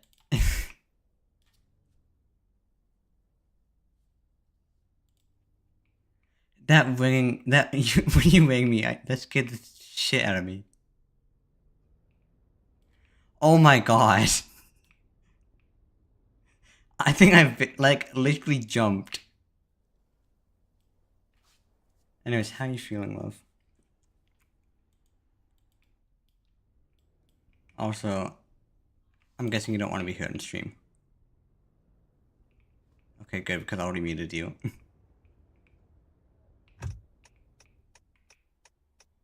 How are you feeling? Okay, it's fine.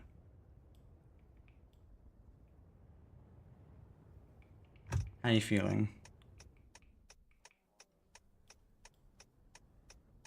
I see. Do you want me to turn my lights down if they're too bright for you?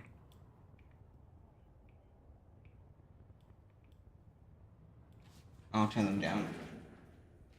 Actually, only on the low setting.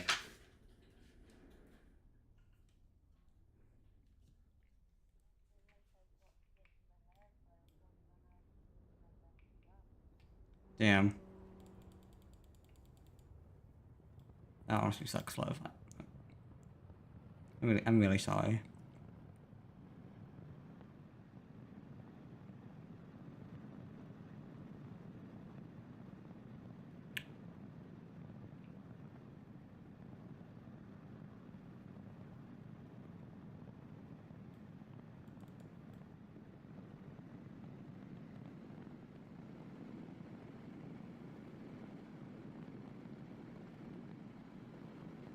I wish I was there cuddling with you.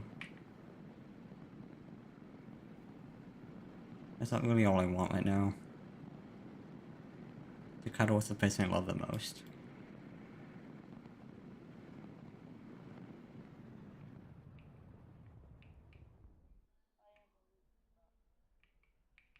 Oh, what?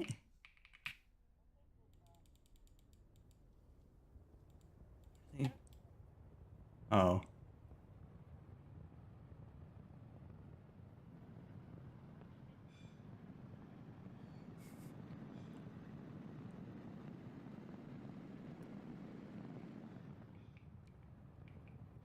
My god.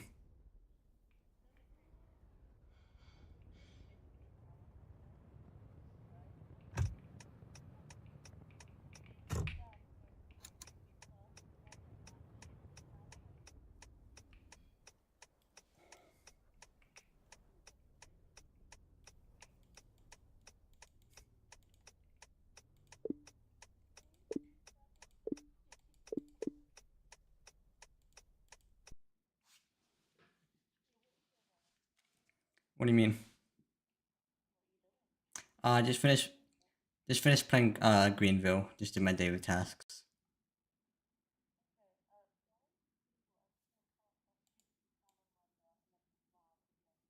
Alright, I'm gonna show stream this.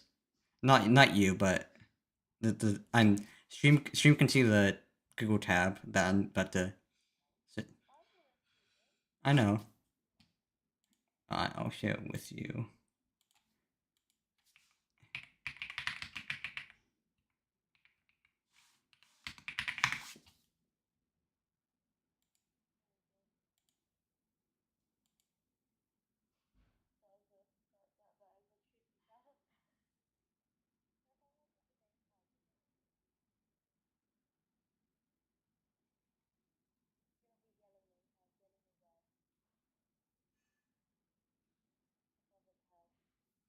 Don't think they are. They are.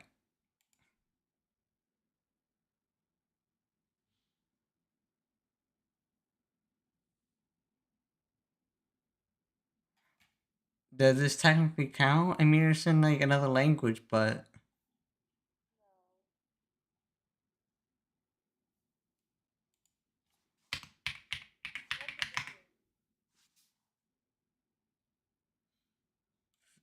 videos.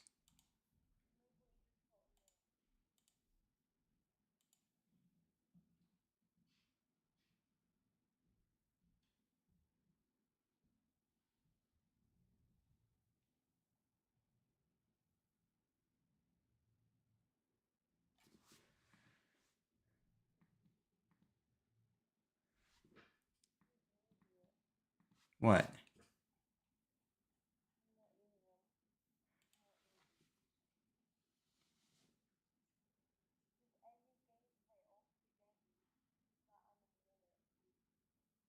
Loading.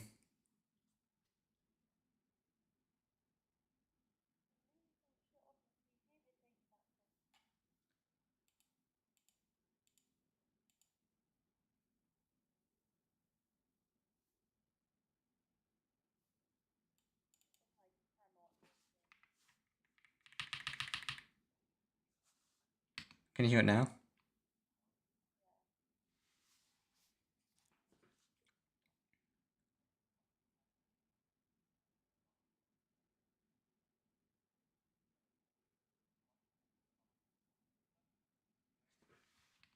Bro, use the circle, not the square.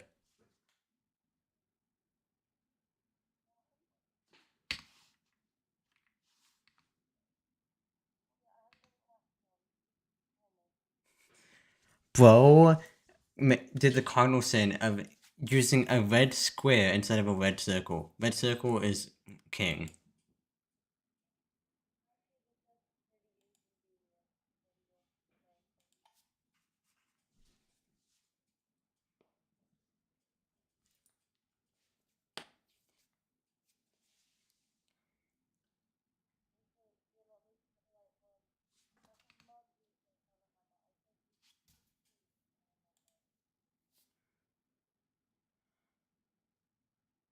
Oh, 18 set. Shifty.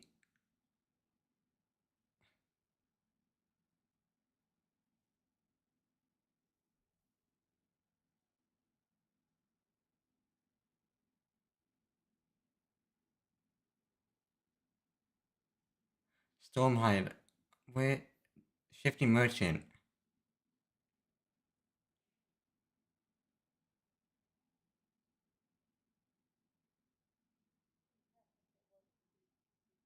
I'm trying to find one that says shifty.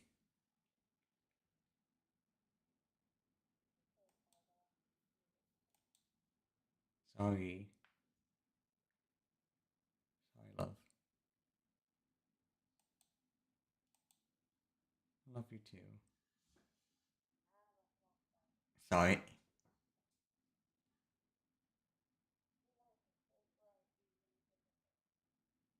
I'll turn them off if you want.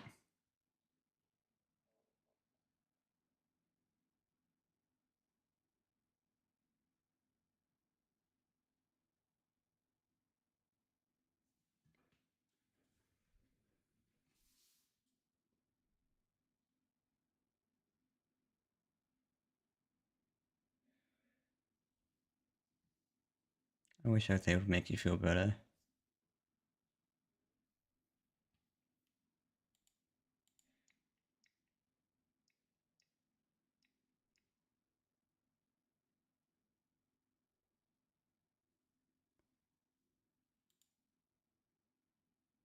Makes me sad that I can't.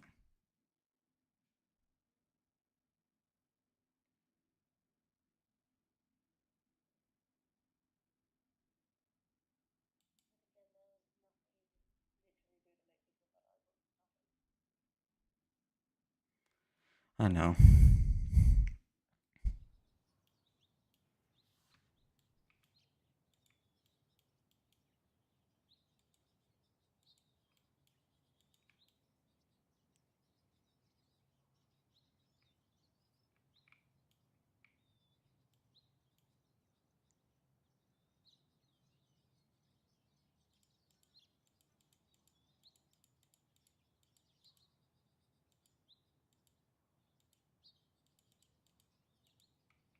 Love you.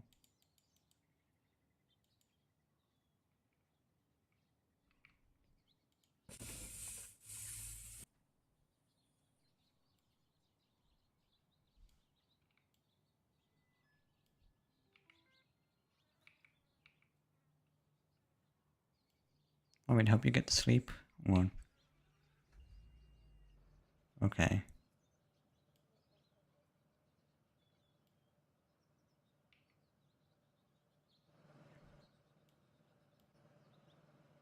Okay. I understand.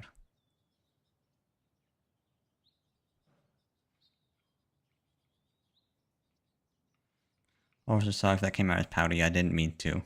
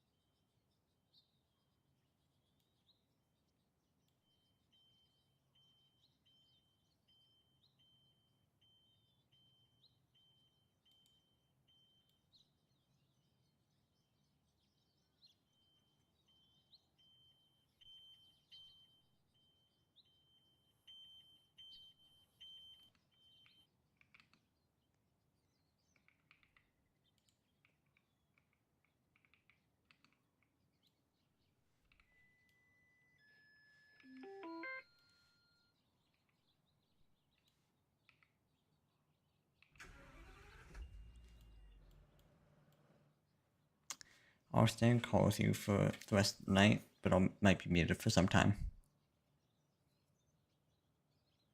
But I promise I'll stay here. Just as if I'm right by your side.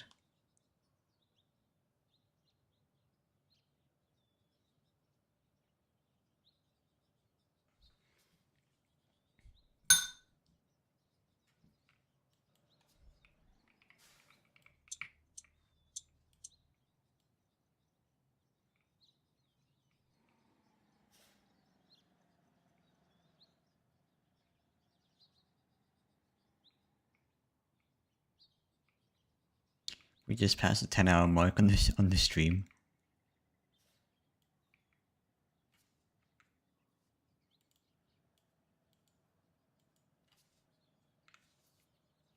Why was I recording? I don't know why I was recording.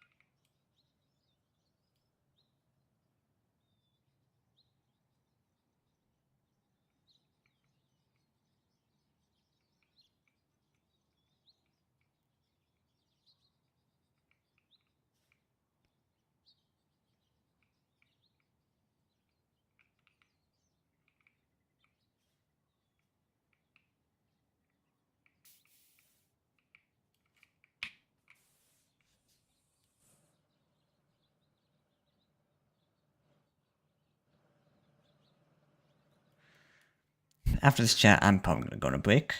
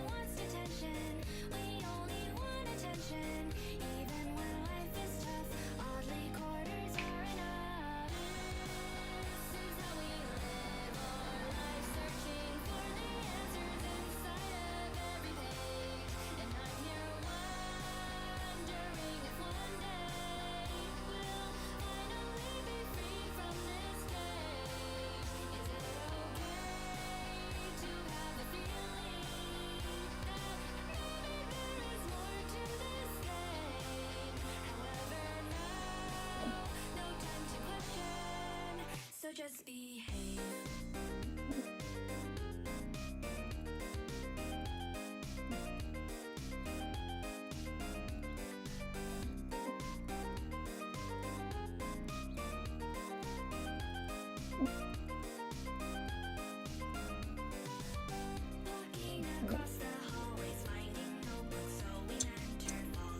Give me a second.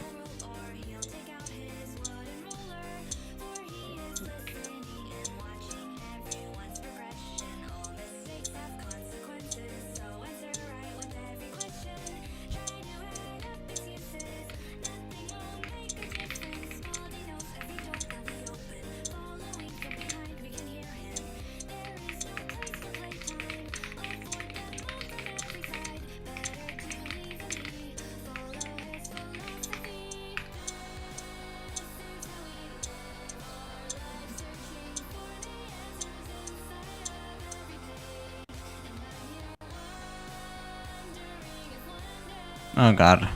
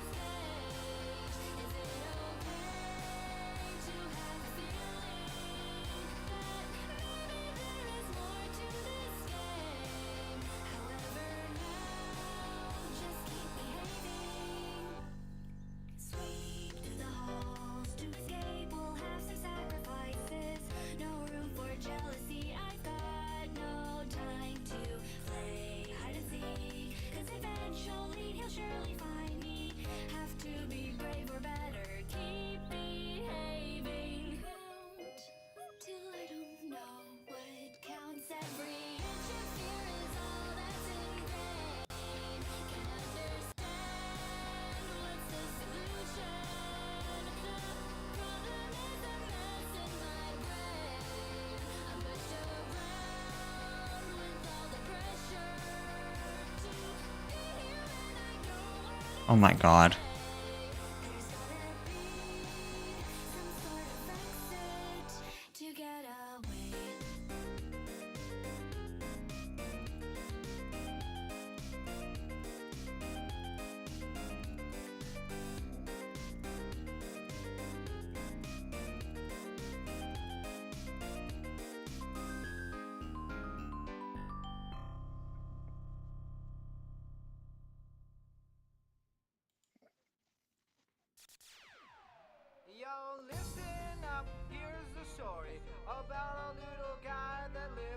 I'm gonna go on a bit of a break.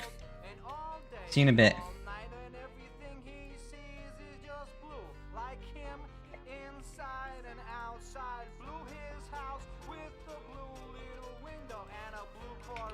And everything is blue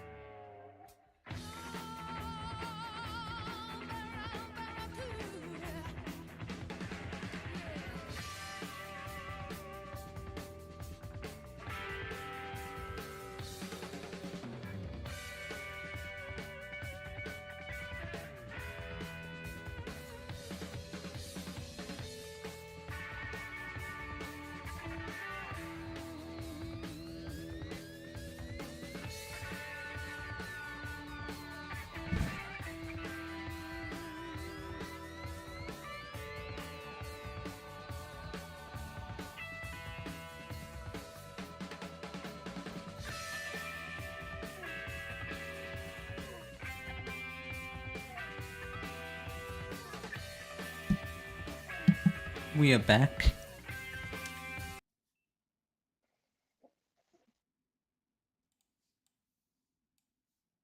Just more reacting.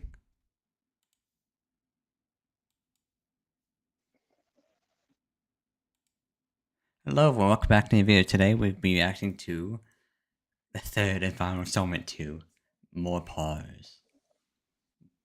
Let's get right to it.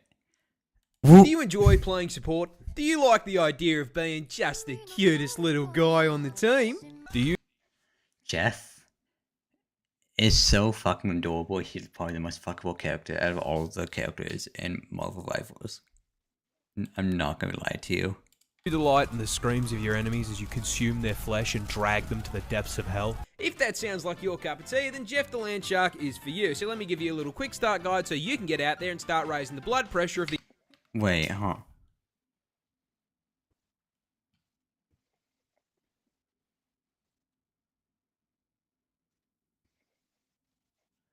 Okay, I'm just gonna skip forward a bit.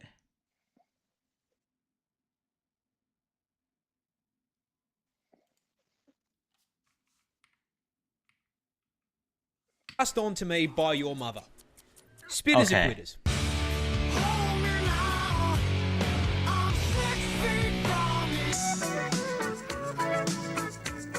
Oh god.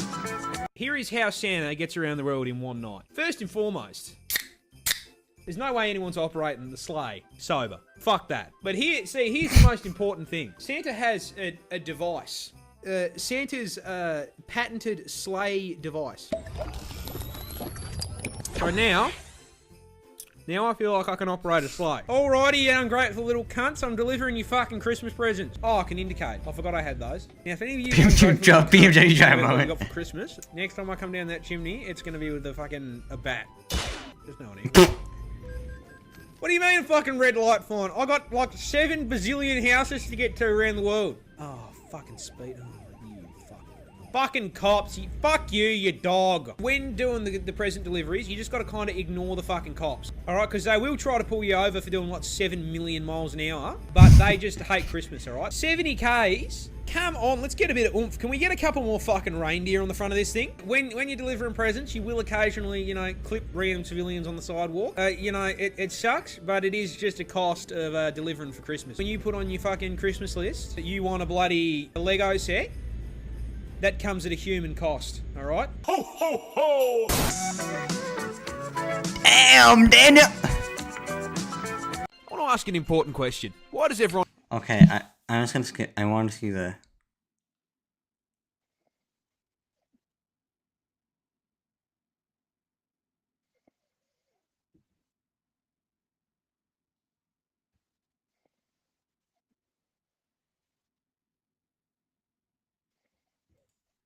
The fuck? Huh? Okay, so what you do is you jump on top of this, and then you jump up, and then you spam. Spam. Damn, that finger game weak. Do not question my fucking finger game again. I've put countless hours of research. What the fuck? He has my suit. He has my fit. He has my fit. Into my fucking finger game. How do you research finger game? Listen, there's resources available. You can take a university course in it. Finger game 101. You don't have any finger game. If you want assurances on the power of my finger game, ask your mother.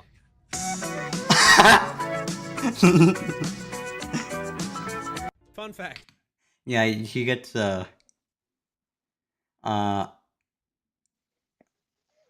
a lot of fun. Femboys are a great source of protein. Huh? What? Femboys are a great source of protein. Did I stutter? I don't think I did. I don't believe that I stuttered. Did I stutter? Think, Joe, think. Well, listen. Alright. Have you never had some of the homies' protein shakes? You've never had a bit of protein? It's really anabolic. Just great for lifting, you know? It's a really good forearm workout as well when you've got to shake. Okay. Okay. Okay. We love pause.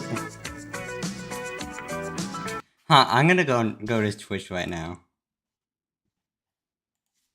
Twitch.tv/more.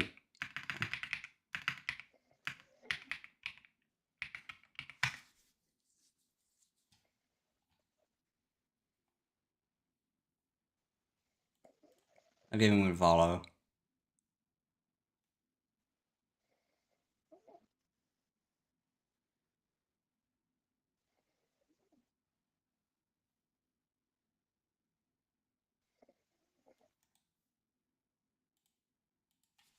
I don't think you understand just how old sharks are. We got a boomer. See, I'm not just talking individual sharks. Hammerheads, Bruce from Nemo, Jeff. Your average shark lives anywhere between 20 to 80 years. Nothing all that special. I'm talking sharks as a species. Because as a concept, sharks are fucking one-tricks. They have mained this class through every single balance adjustment Earth has thrown at them. From climate change, to the Ice Age, to that time God decided to punt a rock at Barney the dinosaur. Yeah, when it comes to prehistoric shark species, most people think of the megalodon. That big boy the size of a kaiju that was swimming around in the ocean around 26 million years ago. Which might sound like a long time, but as far as sharks go, this thing's a fucking zoomer. Go back around 250 million years to the early Triassic, before the literal dinosaurs, and you'll find Helicorpion, a shark with a fucking buzzsaw for a mouth. 250 not far back enough for you? Go back around 300 million years, and you will find Adestus, the fucking pog shark. And if that is still not far back enough, you can go all the way back, right to the beginning, to the first recognizable shark Goliotus problematicus, at 410 million years old. Sharks have existed for 4 times longer than Saturn has had rings. The first tree only sprouted out of the ground 385 million years ago. That means that for 25 million years, Groot's great-great-grandfather was sat in God's drafts while this f***er chased Nemo. First Bruce. This is the world's oldest shark. We got a boomer! But how old actually is it? This absolute fossil over here is the Greenland shark. And this may come as a shock to you, but the Greenland shark is found in f***ing Greenland, man. And with Grandpa Shark here coming in at a f***ing kaiju-sized 6 meters in length and a literal f***ing ton in weight, this senior citizen probably worked with Godzilla back in his f***ing day. But how senior is senior? Well, you might be expecting him to say something along the lines of, 100 years, maybe 150 years, right? Try higher. No, not 200. Close, but not 300 either. Chocolate. No, the Greenland shark can live up to 500 fucking years. You're like, I don't think you understand how old that is. So, to put it in perspective, this is Bob. Bob has just turned 500. Here is a list of things this has lived through. All 8 of King Henry's divorces. The invention of chocolate. I remember when they first invented chocolate. Shakespeare's entire lifespan. The Boston Tea Party. The signing of the Declaration of Independence and the founding of the United States. The colonization of Australia. The Industrial f***ing Revolution. The invention of the light bulb and adoption of electricity. The Titanic becoming a submarine. World War I. The Great Depression. World War II. The Vietnam War. The f***ing moon landing and the invention of the internet. Wait, hold on, I'm gonna go back there. Vietnam War. The f***ing moon landing. That totally wasn't staged. And the invention of the internet. The first episode of SpongeBob. Schlatt's crimes in 99. 2001. The invasion of Iraq. The global financial crisis. The death of Harambe. Australia catching fire. The virus. And it's still with us today to watch fucking TikTok. Damn.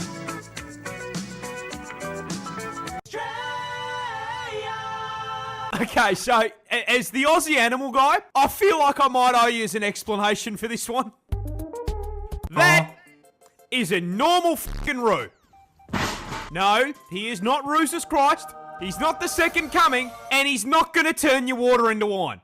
Alright, he might turn it into VB if you ask nice. Get that up, yeah. But if that's the case, how the fuck is he stealing the Son of God's passive? Well, the answer is fucking sand. I don't like sand. Yeah, you see, what's far more likely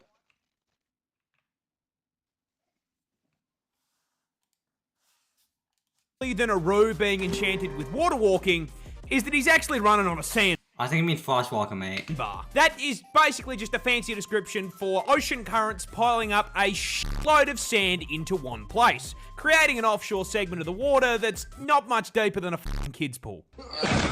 Now, Roos know about sandbars, and they actually very frequently use them as a shortcut to get from A to B to find more food. So, while it looks like Skippy here is stealing Jesus' entire fucking flow, he's actually on a Macca's mish. Let me get a...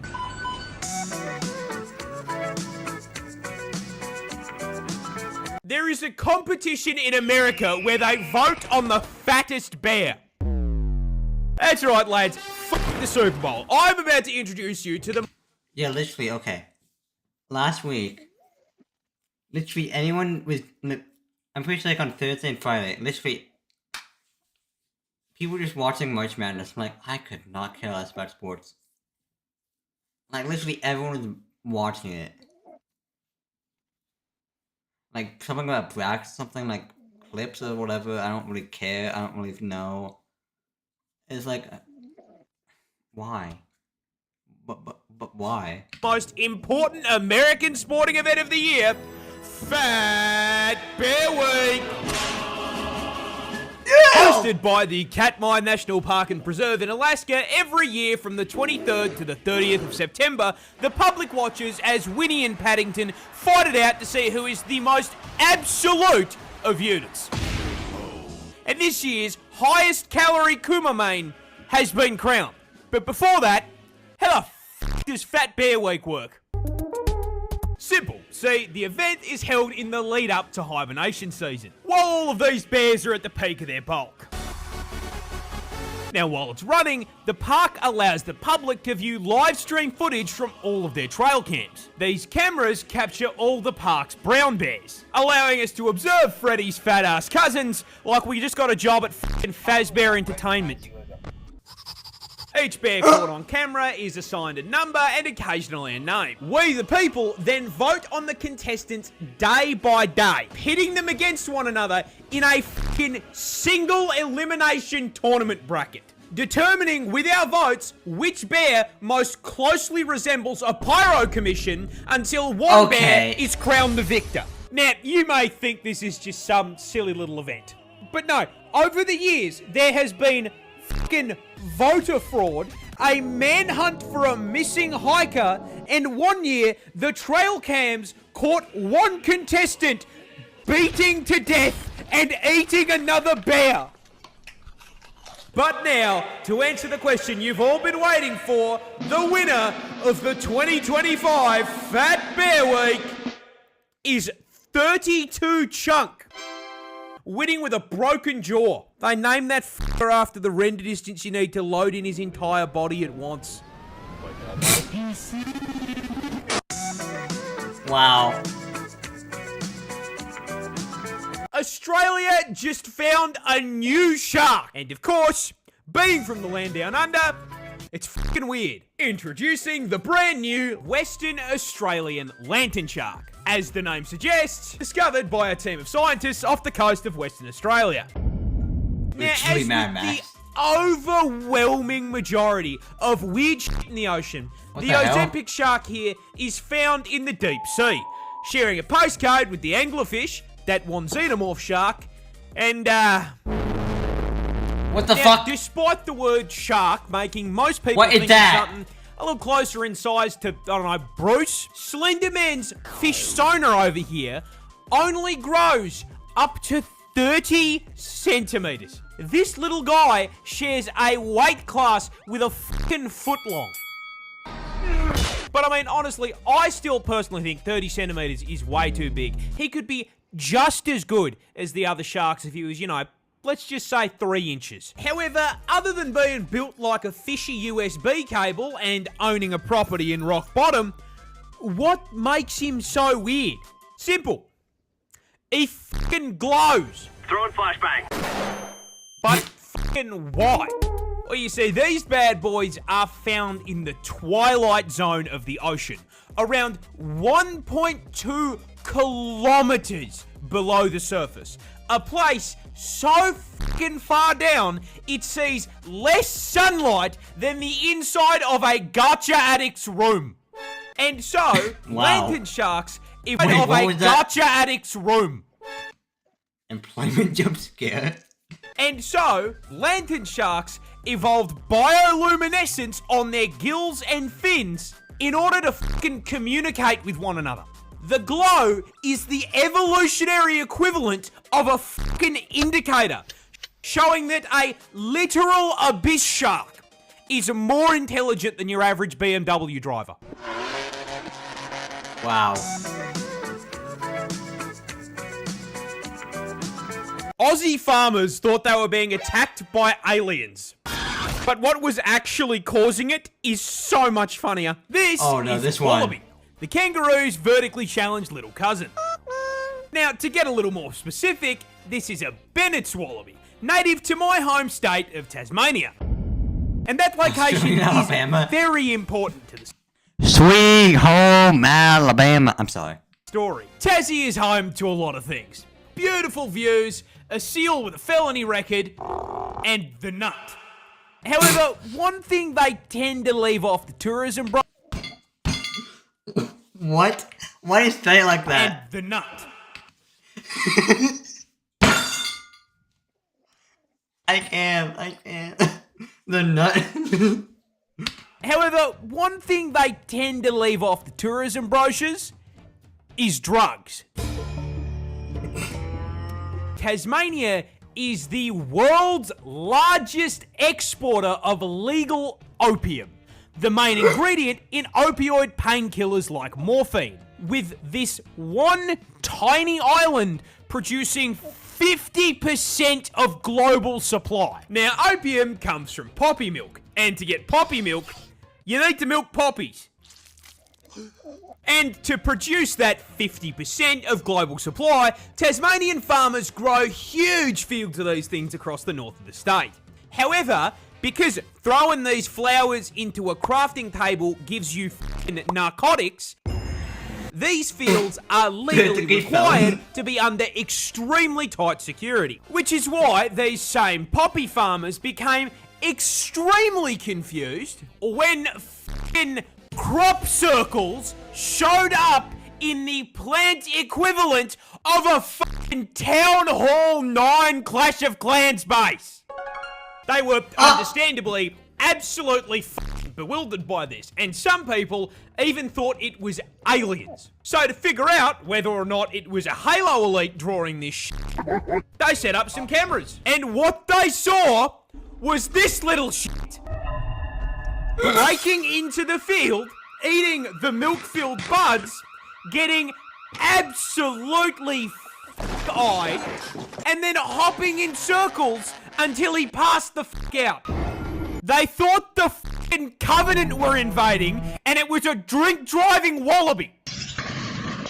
Wow. Wow. This shrimp has a gun. No, this isn't a Fortnite skin. This is a real f***ing animal, and it's called the pistol shrimp. Now, unsurprisingly, being named after a firearm, of course it's f***ing native to the United States of America. Where the f*** else do you think you were going to find it? However, they can actually be found expressing their Second Amendment rights over the majority of the globe too. Now, coming in at a huge 2 inches, it is not the size of his body that makes him special, but the caliber of the big iron on his hip. Or should I say big claw? You see, that oversized right pincher isn't just because he forgot to, switch hands while doing homework.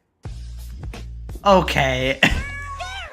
No, mate, that claw is basically f***ing Mega Man's arm.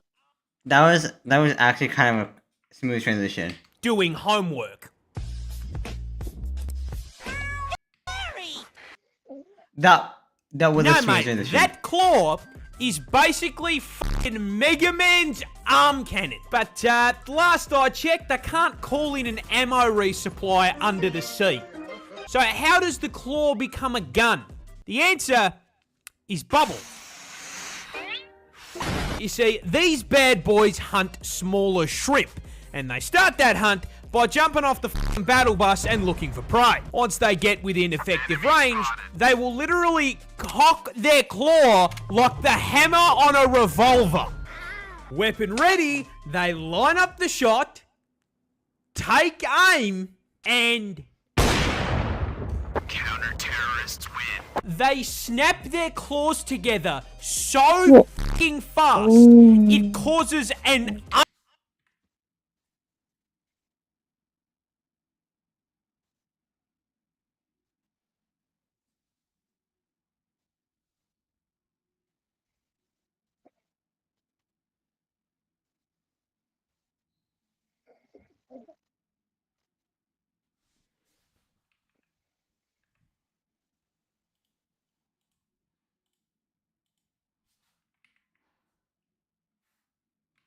together so f***ing fast, it causes an underwater vacuum, creating an explosive cavitation bubble hotter than the surface of the sun. This bubble is then launched at the enemy at over 100k an hour. The bubble then Damn! connects with the smaller shrimp and f***ing flashbangs it. This either kills it outright or stuns it long enough to be consumed. Poor little fucker got quickscoped by Faye Shrimp. Oh god, that's amazing. I want you to imagine you're cave diving. You turn a corner and see a spider web the size of the fucking wall. I regret to inform you that no, this is not fake. This is an actual photo from the inside of a cave on the Greek-Albanian border, where scientists have discovered the world's largest spider web, located in a portion of the cave crammed to the brim with sulfur that has quite literally never seen the light of God. This wall of white sticky stuff spans 1,100 square fucking feet. That is the size of a 2-bedroom fucking house. However, finding the average Australian home on the wall of a cave at Y11 brings up a far scarier question. What the fuck built it? Well, to the relief of many, no, we did not discover a giant spider lair. Oh, fuck! The result of a single spider with creative mode and world edit. No, it's far from What a did that single say? spider with creative mode and world edit. Build a web on Orlando. No, it's far fucking worse. Because this web is the arachnid equivalent of getting the boys on for a 2-week Minecraft phase. Because this web is a collaborative effort. It was built by 111,000 fucking spiders.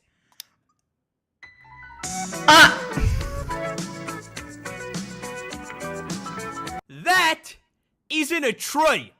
It's a fucking bird. Introducing the tawny frogmouth, a species of bird found in the land down under, and Australia's very own avian equivalent of a maxed out Skyrim stealth build. Now you may be thinking to yourself, well, it can't be that stealthy. I can see it. Yeah, you can. You can see that one. Did you see the one right fucking next to it?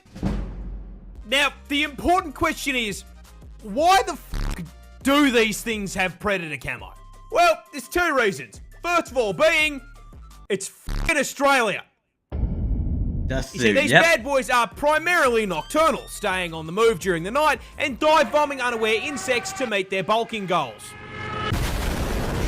However, that means that during the day, they sleep. And in a country where at any point you can be bitten, mauled, stung, or fucking drop-kicked to death, laying down in the wrong spot can turn a short nap into the forever sleep.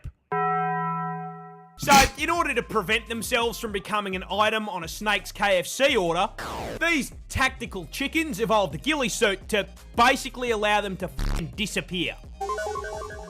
Being practically invisible allows them to unlock their second passive, fucking DoorDash.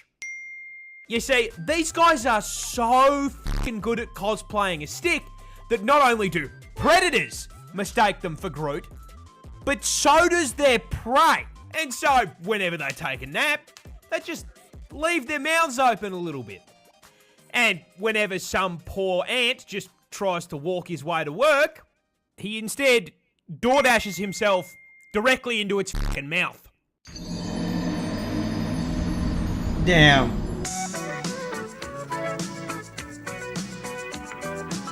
Australia just found a new insect. Who's that Pokemon? And in a certified Australia moment, it is Caleb. unironically called the fucking Lucifer bee. Because of course we have the Satan bee. The snakes and the spiders and the fucking dinosaurs weren't enough. No. Now I gotta dodge a rejected doom enemy on my walk to work. Discovered in the closest climate to hell on Earth, Western Australia, these bad boys were named after the Lord of Hell for 2 reasons. The first of which being the giant fucking demon horns bolted to their heads. Now, those horns aren't just there to look scary. They're Oh, actually God. a defensive mechanism to protect the demon bees from bigger predators. However, Whoa. only the ladies of the species stay strapped, as the horns are only found on females. Meaning a more accurate name for these absolute girl bosses is the Karlak bee. But a pair of spirit Halloween horns can't be the only reason they're named after the devil, right? Nope. I mean, there's gotta be f***ing something else. Like, do they spit fire? Maybe they've got a pitchfork for a stinger that injects you with f***ing acid venom. The answer to that is, no.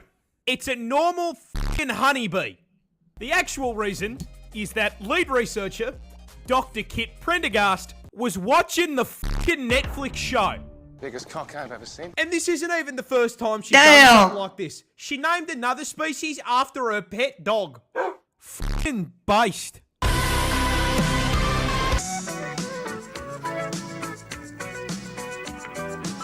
You ever wonder how different Christmas is in Australia? Well, wonder no longer, because I'm here to tell you that, like the rest of the country, it's fucking cursed. First off, our Christmas is in the dead centre of summer, which means that rather than waking up to a lovely white Christmas, we wake up and immediately start melting into a puddle because it's 35 fucking degrees outside and the aircon's broken. With this that's how it is, by the way. change in weather comes a change in work uniform for old Santa Claus, trading out the usual red and white for a singlet and a pair of thongs. Because to quote the big man himself, fuck wearing that shit, it's too hot. St. Nick has also bought himself a new whip, trading out the sleigh for a, quote, rusty old newt, and firing Rudolph and all of his fucking blades, replacing them with, I shit you not, kangaroos. You may think I am bullshitting you, which is fair, but no, I'm not. We even have a song about it. Dashing through the bush in a rusty holding you. Santa also has had a significant change in diet in the land down under, as rather than the usual milk and cookies, my parents told me to make sure to leave a few nice cold beers out on the countertop for old Santa, which, knowing what I do now, was absolutely just an excuse for my parents to pre-game Christmas Day. But I also can't think of anything more Australian than turning a jolly old man into a raging fucking alcoholic. Damn, okay. Thank you all so much for watching. Peace out and good night. I'm out. Alright, finally we're done recording.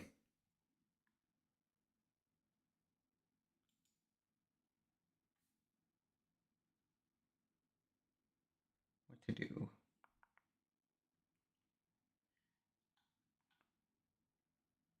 I'm gonna go check in. How PJ doing?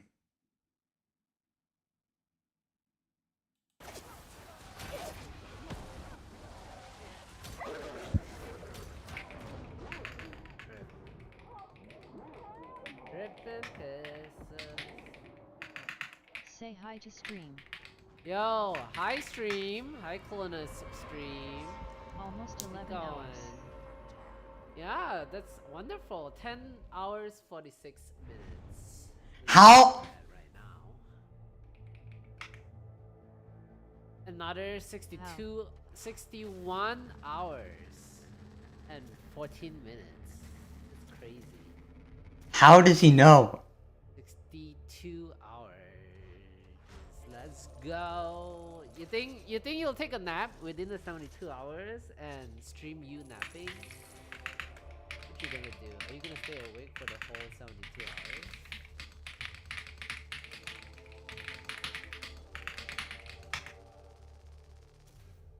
I mean, I might take a nap, but it will be in the other room.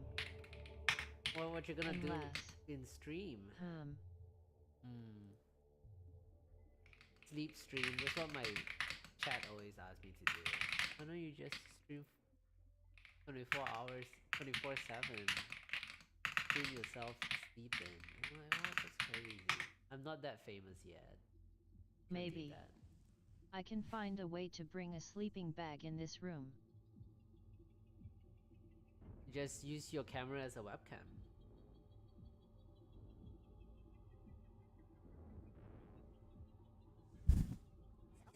Indeed. That is most unexpected. And the traitors? Continue to aggravate and interfere. Mayhap we must How was your video watching? demonstrate with them. Hammer and Let's do Auric again. It's going well. It's going well. It's good. What were you playing just now? You were driving a car. I'ma make myself from dinner. Ooh, din. What are you gonna make? I had chicken and rice. Very simple. I was doing some Roblox driving sims. That's Roblox? Didn't feel like Roblox to me. Huh.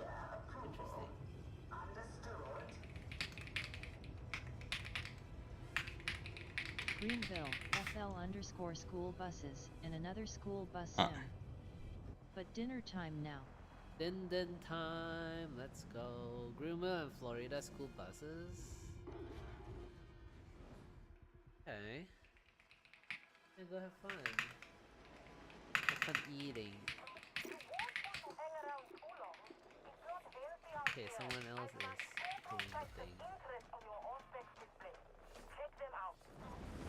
I've negotiated an armament supply line with the locals.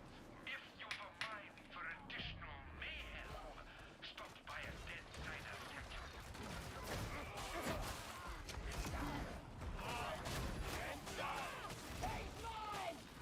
I'm gonna make myself some dinner. Salvage. Perhaps you can trade it with the dead ciders.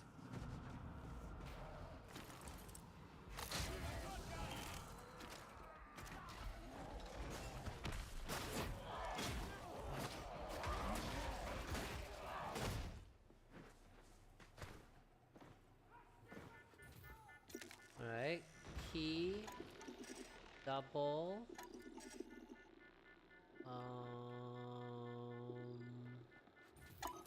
Got it.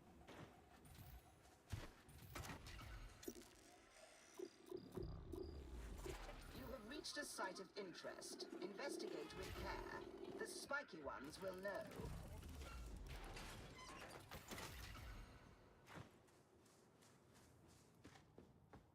Oh, I was doing a secondary mission. Greet them appropriately. Oh god.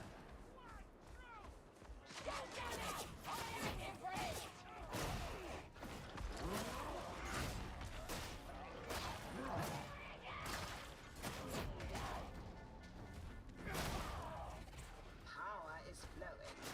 That should be useful.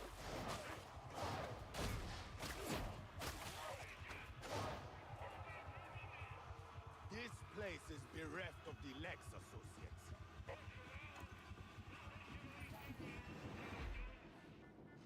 Okay.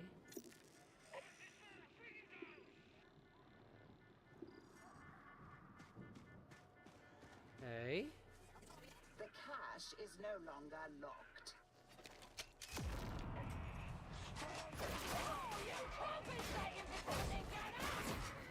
Tech remnants. I insist that you find more.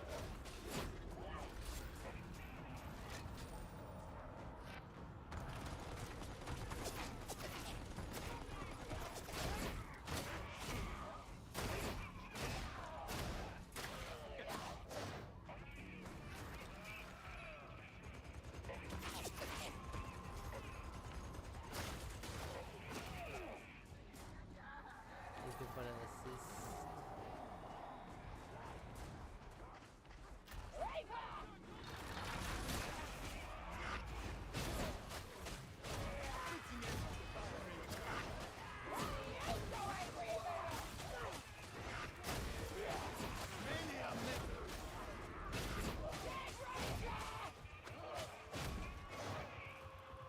Poor guy couldn't handle it.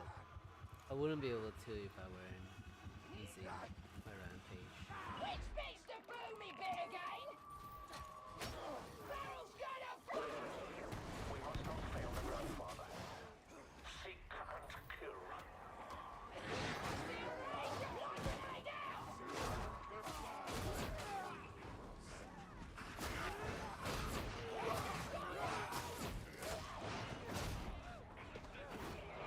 We're still back. Dinner is being made as we speak.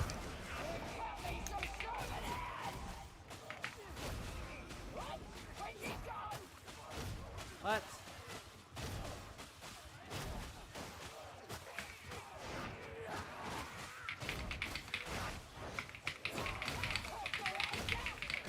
bad. It's so bad. Dinner is being made as we speak.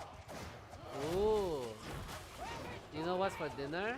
That data reliquary is priceless.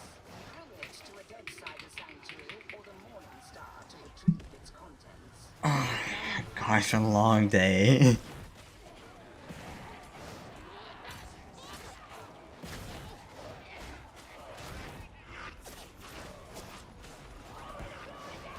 Shit! They just keep shooting! Italian pasta? That sounds nice. Oh my god, I'm being recommended to infected. Oh my god.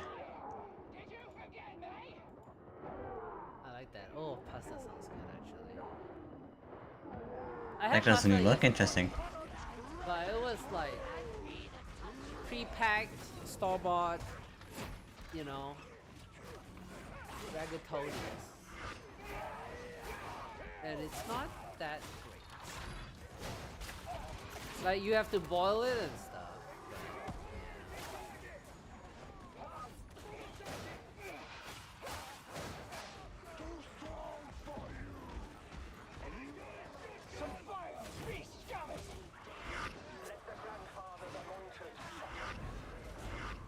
Interesting with these people, huh?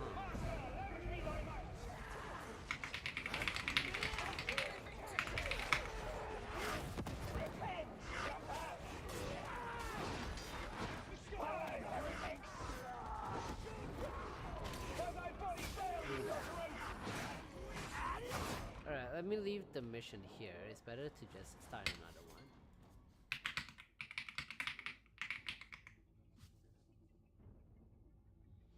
Have you ever had ketchup pasta? Or pasta ketchup? Ketchup pasta, that's right. Hell no. It's a Singaporean dish and Singaporean dish, interesting. very sweet.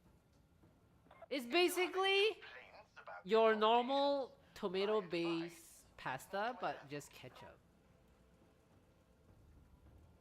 Do you like red sauce pasta?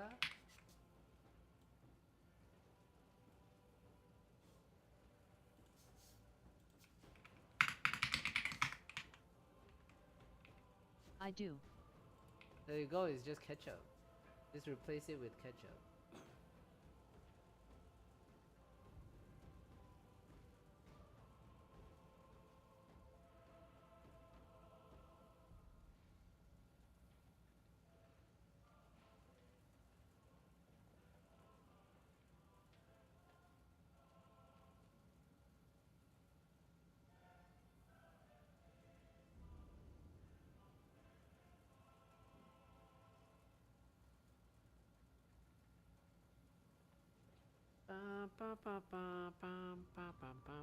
What's your favorite pasta? As in like the type of pasta. Spaghetti, thick spaghetti. Linguine. Linguine? Linguine is the flat noodle, right? I think that's what it's called. I like just spaghetti. Or what's the twirly one? Rotini? I like rotini too. Macaroni. Spaghetti is very peak. Spaghetti is peak as well. I don't really like macaroni, I like rotini. Because it holds a lot of sauce.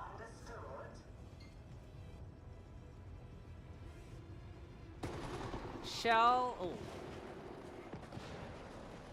What?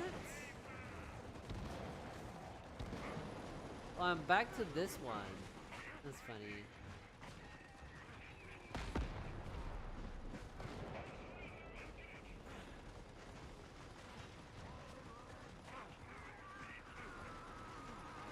Look at the machine gunner, they just don't stop shooting.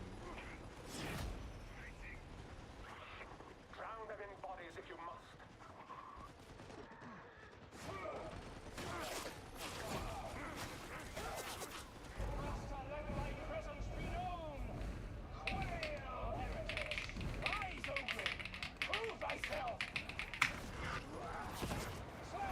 Gonna do some Minecrafting after dinner.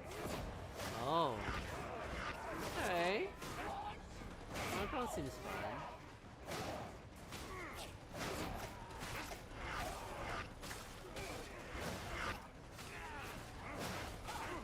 Do you already have like plans what you're gonna do for like in terms of like stuff you're gonna do on stream?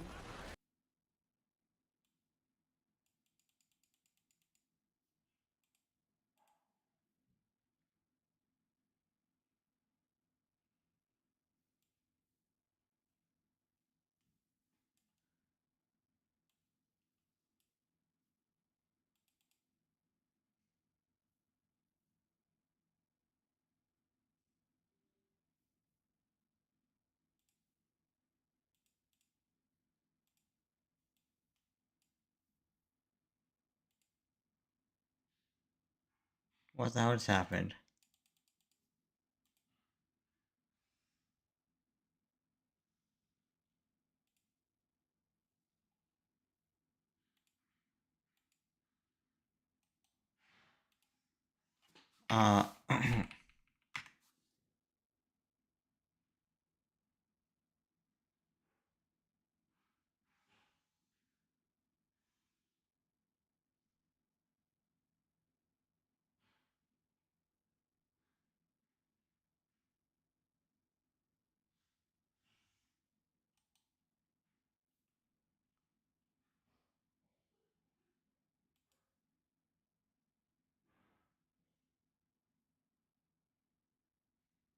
When she opens the curtain.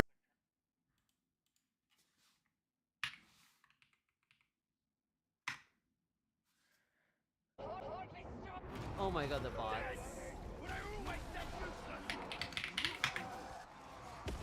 Oh well.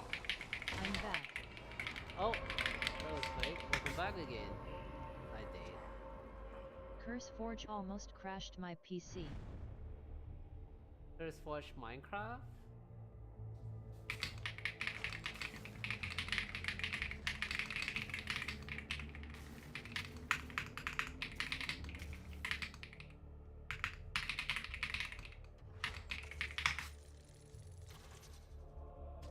I tried to open CurseForge and legit everything froze, including my heart.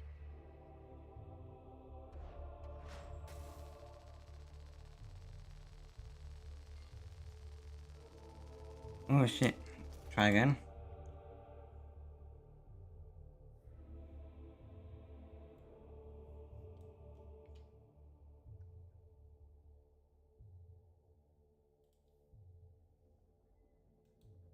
Oh, you gotta get a new. Get a new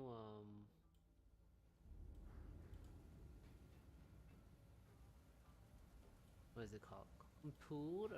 I'm gonna get a new computer.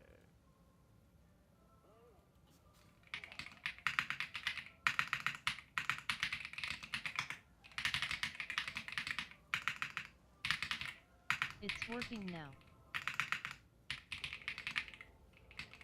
It's working now? That's good. That's good.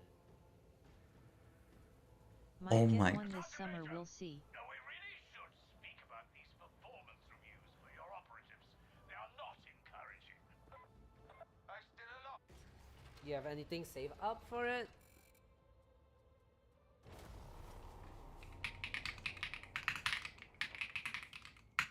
Pretty sure you could buy like a pre-built.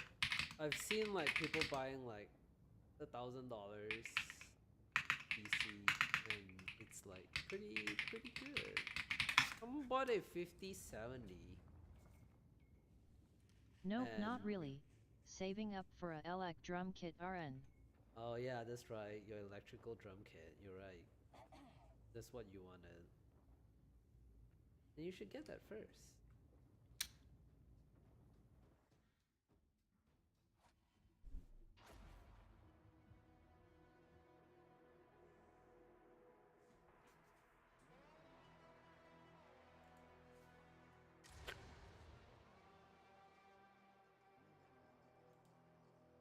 Ooh, he's using stim, chem grenade,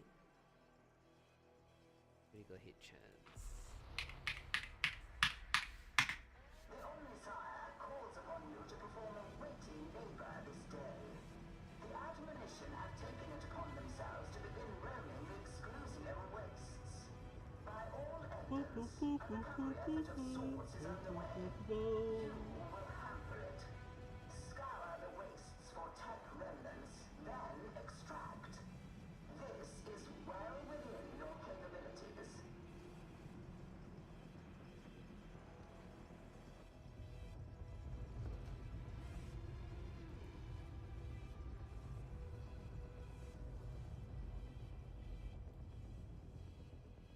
Alright. Will we make it out this time? We already failed twice. Let's see if we could. Third time the charm? Question mark.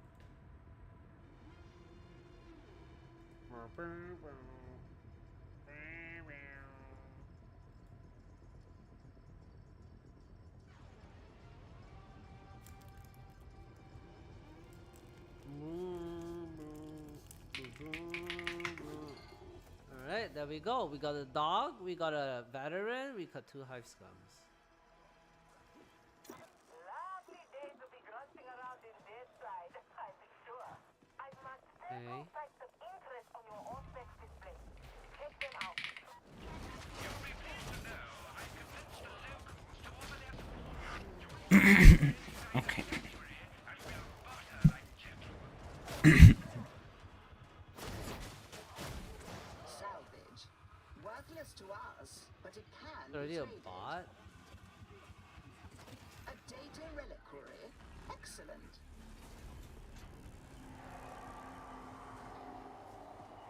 Okay, people's gonna come attack.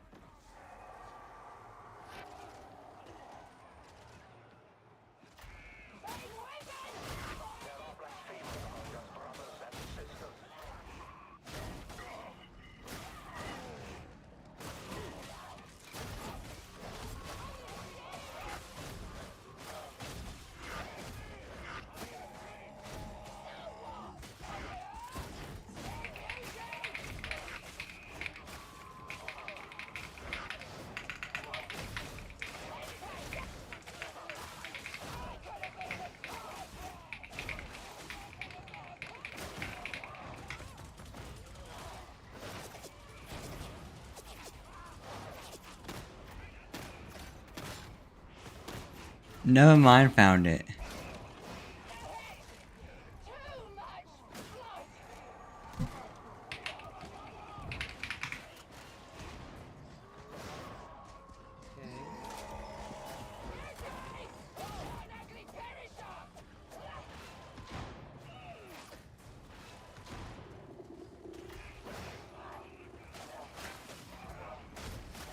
Search the site of interest and quickly. It is sure to alert the spiky one. Oh!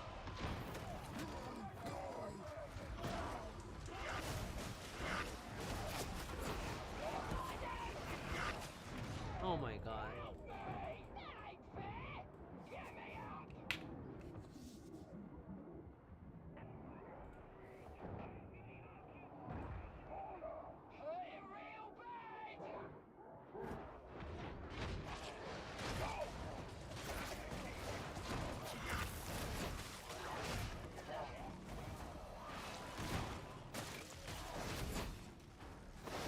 Nice.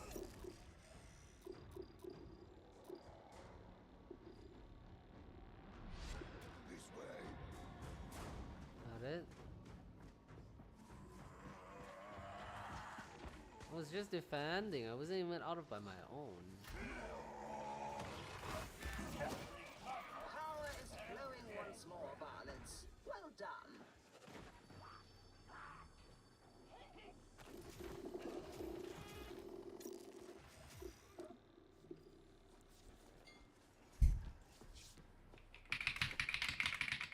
You ex-breakers! Your crimes have come due. You better be talking to the rotters. Amongst others. Now that don't make me feel welcome. Thinking about playing a mod pack one of my IRL friends made. A mod pack for Minecraft?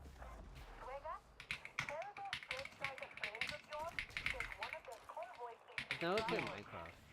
I shall be sure to do so. Never played Minecraft. It's called Create. down to earth. Your servo skull is beginning its analysis.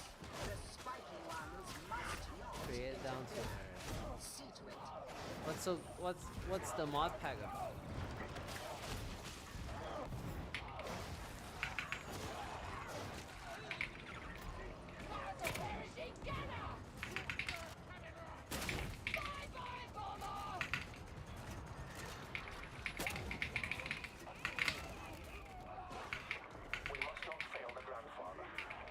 I see over there.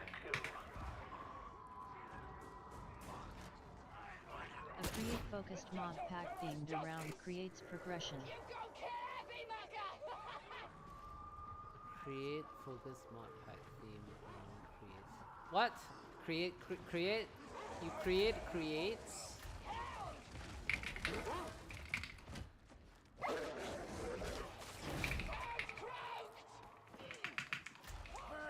Too many word creates.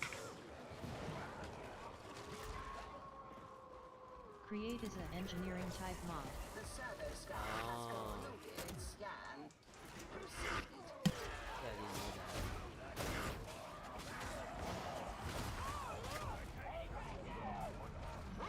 Whoa, toss me real father.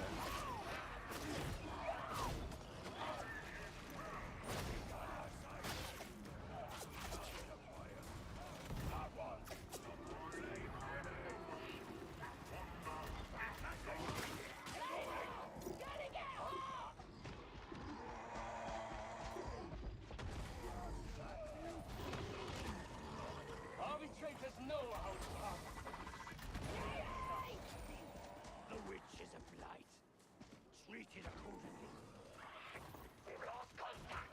I repeat, we've lost contact.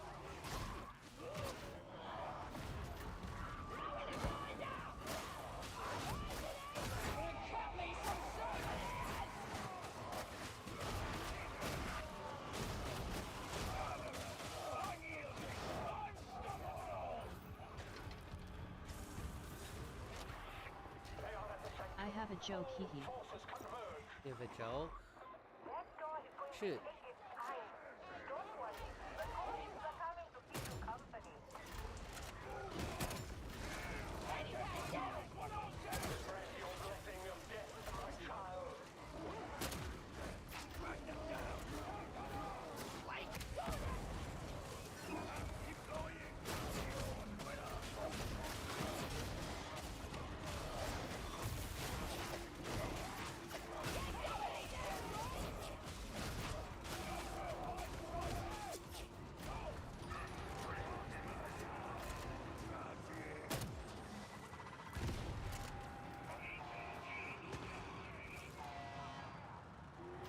Dog. I'm so funny, I have no idea. They ask you why you pushed them. Just say, I didn't push you. I rather relocated your physical being to a new X, Y, and Z coordinate.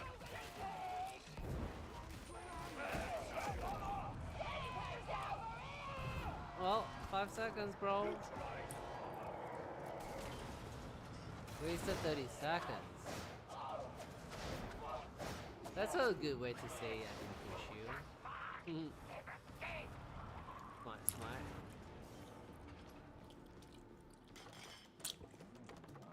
Hi, Tum Tum, you little goober. 65.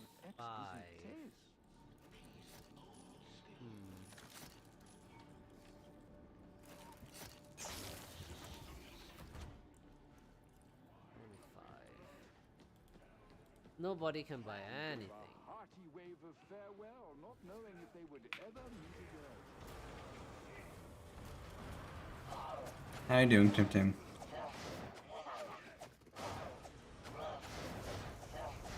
Doggo, doggo, doggo, doggo. Tracking contact in a new grid zone. Engage. Execute.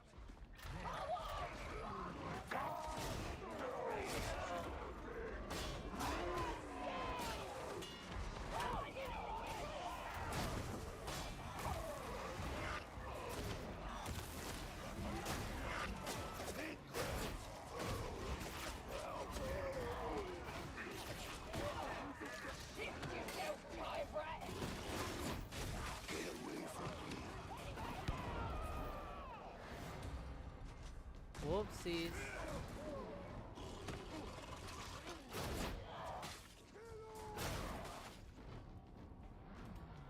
Searching for stragglers.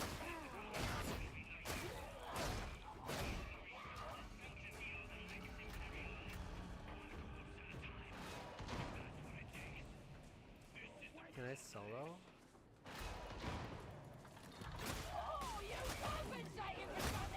Why can't?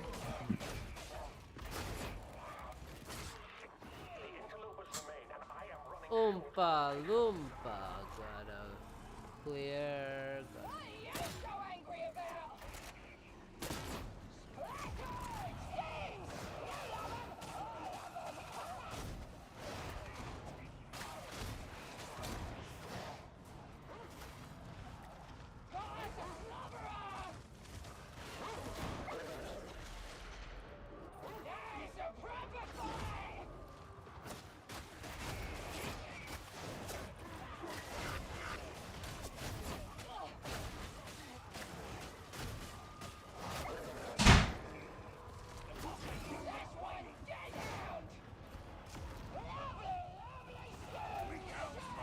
Captain Rude Horror in here.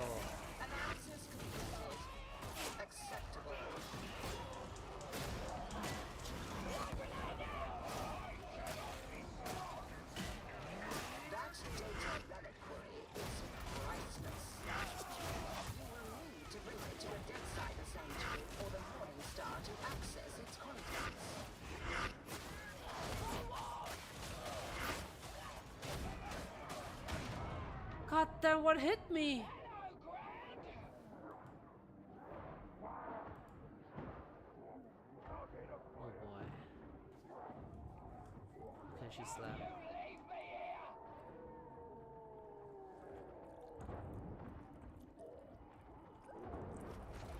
Oh. Oh.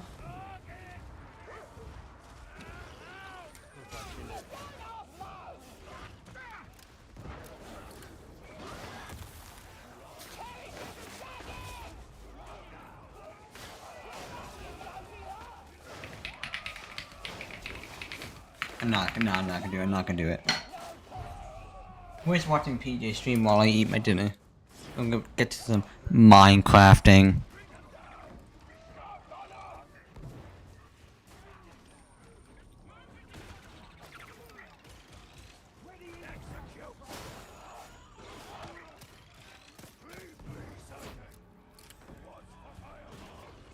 Poison gun is pretty good. I like the needle gun a lot.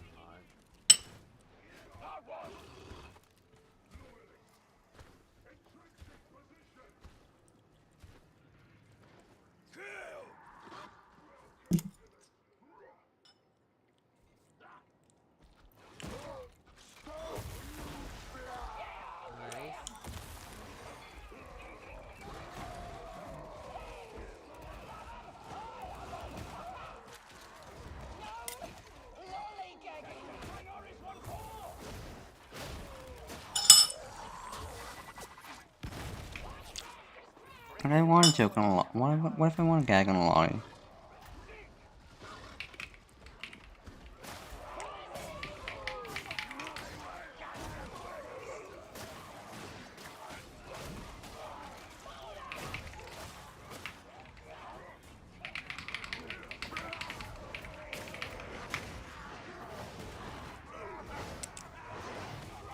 No lolly gagging. What if I want to gag on a lolly? Well, gotta be someone's lolly then. What? Oh my god. I apologize for that. Nah, Tim Tim.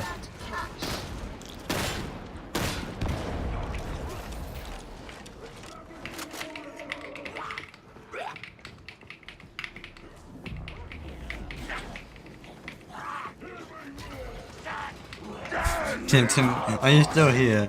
I'm still here, Tim Tim. Did you hear that? He gets pleasure daily. Oh. Does Tim Tim live close to you? How far does Tim Tim live?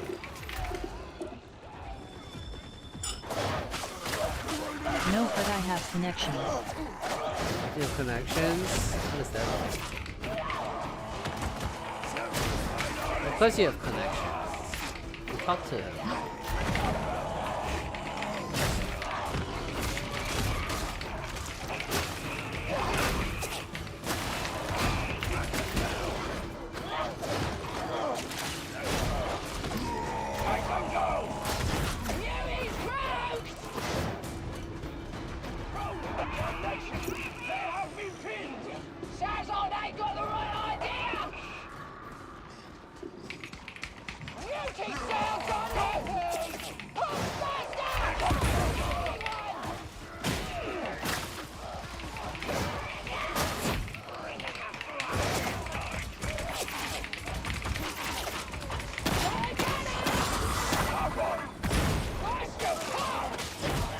He lives about 2,000 miles away from me.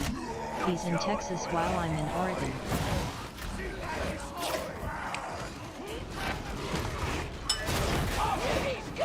Texas.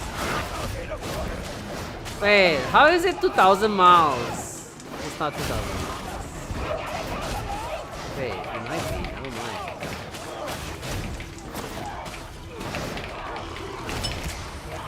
How much do I fly if I were to go back home? If that's what chat told me backslash.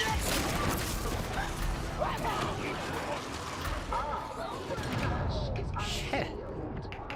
Chat told Flying you. is around 1.7k. $1,700? Oh, miles? Oh my. No miles. I guess it takes me 3,400 miles to go back home.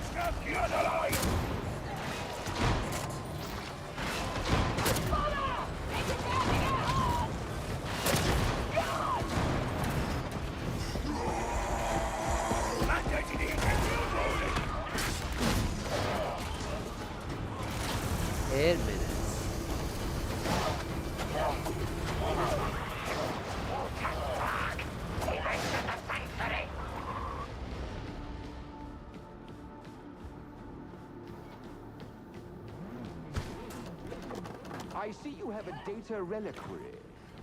Use the extractor to spin time. I need a miracle.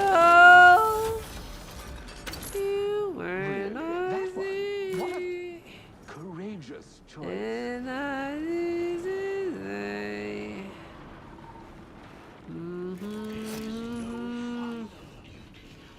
And I say goodbye. Sorry. Trust no one, especially not me. Trust no one, especially not me.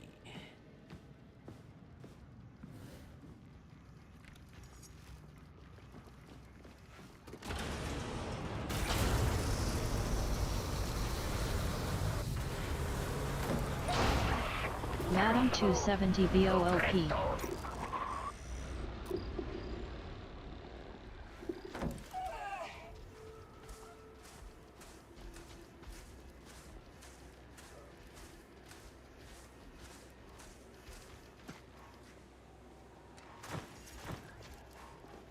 Okay. Therefore, just in case.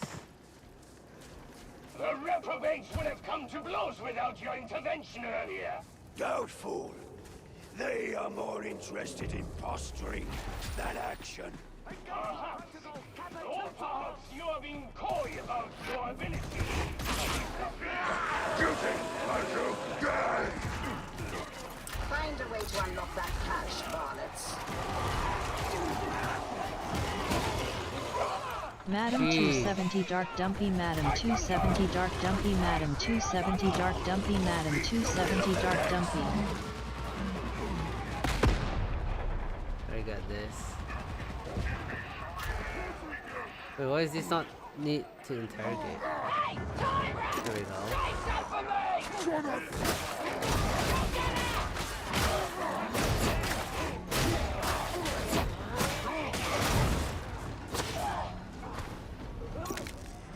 A, B, alpha, P, I, P, X.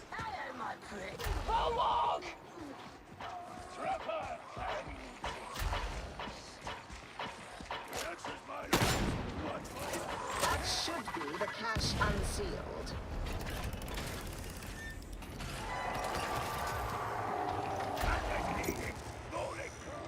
It is an arbitrator's duty to stop your Coming.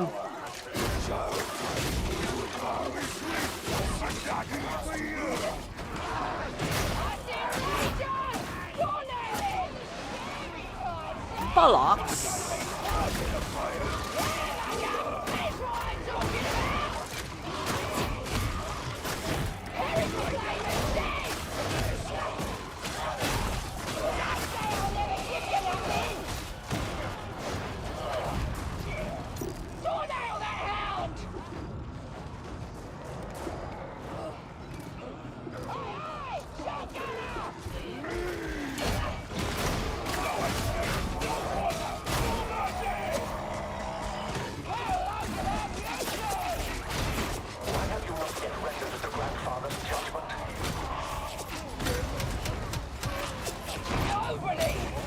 Oh my god.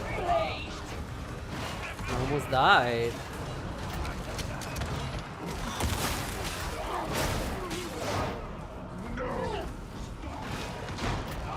Just from a volley of machine gunners.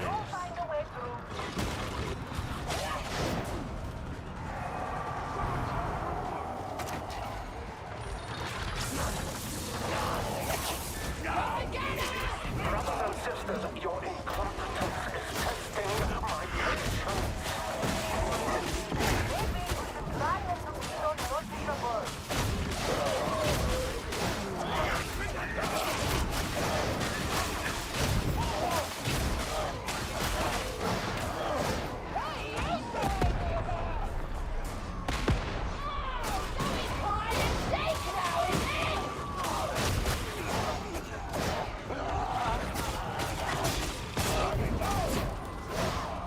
Fire.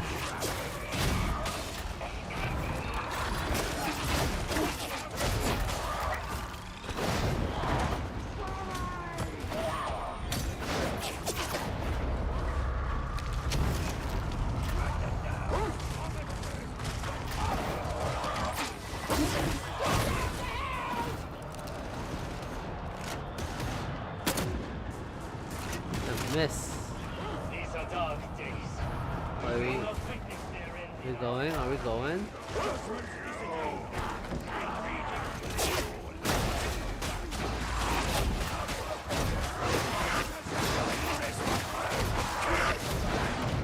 Shit!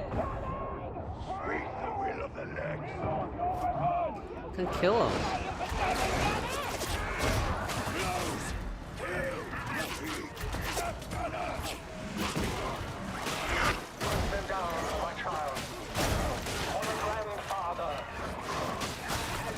Block more, maybe.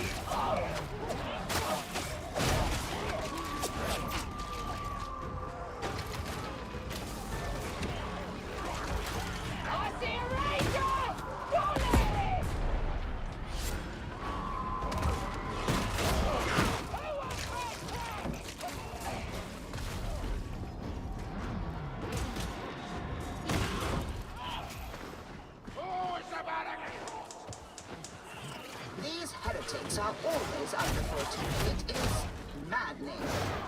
Popman's looking for a meal! That's one dead hound! Okay.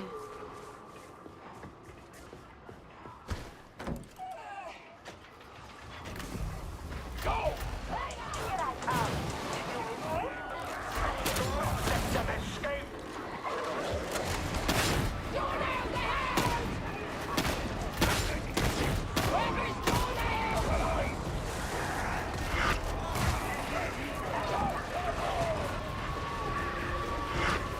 Where should I put my fire?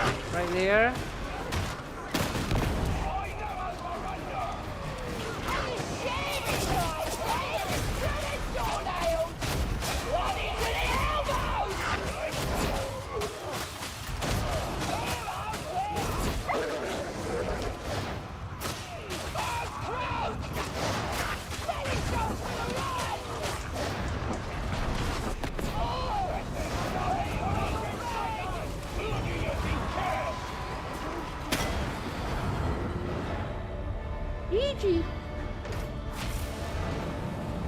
Combat shotgun mastery, let's go!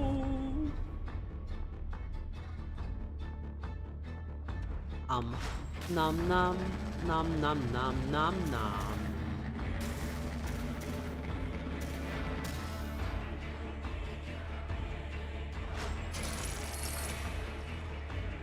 There's a lot of ooh, auto pistol.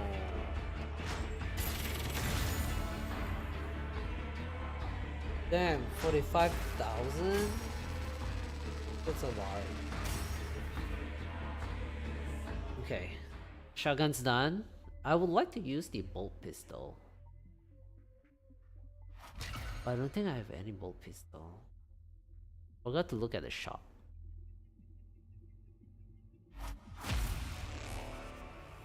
Threaded pistol. Let's look at my masteries real quick. Pistol's done, this one's done.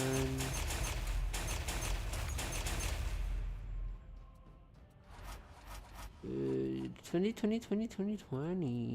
Vigilant, autogun, and bolt pistol. Vigilant, autogun. Brace, autogun. Vigilant, autogun.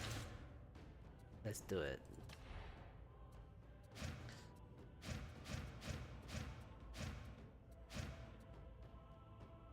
$19 bullets, 45 bullets. Hip fire. This is a single bullet.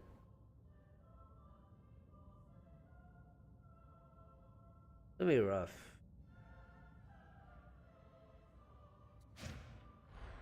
Alright, let's try it. Melee weapon wise, don't really want to use any other than combat blade could be okay. Alright, let's see if we can get the bolt pistol from the armory.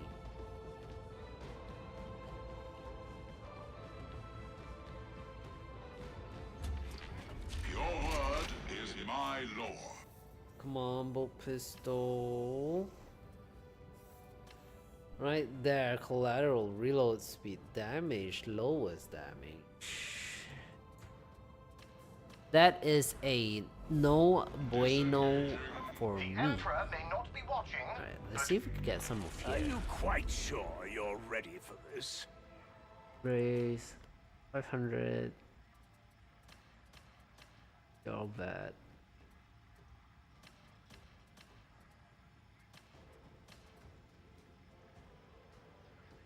Man.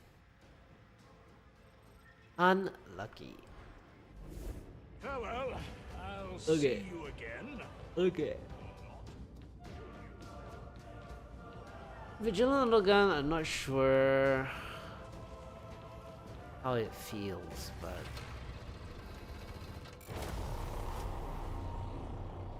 let's try it.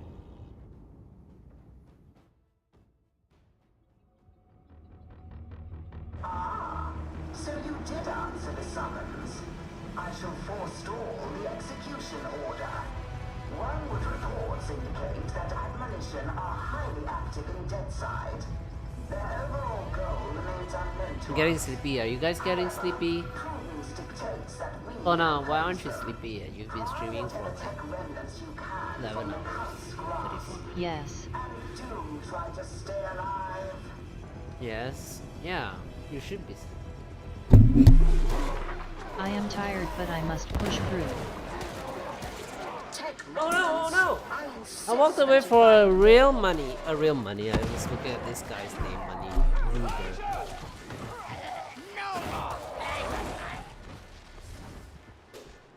You must push through, indeed. You set your goals, you push it through. Do what you do. You have reached a site of interest. Investigate with care. The spiky ones will know.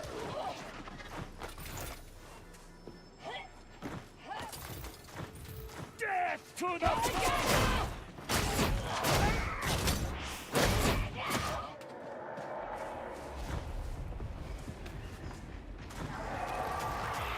They seek to steal from us. This we cannot permit. Sounds like you're making yourself known. Or get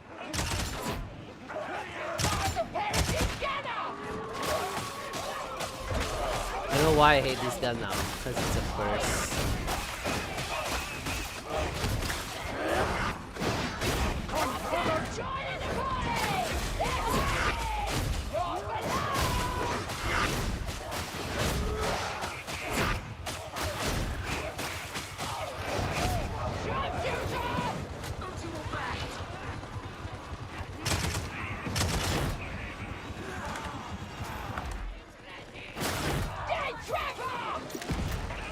Okay, Sigma.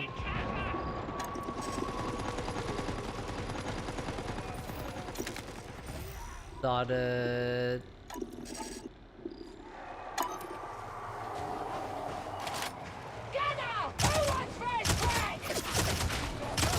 headshots is best. Ah, the cache is unsealed. ALR. Time to get back to streaming. Alright, thanks Klona. Have fun streaming. I'll raid you when I'm done.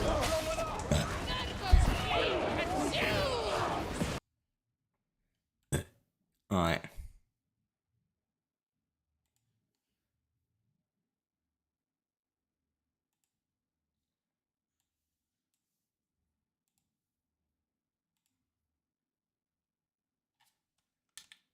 Curtain. A man sprints towards her, kicks her to What? No.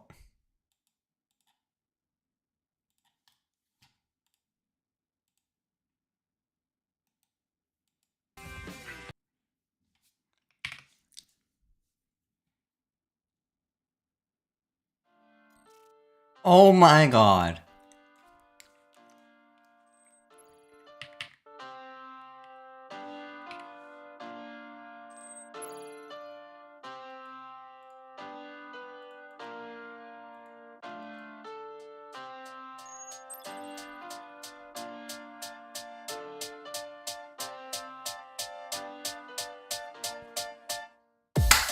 Welcome to space. You're expecting it's a dangerous place. Thank you for Give for your own, give for your orders, fill up these quotas, fill for your quarters. Your foreman, but watch more violence, cause you're just getting eaten. It's for your morning. Prosperity there, okay, man. None heaven or way. Think he was posted and looks like a post. Oh, you don't even have posted. The 10 short years on the front page. Cruise and you wake up here. Trapped in that ship for a long time. But you simply forgot when you signed up, honestly. You want me to call any policy. You're trying to use company property. Things you say in autonomy. The glamour's got you in lock and key. We threw the dollar back into idolatry. If you're upset, you can rent an apology. The family boards and bureaucracy. You know, I deem what is Connor. Were you expecting adventure? You're hoping for fun? When you went adventure and basically exempt you from down to back down to your slum. By your agenda prices, you is determined by your sacrifice.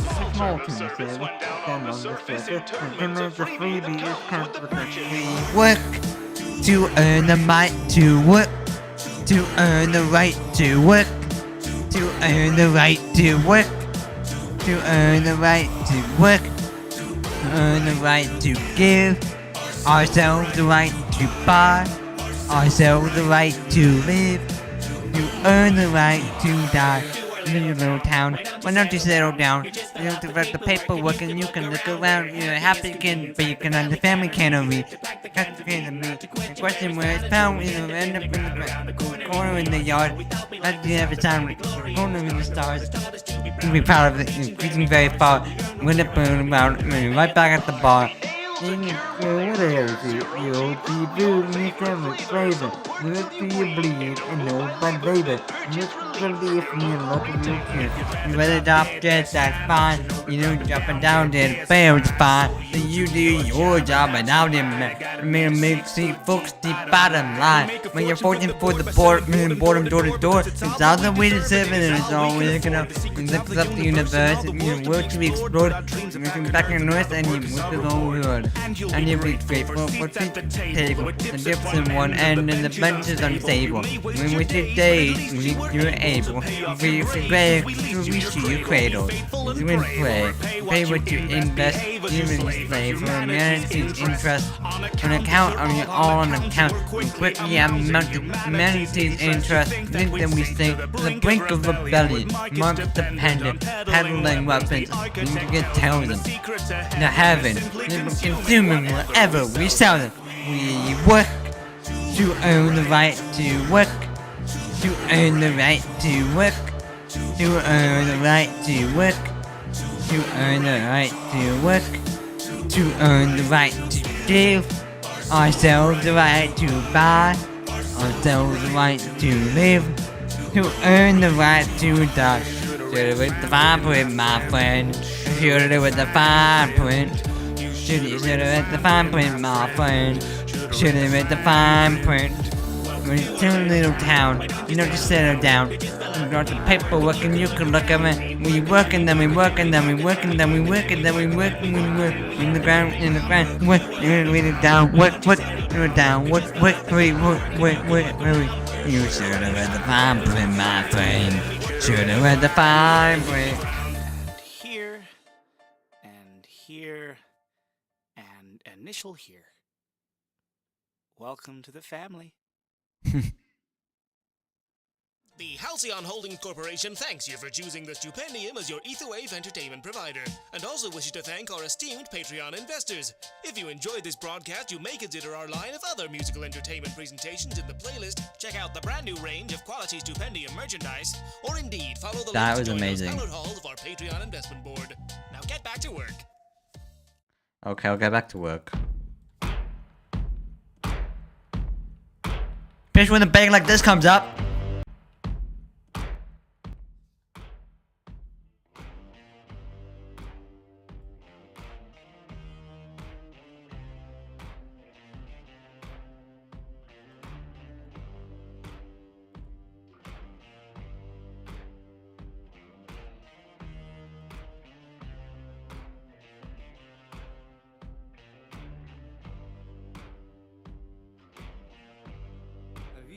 Color in your cheeks.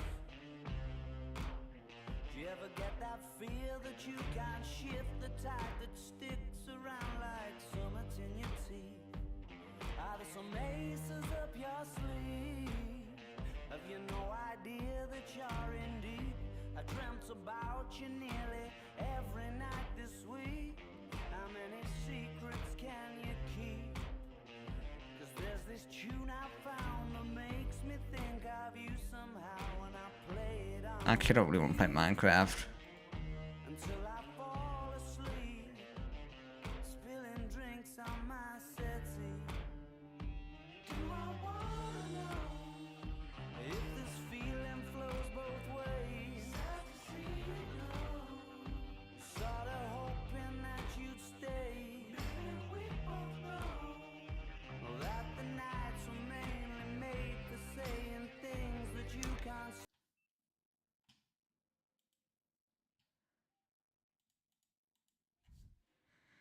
Let's play some Jump Dash.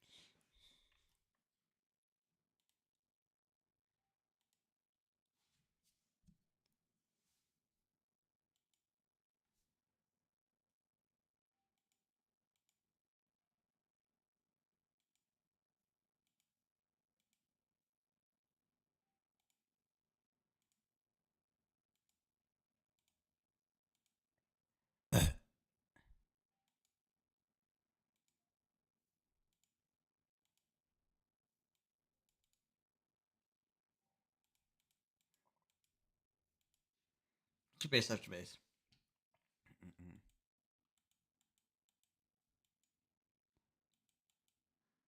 Wait.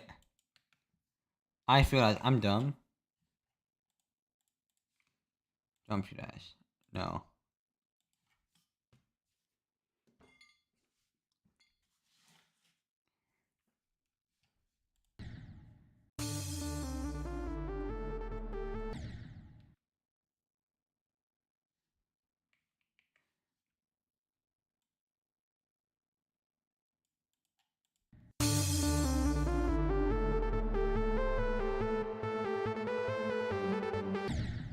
Bro, am I just ass?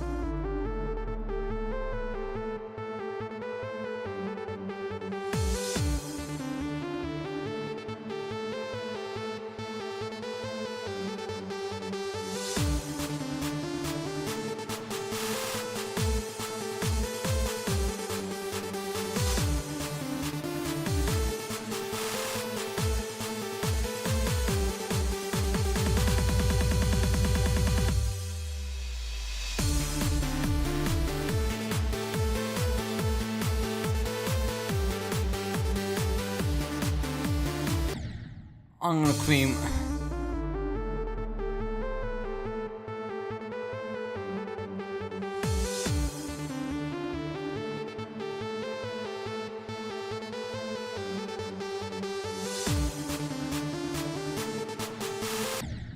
I don't know what I was thinking there.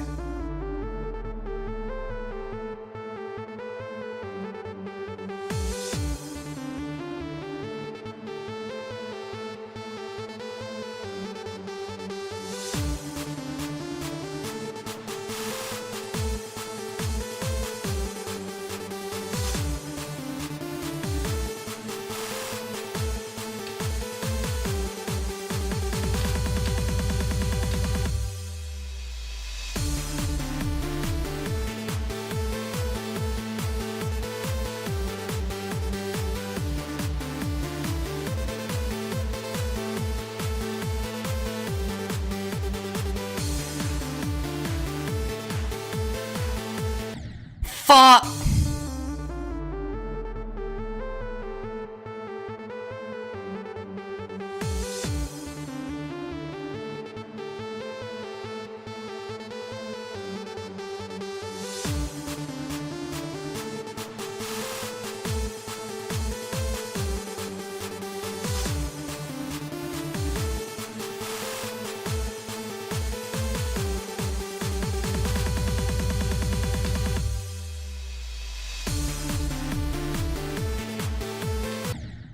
I'm gonna scream.